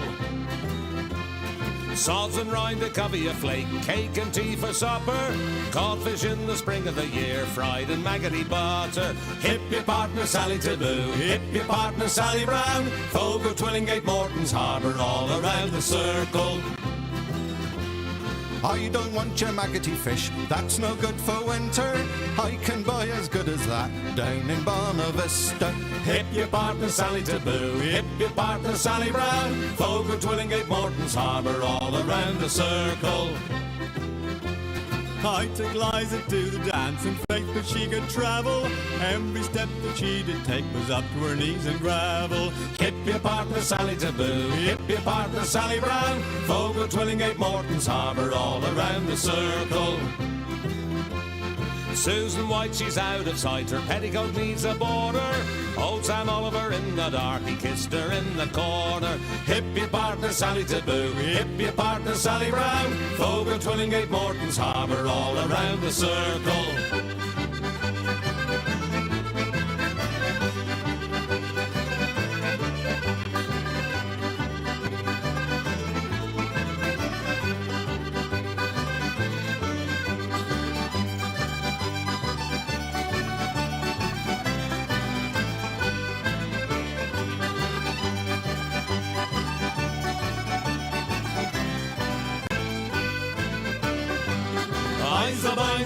the boat, and I's the boy that sails her. I's the boy that catches the fish and brings them out to Liza. Hip your partner Sally to Boo, hip your partner Sally Brown. Folk at Willingate, Morton's Harbour, all around the circle. Hip your partner Sally to Boo, hip your partner Sally Brown. Folk at Willingate, Morton's Harbour, all around the circle.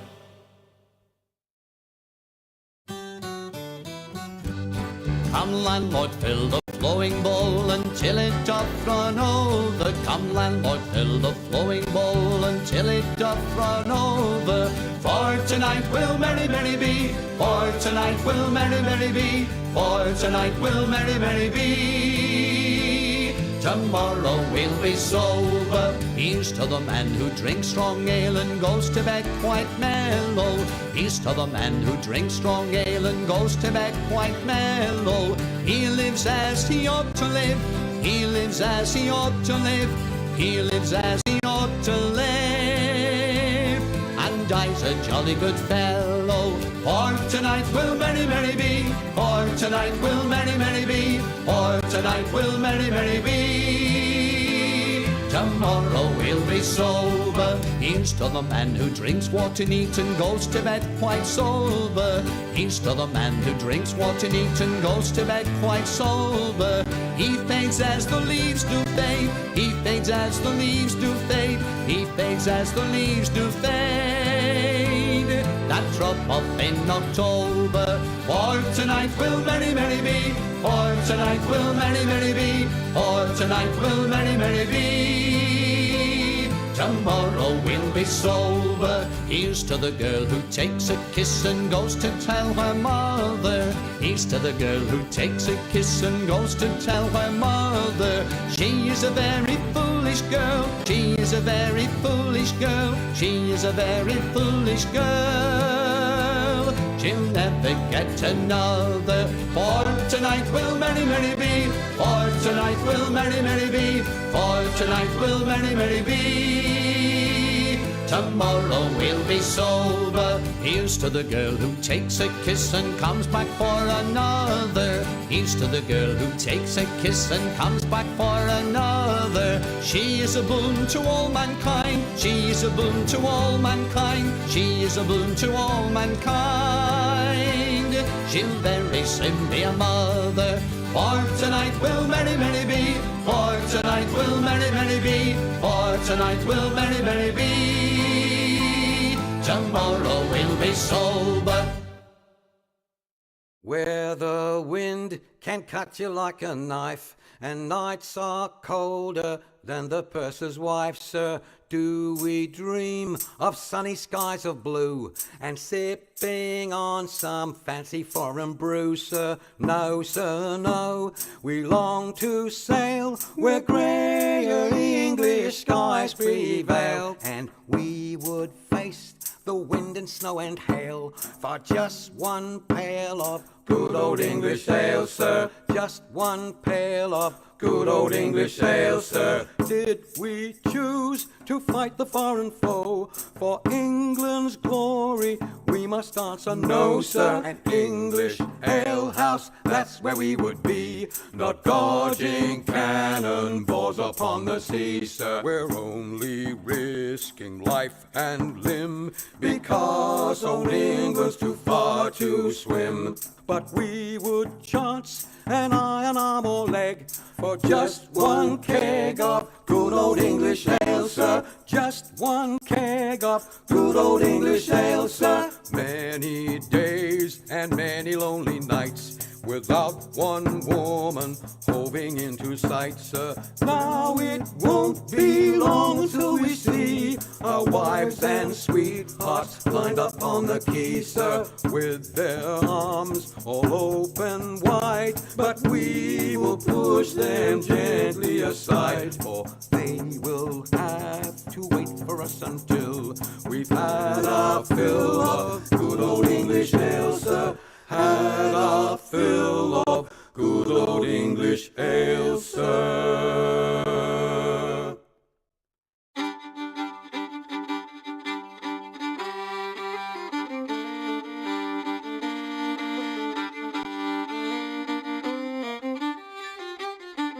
There were two little sisters a walking alone, hey, the gay and the grinding. Two little sisters a walking alone by the bonny, bonny bowls of London. And the eldest pushed her sister in, hey, the gay and the grinding.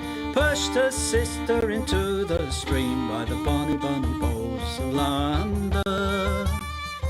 Oh, she pushed her in and she watched her down, hey, the gay and the grinding. Watched her body floating down by the bonny, bonny bowls of London. Oh, they laid her out on the bank to die, hey, the gay and the grinding. For with the fiddle came riding by the bonny, bonny bowls of London.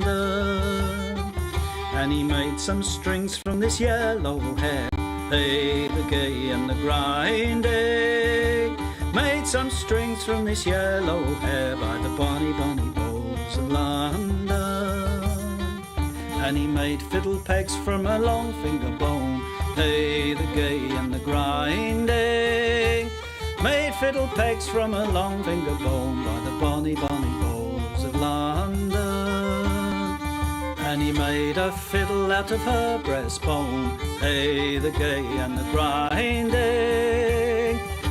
Sound would pierce the heart of a stone by the bonny, bonny bowls of London.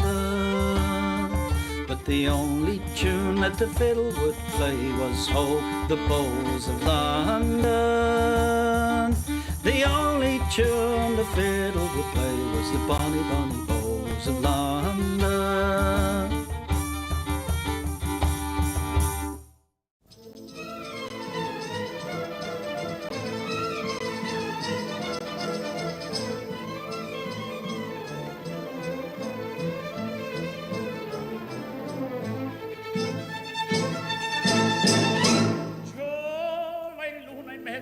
Mamma mia si salterà, l'ore bella bella sore tiene buon mancherà. C'ha la luna mezzo al mare, mamma mia si salterà, l'ore bella bella sore tiene buon mancherà. Già la luna mezzo al mare, mamma mia si salterà, festa in danza quando donna mia la ride verso un bello giocondo ciascuna toccherà, finché in cielo una stella e la luna splenderà, il più bel con la più bella tutta notte danzerà. Mamma mia, già la luna in mezzo al mare, mamma mia, si salterà, fringa, fringa, fringa, fringa, fringa, fringa, mamma mia, si salterà, fringa, fringa, fringa, fringa, fringa, fringa, mamma mia, si salterà.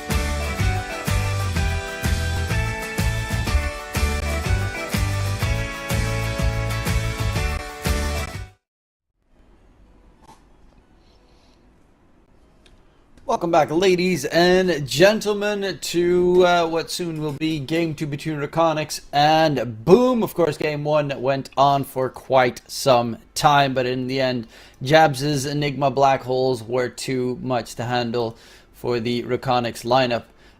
They did do a very good job, though, on Reconics. If it was literally any other hero but Enigma, they would have won that game. Yeah, it definitely felt like they didn't had the answers. As you said, they changed their approach to trying to do the Enigma first, going eggs and then the Basher on Snapfire, whereas I think maybe just Aetherlands could have been a better option. But regardless,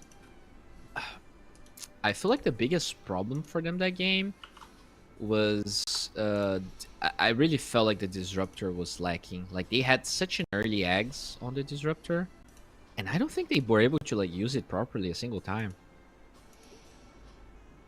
It's not easy to catch yourselves a jumping around puck the entire time. But yeah, a good catch there could have pretty much turned that entire game on its head if they managed to catch the Enigma, for instance, once with the Static Storm Kinetic Field before he gets the BKB off.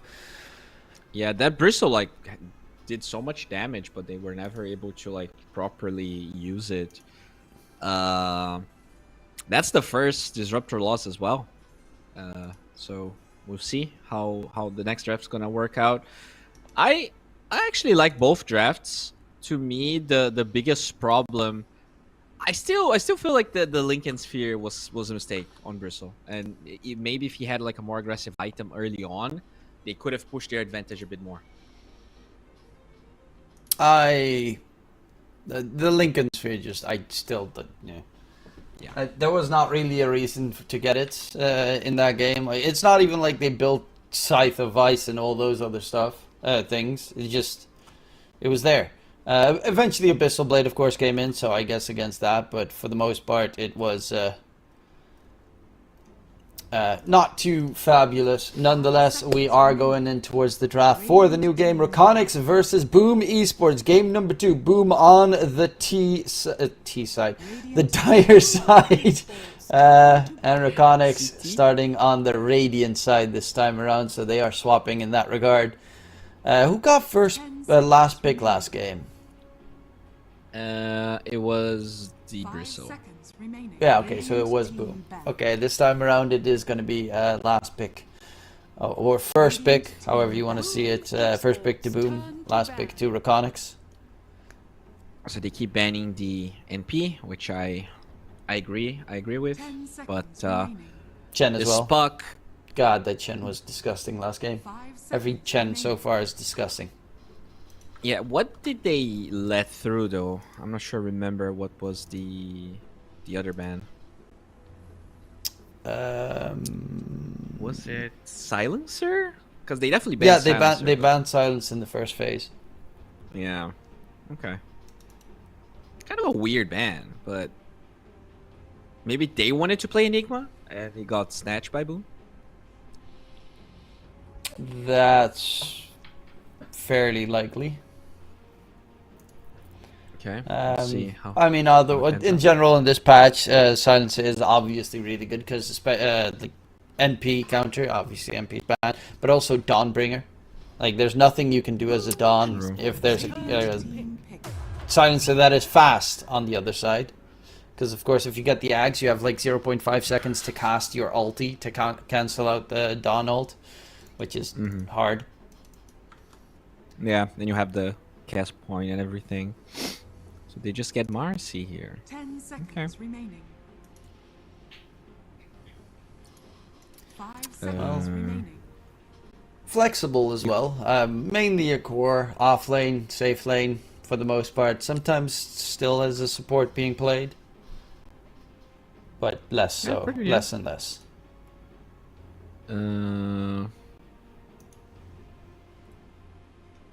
I mean, looking at the heroes that were picked so far, Disruptor, I don't think they lost because of the hero Disruptor. I wasn't super happy with the performance itself, but I think Disruptor could be a fine pick. Snapfire also pretty decent. But considering they lost that game, they might be willing to make a couple changes and they get the Beastmaster. I do hope to see slightly better Beastmaster performances than we saw earlier today. The full aura build Beastmaster is great if you go for an aggressive early game push, but if you don't, it just feels like you're nothing. Yeah. 5 seconds remaining. So now you don't have your Marcy Chen anymore, so you don't want to necessarily commit to Marcy being carry yet. So maybe 10 seconds remaining. what about? We haven't seen a single Bane in this tournament yet, 5 right? seconds remaining. I don't think so. Radiant team back. At least not in our series, no. Yeah, I don't think so either. Take away the Pugna, very good against Marcy, which could indicate its core, even though it is a relatively popular hero. Boom Esports turn to There's, I mean, you ask and you shall receive. You get your Bane pick for the Draconic side. Okay. Pretty good against Marcy. You know, shields. You can just enfeeble. You can just sleep her or even out. The Silencer is available, so this could be an easy Silencer pick for Boom. 5 seconds remaining. This is already a better Lincoln's Lotus game than last game. Just off those two first picks. I mean, it's definitely much better. The question is, you know, the Lincoln's buyer was on the side of Rakonix, so I'm not sure we're gonna see that anymore. But Shadow Demon's another counter to Bane, just being able to cancel Fiend's Grip with Disruption. Overall, has a save for the Roar as well. And Demonic Purge, you can't run away if you're, for instance, a Beastmaster. There are no saving tools either, so you just Demonic Purge the Beast, send Marcy to chase him down, and should be a quick kill. Now we probably need a 5 here for this. I mean, I guess Marcy could be like a Morphling's 5. No, it's just gonna be a Disruptor. Another Bane counter. So this Bane's already effed. Yeah, they make sure that the Bane is not gonna have a good game at least. With the Shed Demon save and Disruptor, of course, with the catch potential. What about Pangolier here? For Rakonix? Yeah. I mean, I don't hate it. Especially because the Shard makes you not get caught by the Disruptor's glimpse. Yeah. And you just OT, chase the Disruptor. You prevent Static Storm. Demonic Purge does nothing to you. You ignore the Marcy because you're just faster. I like it. Yeah, I wouldn't mind seeing Pango plus a position 4. Plus, it's flexible because you can put it in the safe, in the mid or the off lane, wherever you need it, depending on, of course, what Boom picks for the remaining heroes. Yeah, and because they already picked 2 supports, you could even like Pango Dawnbreaker if you want, and it's a combo with the Beastmaster.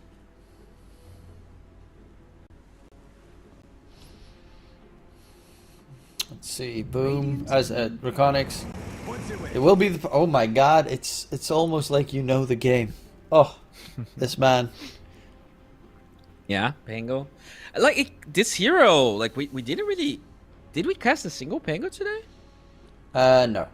No. So weird. 10 seconds remaining. Like this hero is we? one No, of the OG. we did in the first series. There was a Pango with Spirit Vessel, and Pike. Oh yeah, and he won. I think Yeah. it was in the same. Yeah, he won, but it was in the Disruptor's team. Because I do feel like it's one of the OG Disruptor counters. You just find him.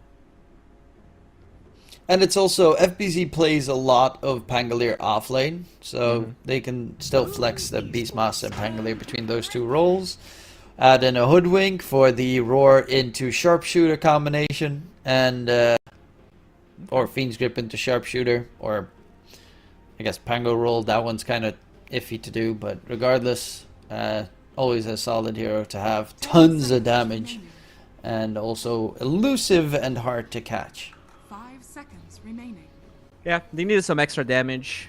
Like their heroes don't really much burst, so I do like it. And for Boom, you need some tanky guy. I mean, Dawnbreaker isn't bad for Boom either. Because now both sides have their supports, so you can pick Dawn.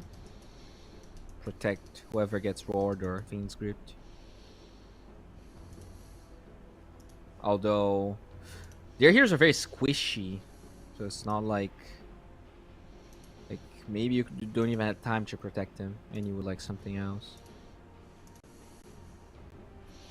Yeah, that is true. They do get blown up quickly if they get caught. Terrorblade is the choice here. That looks more likely that it's gonna be then a Beastmaster.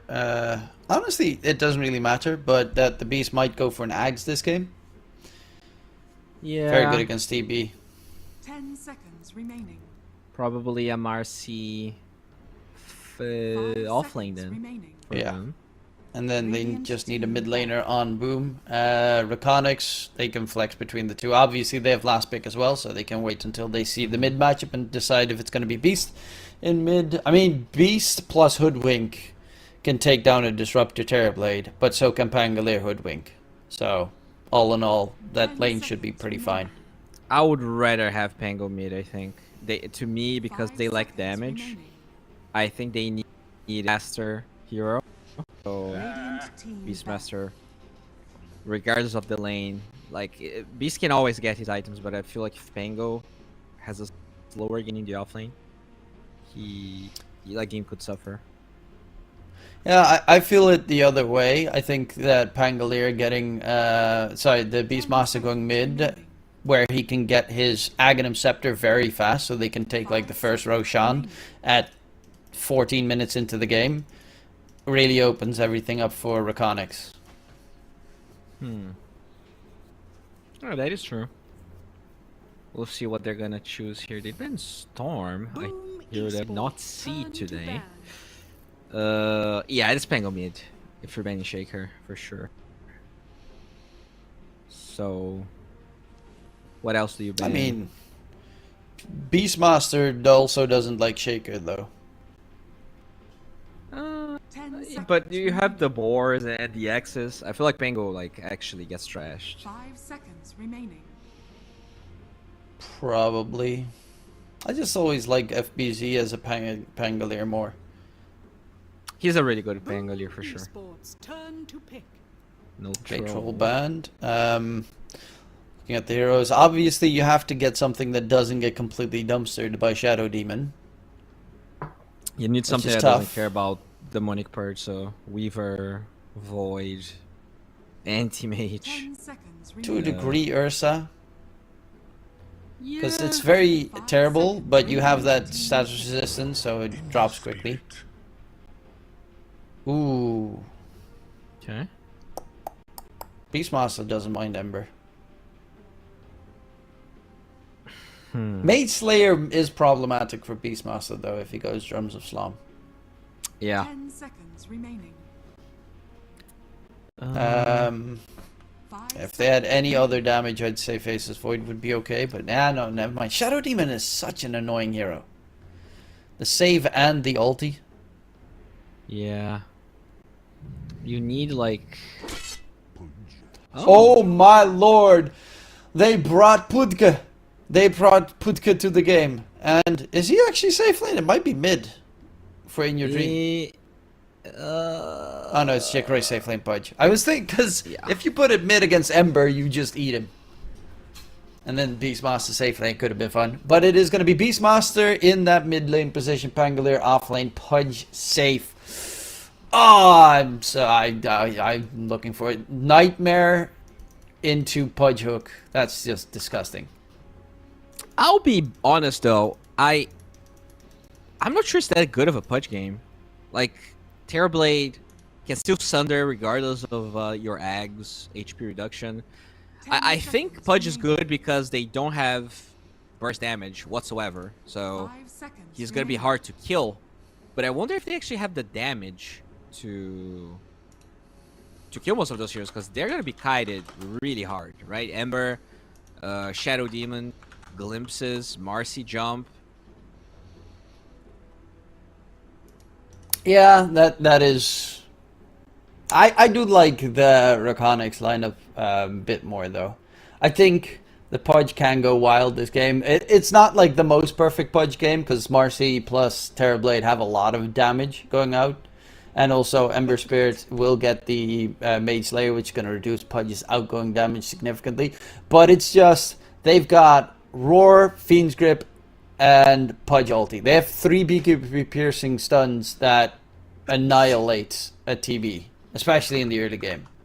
Yeah, it's really on the Shadow Demon to protect. If he can do a good job protecting the TB. And then, I mean, just you're gonna create TB illusions. Those TB illusions are gonna be metamorphoses. I don't know, considering how late all of these games are going, I can't help but feel like Boom has this again, because I feel like their draft just scales a bit more. But maybe this game's gonna be fast. Maybe, you know, this Pango just snowballs and we finally get to cast a game that is a bit more action-packed. I mean, if you have a Pudge in the game, you better make it action-packed, because it would be very sad to have that hero picked up and then not go any for the fun hook plays and catches in the game. So give us some fun Dota. The plus side of that on top of it would make it that we get a game 3 as well. Which we have been lucky today that we have gotten game 3 in the previous 2 series as well. So 3 times the charm, or 3 times the advantage, hopefully, that we get it once more. Smoke breaks. Maybe Pudge looking for a fog hook.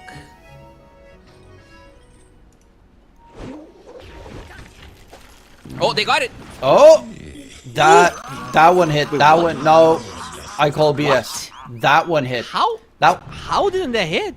Yeah, that one went right through him. It's okay, not right through him, but that one, it feels like it was a hit. Sure. Yeah, that was not fair. Well, at least we start the game off with already an exhilarating play. The battle begins. Now, will that continue is the question, though. We do get ourselves two trade. Jackroy on the Pudge. He does have that Rotten Core facet for the extra bonus attack damage with the Rot's usage. And it is a Bane Pudge lane into the Radiant side, which is one of the most toxic lanes possible. It's very annoying to be off lane against this duo. Yeah, it's a pretty good hook lane. Yeah. Very easy to hook people on their tower. I guess Marcy, in a way, doesn't care as much once she has rebound, but it's not true for the Shadow Demon. Yeah, no, Shadow Demon dies pretty quickly. He does have Disruption, of course, to help himself. Speaking of which, Faree's dropping low. There's going to be the Disruption coming out.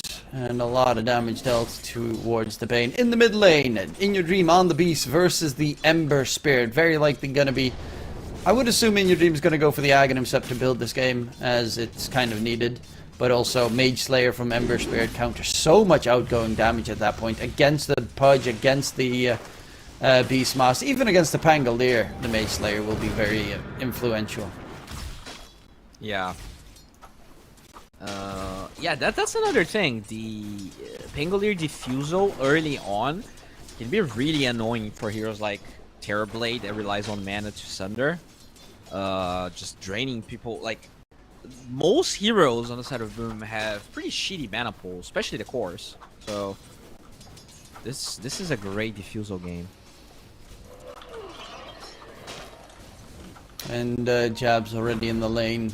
Has to be very careful of getting nightmared into Jackroy's range. I mean, he is it's not like they have nothing against it though, because they do have the disruption save and they do have the dispose as well if Jokam does get dragged back. So it's not too problematic, but you don't want to get dragged underneath that tower, as it will be. Oh, they're going for the fudge bomb guaranteed here. Kill. Well, he is on the run right now, dropping low. That damage with the bodyguard coming in. First blood onto Jikroy, and that is not what you want to have happen on that Radiant side. Not a great start for the Pudge. He's a big boy, but not very tanky in the early game.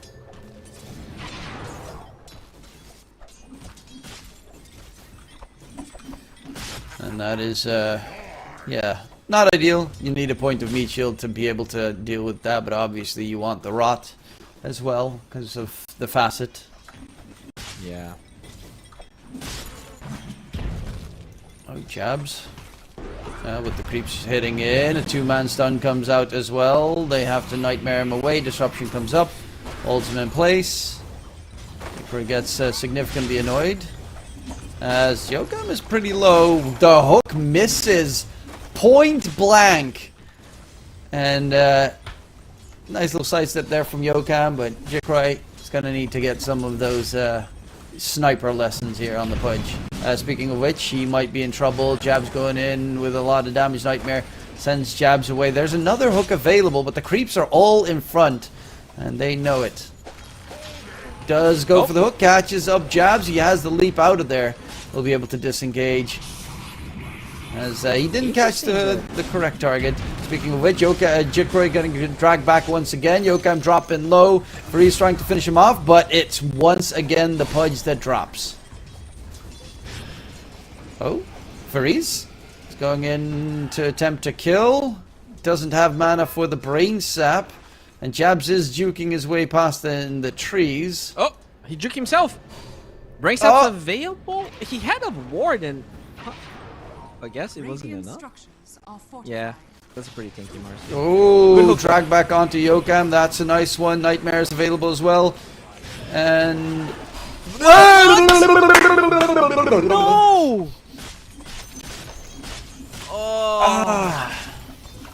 Oh my god, I was on the edge of my seat there and then it just... that hurts. Holy. They do get the Ember mid in your dream, but that's a solo kill actually. Yeah, that's a solo. He's actually destroying the Ember. Like, not even... Ember is already 1,000 gold behind. Yeah. I mean, melees against Beastmaster, it's annoying. True. But that bottom lane should have been another... Oh my god, it's just... I was like, they're gonna get that kill, and then, Like, that's your last big Pudge, and he's 0-2. Just not great.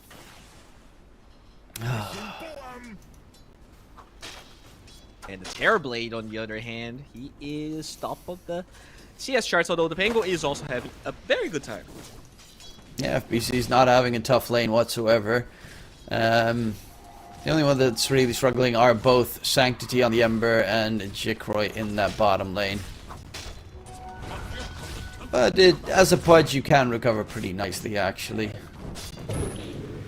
Yeah, with a couple of levels. Ember is a lot tougher to recover. Like, he has level 3 Flame Guard. And that's the only big plus here, is that he can recover because he has a level 3 Flame Guard. If he didn't have that, then he'd just be useless. Bottom gets denied.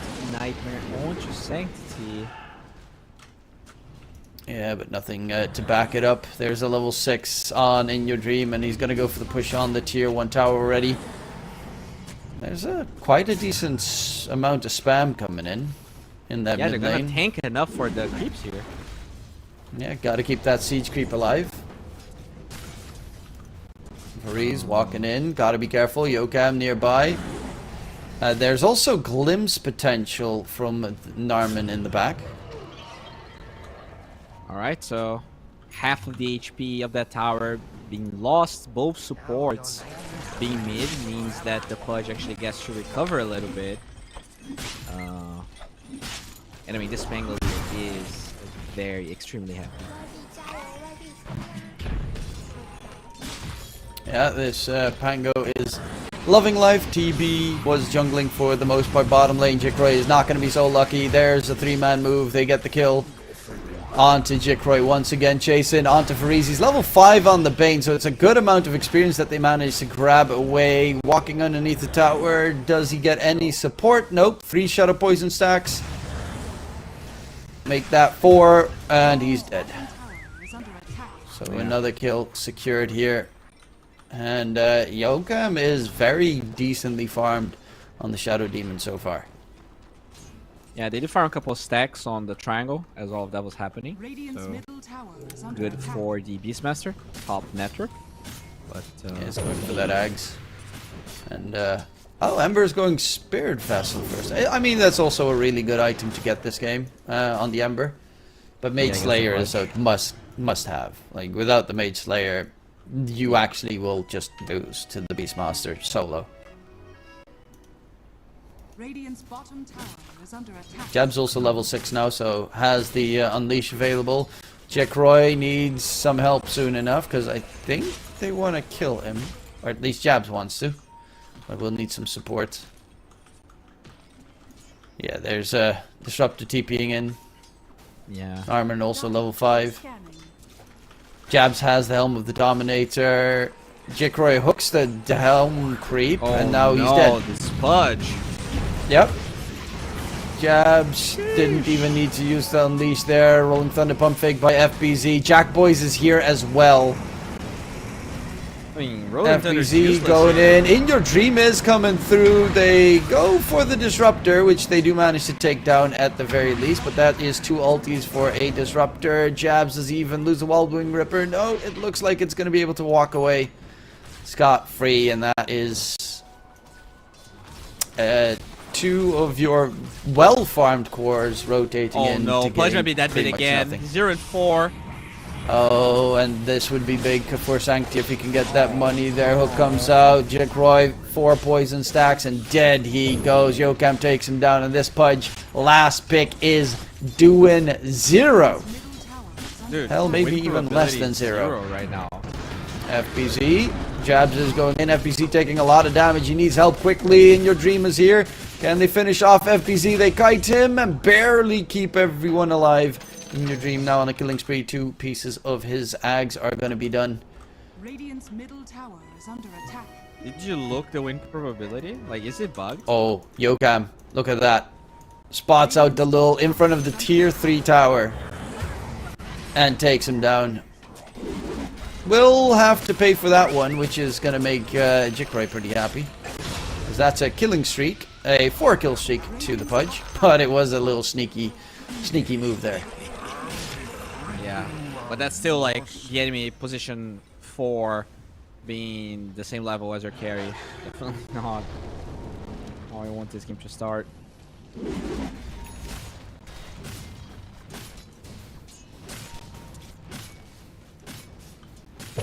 Whose house? Pudge house. Jikroy going for the Ags. That's going to take quite some time.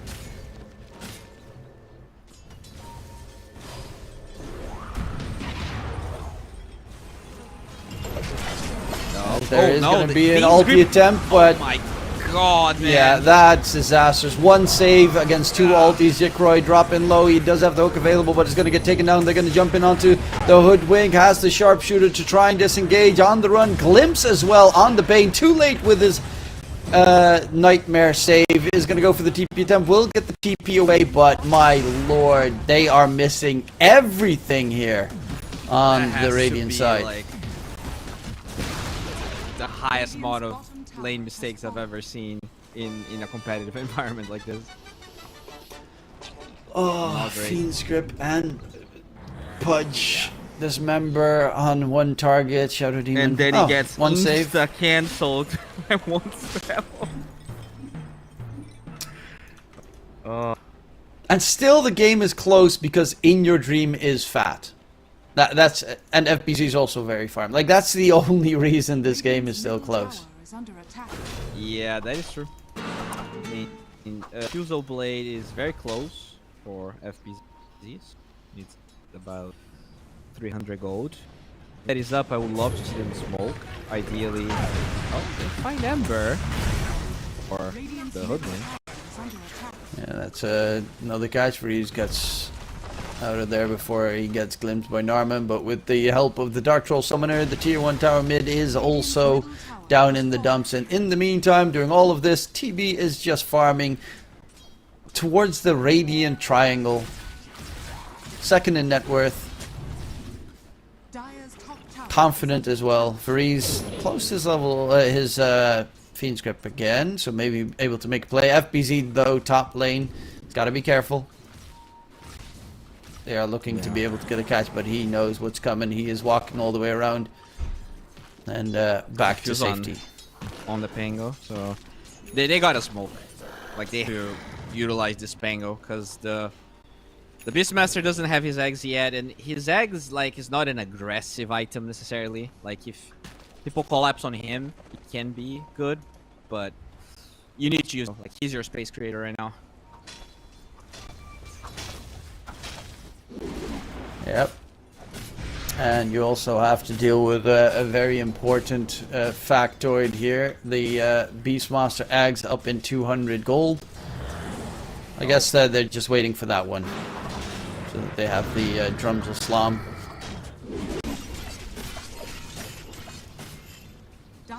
Yeah, and Jikra is just... he's struggling at this point. Oh no, in your dream. That's a big kill for them to secure. They almost get a kill onto Disruptor, but not dead just yet. Now they're chasing in for more deeper dive. Sancti had a terrible game, but thanks to the rest of his team, is able to recoup it in its entirety. Sheesh, booms on a roll, huh? Tower is under attack. Yeah, Boom is looking to 2-0 this and be done for the day. Radiant are scanning. Yeah, they're just... I mean, it's only a 4k goal lead, but it looks so much worse. Radiant's It's also the heroes. Like, you have a Pudge, a safe lane, and a Beastmaster mid, and you're behind. He had a Pudge, mind you, because he found here. Oh. Yokam is everywhere on that pesky Shadow Demon.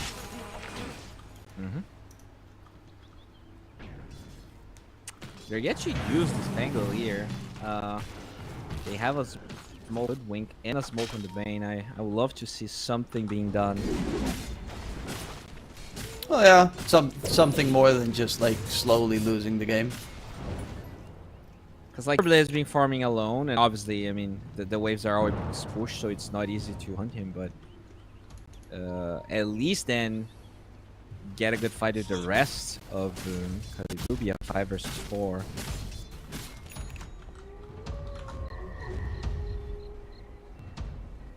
Okay, smoked up. Radiant are Can they get anything? So, I mean, Jabs is a very big kill if they can secure it. But Yokam is just going to be behind him once again. Smoke break. Smoke on smoke. Shenanigans. There's the Nightmare Drag onto the Shadow Demon. Bushwhack catch onto Jabs. Roar thrown out as well. Can they kill off Jabs?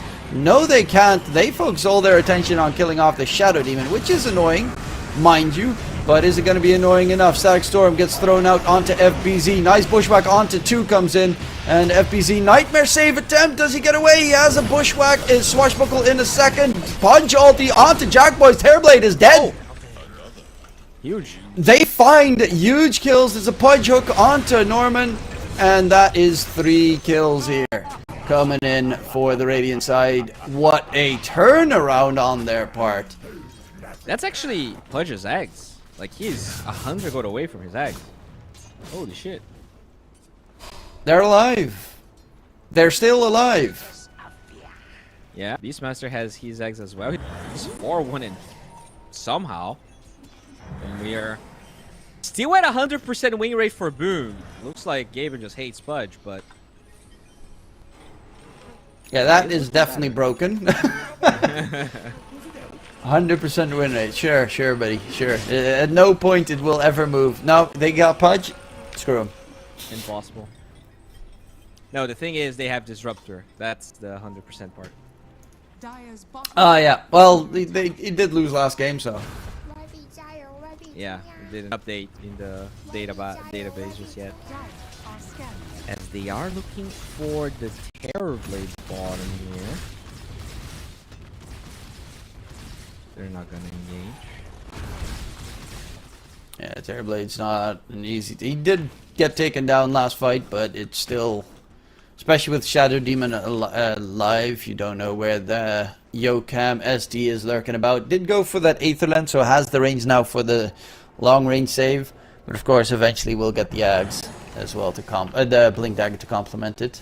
FPC is going for his Ags. Yakroy has his Ags going for the BKB. It's actually not even too far away from it. And I think In Your Dream is getting, yeah, he's got the Blink Dagger on the Beastmaster coming in. So quick engagement potential. Sanctity after the Spirit Vessel is going for the Mage Slayer, is very close to it, which will be significantly effective to keep his team alive. Smoke here. Beastmaster is level 12 with a Blink Dagger and an Arcane Rune. Oh, they found 2 heroes though. FPC.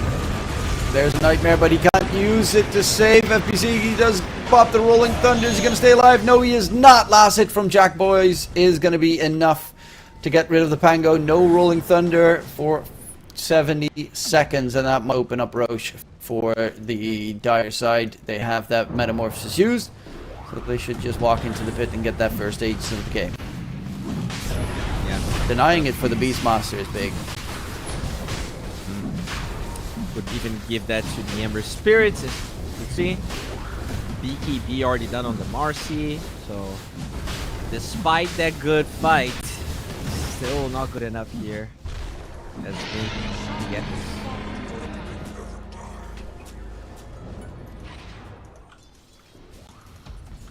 Yeah, FBZ, that was a painful death. I mean, you also, against the Static Storm, you also have Pudge hook saves, potentially, this game. Which, he wasn't anywhere close by. Tries to go for a random smoked up hook. Gives away that they have vision somewhere. Yeah. The tower's gonna fall though. That boar is annoying and they don't really have a... They don't really want to try and kill it. They're gonna go for the Tormentor instead, get that free shard, but there might be a smoke rotation top, possibly? No, they don't have a smoke on them. So that should be the... Oh, they're going actually for FBZ. They want to pretend they're doing that, but they want to kill Spango. They don't actually know he's here, which is the interesting part.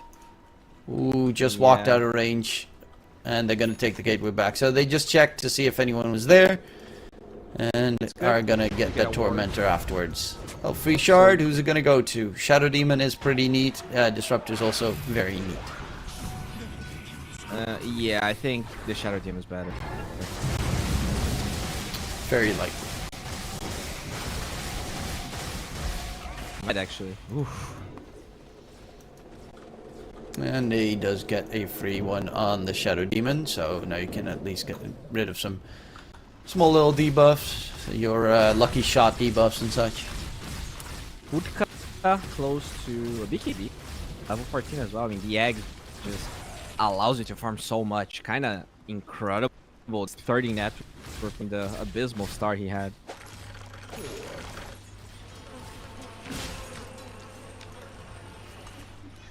Well, that's, yeah, the net worth being this very close is remarkable in general, but also Jikroy, BKB is almost done.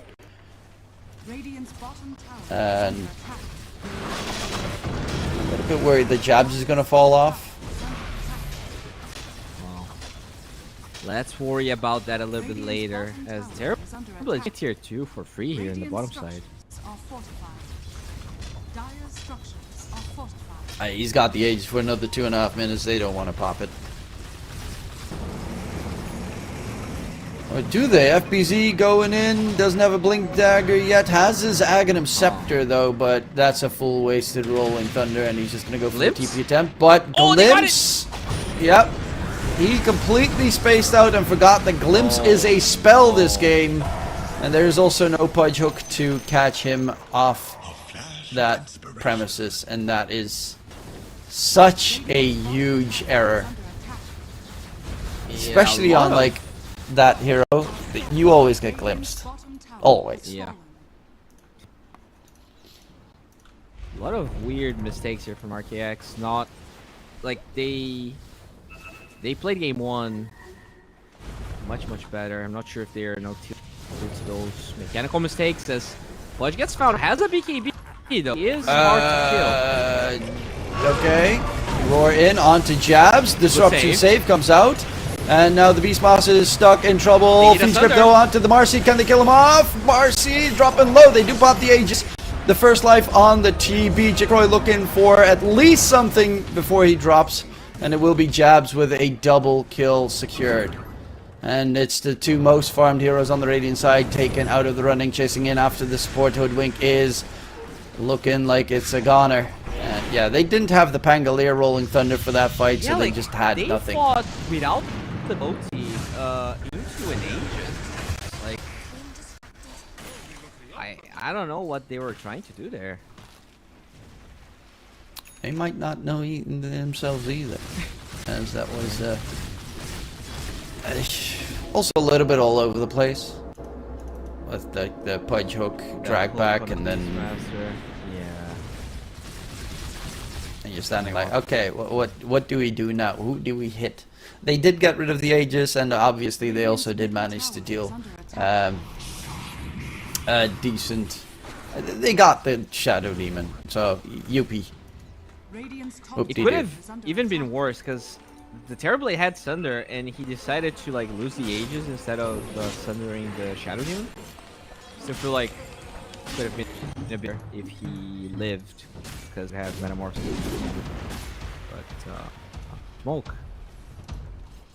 Looking for another catch. There is no Fiend Script for another 30 seconds, but they do spot the Jikroy Pudge. Smoke breaks. Hello. And the Pudge forced to pop the BKB. But the Demonic Purge is very annoying. He's going to go for the eat onto the Marcy. Knows that Marcy is the one with the big stun, and it will be Jikroy dead again. That is Pudge death number 8 so far. And they even find Fariz on the Bane. Oh no, in your dream? Woo! Almost got spotted there by the Disruptor. It's just gonna go for the TP away. Out of range, just barely. Very close, very close. Dire's top tower is under attack.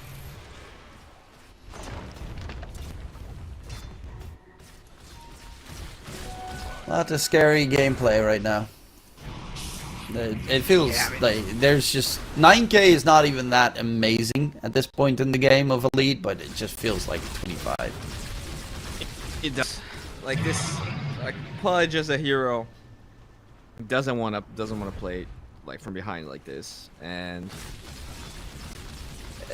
like this Marcy is also gigantic, right? Like when you, what the Marcy can do to this game.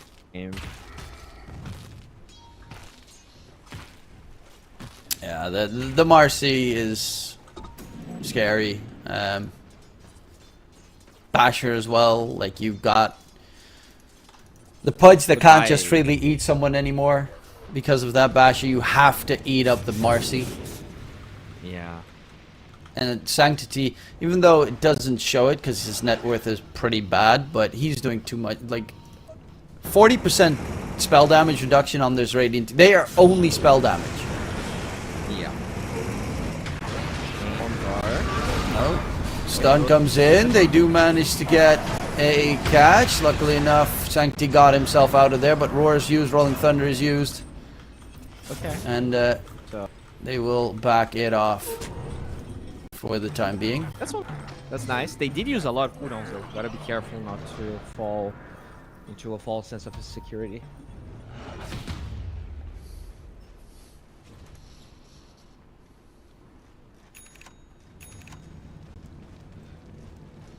Skydy on TB. Now then things start to get very because Drums of Slum and Pudge are gonna feel much weaker. Top tower is under attack. Radiant are scanning. Yeah, the Dire's top tower are gonna at least keep that net worth pretty even, but Yeah, that's, as you said, that Scotty is going to be problematic going forward.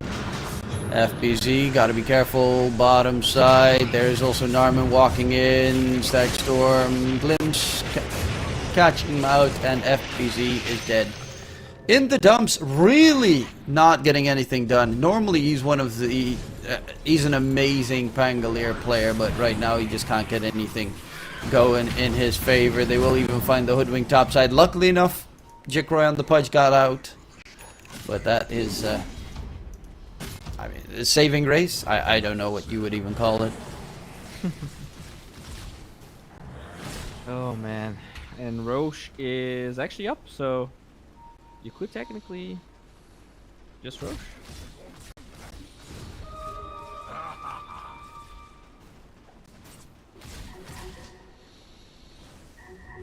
Radiant's top tower is under Well, attack. and they'll hopefully for them get that done sooner rather than later, so that they can go for the high ground push. It is still not the safest high ground push because of Pudge hooks randomly catching you and dragging you out of position. Radiant's courier. But it's not like the Radiant side gets that much stronger this game. Yeah, they don't, and they already lost to tier 2s, and Liege on the side of Boom is so good with the Terrorblade. Like, all you need to do is put the Aegis on the Terrorblade, and the game feels like 80% kind of dealt with. Oh, even a Lotus Orb on the Marcy. That's so strong against what they have. Radiant are scanning. Radiant does get a good scan. Radiant's top tower is under attack. And from behind, Sancti in the pit, they spot him out. And he's gonna get the jump away before any response comes out. But even then, they have Yokan with the save, with the disruption from behind. Why are you hooking a Centaur creep? Dude's playing risky business the entire game. My lord. Wow. That's like, oh, I'm here, kill me now. Especially because the Centaur got the stun in as well, yeah. And now they're pushing the tier 3 tower topside with the Terrorblade nearby. So it's a safe push, it forces all the TPs back and they can just walk into the growth pit.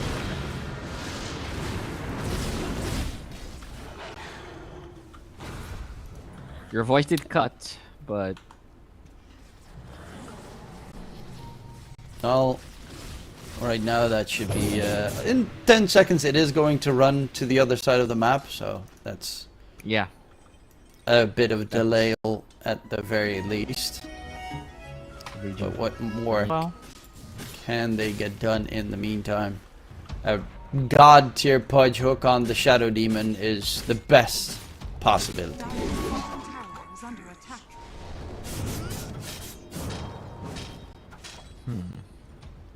Trying to figure out like what is the item that changes things here, but honestly I'm not sure. Like Blink on Bane, I guess Aether Lens on Bane is done now. That could make a difference.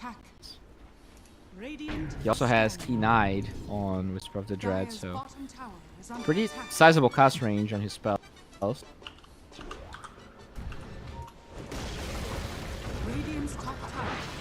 Tier 3 tower just fell down though. Yeah, random illusions continuously pushing. And they get themselves that second Aegis of the game, which is going to get them the banner for the high ground push. Well, Metamorphosis was used for this. So we'll be a little bit delayed. Wait for the Metamorphosis to be back up. Before they can go for the high ground push.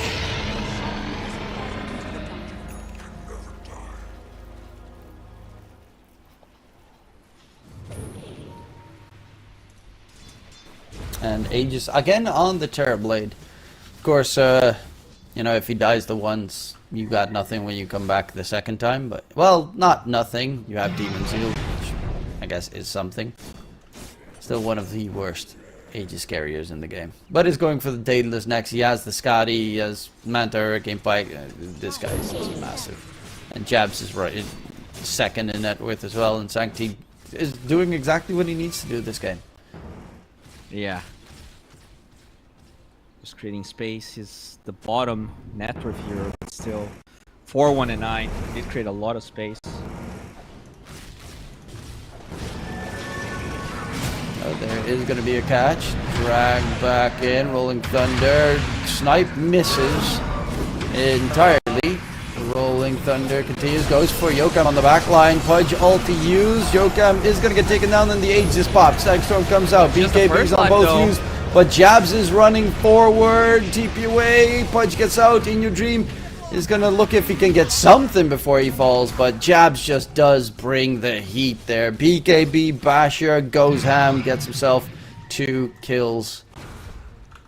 And they did everything. So now you can pop Metamorphosis and threaten high ground. No buyback. 50 seconds on the beast. Smart. Radiant's middle tower is under attack.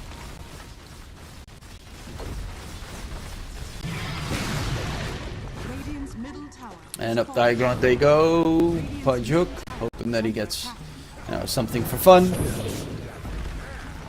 But without the Beastmaster, you don't really have any defense. FPC, oh my god, please roll away. He's actually dead. Bro, I don't, like, FPC is having one of his worst games ever. Yeah. But I mean, like, to be fair, he's supposed to have a bad game, right? Like, he's one of the first picks. I really feel like the safe lane was the biggest blunder. Oh yeah, no, 100%. It's just this doesn't help. Yeah, definitely doesn't. Like, he had one of the best lanes. Yeah. Mid was the best, and then his lane was actually pretty good. But yeah, he just randomly gets caught everywhere on the map, and then it doesn't really matter how the lane went. Another lane down. Looks like Gaben is correct about the 100%.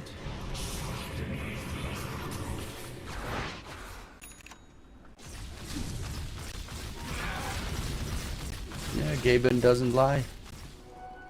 Disruptor too good. Yeah.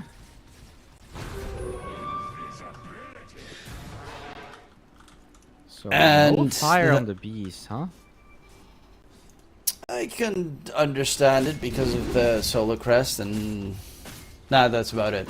It's good against Solar Crest and the Ember Spirit's Flame Guard, I guess. But yeah, they have 2 load sorbs on the dire side. They've got the Mage Slayer. They've got I mean, they've got everything they need. I don't know about Nullfire. Such an interesting pick. Dire are scanning.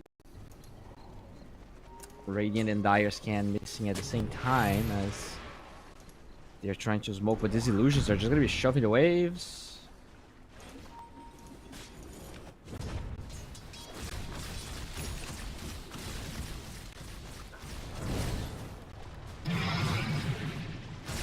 And not even the Shrine of Wisdom gained. I'm actually surprised because no one grabbed. Is the Dire Shrine of Wisdom still standing? What? The Shrine of Wisdom, because it just like.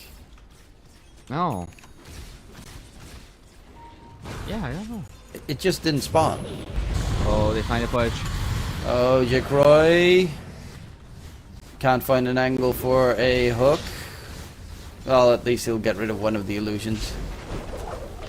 Oh, that's still tier 3 fallen here. Yep. There's no Aegis on Jack, boys. Even the boar gets stolen by Jabs there.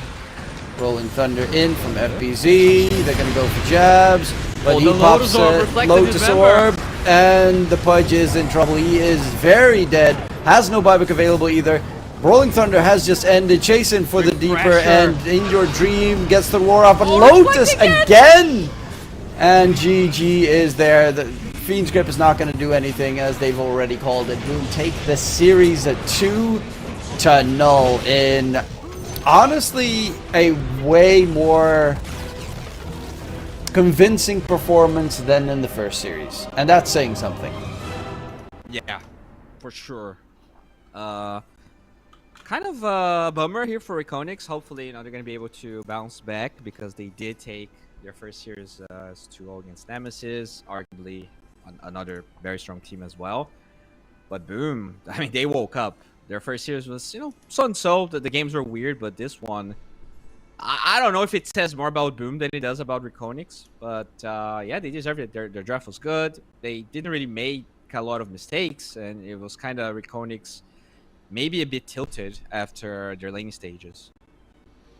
This was a tough one to recover from, and it's again a very solid performance coming out, of course, from the Boom side, who will go on to the winner bracket finals, as we will see Iconics go to the lower bracket. But yeah, Bowie, that concludes it for the Southeast Asian region for today. I think there may be, I'm quickly going to check the other series. Is it still going on? Excretion versus YG. Yes, it is. And it's a very close one in game number 2 on their part. So don't forget to check that one out. Any last words for the viewers at home?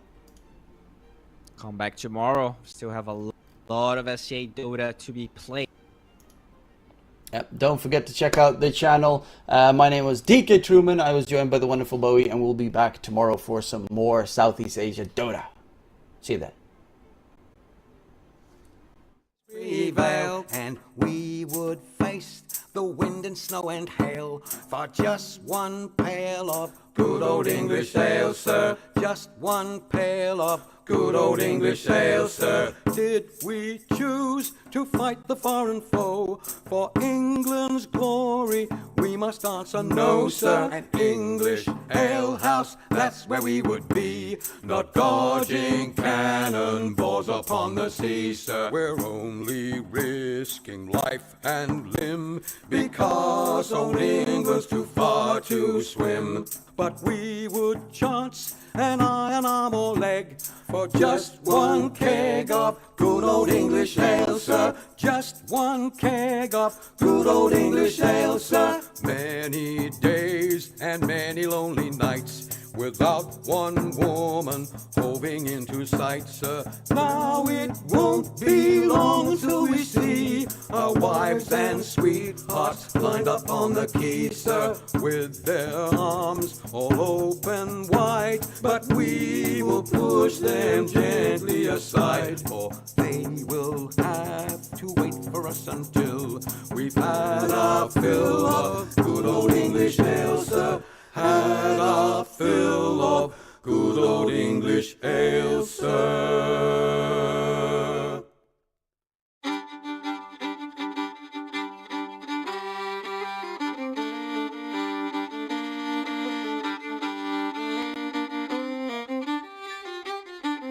There were 2 little sisters a-walking alone, hey, the gay and the grinding.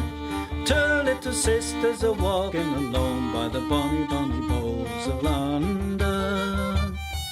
And the eldest pushed her sister in, hey, the gay and the grinding. Pushed her sister into the stream by the bonny, bonny bowls of London. Oh, she pushed her in and she watched her down, hey, the gay and the grinding. Watched her body floating down by the bonny, bonny bowls of London. Oh, they laid her out on the bank to die, hey, the gay and the grinding. For with the fiddle came riding by the bonny, bonny bowls of London. And he made some strings from this yellow hair, hey, the gay and the grinding. Made some strings from this yellow hair by the bonny, bonny bowls of London. And he made fiddle pegs from a long finger bone, hey, the gay and the grinding. Made fiddle pegs from a long finger bone by the bonny, bonny bowls of London.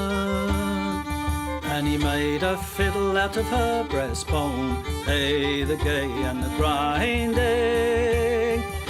Sound would pierce the heart of a stone by the bonny, bonny bowls of London. But the only tune tune that the fiddle would play was Ho, the Bows of London. The only tune the fiddle would play was the Bonny, Bonny Bows of London.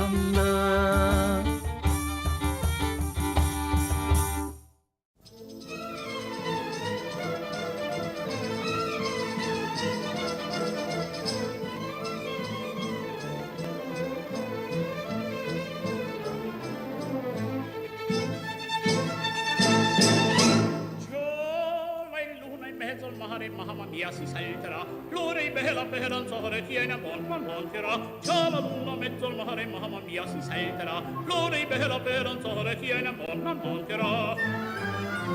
Già la luna mezzo al mare, mamma mia si salterà, resta in danza donna mia, la ride qua, un garzon bello giocondo, ciascuna toccherà, finché in cielo una stella e la luna splenderà, il più bel con la più bella tutta notte danzerà. Mamma mia, già la luna in mezzo al mare, mamma mia, si salterà, fringe, mamma mia, si salterà, fringe, mamma mia, si salterà.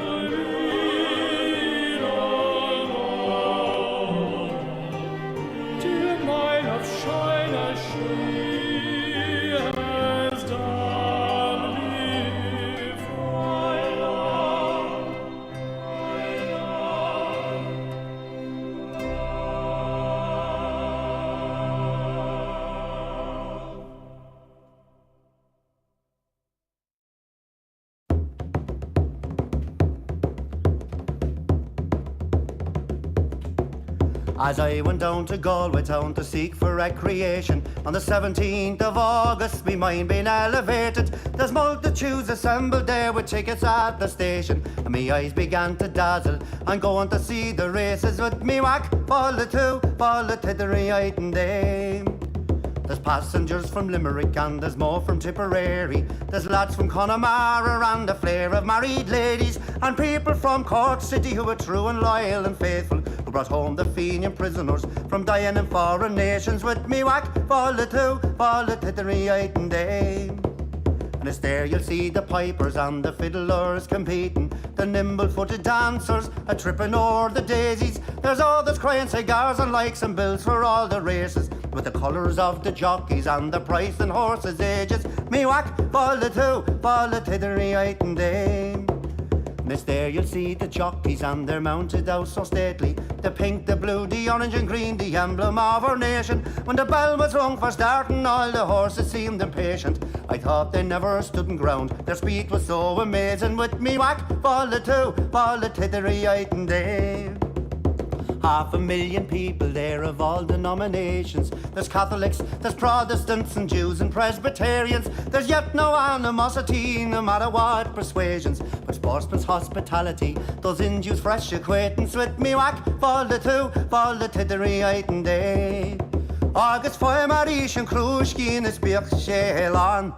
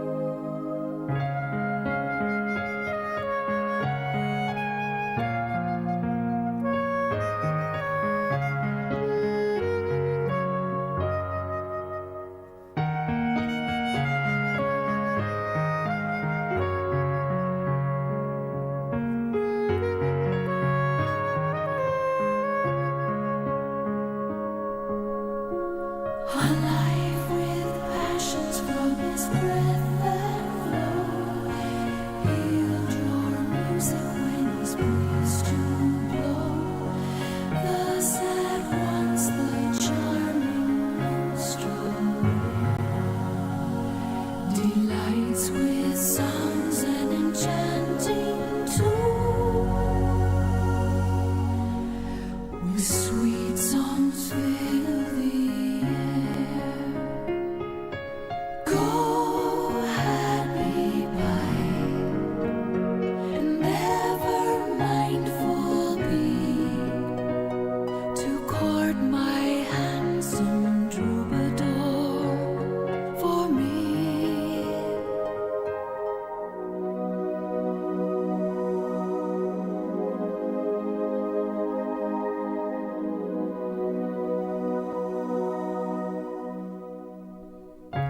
Tell him of all I feel, repeat my love at each melting touch, since to him my loyalty assign.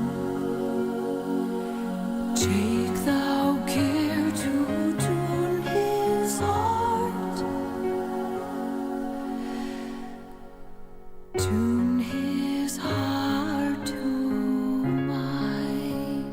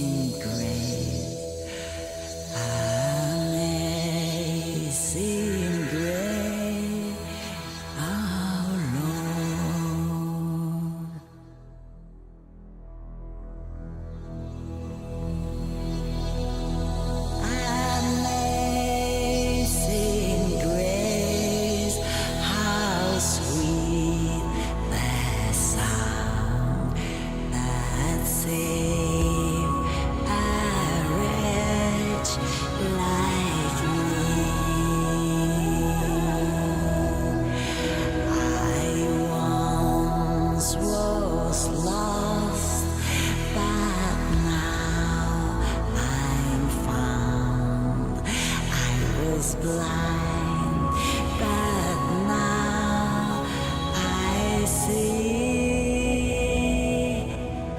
was grace that taught my heart to fear, and grace my fears relieve. How precious did that grace appear the hour I first believed.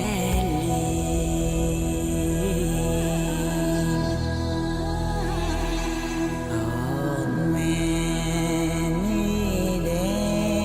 danger toils and snares we have already come.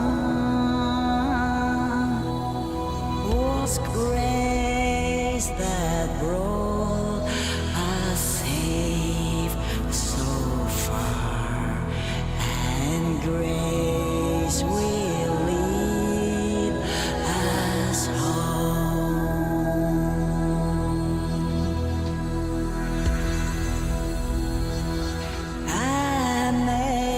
Amazing grace, amazing grace,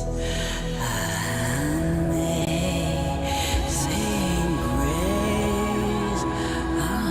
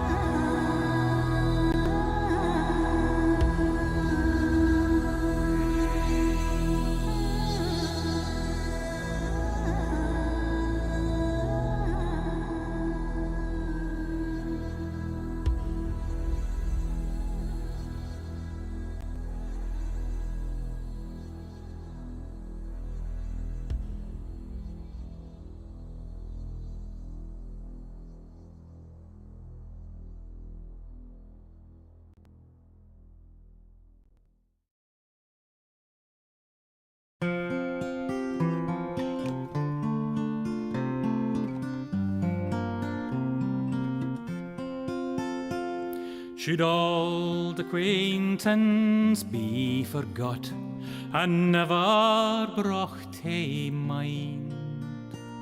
Should old acquaintance be forgot and old lang syne? For old lang syne, my Joe, for old lang syne, we'll take a cup o' kindness yet for old lang syne. We twa hae paddled in the burn fae morning sun till dine. We've wandered mony a weary fit sin old lang syne. For old lang syne, my Joe, for old lang syne, we'll take a cup o' kindness yet for old lang syne. We twa hae rin aboot the braes and pooed the gowans fine, but seas between us braid hae rolled sin old lang syne. For old lang syne, my Joe, for old lang syne, we'll take a cup o' kindness yet for old lang syne.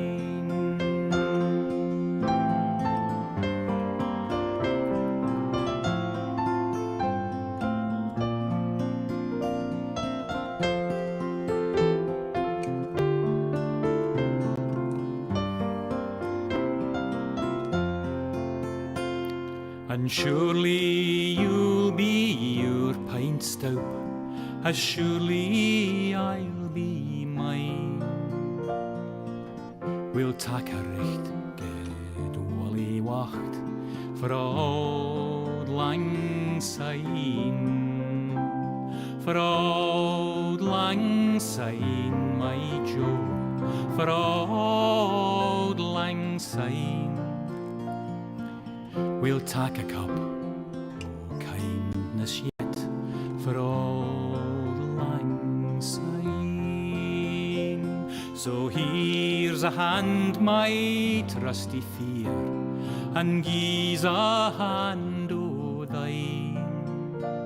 We'll tak a recht good wally wacht for old lang syne, for old lang syne, my Joe, for old lang syne. We'll tak a cup o' kindness yet for old lang syne.